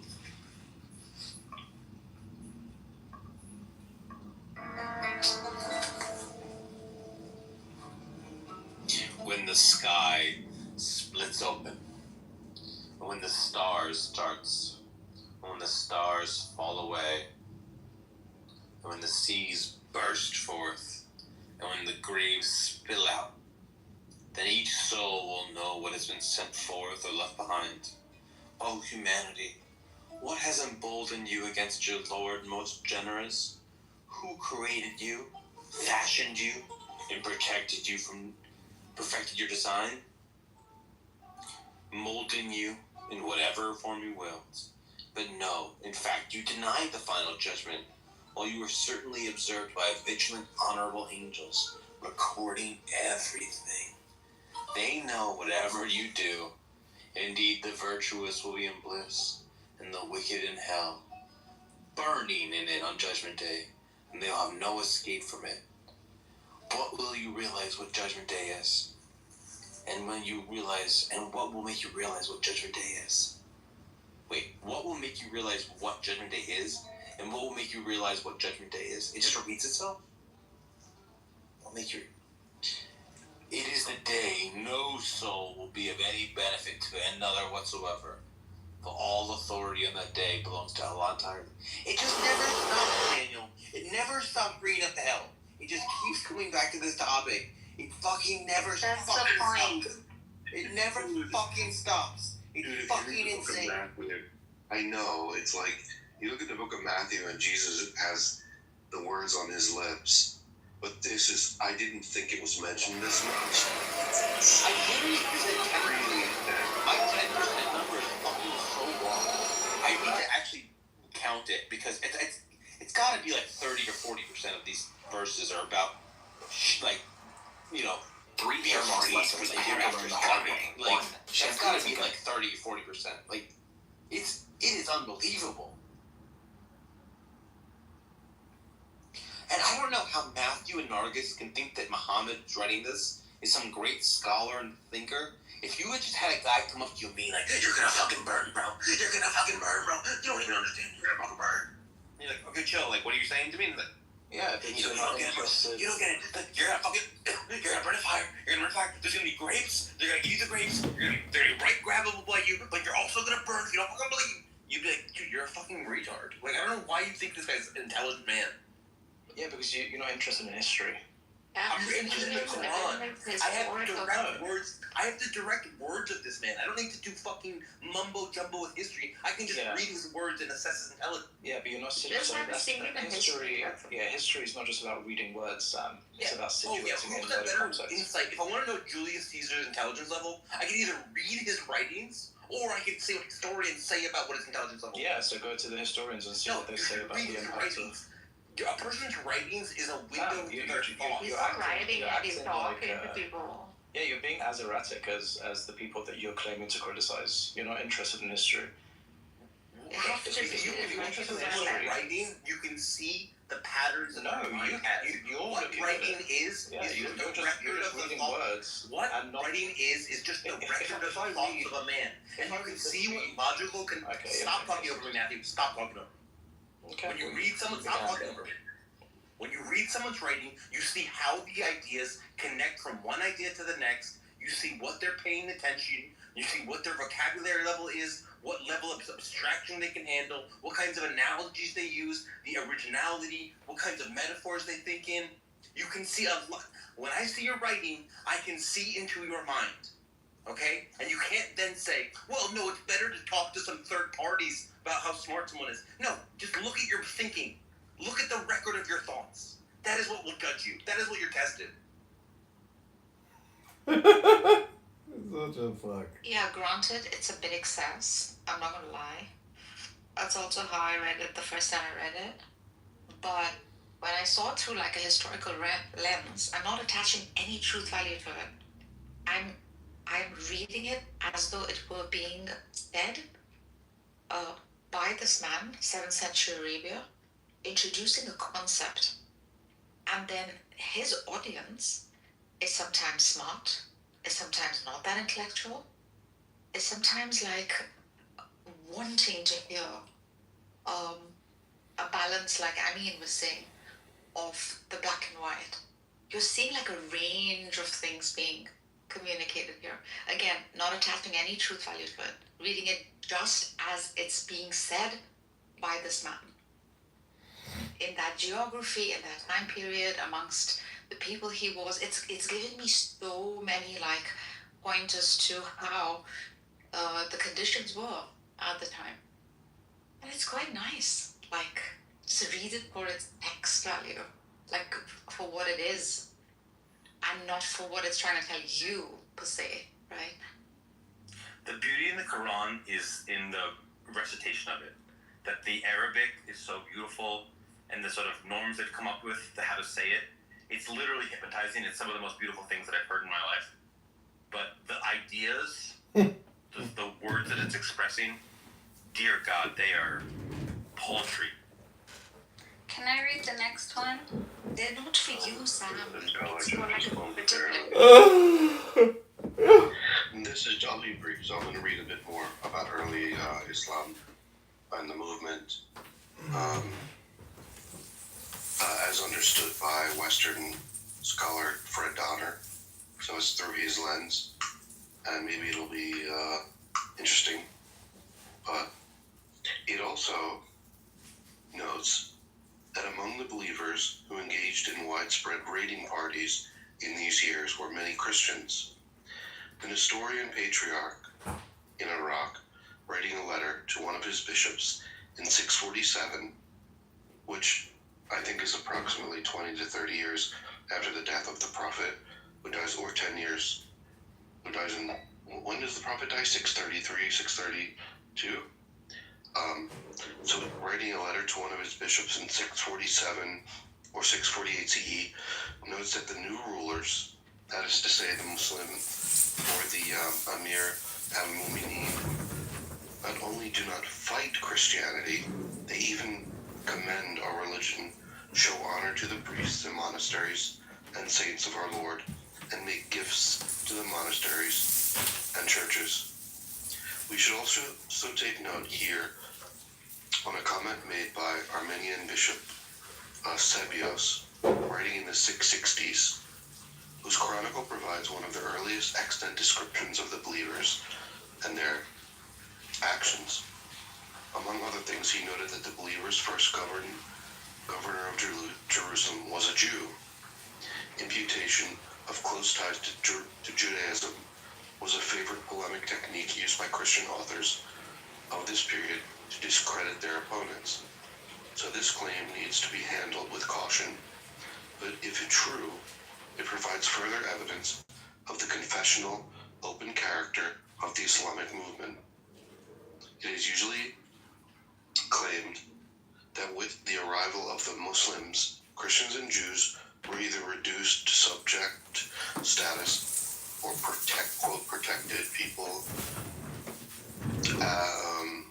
ad-dima or dhimmi, who paid tax but formed a distinctly lower level in society, were converted to Islam and incorporated into the Arabian Muslims as clients, mawali.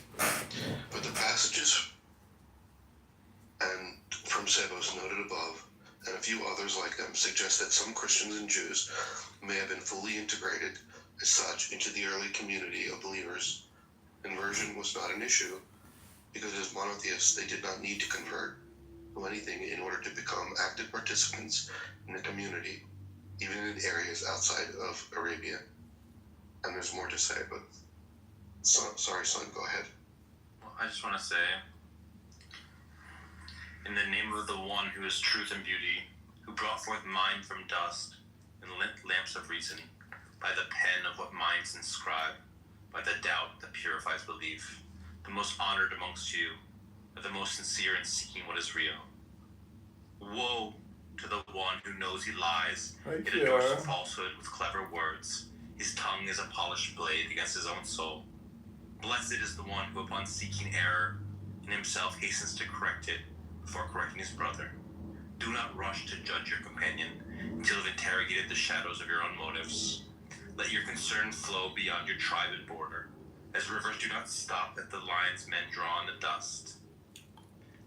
The measure of your heart, is not how fiercely you love your kin, but how far your mercy reaches to the stranger and the powerless. Help to suffering when the cost of you is light, for every pain you could have eased and did not stand as against you, as witness against your indifference. Treat every conscious being as an end in itself, not as a tool to your hunger or vanity, for the one who formed you in the womb also formed them. Under the boundaries of the body and the freedom of the mind, there is no virtue in a yes taken by fear. Fulfill your promises and keep your contracts. They are the threads from which trust is woven. Without trusts, societies unravel like rotted cloth. Use no force except to stay the hand of grave harm. Beyond this, Every blow returns upon the striker. Let truth and compassion walk together in all you do. For truth without mercy becomes cruelty, and mercy without truth becomes decay. Live so that your absence would be lamented, for the good that will no longer be done. And know, the Lord of truth and beauty loves the humble questioner more than the arrogant preacher. Oh look, I made something way fucking better than the Quran. Oh my god. Oh my god, I made something way fucking better than the Quran. Karen did that. Look, I just wanted to bring everyone's attention to the image above, and it shows like extraordinary beauty. It seems to me that each surah was sort of, there was some indication in the form of a medallion or some symbol and the gold leaf. And you see the tinier little embellishments of the text. They're actually what separate the ayah from one another. So you do see like an extraordinary beauty in the text. And given the constraints, the visual artistic constraints of the 13th or 12th century Islamic society, you do see this emergence of an extraordinary devotion to beauty. And look at the text itself, and look at the gold leaf, and look at how each ayah is separated and how each surah is separated. And these manuscripts are extraordinary, and I think we can look at those as beautiful without reservation at all. So just merely look at it. But yes, it is true to say that what Sam has said, fear is just not fun. It's not the way to go. So what I was trying to say before Sam kind of interrupted me, because I know he's deeply passionate about something for which he's not, I don't think, considered properly. Look, you'll have a lot of Muslims who will say things like the Quran is so beautiful, the Quran is so peaceful, Islam is a religion of peace. And what's happening, Sam, is that you listen to that and then you read the words, and there's a disparity between what you say you're reading and what you're hearing from confessional believers, right?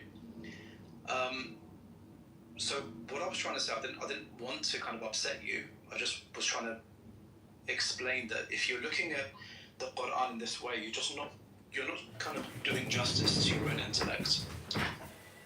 History isn't just about reading words, it's about situating it in its context. Now, if you think that critical historians of late antiquity speak in any way near what you just, the way that you just spoke, then you're wrong, and you know that. Now, you can make fun of the Quran, you can make fun of confessional believers, that's your prerogative, but just know that if you're doing that without consideration of what the Quran is even for, or understanding Muhammad in his wider context, then you're not going to convince anyone who's either a confessional believer or someone who's approaches things rationally, like I do, or like Nargis does, right? Who said the entire Quran is beautiful, or is supposed to be beautiful? Why? Yeah, if you look at it from that lens, it's not grounded in reality. Muhammad was employing rhetoric. He was employing... Remember, this is a collection of speeches that he made over probably 23 years. So to just read the words without the context is just lame. It's just a lame way to approach history. If you're saying that, no, I just want to attack like traditionalist, confessional believing Muslims because of the claim that they make about the Quran, okay, fair enough, that's fine. I'd probably agree with you.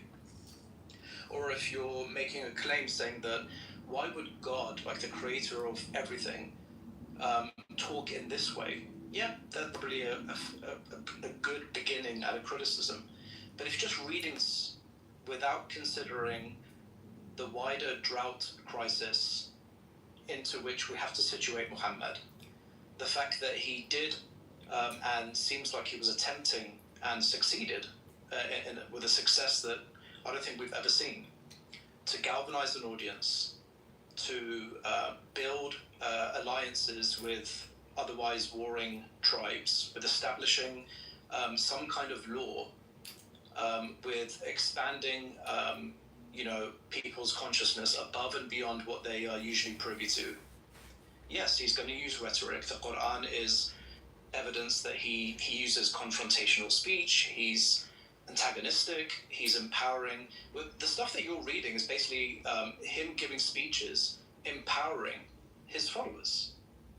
When Winston Churchill, his speech, which is regarded as one of the greatest speeches of all time, I mean, that's whether it is or not, it's up to you. But yeah, he's saying we'll fight them on the beaches, we'll fight them on the hills. Yeah, it's rhetoric. It's trying to empower and galvanize a following. When he's using avertive apocalypticism, that was the way to do things back then. Yes, Jesus apparently used the same principles, so did Muhammad. They employed avertive apocalypticism, this idea that, if you don't get your act together, you're going to be sorry on the day of judgment, because judgment is coming. So you have to consider these things as part of the historical reading. You have to consider that that he's apprehending universal truths and is clothing them in symbolic language for a particular purpose. If anyone was to begin some kind of meta-analysis of Muhammad and his speeches, at the very least, you'd have to not be so erratic. You'd have to, read the research of people who are specialists in the field and appreciate that. And that's all. And if you just want to attack confessional believers, then go ahead. I mean, this idea that the Quran is all beautiful and it's all pure, it's just bullshit. It's not true at all. I mean, a lot of it is empowering his audience. They most likely were kicked out of Mecca because of this idea that he's challenging the status quo. So you need to look at it through the eyes of revolution. You need to look at it through the eyes of rhetoric and empowering people using intellectual accommodation and avertive apocalypticism and rhetoric. You need to approach it seriously. That's what I wanted to say. I didn't mean to upset you. Let's go back to the Quran. Chapter 83. Woe to the defrauders, those who take full measure of what they buy from people, but give less than what they measure and buy for buyers. Do such people not think that they will be resurrected for a tremendous day? The day all people will stand before the Lord of all worlds. But no, the wicked are certainly bound for Sijin in the depths of hell. And what will make you realize what Sijin is? A fate already sealed. Woe on that day to the deniers, those who deny Judgment Day. None would deny it, except every evil-doing transgressor. When our revelations are recited to them, they say, "Oh, ancient fables." But no, in fact, their hearts have been stained by all the evil they used to commit. Undoubtedly, they will be sealed off from the Lord on that day. Moreover, they will surely burn in hell and be told, that is what they used to deny. But no, the virtuous are certainly bound for Iliyun in the elevated gardens. And what will make you realize what Iliyun is? A fate already sealed, witnessed by those nearest to Allah. Surely the virtuous will be in bliss, seated on canopied couches, gazing around. What you will recognize on their face, the glow of delight. They will be given a drink of sealed, pure wine, whose last sip will smell like musk. So whoever aspires to this, strive diligently. This drink's flavor will come from Tasneem, a spring from which the nearest to Allah will drink. Indeed, the wicked used to laugh at the believers, wink to one another whenever they passed by, and muse over those exploits upon returning to their own people. And when they saw the faithful, they would say, "Those people are truly astray," even though they were not sent as keepers over the believers. But on the day, the believers will be laughing at the disbelievers. As they sit on canopied couches looking on, the believers will be asked, Oh, have the believers not been paid back for what they used to do? Again. Allahumma salli ala Muhammad wa ali Muhammad. Yeah, that was beautiful. Absolutely beautiful. MashaAllah. Amazing, Sam. That was an amazing A job. little maniacal, which like you sounded like kind of crazy sometimes, but I liked it. Yeah. Yeah, but I don't think Muhammad would have spoke so effeminately, but that was really that was a great speech. This is what you need when you are dealing with 7th century Bedouins who would not give food to orphans and put their children away in sand just because there's a drought crisis. Yeah, this is definitely what they needed. He's looking at scamsters, fraudsters, bastards who are freaking wronging and wronging one another and creating like disharmony in the social order. And there he's teaching them human dignity. He's giving the same people money-hungry fuckers, and he's saying, look, instead of these little freaking peanuts that you're collecting by being a fraudster, and you're seeing that your friend died yesterday, he's not going to be in that place where you think he is. He's going to be boiling in hell. In fact, now he's talking to a 7th century bloody fraudster by the side of the street. He's saying, instead, do you not want to sit on these brocade couches? Do you not want to be drinking wine? Do you not want to... And then he's got their attention in doing so. Now, whether this holds truth value or not, he's got the attention. And in that instance, he's saying, stop what you're doing. Because you saw your friend die yesterday, and he's not in a good place. So yeah, I mean, look at these arguments. Why it says not this cow worshipper.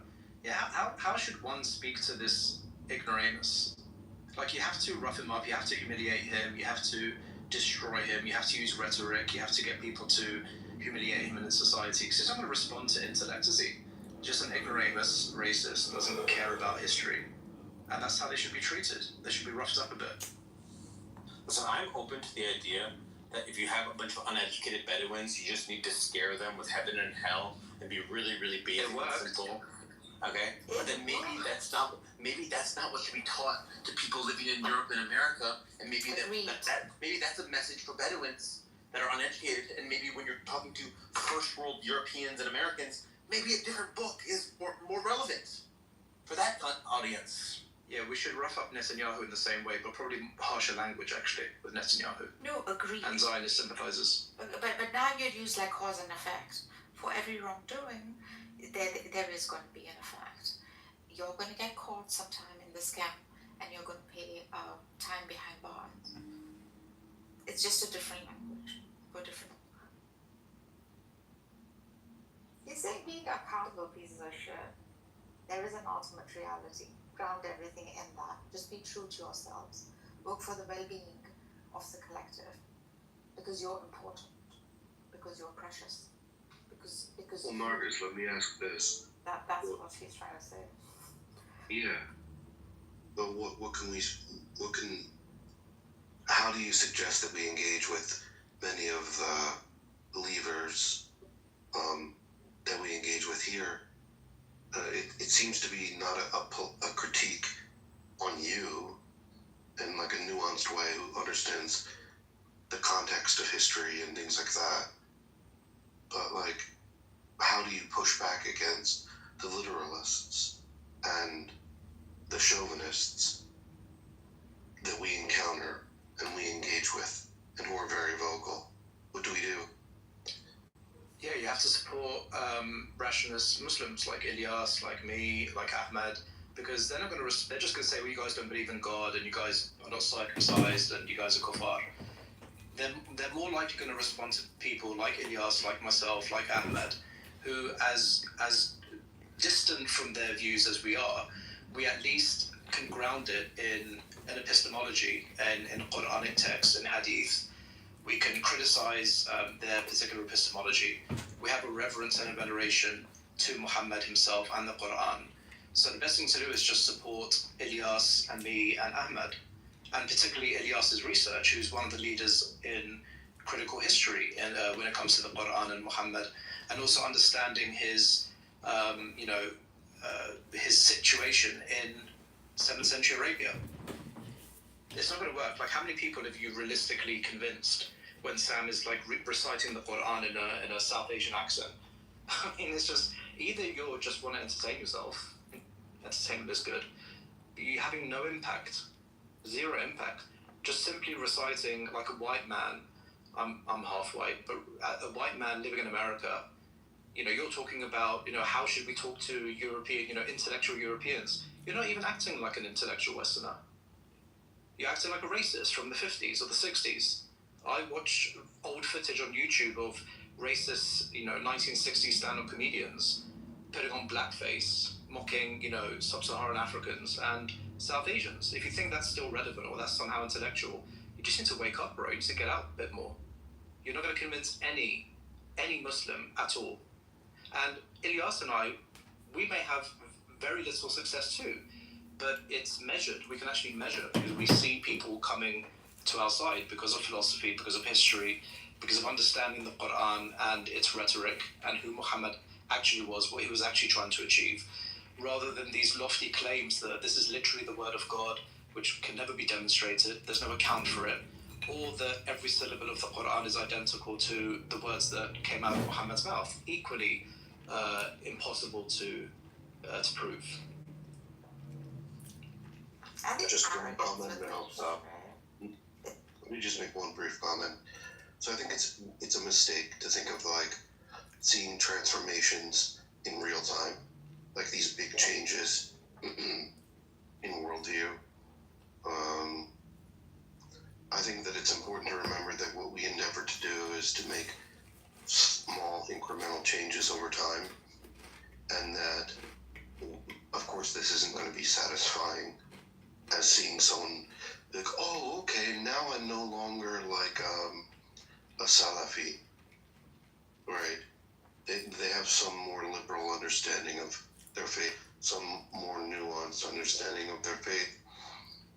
I think that just what we endeavor to do is to make very small challenges and objections which move people in one way or the other gradually, and that we're part of some broader movement toward something you and I would consider to be like an optimal place to live for one another. So let's just accept our roles as like more minute and be less prideful. Sure, yeah, and let's stop reciting the Quran in the South Asian accent if that's the goal. I don't agree. Like some South Asian music in the background. I think that it was not going to work. horrible. And also, by the way, like, how many people do you think you've convinced in the last, 3 years on Clubhouse? Like, genuinely? It's not about convincing people. That's like I've just stated. It's about So what are the minute changes then? Like, what's the how do you measure it? That's a good question. I don't think there's any way to measure it. Well, one measure is to... The obvious reason here is the motivation is not convincing people. The motivation is to have fun and to get entertained and to enjoy. Yeah. If you're actually... let's be clear about that. Yeah, why are we interested, putting us up in some kind of curb or something? It's to humiliate people. It's to make fun of them. It's to have fun yourself. It's to feed your ego, and that's all fine. Why do we need to put it in any garb of intellectual honesty or... it's just fine. Just have fun. Just make fun of people. It's Clubhouse. It's okay. Like Sam put effort into creating that document, right? That's probably a good step. I mean, he knows the document, but it probably works for most like low intellect traditionalist Muslims, right? Because it's fairly kind of bullet point, and you can promote a bit of conversation there. But just simply reading words with a South Asian accent or whatever accent, I mean, whatever. That's not the goal of the room. It's not to convince any people to appreciate nuance, right? So just be clear about your goals, I guess. Like, just be honest.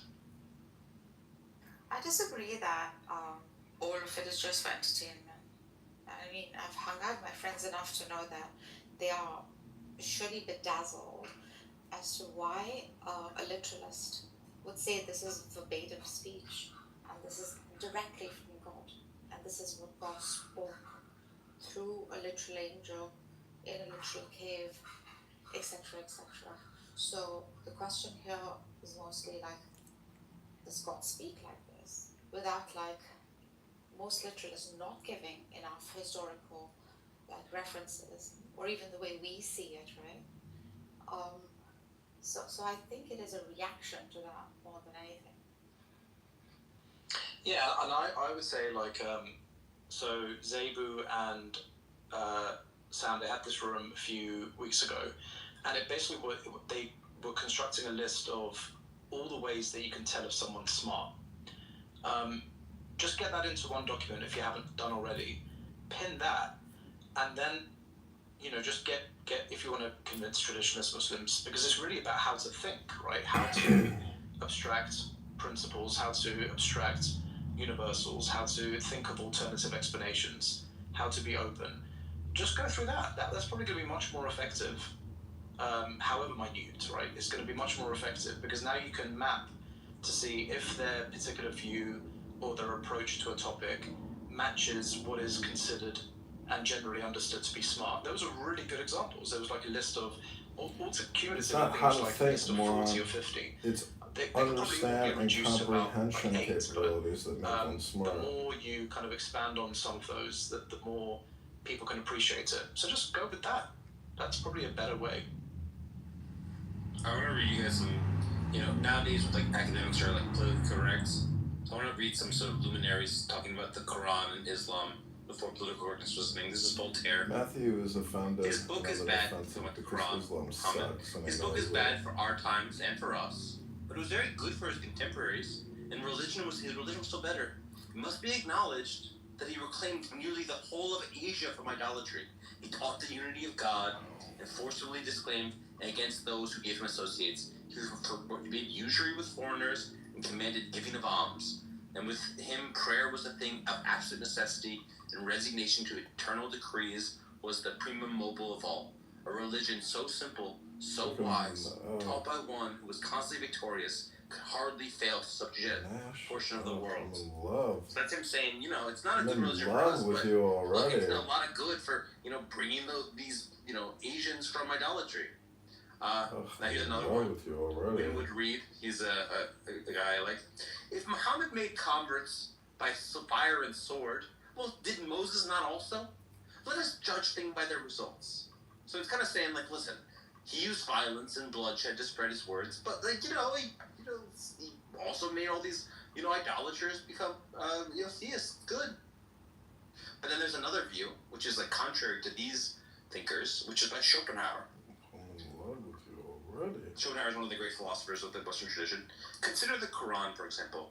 This wretched book was sufficient to start a world religion, to satisfy the metaphysical needs of countless millions for 1,200 years, become the basis of their morality and of a remarkable contempt for death, and also to inspire them to bloody wars and most extensive conquests. In this book, we find the saddest and the poorest form of theism. Much may be lost in translation, but I have not been able to discover in it a single idea of value. Such things show us that capacity for metaphysics does not go in hand with a need for it. So, I mean, they're all kind of pointing a picture to, yeah, the book is kind of simple, not the best book in the world, but, it's good for its time. It brought a lot of people out of, their idolatry, which fine, but that then means that we've transcended it. We no longer need it, and now it's time to move past it and maybe read a little Kant and John Stuart Mill, rather than reading Muhammad, who's just trying to get a bunch of savage Bedouins to stop killing their daughters. Yeah, and that approach, I mean, look, some people need to be spoken to that way. If you take, for example, people in the audience like Snake or Uncle, they're simple kids. They're intellectually molested, so sometimes you need to speak to them much simpler. It keeps its principles, though. Sam, the principles continue to stay, even though the language might not Islam be sucks advertising, and the Quran sucks. or might be for a 7th century Bedouin, and Christianity would hold the same weight. By the way, okay, Allah, I know what you're saying. So these commandments would kind of hold. Sorry to kind of interrupt. I just want to say maybe that would help you out as well, Nergis. Which one? What Voltaire do any better if they were at that place? A simpleton like Snake and Uncle would say yes. Would John Stuart Mill? Can you tell me maybe 3 things from Quran that are intellectually or spiritually insightful? Would he even be able to convince 10 people? Yeah, or would Plato be able to like speak to that maybe kind not. of large audience? Maybe not. Maybe I don't really understand that question. Maybe you're asking if, like, a critical thinker like Voltaire could have survived the Islamic world or the pre-Islamic Arabic world. Why would that matter one or the other? No, I'm asking the question that if we copied the psychometric profile of an individual like Voltaire or Goethe or John Stuart Mill and copied and pasted that psychometric profile in 7th century or 6th century Arabia that is affected by the drought crisis and the late antique cold ice age and all the social problems, what would be their cumulative effect on the human well-being in that particular situation? I don't know. You tell me. Well, you don't know. Anybody else? You posited the question. Give the answer you want and explain its import, please. I posited the question. Probably not, yes. No, I'm saying if you ask the question, there's some kind of like a proper answer that'll lead to the point you're trying to make. Could you give that answer and get to the point? No, he's telling you that those are the kind of considerations you'd have to map out. If to what end? Why would I need to check the psychometric profile of Voltaire and imagine it is surviving 6th century Arabia? Why would I be doing that? That's the only way that if you're saying Voltaire is a critical thinker, well, he's not critical enough if he's just judging history based on text without context.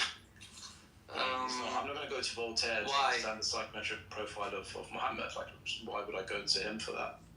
I wouldn't. I don't know why we're discussing that's relevant to the Voltaire's psychometric profile. Yeah, if someone's passing a value judgment on Muhammad and his movement. Right, after reading his writings. Yeah, that's not enough. That's the point. That's what Elias is trying to get. That's what a literary critic does, dude. No. The literary critic is ignoring. Is not the person. Is not the expert to look at the psychometric profile of someone living in 7th century Arabia. He's a critic of literature. He could do the same with Beowulf. So he's right. With Homer's The Iliad, The Odyssey. Even if Voltaire, Gilgamesh. You can criticize any literature. Yeah, because he's reading the Quran as though it's a book. That's the problem. Even if it is a book. Voltaire is correct that we need that Muhammad was needed at the time, that doesn't mean that he's what's needed in our time. So maybe different prophets, different strategies, different amounts of coercion are needed at different times in history. But that doesn't tell us that the Quran and Islam is helpful today. It just tells us that it was helpful then. That Muhammad was doing something good then in the 7th century. But then you're completely ignoring other schools of thought, though, that have been wrestling with these issues. You're just ignoring it. You're going from literalist Islam to then all these like Western thinkers, and you're dismissing all these other schools of thought that have been putting work into articulating this. Such as? What do you mean, such as? Give an example. Like the schools that Sam should be focusing on. The multiple Shia traditions that exist. Okay, Sam, have you spoken with Shia? Why are you fucking interrupting me? Well, I think your claim that Sam has not investigated any of the Shiite schools is a little strange. You're saying all the Shiite, if you were to talk to, he'd be fine with. Oh my god. So, basically, there's probably some hunter-gatherer warlord that lived in 10,000 BC who was a savage cannibal, but he was very successful at stopping his tribe from getting slaughtered by other savage cannibals.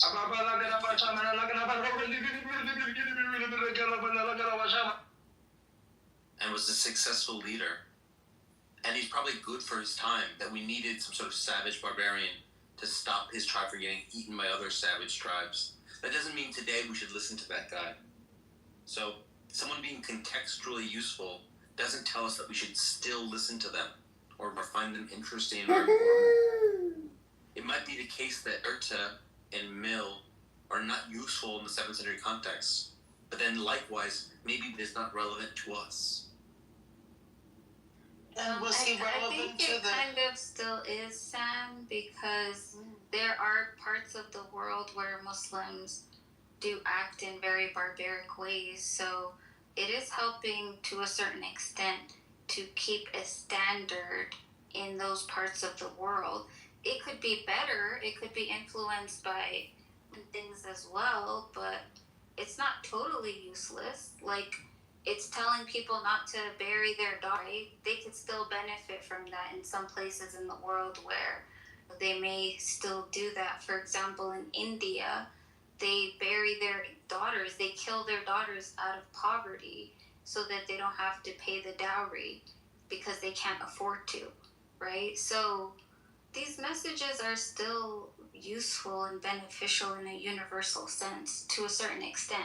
Obviously, a lot of it is contextual and time specific to the primary audience, but I think that we, even earlier when we were reading it together, that was very beautiful. I was meditating over some of those words. It's not all war, violence, and burning and the hellfire. You guys have been sitting here reading it. There's some very beautiful things that people can meditate over, and wisdoms and things that are universal principles. I am really pissed off right now because I have been sitting in this room with Sam having these conversations with people, and I understand that there's like an ethnographic value to this discussion. No, autistic Down syndrome vaccinated dog could urinate out of pee pad. It would be as beneficial as the genocidal terrorist philosophy of Muhammad. But when I say something and I'm giving legitimate critique, I'm getting interrupted and no one's asking people to stop interrupting me. Move him down. Yes, but at the same time, like, have my back. Like, I'm giving you a positive critique. I'm saying that you're jumping around, and there are other schools of thought that you have skimmed the surface of, but you haven't really gone into that much. And I know that because I'm like in the room with you. So I understand you're reading other things and you're exploring other things, but there are seriously other schools of thought, including what Matthew's talking about, including what Nargis has shared with you many times. There's more out there, and it's not to take away. Like, I love the fact that you're reading the Quran to like rap music. I'm not going to stop you from doing that. I personally am not offended by that, but I do think it's worthwhile to understand that there is a long history of scholarship to understand how the Quran can be relevant now. What is it? What's the context of it? What's the historical evolution of the text over time? And if that's something you want to pursue, then do that before just jumping around to these random thinkers. It's not to say that what they say isn't of value in the sense of, oh wow, look at what these other ignorant people have said about Islam. But there are educated people who've been putting a lot of effort into understanding this. I don't know why that is not like considered a valuable exercise, and also addressing the ways that we can change perceptions or provide understanding or create opportunities for unity and cooperation. I think that's valid, and I think I'm valid for saying that, Zed. I'm having these conversations. I'm in the room. I'm here all the time. Well, I apologize for not getting your back, but also just if anyone's interrupting you, you have full license to move anyone down at any time if they interrupt you. That's the rules of that. Anyway, but I want to read some more Quran because the purpose of this room. When the sky bursts open, obeying its Lord as it must, when the earth is flattened out and ejects all its contents, becomes empty, obeying its Lord as it must, surely you will be all judged. O humanity, indeed you are laboring restlessly towards your Lord, and will eventually meet the consequences. As for those who are given their record in their right hand, they will have an easy reckoning. They will return to their people joyfully. And for those who are given their record in their left hand from behind their backs, they will cry for instant destruction, and will burn in blazing fire. For they used to be prideful among their people, think they would never return to Allah. Yes, they would. Surely their Lord has always been all-seeing of them. So I swear by the twilight, and by the night, and whatever it envelops, and by the moon when it waxes full, I can feel you will angry, certainly pass from one state to another. So what is the matter with them that do not believe? And when the Quran is recited to them, do they not bow down in submission? In fact, the disbelievers persist in denial, but Allah knows best whatever they hide. So then give them good news of painful punishment. But those who believe and do good have a never-ending reward. Okay. More hellfire threats. Very nice. Could I add something? Muhammad might have contributed something to converting the pagans in Arabia, but what was the necessity of converting the Christians in Egypt and Syria, Lebanon? Just the profession. That's the problem. To continue the Jesus' project, because Jesus was a failed prophet, so Muhammad had to take really beautiful. Take the baton. Okay. So you're saying Islam's success relies upon the failure of the church? Not relies on, but it can be explained by that, right? He wouldn't have been as successful probably if Christians were more united. Actually, I was just reading Hilaire Balak. He's saying that actually unification had just happened. There had been a great unification happening right at that time. Then all of a sudden, Muhammad appeared. So people think Jesus is better or something? No, I'm just saying, what is the illiterate Jew is better than the literate Arab? Say again? The illiterate failed Jewish man was crucified 2 years into his ministry is better than a very educated Arab synthesizer? Well, if the initial impetus was to convert the pagans, and Muhammad recognized the legitimacy. Well, the initial impetus was not to convert anyone. It was to face a drought crisis and to make people give other people food. All the initial Quran is about giving people food. Well, it has it has a belief in a one God. Well, even that comes in later. All the early Quran is about giving people food. Early, which is early? The later, I heard that they reversed the. Yes. So if you read it from the reverse, the earlier surahs are about giving people food. The main message is about helping people. Yeah, exactly. And he was successful at that, right? Well, that's as far as we know, yeah. I don't see, there's no comparison between a clearly educated man like Muhammad and the illiterate Jew, the failed prophet that Jesus was. I mean, there's just no comparison. Like, this is not even like beginning. Right? That Jesus was nothing but a failed, illiterate, Jewish, messianic leader. That's all that's worth. Who failed in like 2-3 years, and who clearly had like ahistorical and clearly apocalyptic notions that failed in the very first generation. Well, the church he the church that he didn't establish any church. There's no evidence. Well, I'm not going to argue the theology of that. I'm just saying. No, that's no theology. That's just the critical historical. Okay. Well, I thought we were talking about the value of earlier. A few minutes ago, we were talking about the value of what he did in his area. That he moved into other areas who already had a belief in monotheistic belief. I don't know You're saying that. I don't know how you can call someone who has the most followers of anyone on earth a failed prophet. How's that relevant? I would say the measurement of how good of a prophet you are is how many followers you get. Definitely not. What's the argument for that? Well, I need substantiation for that claim. He says it's failed because he was killed. Seems like a nice standardized No. By failed. Was he a failed prophet?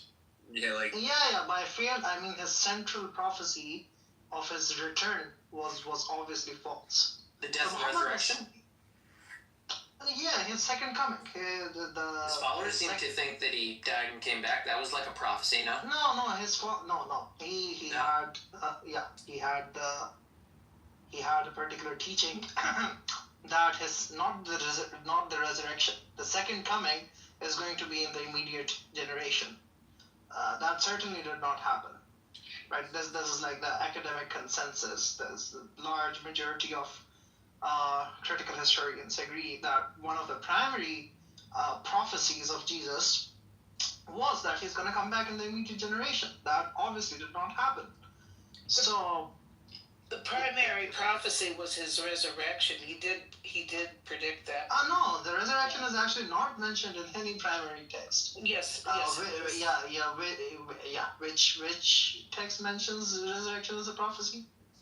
That you destroy this temple and it will be rebuilt in 3 days. That's a prophecy for second coming. Yes.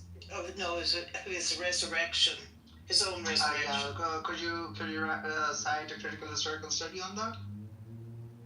I think a plausible analysis of what it means to be a successful prophet or to be a failed prophet. Either fails to get followers or that his message is fundamentally changed. So I think a plausible account of how he failed as a prophet is that Paul changed his teachings. But I don't think you're saying that it's just because Paul changed his teachings that he's a failed prophet. I think you're saying... No, I just called him a failed prophet because of his fundamental prophecy being false. I don't think having a short lifetime is like what we should measure success with someone. If you're trying to spread a message, it seems like how good you are spreading the message is a better measurement. I would agree with you than your lifespan. That you could measure a prophet on whether or not his prediction failed, but I would also say that your personal judgment on whether or not his prophecy came true has to be weighed against all of the followers who probably believe that his prophecies did come true. Which is why we would then go to the objective, quantifiable measure who has more followers. Right? Shouting is not going to change anything. Yeah, because you don't have to interrupt. You could just wait until I finished.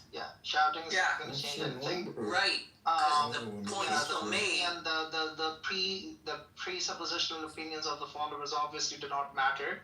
The subject matter authorities here are critical historians of antiquity, or the particular time of Jesus of Nazareth, and the vast majority of critical scholarship agrees on the fact that one of his prophecies, one of his central prophecies, was his second coming in the immediate generation. That was something that did not prove to be true. And I don't understand how you're positing that somebody's worth is going to be judged by the actions and the genius of somebody else coming in and reinstating something into imperial power and then spreading it. That's absolutely and completely irrelevant to what that person taught or what they were working with. That's like, okay, so I'll explain. Just let me finish. Oh, I thought you were done. You can explain. Okay. You can explain once I finish. What matters is what was the immediate effect of a person. When Jesus passed away, what was the state of the so-called nascent Christian community? How many Christians were there? What was their belief? And what were they believing? And what was their theology?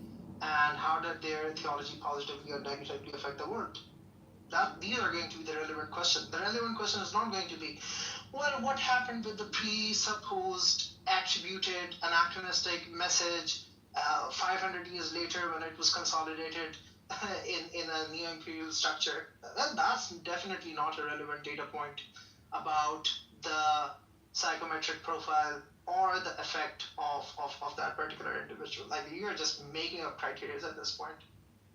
Well, are you done now? Any criteria that you're going to assess someone is going to be some made-up criteria, because it turns out criteria for success are not like written into the laws of physics, but rather come up to agents for deciding what sort of things matter to them.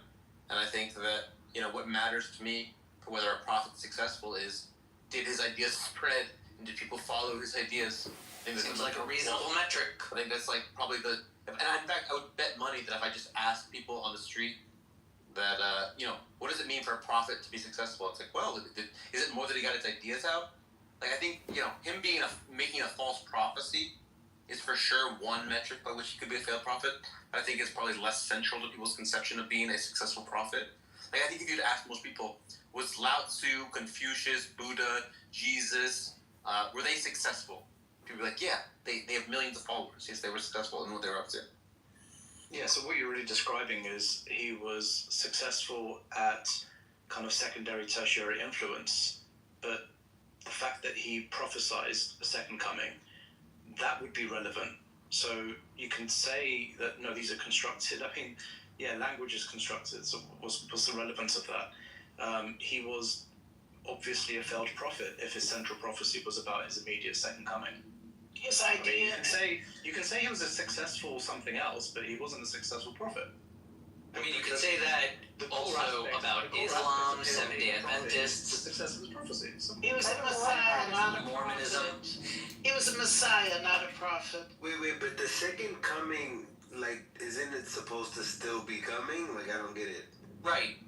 It's a prophecy that's yet to be fulfilled, so they're just grasping at that and claiming that it's a failure. It's been coming for a while. For a long.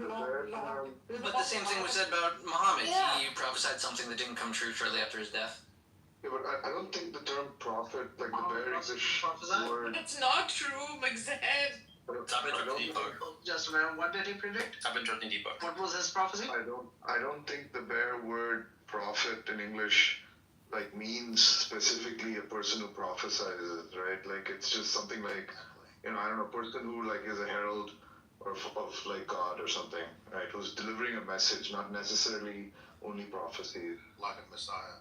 That's right. Yeah, I mean, if the thing, but I suppose you could say that to the extent that the message that the prophet is delivering are prophecies that don't come true. I mean, that does seem like, like taking away from his success criteria. Yeah, the thing is, we have a methodological question here. The question is, we are trying to identify the particular characteristics of the human being, right? The individual, the individual. Yeah, one of the very far-fetched criteria could be, what was their secondary influence? Yeah, that could have some correlation.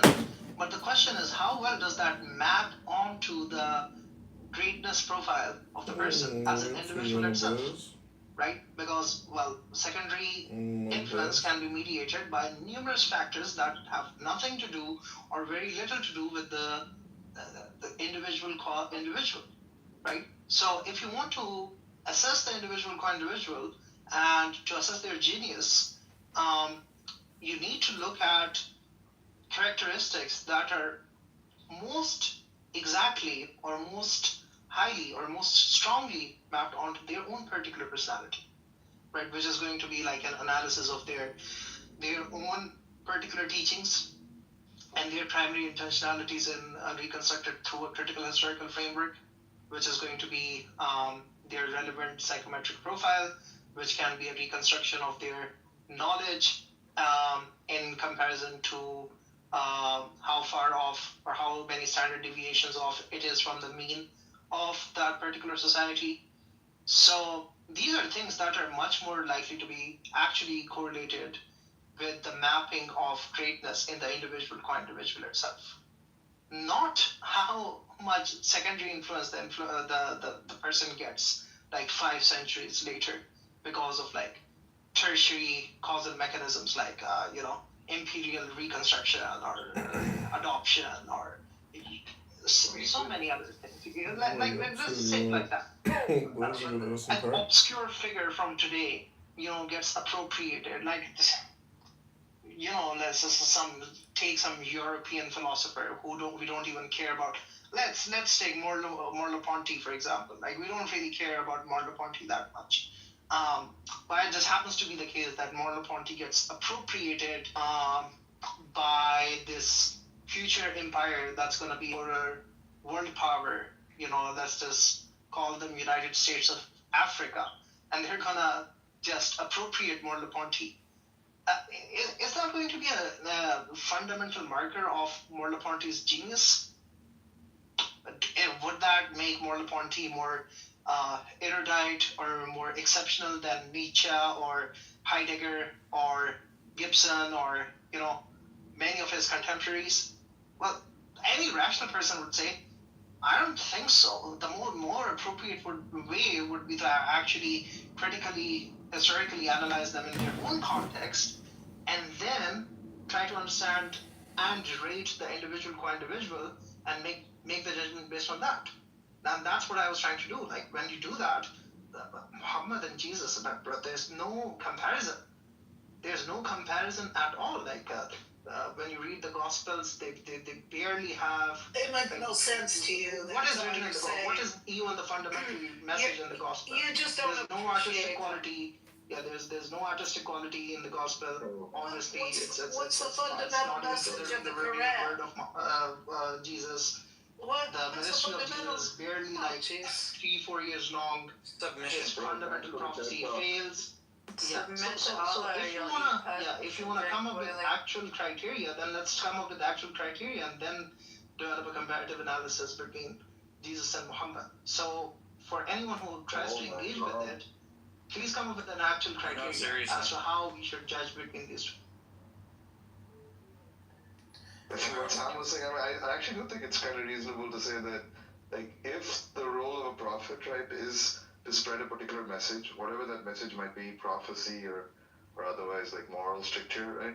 Yeah, the extent to which his teachings are adopted, of course, have to be like central to the success criteria. I mean, the other one would be something like whether, like, of course, like if, like a religion is constructed in his name, but the teachings of that religion are like completely antithetical to what he believed, right, that he was communicating, then that would be like a colossal failure as well. But if the message is true and it's like widely adopted, yeah, that would be, definitely like success criteria for the prophet. I mean, that's nothing more complicated than that. I want to keep reading the Quran.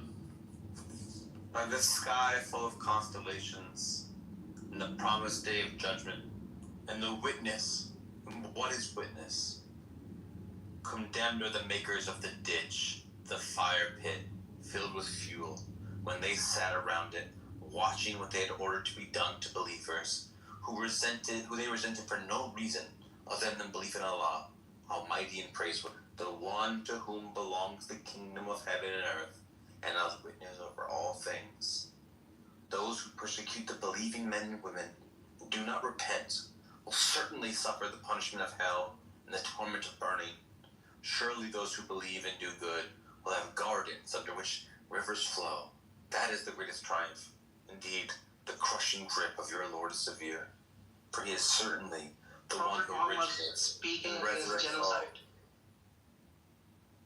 And he is the all-forgiving, all-loving, Lord of the throne, all-glorious, doer of whatever he wills.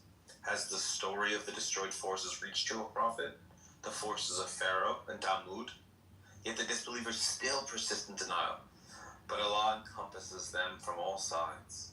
In fact, this is a glorious Quran, recorded in a preserved tablet. Brilliant, Masha. Prophet Muhammad speaking against the genocide of Christians by the Jewish king Zunawas, who was the manifestation of Bibi Netanyahu back in 500s. So this was a very famous event that was spread across all of late antiquity, and Zunawas killed many innocent Christians just for practicing their faith and believing in one God. And this is Muhammad teaching against that genocide and telling people that, yeah, just because people are evil, indeed they will meet an end. If not here, in the hereafter. That's a big Can we talk about John Lee now? No, thank you. Let me know where you can find him. So this Quran was predicting the genocide in Gaza? Not predicting. It was arguing against the genocide that was happening. But it foretold the genocide. No, not foretold. It just happens to be the case that you keep getting Jewish figures in power who keep on killing innocent people. I mean, that is a question you should be asking yourself, I guess. By the heaven and the nightly star, and what will make you realize what the nightly star is? It is the star of piercing brightness. There is no soul without a vigilant angel recording everything. Let people then consider what they were created from, They were created from a spurting fluid, stemmed from between the backbone and the rib cage. Surely, he is fully capable of bringing them back to life. On the day, all secrets will be disclosed. Then one will have neither power nor any helper.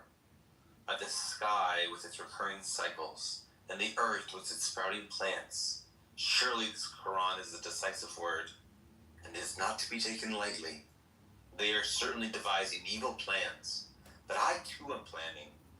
So bear with the disbelievers, O Prophet. Let them be for just a little while. This is Prophet talking about the star Sirius, which was a fundamental star for the Arabian Peninsula that caused the drought.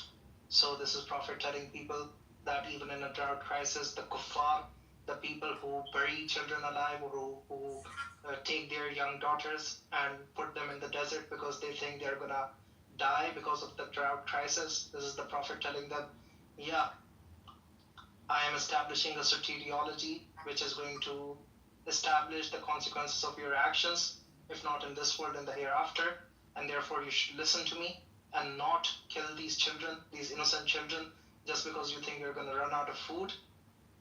In kullu nafsin lamma alayha hafiz, for every person is a protector on their own nature. So do not be afraid.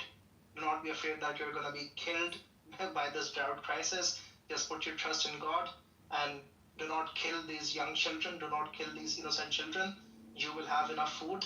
And those who do not believe in this message and who think their actions do not have any consequences, be known that there is a soteriology and your actions will have consequences, even if not in this world, in the hereafter. And those of you who are keeping their food and keeping them in their supplies and not sharing, la'natullahi alaykum, share it with people and do not kill other people.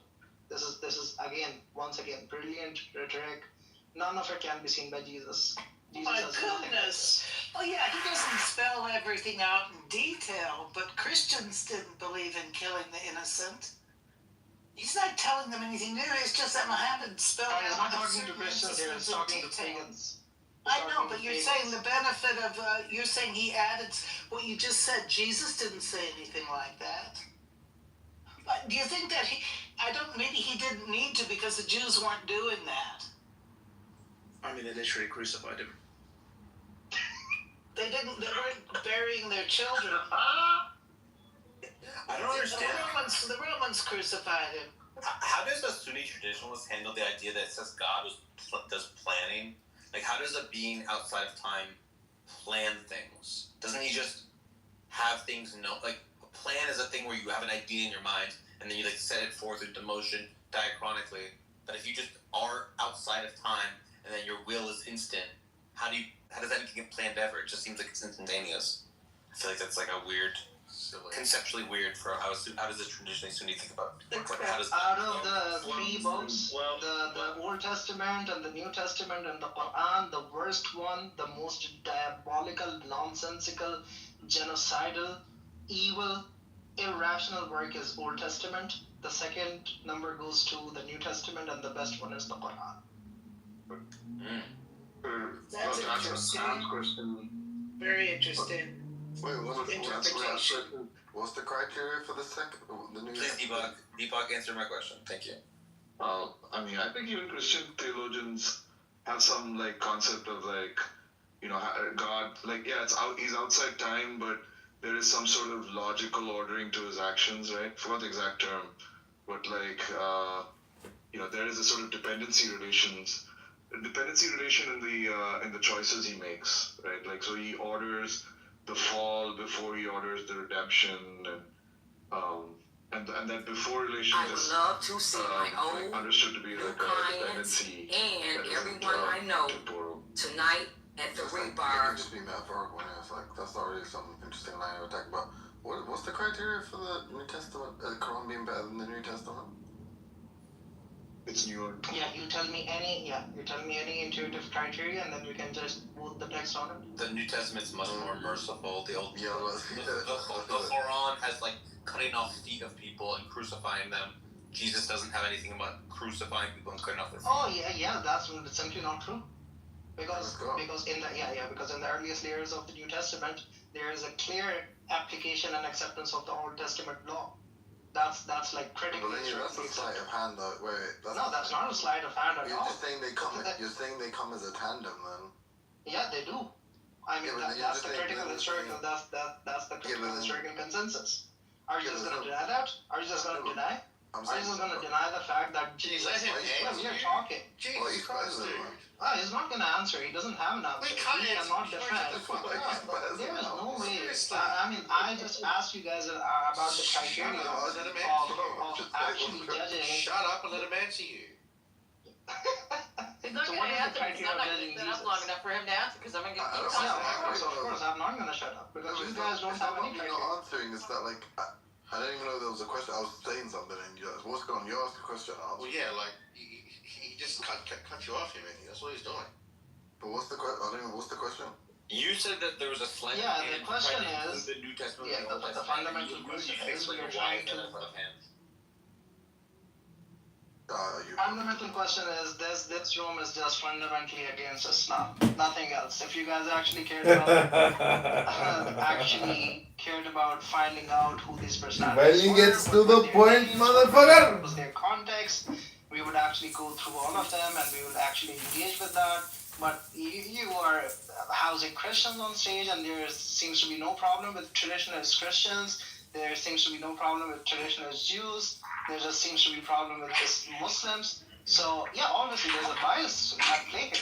When I asked a question about, well, how are you going to judge? They get cooked. Yeah, exactly. Muslim. Alright, can we look? So your question was, what was your question that you thought was? Yeah, so my fundamental question was, we want to engage with this question of, well, let's at a very baseline question we can engage with. Did you forget the question you asked me that you said I didn't answer?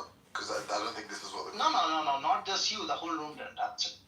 I don't know if you heard the question or not. No, I don't think I did. But I'm saying what I just asked was that is your point that like the Bible and the Old Testament, and the New Testament, they come as a package, and then the Quran. So what we're actually comparing is Quran versus Old and New Testament. Well, if you have a critical historical reading of the New Testament, yes. So what's the question that you keep saying nobody answered? The question is. Can you is. lay it out in like one sentence or two sentences? Yes. What are the relevant criteria for judging the greatness or the genius or the moral clarity of a person, of an individual, qua an individual? What are these criteria going to be?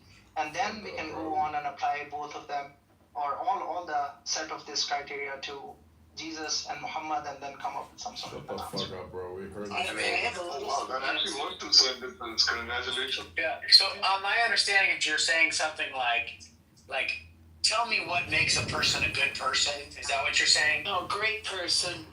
A great. Okay. What is that what you're asking? Dumb it down. You have to dumb it down for these people. Are you just asking? I'm just trying to boil it down. Are you trying to say what are the qualities that a good person has, and we should lay those out first? Is that what you're saying? So here's some things that are in the Quran that I think are morally bad that don't exist in the New Testament. So hitting of wife is the final step to discipline. He's beating wives, sex with female slaves, cutting off hands and feet, crucifixion, killing polytheists wherever you find them, marriage.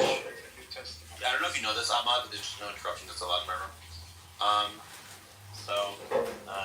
Crucifixion, killing polytheists wherever you find them, giving women women's testimony is worth half of men in financial matters, marriage and divorce of girls who haven't yet menstruated, the idea that someone could be killed for things they'll do in the future with the Khidr story, where he gets killed for what he'll do in the future, which is a bad precedent for how we should treat justice, shunning people for being bastards, comparing women to farmland. All these are sort of like pretty evil and not in Christendom, or not in the New Testament. Oh, okay, amazing. Yeah. 1 minute. Deepak bhai, इंतजार करो ना जरा, खत्म करना. The relevant question here is not whether it's in the New Testament or not. Can you give some evidence that the historical Jesus did not hold to these values? Because the earlier that's a shifting of the burden. You're just shifting the burden. No, I'm not shifting the burden. If you can let me finish. Yeah, because the vast majority of critical historical scholars agree that the earliest representation of Jesus' teaching, none of those earliest representation include the violation of the suspension of the Judaic law. And Yes, all there's these one. things, let me finish. And nearly or all of these values, and even worse, are part of the traditional Judaic law. So let me finish.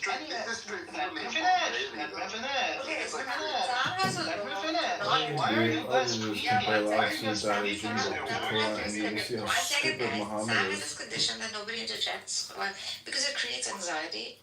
So let's not interject. But this is just like straightforwardly a mock. Okay, let him finish. You're saying the New Testament. You can refute him. I'm still speaking. Yeah, I don't care about the I care about the historical Jesus. I don't know why you're obsessed with the New Testament. Yeah, so can anyone? Yeah, so what is the evidence that the historical Jesus, who by the way was a Jew, did not hold to these values? Yeah, historical Muhammad did. What's the evidence that historical Jesus did not? For all intents and purposes, we have no evidence that he did not. This is bizarre. How is that bizarre? Anyway, Ma'as-salama, you guys are not interested in truth. You guys are interested in Islam. Fuck all of you. You are just interested in Islam. You crashed out.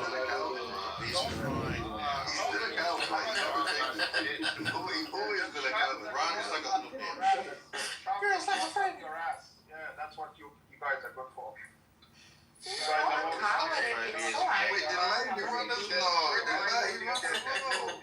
guys are all being molested. Have all been molested, traumatized by the. Fuck are you talking about? Yeah, fuck you. Fuck your Jesus Christ as well. Fuck your Mary. Just move this guy down, bro. Just move this guy down. It was so funny that Timothy was trying to answer his question, and as soon as he was trying to answer his question, he's like, "You gotta answer my question. You're Islam." Okay, Sam. Stop fucking talking over each other. I wanna talk, Sam. These two bullshitters, are the most intellectually dishonest people on Clubhouse. They think that Khomeini is the great leader. They worship and condone murderous thugs like Khomeini, and they all hide it and disguise it under some sort of pseudo-rationalist. Yeah, Khomeini was great in Muslims. Yeah, and they refer to the historical critical method. Yeah, but they're totally unwilling to use it, like most Muslims. Totally unwilling to even think for a moment what an application of that method would mean for their sources and their religion. So fucking dishonest, and then pretending to be rationalist about it. Such bullshitters. Hey, we can move on now, jeez. That's okay. No, Deepak and Timothy, but you wanted to say something about his remarks, and I was curious both about Deepak and Timothy's comments before Ilya spazzed. I thought it was like, isn't it? I don't know nearly enough, but it seemed like no one was gonna. But like, I thought that was the whole point about Paul and why people are critical of Paul. That like, Paul did say that they were gonna like change like the law or like make amendments or abrogations. I don't know. Isn't that like the general gist of it? Like Paul saying that like they're gonna differ in terms of like how they practice their religion from the. This guy was son his own daughter. The stuff we don't like in the New Testament is like ceremonial law or something like that, right? Isn't that the Christian position? Also, he changed from Islam to Islamic Christianity to the historical Jesus versus the historical Muhammad, which is an obvious just switch of the topic. But what's funny is he goes, "Give me any evidence that the historical Jesus didn't believe the ancient Yahweh stuff, which He was baptized by John the Baptist, who was an Essene that rejected the law. Yeah, exactly. Just some context. We were trying to stop this Yeah, I just want to say your book, The Quran by Muhammad, sucks. You guys should go read Lao Tzu's Tao Te Ching, and then you can learn about philosophy and God as opposed to murderous, genocidal terrorism and creating revolutions to go fight Christians. Go join a book club. Read a couple more books instead of just one book, and then you might become intelligent enough to realize how stupid you were prior to reading more books. Thank you very little.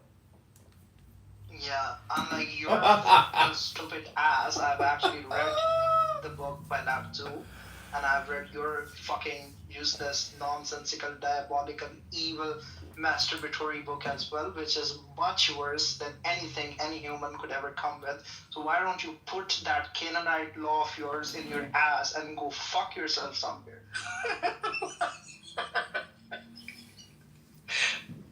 The thing is, that was pretty accurate. That's the bad thing about it. It was a roast, but it was pretty accurate. Question him on the why the New Testament ranks behind the Quran. He goes like, oh, because it affirms the Old Testament. Like, you're just saying the Old Testament and the Quran.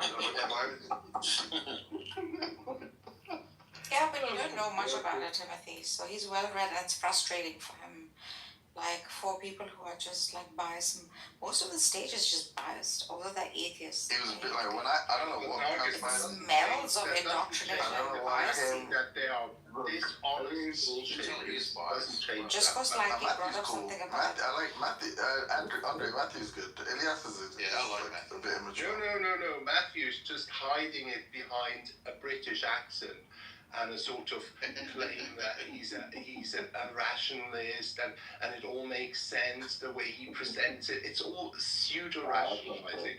Like any religious person, including Christians, who think that their religion is rational, they've got another thing coming. We've got a replacement little girl for Elias, everyone. No, come on. No, hey, not too much of Andre, baby. No, but Andre is also biased about Jesus Christ, so God forbid if anything is said about Jesus Christ. I listen to it looks like Xander's upset by what happened, but Elias is being insanely dishonest. Every day. Dishonest like what? But Nargis, unlike your Muslim brothers, because now, my Nadir Matahari friend, you're again, switching sides as you usually do. Unlike them, I am willing to accept and look at the criticism of my religion, at the historical critical method. Yeah? What I see with Muslims is they're leeching on research done by actual Christians about their religion and are completely and utterly unwilling to look at their hadith, their Quran in the same way, in an honest way. Complete lack of that. Yeah? They're sponging and leeching on the academic standards we have developed in the Christian West, and they're unwilling to apply it to their own religion. And that Muslim countries, missed out on the industrialization, are now still in tatters. It has very much to do with that fact of constant self-radicalization, and unwillingness to actually do some real thought work for themselves, on their own religion, on their own countries, on their situation. It's always blaming others. It's always the Dawaganda we're treated to here every day. I'm so sick and tired of it. Yeah, I don't support that. I've never supported that. But they're not, but Andre, in all truth, like, they don't give a shit about, like, traditionalism or whatever research done on, hadith or whatever. Like, it doesn't, they're coming from a different stance. Yeah, of course they'll have, like, critical views too, but I do agree, like, one doesn't have to show the falsity of one to assert the truth of another. I'm going to read some more Quran. Glorify the name of your Lord But Most yeah, High. you are biased. They're right in that, but even a broken clock. I'm literally just reading the writes twice a day. Yeah, true. So true. Glorify the name of your Lord Most High, who created and perfectly fashioned all, who ordained precisely and inspired accordingly, who brings forth green pasture, and reduces it to withered chaff. We will have you recite the Quran, O Prophet, so that you will not forget any of it. And Allah, unless Allah wills otherwise, He surely knows what is open and what is hidden. We will facilitate for you the way of ease, so always remind with the Quran. Even if the reminder is beneficial only to some, those in awe of Allah will be mindful of it. But it will be shunned by the most wretched, who will burn in the greatest fire, where will there not be able to live or die. Successes indeed are those who purify themselves. Remember the name of their Lord and pray. But your deniers only prefer the life of this world, even though the hereafter is far better and more lasting. This is certainly mentioned in the earlier scriptures, the scriptures of Abraham and Moses. I don't think I've read one single surah. I've read from chapter 50, and I'm all the way up to 87 now, where they didn't mention the burning of unbelievers. I don't think I've come to a single surah that hasn't brought it up. It's kind of unbelievable. So, inspired by Sam, I would also like to do a short reading from one of the most inspirational, greatest pieces of literature the world has seen. That Sam I am, that Sam I am. I do not like that Sam I am. Would you like green eggs and ham? I do not like them, Sam I am. I do not like green eggs and ham. Would you like them here or there? I would not like them here or there. I would not like them anywhere. I do not like green eggs and ham. I do not like them, Sam I am. That was well said, Deepak. Well said. So deep. Thank you very much for sharing.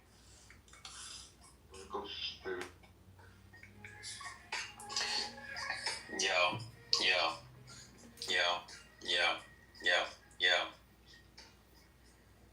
I do not like them in a house. I do not like them with a mouse. I do not like them here or there. I do not like them anywhere. I do not like green eggs and ham. I do not like them, Sam I am. Would you eat them in a box? Would you eat them with a fox? Not in a box, not with a fox, not in the house, not with a mouse. I would not eat them here or there. I would not eat them anywhere. I would not eat green eggs and ham. I do not like them, Sam I am. Could you in a car? Eat them, here they are. I would not, could not in a car. You may like them, you will see. You may like them in a tree. I would not, could not in a tree. Not a car, you let me be.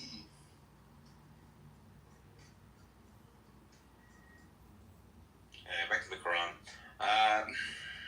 Oh my God, you're obsessed. You're obsessed with the Quran.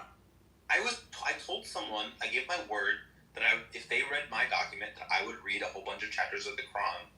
So I'm just trying to get my Andre, follow my word. What's the? He said. I thought you wanted a man to give his word. Nargis, at the beginning of this room, I don't know if you remember, he said he's a man of his word. he is. Andre, do you know who he gave his word to? Rashad. Hey, are y'all even reading it in order? Yeah, he is. Okay. By the Sorry, what brought you up to now, Sam? 88.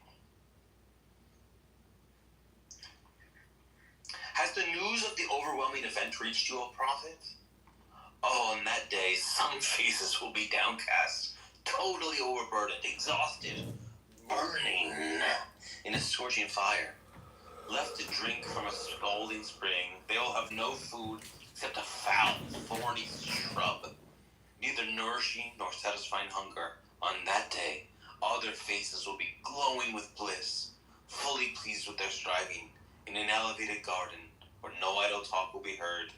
It will be like a running spring, along with thrones raised high, cups set at hand, and fine cushions lined up, and splendid carpets laid out.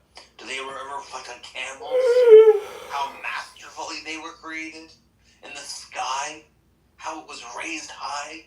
And the mountains, how they were firmly set up? And the earth, how it was leveled out? So continue to remind me, O prophet, remind all, O prophet, for your duty is to remind. You are not there to compel them to believe, but whoever turns away, persisting in disbelief, then Allah will inflict on them major punishment. Surely to us is their return, then surely with us is their reckoning. Beautiful, Sam, beautiful. I mean, I hope you're aware, that, it wouldn't take me 2 minutes to find a very similar passage in the Bible. It's just, most Christians have now moved on to a sort of universalist view, for which I think they have no foundation and basis anyway. But, of course, as good Christians, we should wish for everybody to go to heaven, because we're very nice people. But, this is a sort of passage where I have to say, inspired by the Bible, probably. Well, there's a funny thing. There's a joke in the West, which is, what is a camel? It's a horse created by a committee. What is a camel? Is a horse created by a committee. So it's like saying, oh, look how amazing the camels are. But the West makes fun of the camel. It's weird that they think they certainly make very delicious cigarettes, them camels. Yes, they do. So please don't say anything bad about the camels. And they are marvelous. They can store so much water in their, humps and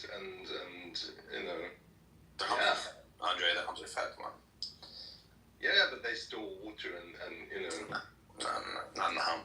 But they have carpets in heaven, and then they have the world is leveled out.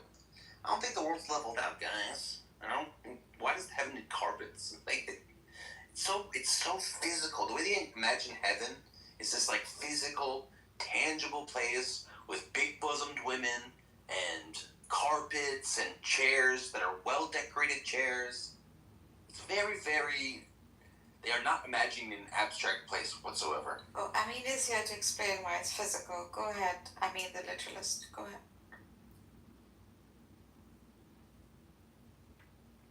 No, I'm just here to say that there are verses that actually explains it. That there is, you can't even comprehend what's in paradise. You want to make it seem as if it's physical and everything, but nah, It's all explained physically.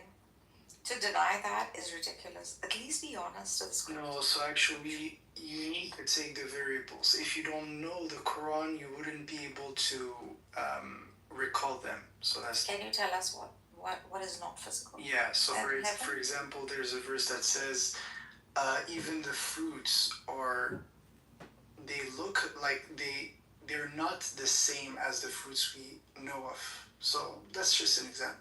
And so they're not physical? No, they're actually more real, I would say. More real than physical? Yeah, your experience in heaven is understood to be better. Through physical means?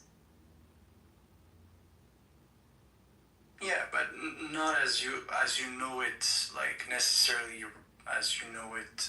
It's not 100% as your experience here on Earth. It's a greater experience, and it's exponential. So the grass is greener, the light is brighter, with friends around it, the nights of wonder. What Pink Floyd said?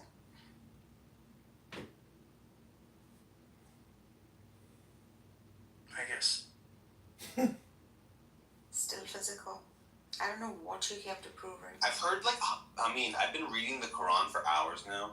The descriptions of heaven in the Quran are over and over. That there's fancy chairs, that there's carpets, that there's fruit that you can grab, that there's silver cups and crystalline cups that you can drink out of whatever fruits you want to eat, whatever meat you want to eat. Nice chairs, beautiful ladies, servants. It's all physical. Yeah. Hundreds of verses. So I'm not denying physicality. when there's hundreds of verses is just to not care about your holy book whatsoever. Just be I'm not honest. denying. Be I'm honest not with denying. scripture. So I'm not denying. So when I say, for instance, I'm a spiritual person, what does that mean? It just means that you're searching a higher level of consciousness, right? So for me, at least, that's what it means. So paradise would be this. It would be an experience that's more conscious. You're more present. Therefore, reality appears better, and that's pointed out many times. So Like a psychedelic trip. I guess I mean, yeah, whatever.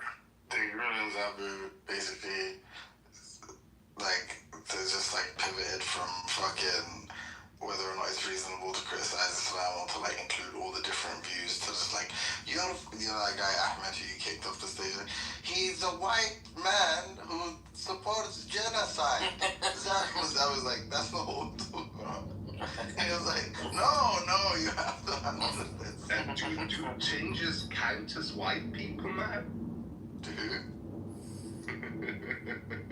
People, I think there's going to be a question about that. So we're obviously fail. Why? Yeah, they definitely So we're ginger I think people have a soul. Yeah, No, we don't have souls. Since I put the baby picture up, I think people have been nicer to me. It's like a nice little like defense.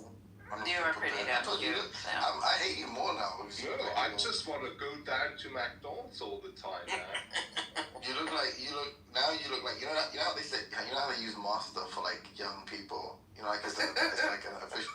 I don't know if you know this, like an official title. Like I remember when I was a kid, it would be like master. I almost said my name. There, master whatever. Like that's the name. So now I hate you even more. I hate you a lot before, but like you can call me Master Roast if you want. That's fine. Master Boss? Listen to Master Boss. I don't want to listen. Hey, Master, I don't listen to Quran no more. Please, Master. No more. But what was the like? What exactly? How? I guess Zabu thinks that's something bad that you did something. There we go. PTR Sam and I are wearing matching outfits. It's great. Oh my god, I haven't seen this one. Oh my god, it's so cute. I'll be honest, we would have gotten along really well, Cora. Us as babies, Oh my god, Cora, this is so like cute. the weirdo nerds, we would have gotten along great. You're going, what happened? Zabu got upset that she thought that I was like, okay, she was trying to say something about the diversity of Islam and Mixed was interrupting her. And then like I didn't like move down Mixed for doing that. That she got a little clumped about that. And then what else? Someone was saying like you're only looking at it through like the literalist lens, and therefore, yeah, obviously it's going to be shitty. But look at it through like the sheer schools of thought, read a lot of thought, literature, and analysis has been done on the Quran. Yeah, well, the same in the Sunni. Hey, people I have know. 1,400 years now to develop a spirituality and exegesis around this. Yes. Christians had 2,000 years. Yes. It's not like people don't have explanations.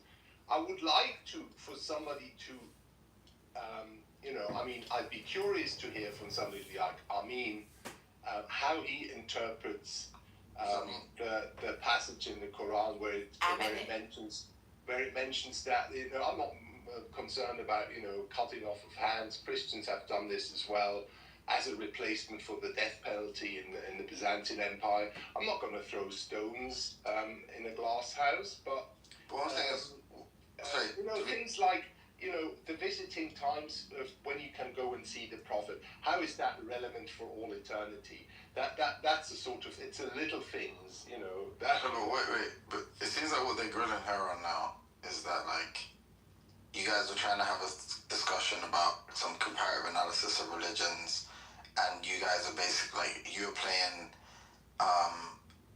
defense for the like the Abrahamics, that the non-Islamic Abrahamics basically, and trying to criticize Islam, and that just showed like a clear bias. That's what seems so I don't know. That's what Elias and them guys are That saying. is So what I- Elias is Sam saying. has But I thought they were just, Christianity before. It's not like that, but he doesn't do them often. No, I was saying in the case of this conversation, I'm saying what happened that like He made does it everyone all the upset. time, Andre. What are you talking about? Okay, I don't think I'm gonna get my answer. I don't actually fully understand why Zabu got so irritated. I don't actually understand it. I'm saying, but I'm asking you, like, just sequence of events. Like, Elias comes into the room and then goes like, I want to debate fucking whether or not Christianity is worse than Islam. Is that what happened? Basically, I mean, Elias likes to take over rooms. He's very strong personality. Me and Daniel were just reading the Quran. We started at chapter 50. We're on chapter 90 now.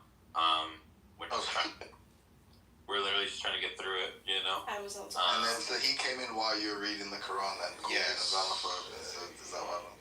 Well, it doesn't start off with Islam, but first it started off with me saying, I got a little mad at Matthew because I was like, Nargis and Matthew have this idea that like, oh, the Sunni traditionalists get Muhammad all wrong. He's just like this like prophet, philosopher, charisma king that's like, you know, so wonderful and amazing.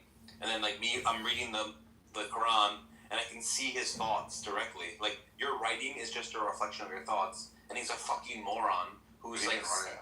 I think he did. And he's just like spastically writing over and over about how the unbelievers are going to burn, and then in heaven they're going to get fruit that you can grab. Like there's like fruit right there, you can grab it. And there's like really nice carpet and a really nice chair, but they're going to eat pus in hell. And he just like keeps talking about it like way more than I thought they would talk about it.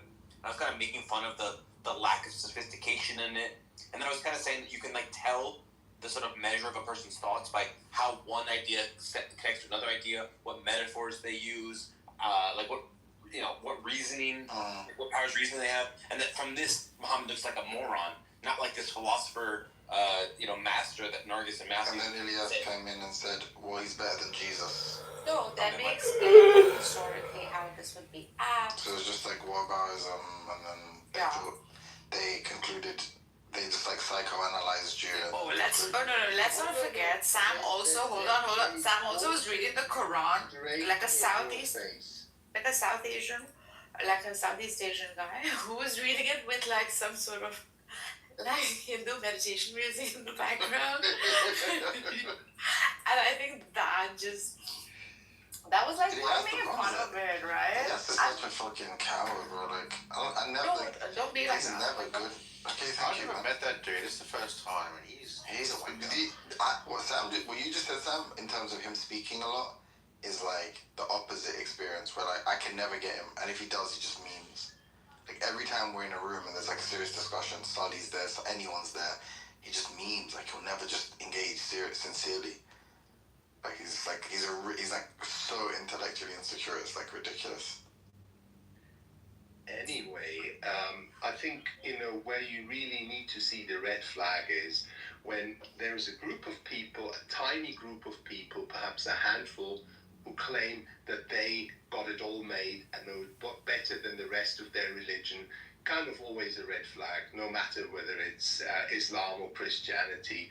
They just try to make it sound clever in a sort of Western way, and then in the end, they tell you in your face, Imam Khomeini was a great guy.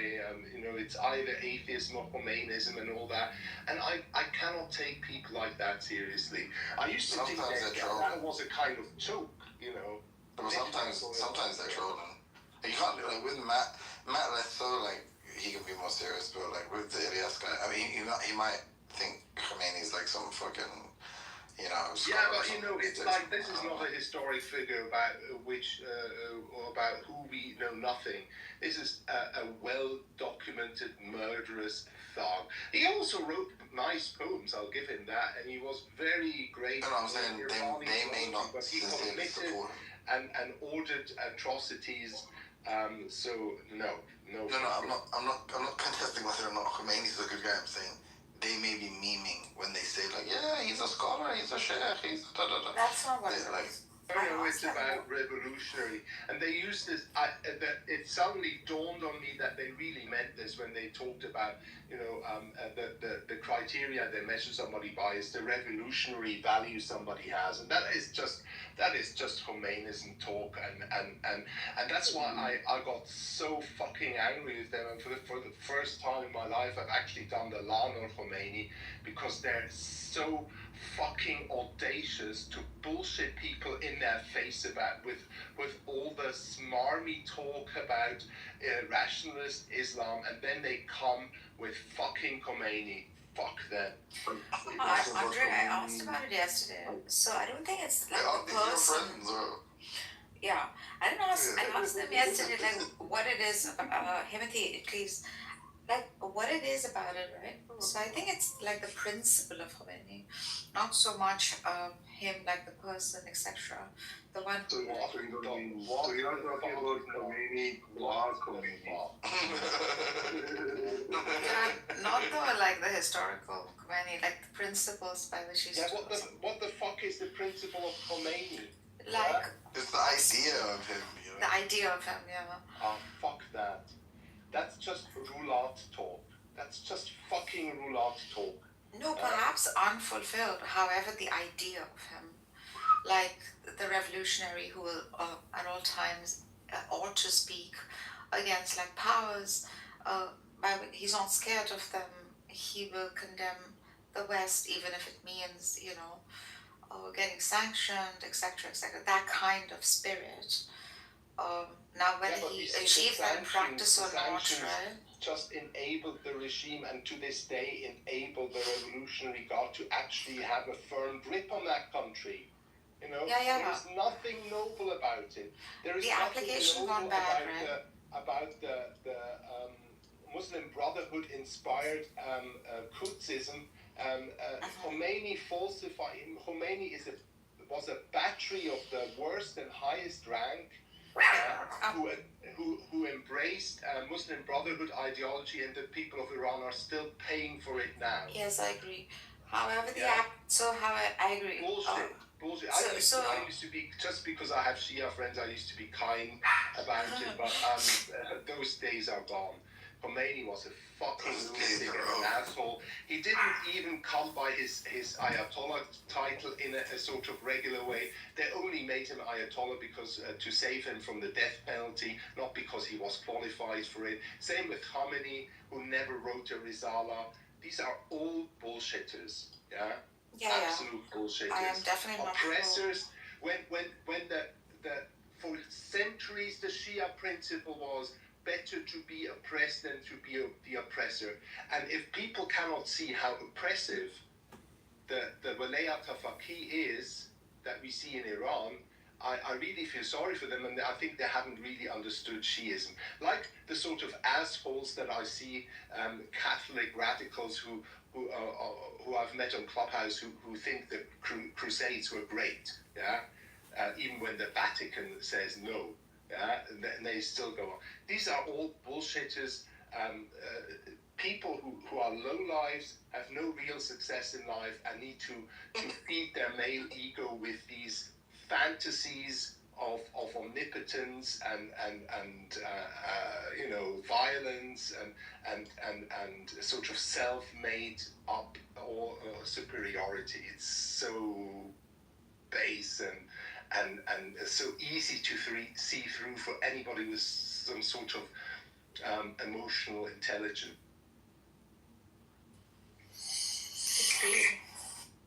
Nargis, did you ever hear my poem about heaven?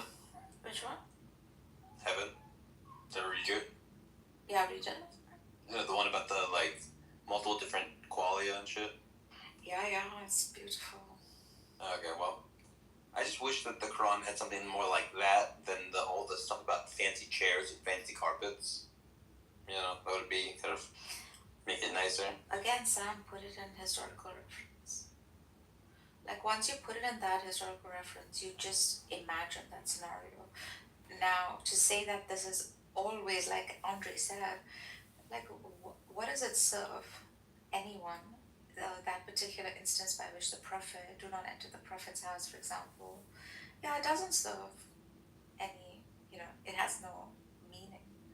So that's why the claim of verbatim, every word, every speech, every lettering is a direct speech of God, that collapses.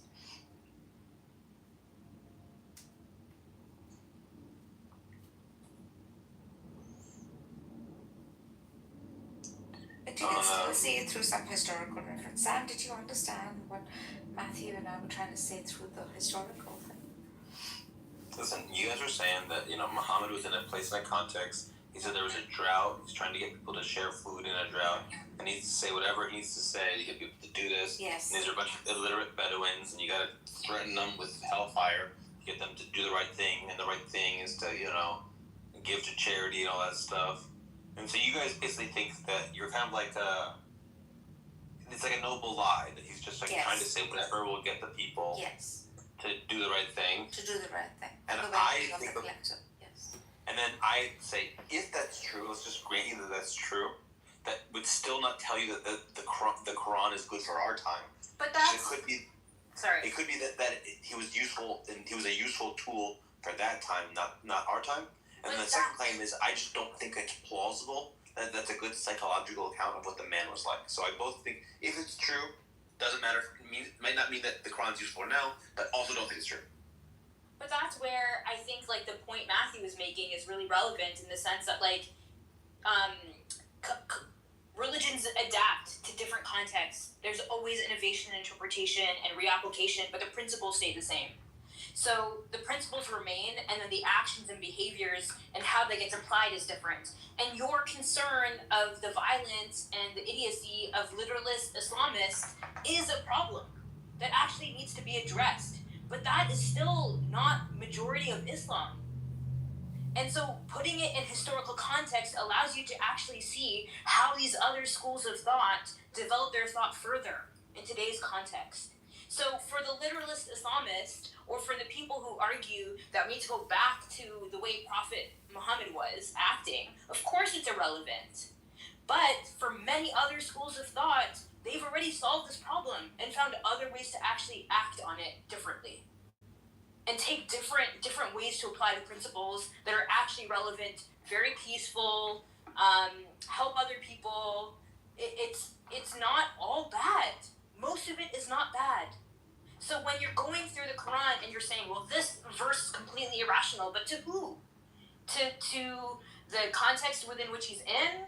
Are they saying it? Or the literalist Islamists? Okay.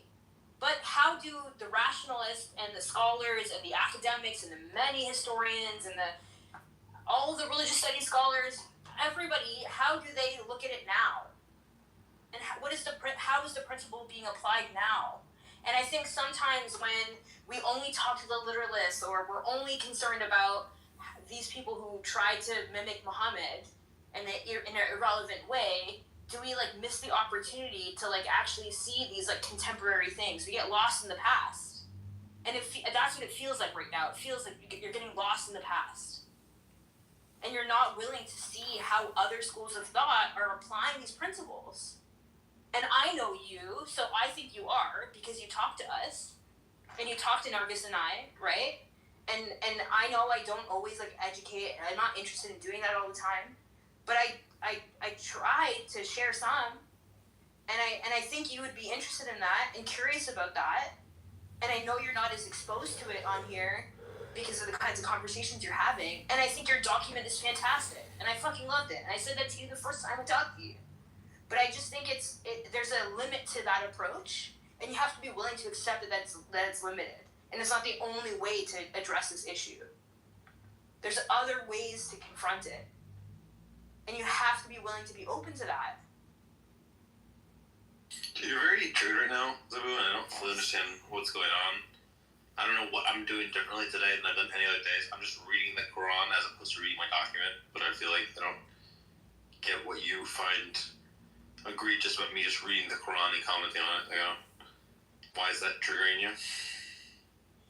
It's not just, you're not just reading it and you're not just providing commentary. It feels different this time because it's how are you expressing the willingness to look at these other views? And that felt closed off in this conversation. That's what was triggering. Because I know you to not be closed off. I know you to be very open-minded. And it came off as something else. Okay, so like I don't think Napoleon was a particularly good guy. This is pathetic. You could probably take Napoleon's writings and make a religion out of it. Get a And then there life, could be fatty. like good and bad religions that were based out of Napoleon's writings. Like some people focus on his like bloodshed and killing. Some parts of them focus on the fact that he built like a civil code and advocated for science and archaeology and protected the Jews. And you could have like extremist, violent Napoleonists and Get a life, liberal, fatty. chill Napoleonists. But then that could happen. Then the question is, why are we basing anything on Napoleon's life at all, given that he's like a bit of a bastard? And like even if you can have liberal interpretations of a bastard's work, the man is still a bit of he's a conqueror. He's slaughtered, killed lots of people. And it's like why even do the project of making a liberal version of a bastard's work? And so I agree that you can come up with liberal versions of anything. I could probably come up with a liberal version of literal Nazism. I think liberalism. I don't mean. But like, why would we do that? So Because it's not about. So this is where I think you get lost. Because I understand the atheist tendency to be like, well, we don't need any of it anyways. But if you're actually trying to address literalist Islam, it's kind of like recognizing that like there's like religion is a marketplace and there's a lot of choices. So you might not agree that Muslims should be Muslims, but then to attack all of Islam and say it shouldn't exist is closed-minded. Not to convert you to not be an atheist, but you're closing yourself off from learning how these other principles get applied. In doing that. So it's not about saying, oh, you need to not have a critique of all of Islam or whatever, but there's a little bit of a limitation or dishonesty in that. Because now you're throwing it all out. So then when you read the Quran and you're taking a verse that I actually understand it to mean something completely different than what you're reading, because now the principle of the thing the principle is the same, but the way it gets applied is different, right? Now you're saying that I'm irrational, and that my practice is not important to understand, and that's why I get triggered. Because now you're saying it about me, and you're saying that the tradition that you are open to saying that, oh well, it's not your Islam, Sabine, but now you're saying it is. Because you aren't looking at how the principle is being applied now or the historical context. So of course I'm going to get triggered because now you're saying, oh, it's not worth knowing why I think that this is important to me. So I'm taking it personally. He's reading a book, you clown. I want to read have my own version of the This is Quran. like autism at its finest. I want to read some of it. Have you not considered how you are but a thin leaf on an ancient branch, and how many leaves will yet unfold after you? Your descendants will drink the water you cloud and breathe the air you poison, inherit the ruins or gardens you leave behind, the climate, the rivers and seas, the soil and forests, and fragile multitude of species. These are trusts placed into in care. Whoever treats Earth only as a quarry and a landfill has betrayed a covenant with both the past and future, worked to forestall the disasters that could erase your entire story from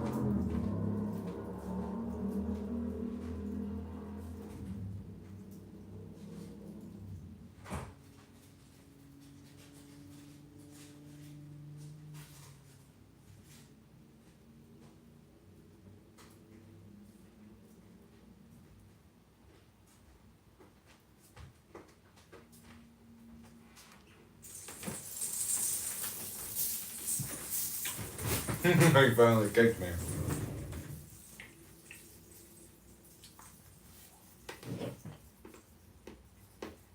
Nobody on that nasty dick. Come out of my mouth that I follow him. Nobody takes up the meaning that, oh yeah, I think that we should, or tying young children should be allowed. Right? Yeah, so that's obviously not the relevant sense, and that is the thing I began from. But I mean, if you don't have the capacity to understand that, my friend, I can't do anything.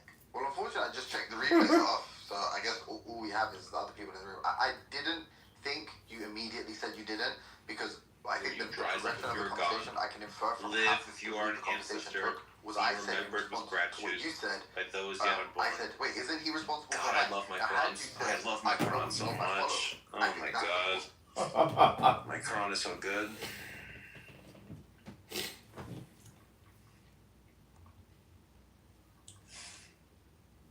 I'm gonna read more from my Quran. Have you not seen paths the humans have walked in search of the good? Among those are those who said, do not do unto others that you would yourself hate. They bound justice and kindness and study. And those who said, love the source of all with all your whole being, and love your neighbors as yourself, turning to the golden rule and living fire. And those who spoke of dharma, of duty without clinging to reward, and of gentleness that reaches even to insects beneath the plow.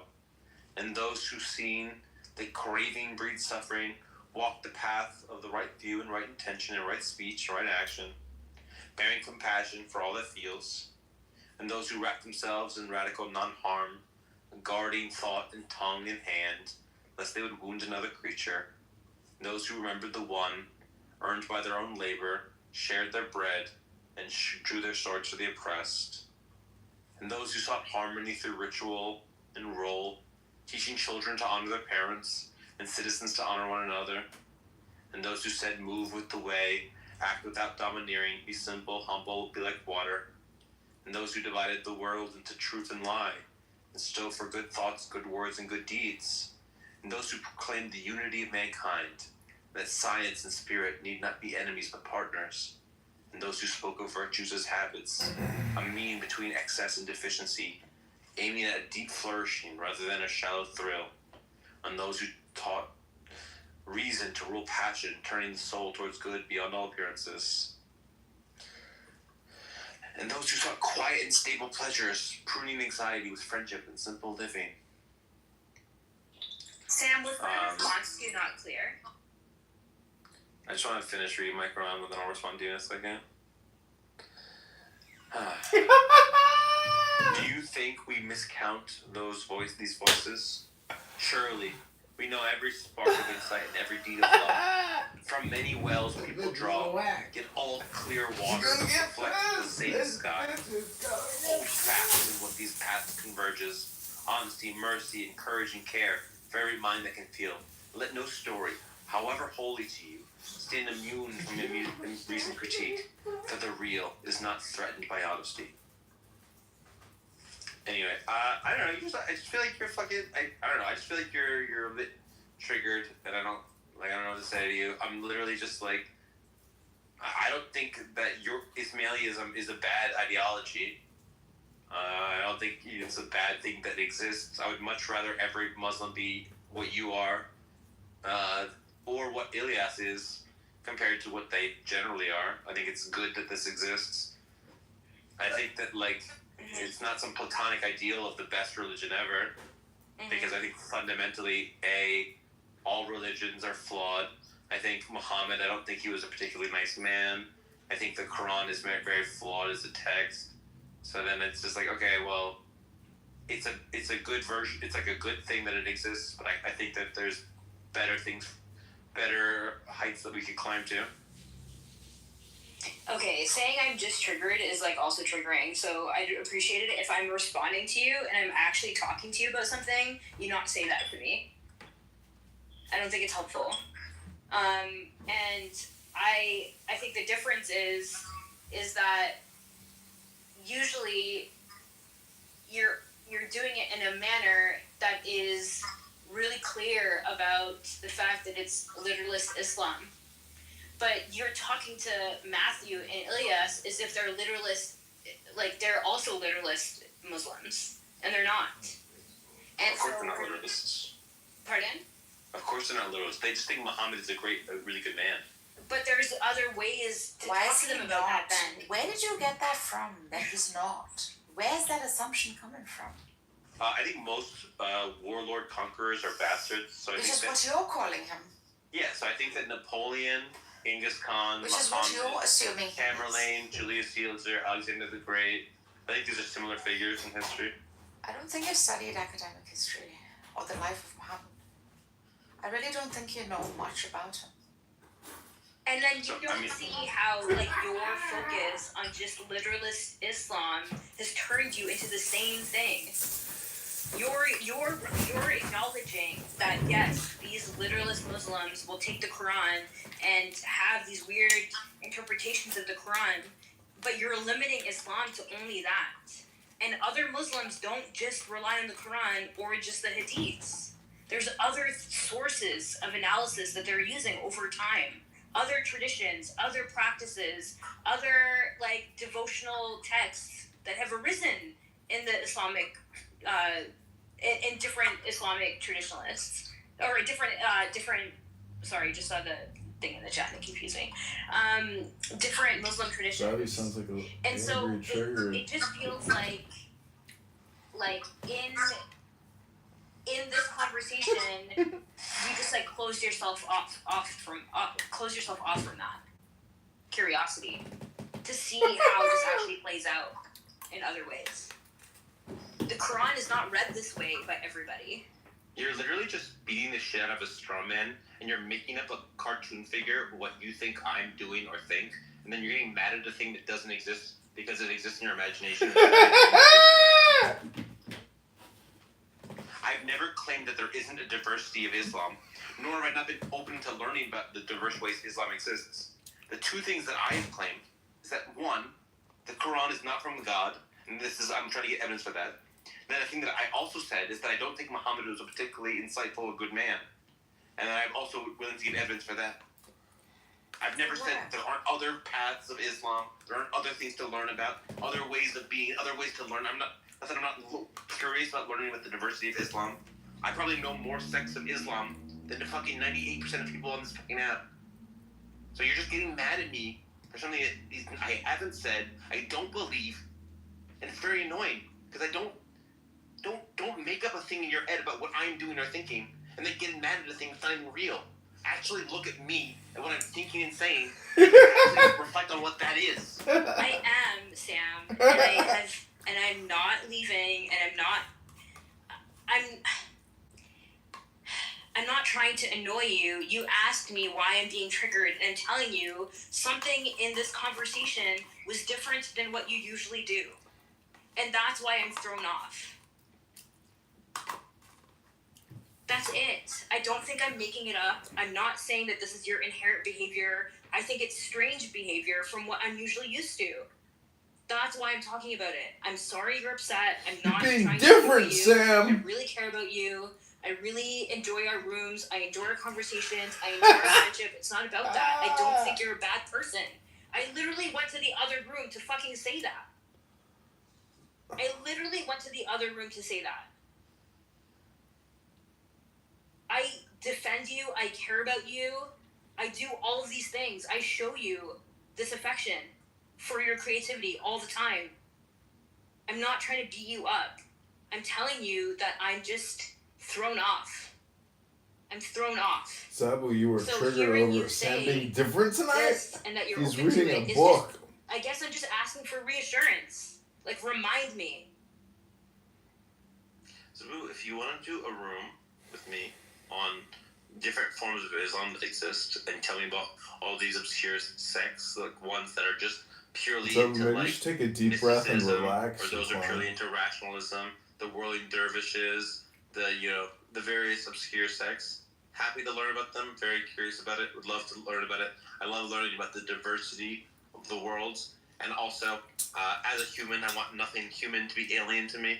So I'd like to learn about different ways people understand things and do things, and I'm happy to have a room that you host on the diversity of Islam.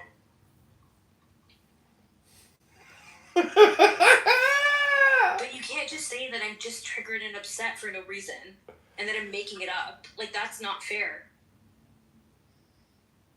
Well, the thing you made up was what you think I was up to or thought and believed. All I've done is read the Quran and then commented on it, and you were saying, Sam, what you're saying is you're not open to these other forms of Islam. No, I'm which I putting never it said. weird as if you weren't. Yeah, and that is what I'm saying is in your imagination, because I never said, oh yeah, fuck all these. If you I don't said want to it learn to me, about them. I would never talk down to you about it. I would never do that.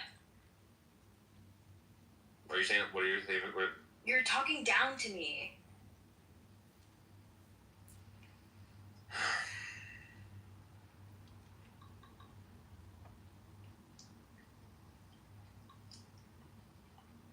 Listen, I'm happy to reassure you that we can talk about the diversity of Islam.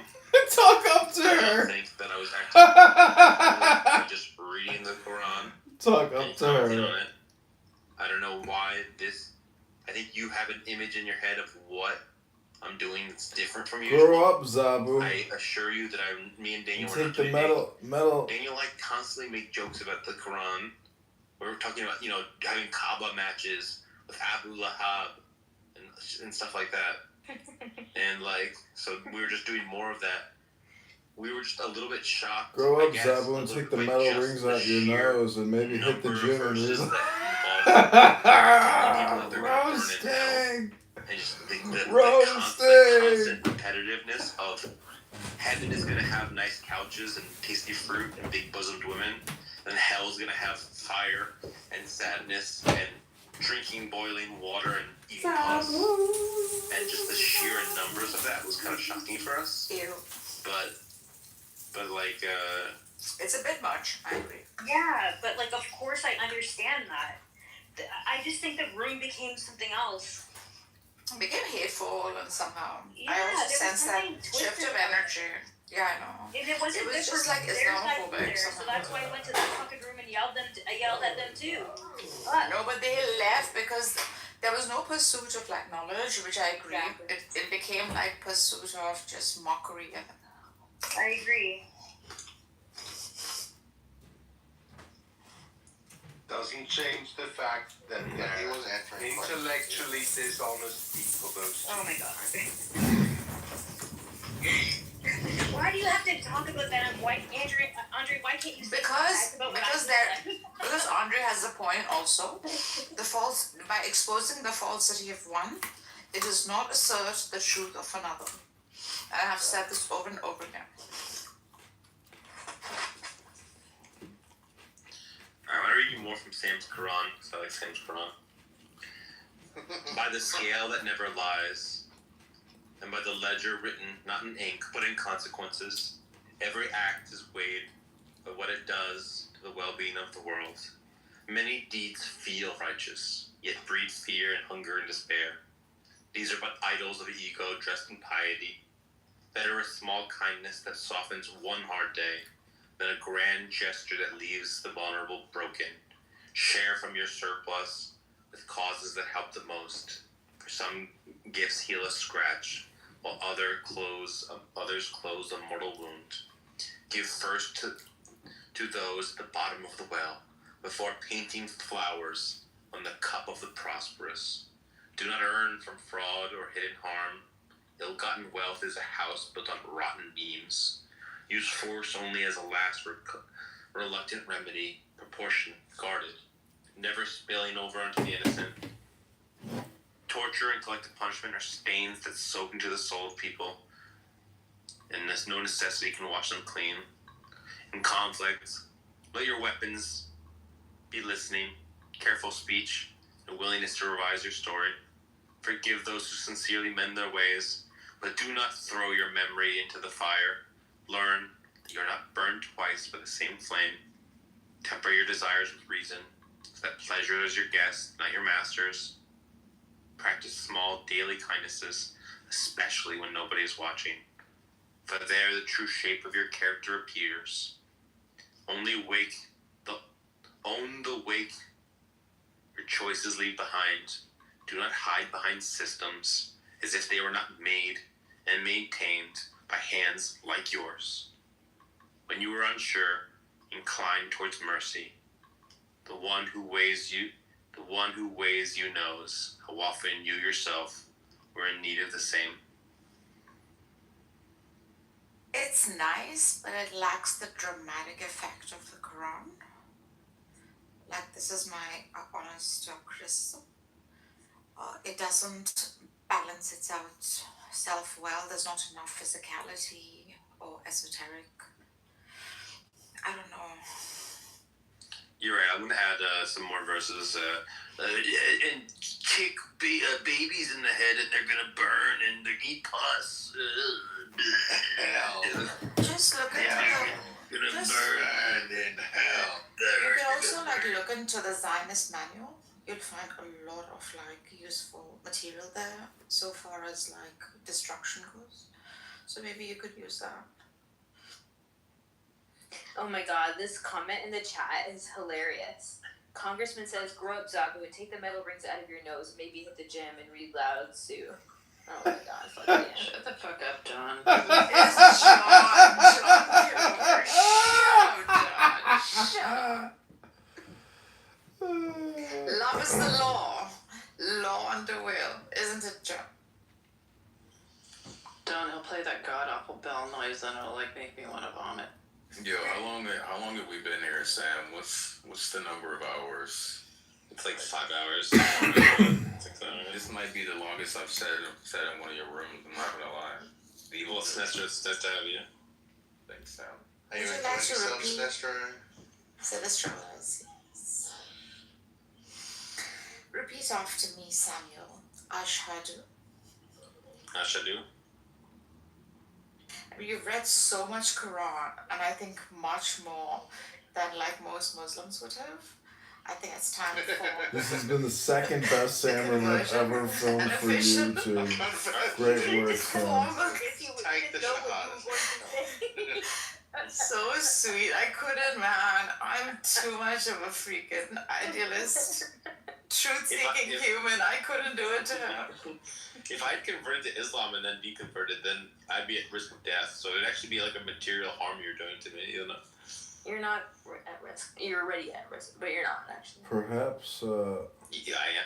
Apostates get killed. I'm sorry, No. hellfire is your final abode. What are you talking about? We invite you in now. Like, it's so different. The role of the non-believer, it literally says there's no compulsion in religion in the Quran. I'm never gonna force you.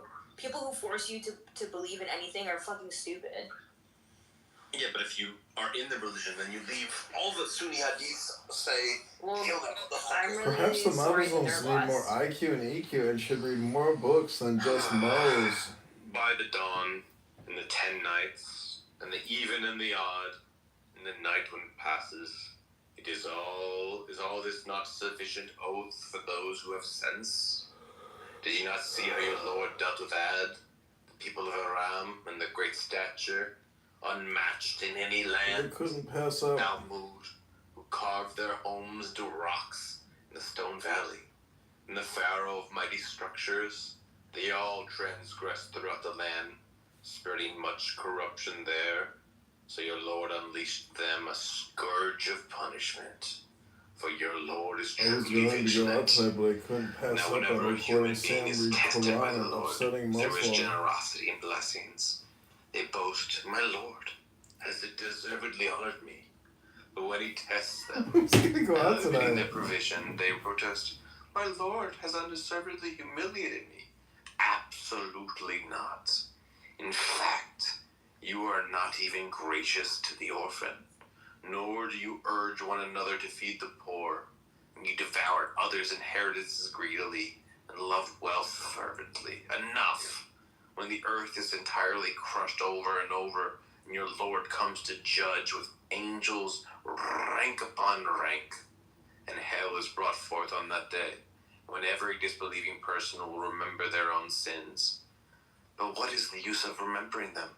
They will cry, I wish I had sent forth something good for my life. And on that day, he will punish them severely, like no other, and bind them tightly, like no other. Allah will say to the righteous, O tranquil soul, return to your Lord, well pleased with him, and well pleasing to him. So join my servants, and enter my paradise. More hellfire threats. It's quite Never powerful. stop. This is It the first never time I'm stops. appreciating it, Sammy. The way you read this one. I'm actually having appreciation for the drama in it. It's so powerful. It's theatrical almost. I mean, I guess this one had one thing where it goes, it goes like, oh, the Lord is undeservedly not. You have not even reached the orphan, and don't urge one another to feed the poor. I like that. Yeah, I like that. That's really nice. Like, who the hell are you? You haven't even like fed the orphan, and now you're coming here complaining. Yeah, It's like you are. You know how you've been humiliated and stuff, and you're just like a little bitch that doesn't even help anyone. Yeah. Yep.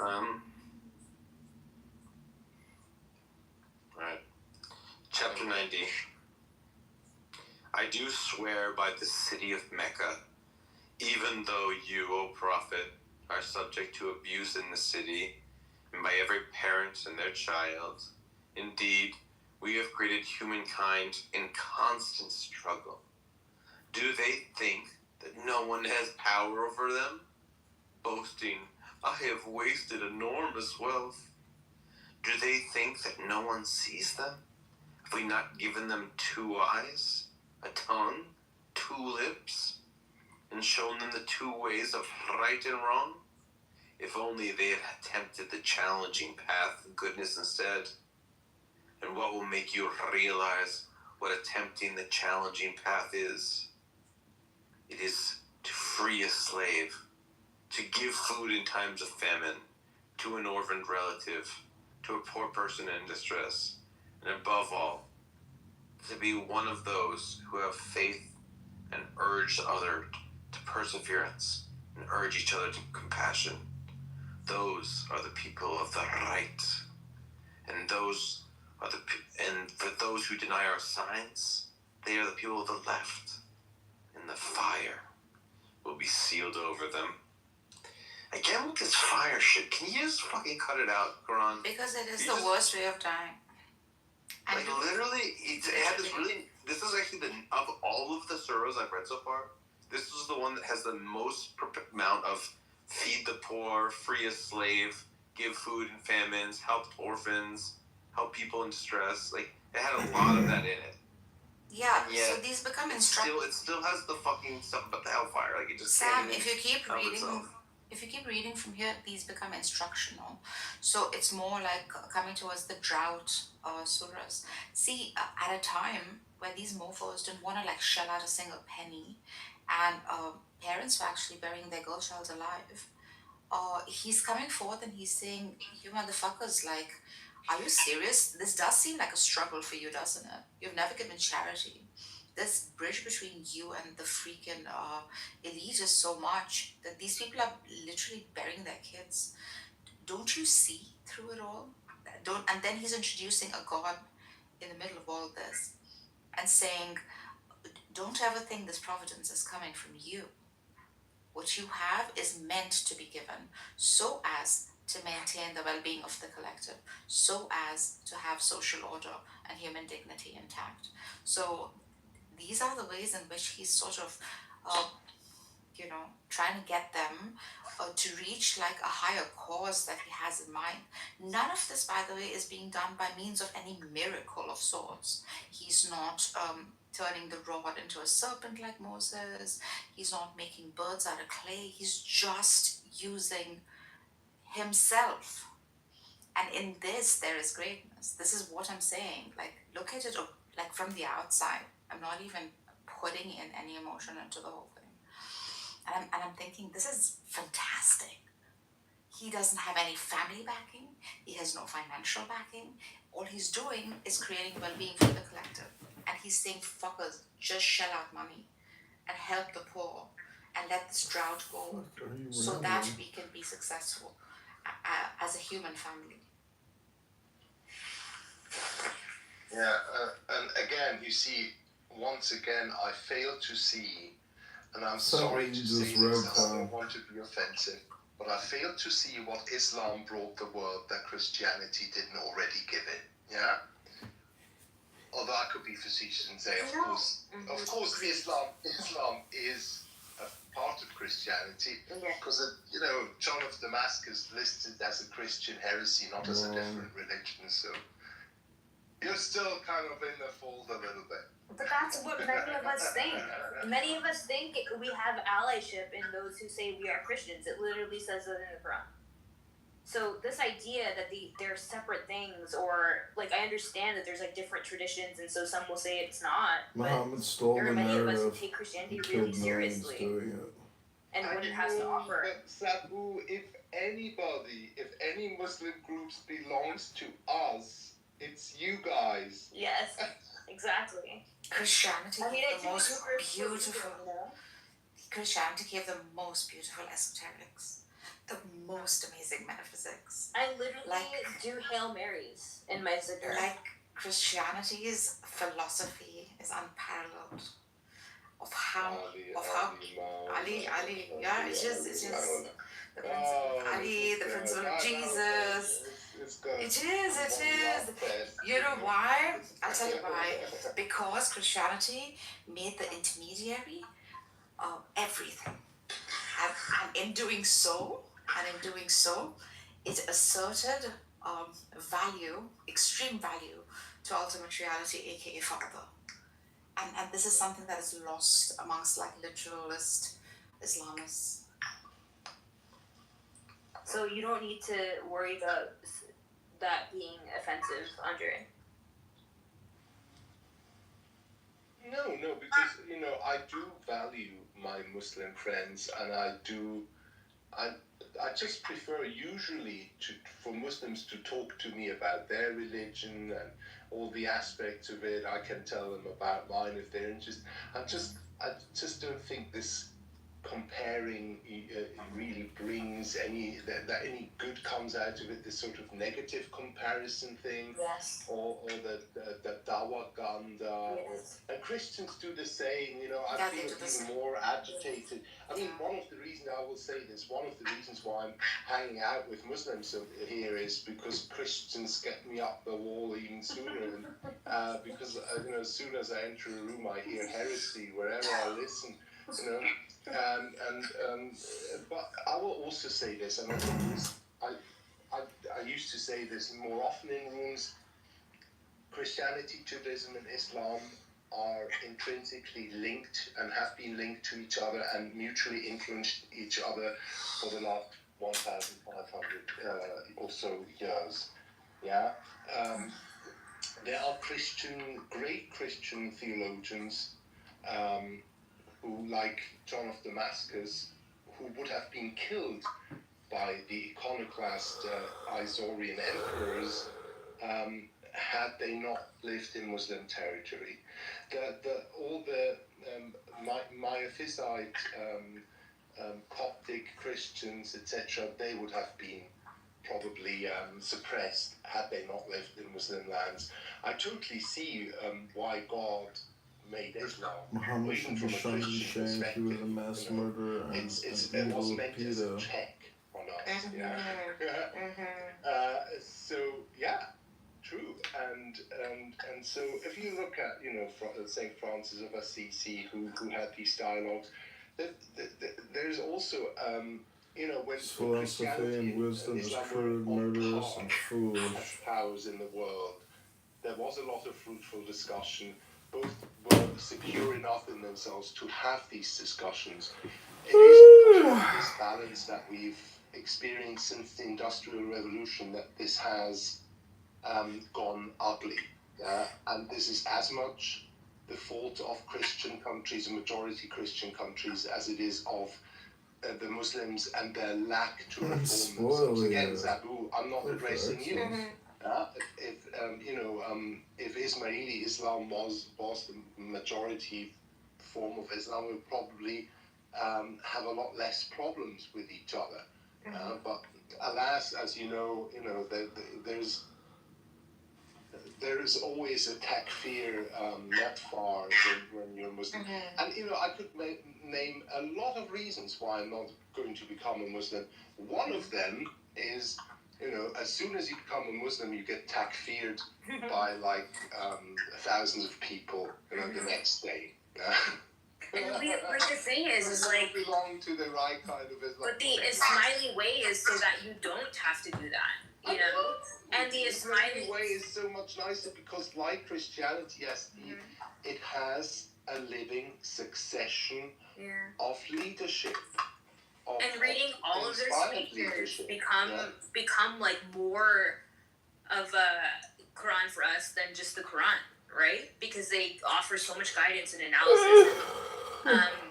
And yeah, but for you, the Quran is a living thing embodied in the Imam and Exactly. not Exactly. a static thing. Exactly. It's a static It's not a book. Exactly. And the Bible is not a book. The Bible is a collection of books. It's a book, you witness books losers. that, you know, the majority in terms of quantity of manuscripts we have are from the Bible readings in the liturgy, which again highlights to me. When you and say a book is not a highlight book, this to you are a Muslims as well. moron.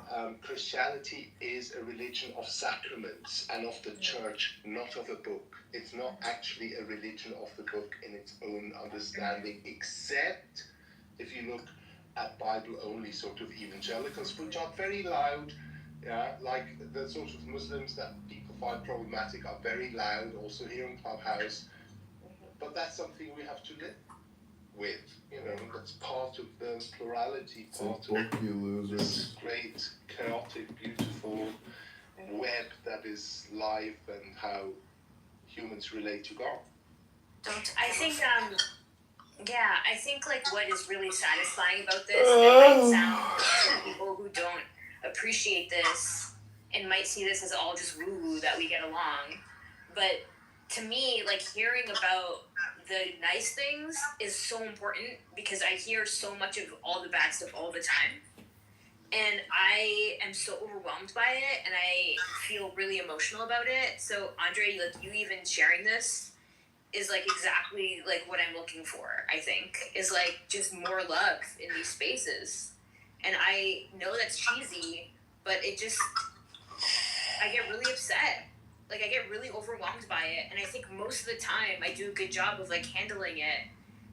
But today I just, like, couldn't take it anymore. It was, like, too much. It was too much of the same shit, but from different religions. Like, fucking, it was annoying.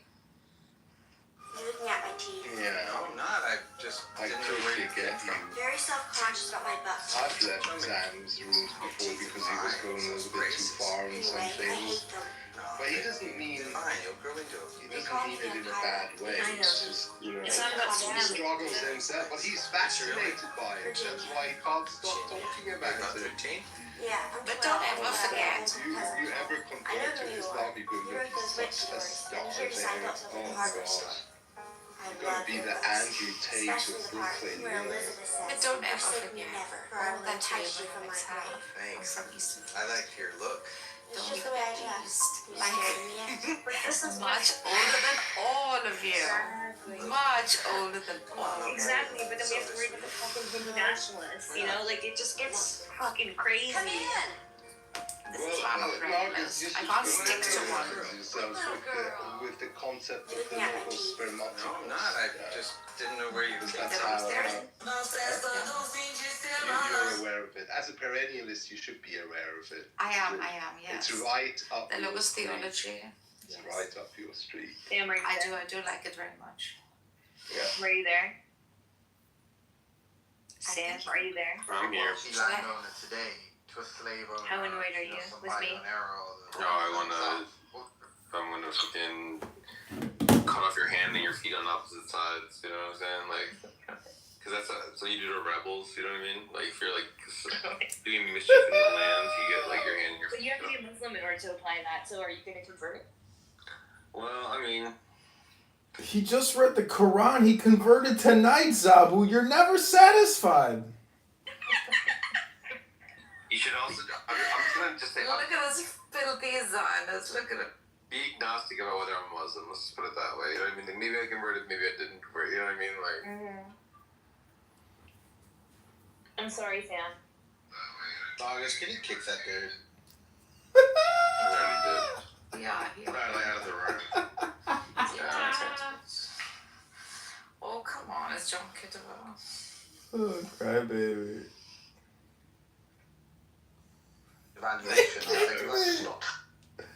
They kicked me. Alright, I think that should be plenty. Should we go in with one more fucking account? Fuck with those fuckers. Oh shit, what happened? this will be the last one.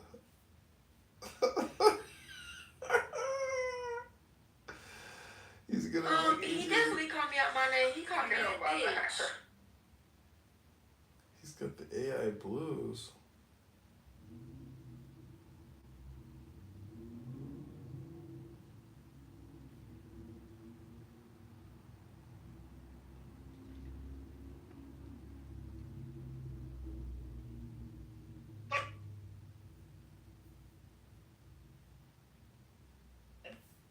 I mean, like, yeah, I understand the point you're making, but there are much more. There are many more avenues. You understand the logic of the point. The logic of the point is. I understand the logic. Actually, how it works. Well, no, that what you're positing, and you're kind of saying, okay, we have a situation where we have a Wilberforce, and he came to reform society and get abolish the slave trade. It didn't come like. Muhammad came to abolish the slave trade.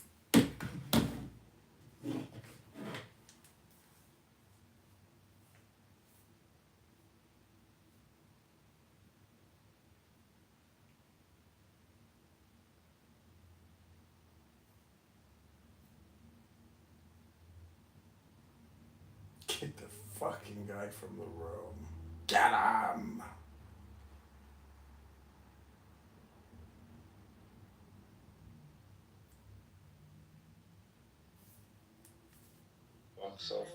Can you imagine? Genocide makes money, doesn't it? I got on stage, I called it out, and I said, "You're disgusting." I said, "You're disgusting for what you're doing."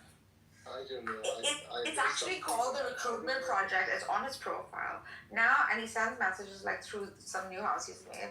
Now we are recruiting people. Okay, X, Y, and Z. The recruitment project sounds so creepy. Yeah, so let's do this recruit on who's going to say what, who's going to turn the heat on, who's going to be sending dummy flowers, etc., so that real people start sending money as the debate gets heated. And then someone was saying this is the first time we've coexisted together, like on a project like this. Like some person was saying, which is like, what are you doing? Just a couple of years ago, when there was that whole crying here of losing so many people, was it all a sham? Was it all just, fuck, I can't. It's so wrong. Like, I don't want to judge, but it's so wrong. You can judge him. And I think he's also shifted, like, theologically recently, like last week or two. I think he's shifted 50,000 times in 2 years. Yeah, become a little more, how should I put it, sort of Gnostic. Kind of some of the things I heard him say yesterday reminded me of Freemasons, but I don't know. Ibn Arabi, he's trying to marry Ibn Taymiyyah with Ibn Arabi, the two like back opposite philosophers. Okay, that's it. Okay.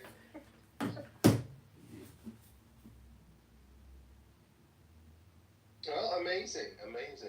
But I mean, do you know? I mean, does he work? He's very funny off of TikTok by selling his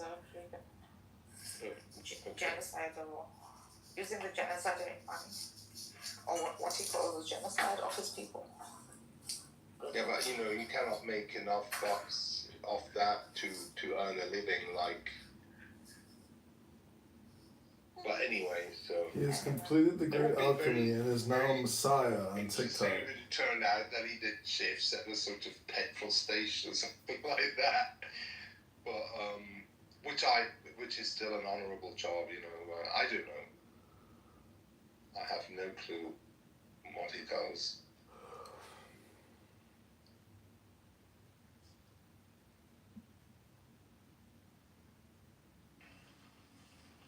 By the sun in its brightness, and the moon as it follows it, and the day as it unveils it, and the night as it unconceals it.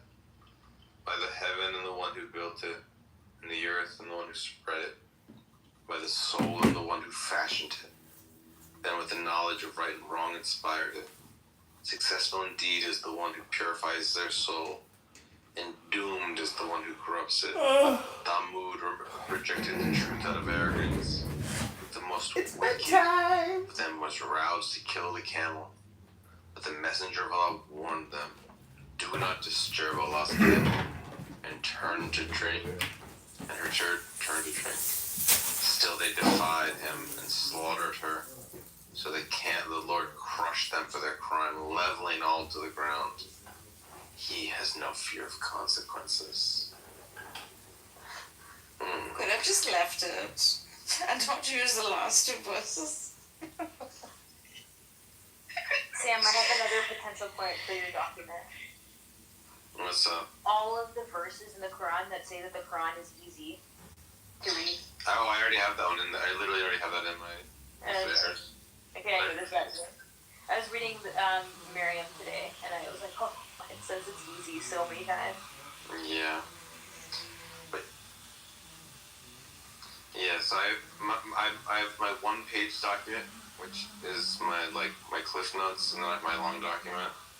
And I've just added a whole bunch of new stuff to my document from my Quran reading today.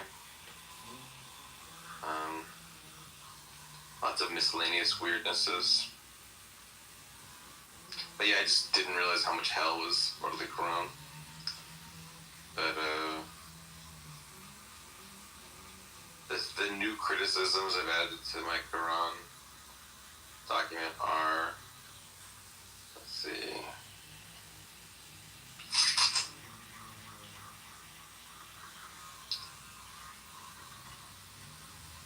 Can you not see in heaven your sustenance is whatever you were promised, then by the Lord in heaven and earth?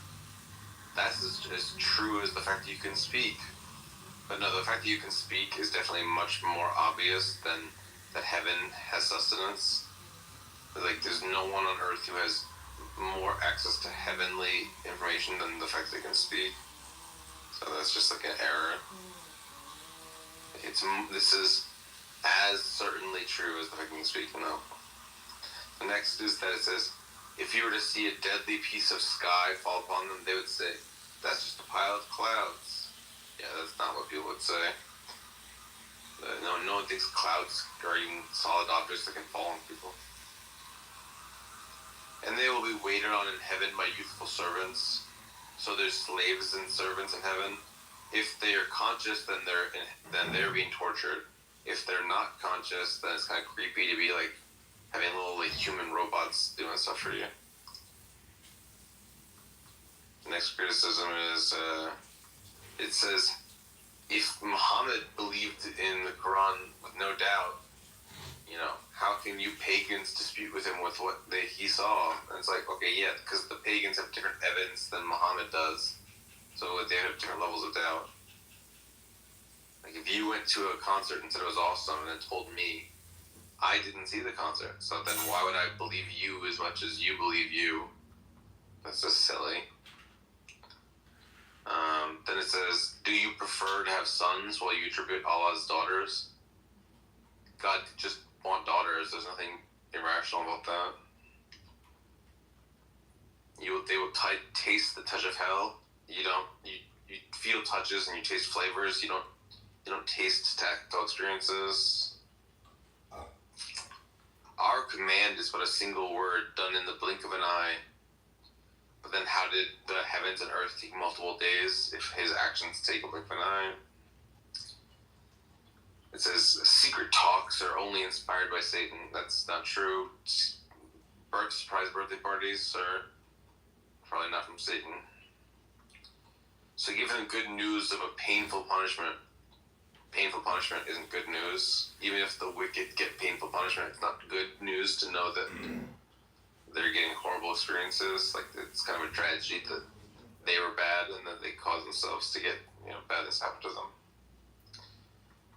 But I too am planning. How does a being outside of time plan anything? They just act in whatever they want. I don't think they can plan for the future if they're not in time. Anyway, those are my new additions to my miscellaneous errors part of the text. But I've also added more stuff in other parts of the text. Sam, if you're really serious about this, focus on the little things that make it look small. Yeah. Like Muhammad's penis? No. What the fuck? What's a little thing? Oh, come on, please. Don't be like that.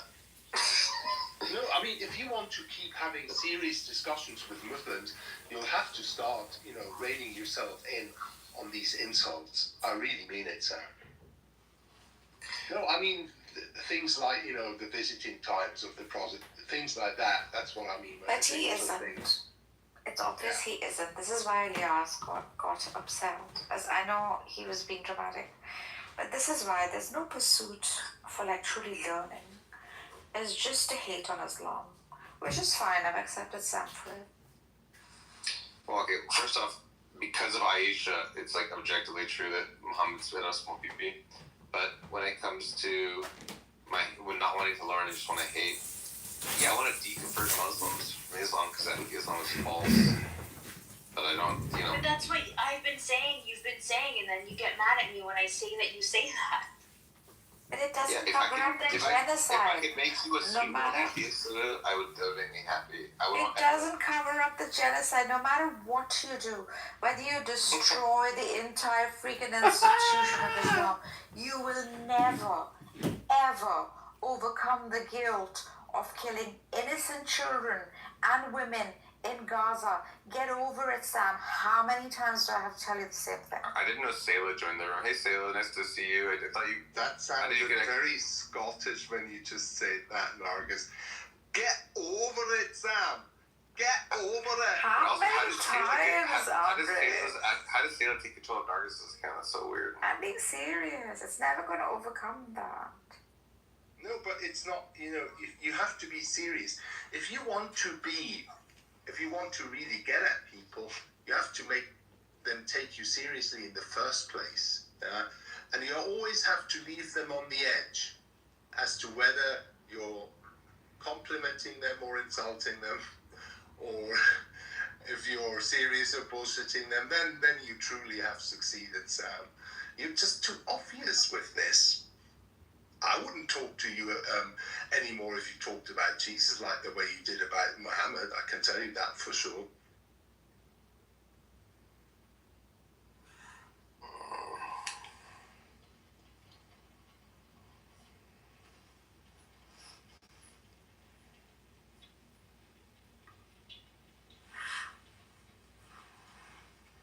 I think it's inherently very, very funny that the guy that 2 billion people think is the best guy in the world is debatably, not provably, but debatably a pedophile, warlord, murderer, rapist.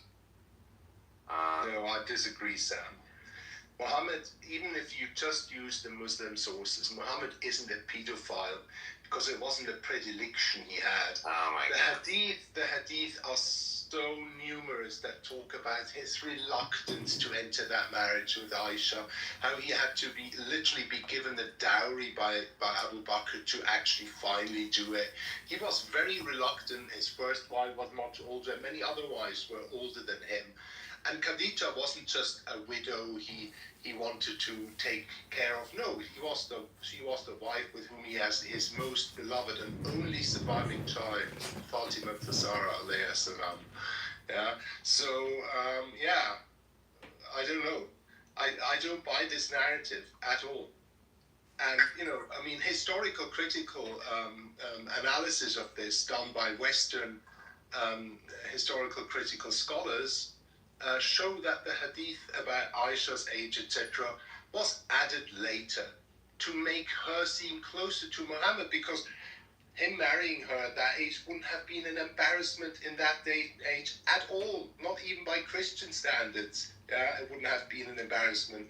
It's just the way things were back then. You can argue, is this supposed to be an example for all time and all places? No.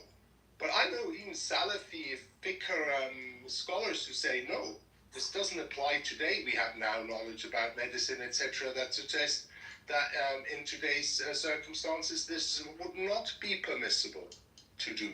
Yeah? So there is a nuanced view even in conservative Muslim circles on this. Not any others, there are still Muslims who use this as an excuse for child marriage today. But it's not like child marriage is a prerogative or a single sort of sign of Islam. You find it in many other cultures as well.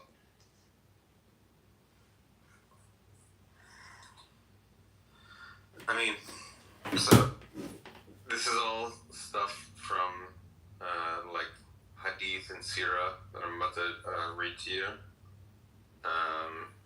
And so the guy that they're saying is like, the best person ever. So there's the whole Aisha incident, you comment on that. Then there's the owning of Maria the Coptic, who's a slave they had sex with. Okay? Then there's the issue of marrying Sophia after killing her family. Very soon after killing her family, he marries a girl. Now, I think it's kind of traumatizing to kill someone's family and then marry her. I've seen it in other countries, Andre. Aggressive military actions like Kitover. You have owning slaves in general. You have trading slaves, which you have hadiths of. We have him stopping visiting his second wife because she was a little too old and fat, and visiting Aisha more instead. And her being afraid that she would divorce him. You have things like him. You have hadiths that say that him talking to a girl and saying that she shouldn't have freed her slave girl, that she should have given the slave girl to her uncle. That he married his stepdaughter and arguably ended the practice of adoption so he could do that in the practice of Zainab. There was a woman who stabbed to death a woman who just disparaged him, and then he didn't punish the guy who killed the woman who disparaged him. So he's like okay with murdering people for insulting him. He attacked the Quraysh caravan at Nakla during the sacred month of Rajab, which shattered the pan-Arab taboo against warfare in that month. Now, it's pretty nice to have a month where war doesn't happen. It's really a mercy to the people to have taboos at certain time periods for war, so that the world isn't just a constant, war place. He got rid of that. He endorsed the execution of all the pubescent males of the Banu Quraysh tribe and the enslavement of the women and children. None of this makes this man look like a good man. Now, Shias can say all these hadiths are fake and they didn't happen, but the Sunnis can't say that.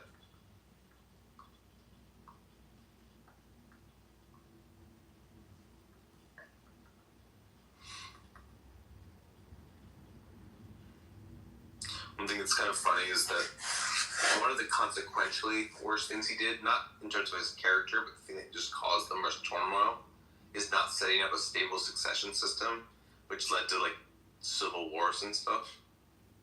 He could have just said, "Here's how power should be stably transferred." Don't speak to me until at least 11 a.m. But didn't do that. Lots of wars because of that. The most important job of a king is stably passing off power to a successor without a civil war. That's basically how you judge whether a king was a good king or not.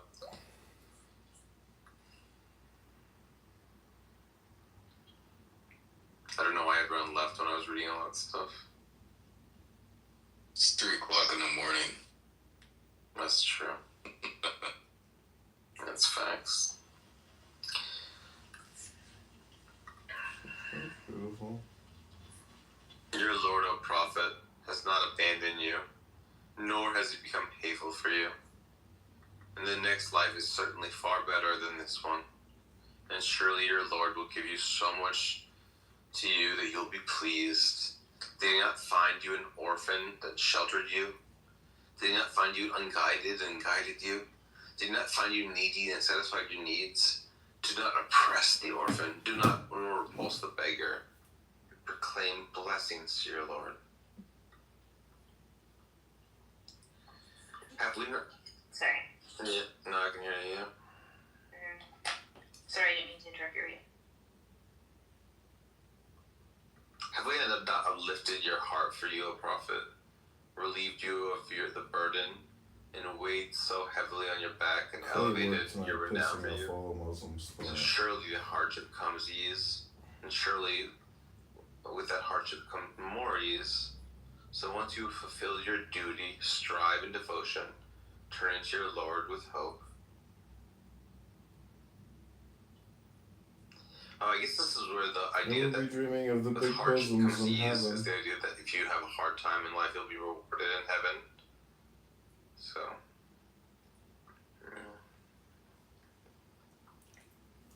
by the what's that stuff about the? He keeps saying stuff like all of these verses start with by the X, by the stars, by like it's almost like he's doing like a. I don't know. You know what is by the fig and olive of Jerusalem and Mount Sinai? Like what does that mean to say by X? I swear by. You need And to he's explore. swearing by the existence of these things. What is that? And he's holding them witness as he speaks. I He's was a saying, as the sun magician. is watching me when I say this, I swear on that.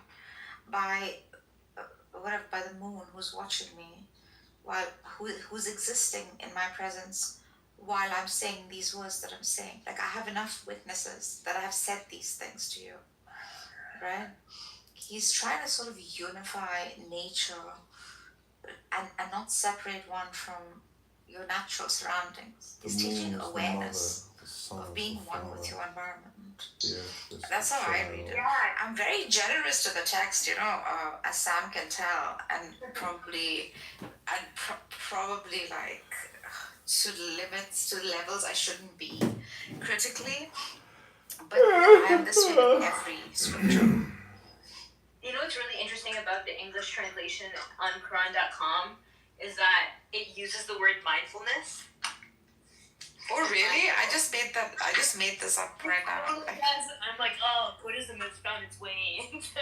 I didn't know that at all. I just thought of it right now. Totally, there's the word mindful and mindfulness so many Wow. times. And I'm like, wow, like they're really. Yeah, I just thought of it right now. Because that's a new word.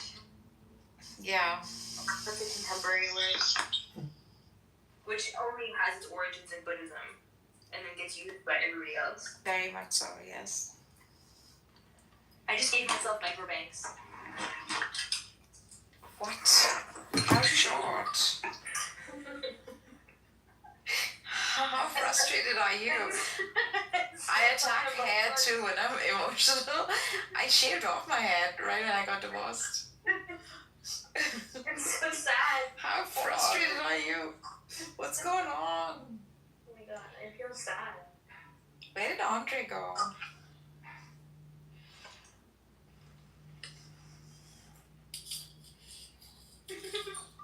I think they would look cute, but they do. Sorry, Sam. Are you falling asleep? A little bit, yeah. But I want to read some more of the Quran. Who's dating a biracial bangs, exact same issues by. Sam, how many chapters did you promise him? I said that I would read from 50 to the end. So. By You when? have much left. What? By when? You know me. By Monday. By the fig and olive of Jerusalem and Mount Sinai, in the secure city of Mecca. Instead, we have created humans in the best form. We will reduce them to the lowest of the low in hell. Oh, stop it with this hell stuff. Usually, Except those who believe and do good, they you will read a book have and never become any convinced reward. of its wisdom, but not with Now, what Quran. makes you deny the final judgment I was dating a is the biracial Allah, bangs and not the exact most same issues by. just of all judges. The look of bangs on the nose rings.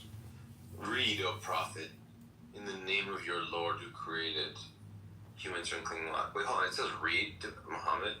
I thought he was supposed to be illiterate. That is the first, exactly. And that is like the first stuff, of the first word, what the traditionalists would say, he heard.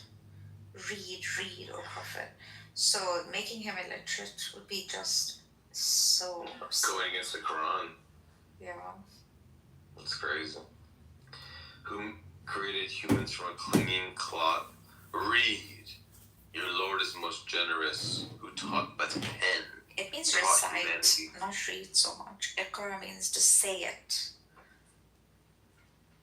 Recite. Recite it. Your light is more generous, who taught by the pen, and taught humanity what they know not, and certainly one exceeds all bounds. Once they think they are self-sufficient, but surely to your Lord is the return of all. Have you seen the man who prevents a servant of ours from praying? What if the servant is rightly guided, or encourages righteousness? What if the man persists in denial and turns away? Does he not know that Allah sees all? But no, he does not desist. We will certainly drag him by the forelock, a lying, sinful forelock. I don't know what the fuck that means. Forelock is like the hair in the front of your head. Also remember, like, he's introducing this slave-master relationship because they would mistreat slaves and stuff. And he's telling them, you guys are fucking slaves too. Don't ever think you're not, because you're dependent beings. And who the hell do you think you are? Like, he's a rebel. He's showing a middle finger to all the aristocracy, to all those people who think they're invincible and indomitable. That's what Muhammad is doing. This rebellion is so like innate within him, but he's doing it in such a strategic way that eventually he gets all of them to actually accept Islam. Not just accept, even want to like fight over it after his death.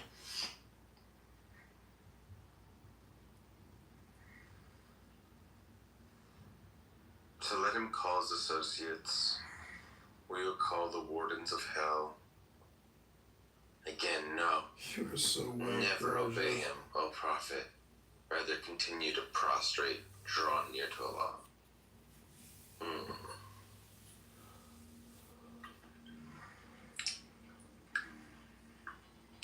Indeed, it is we who sent the Quran down on the night of glory.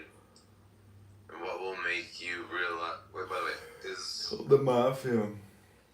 Does the Quran affirm that the Quran was sent down as a whole-ass book all at once? No. Because it says we sent down this Quran on the night of glory. Yeah.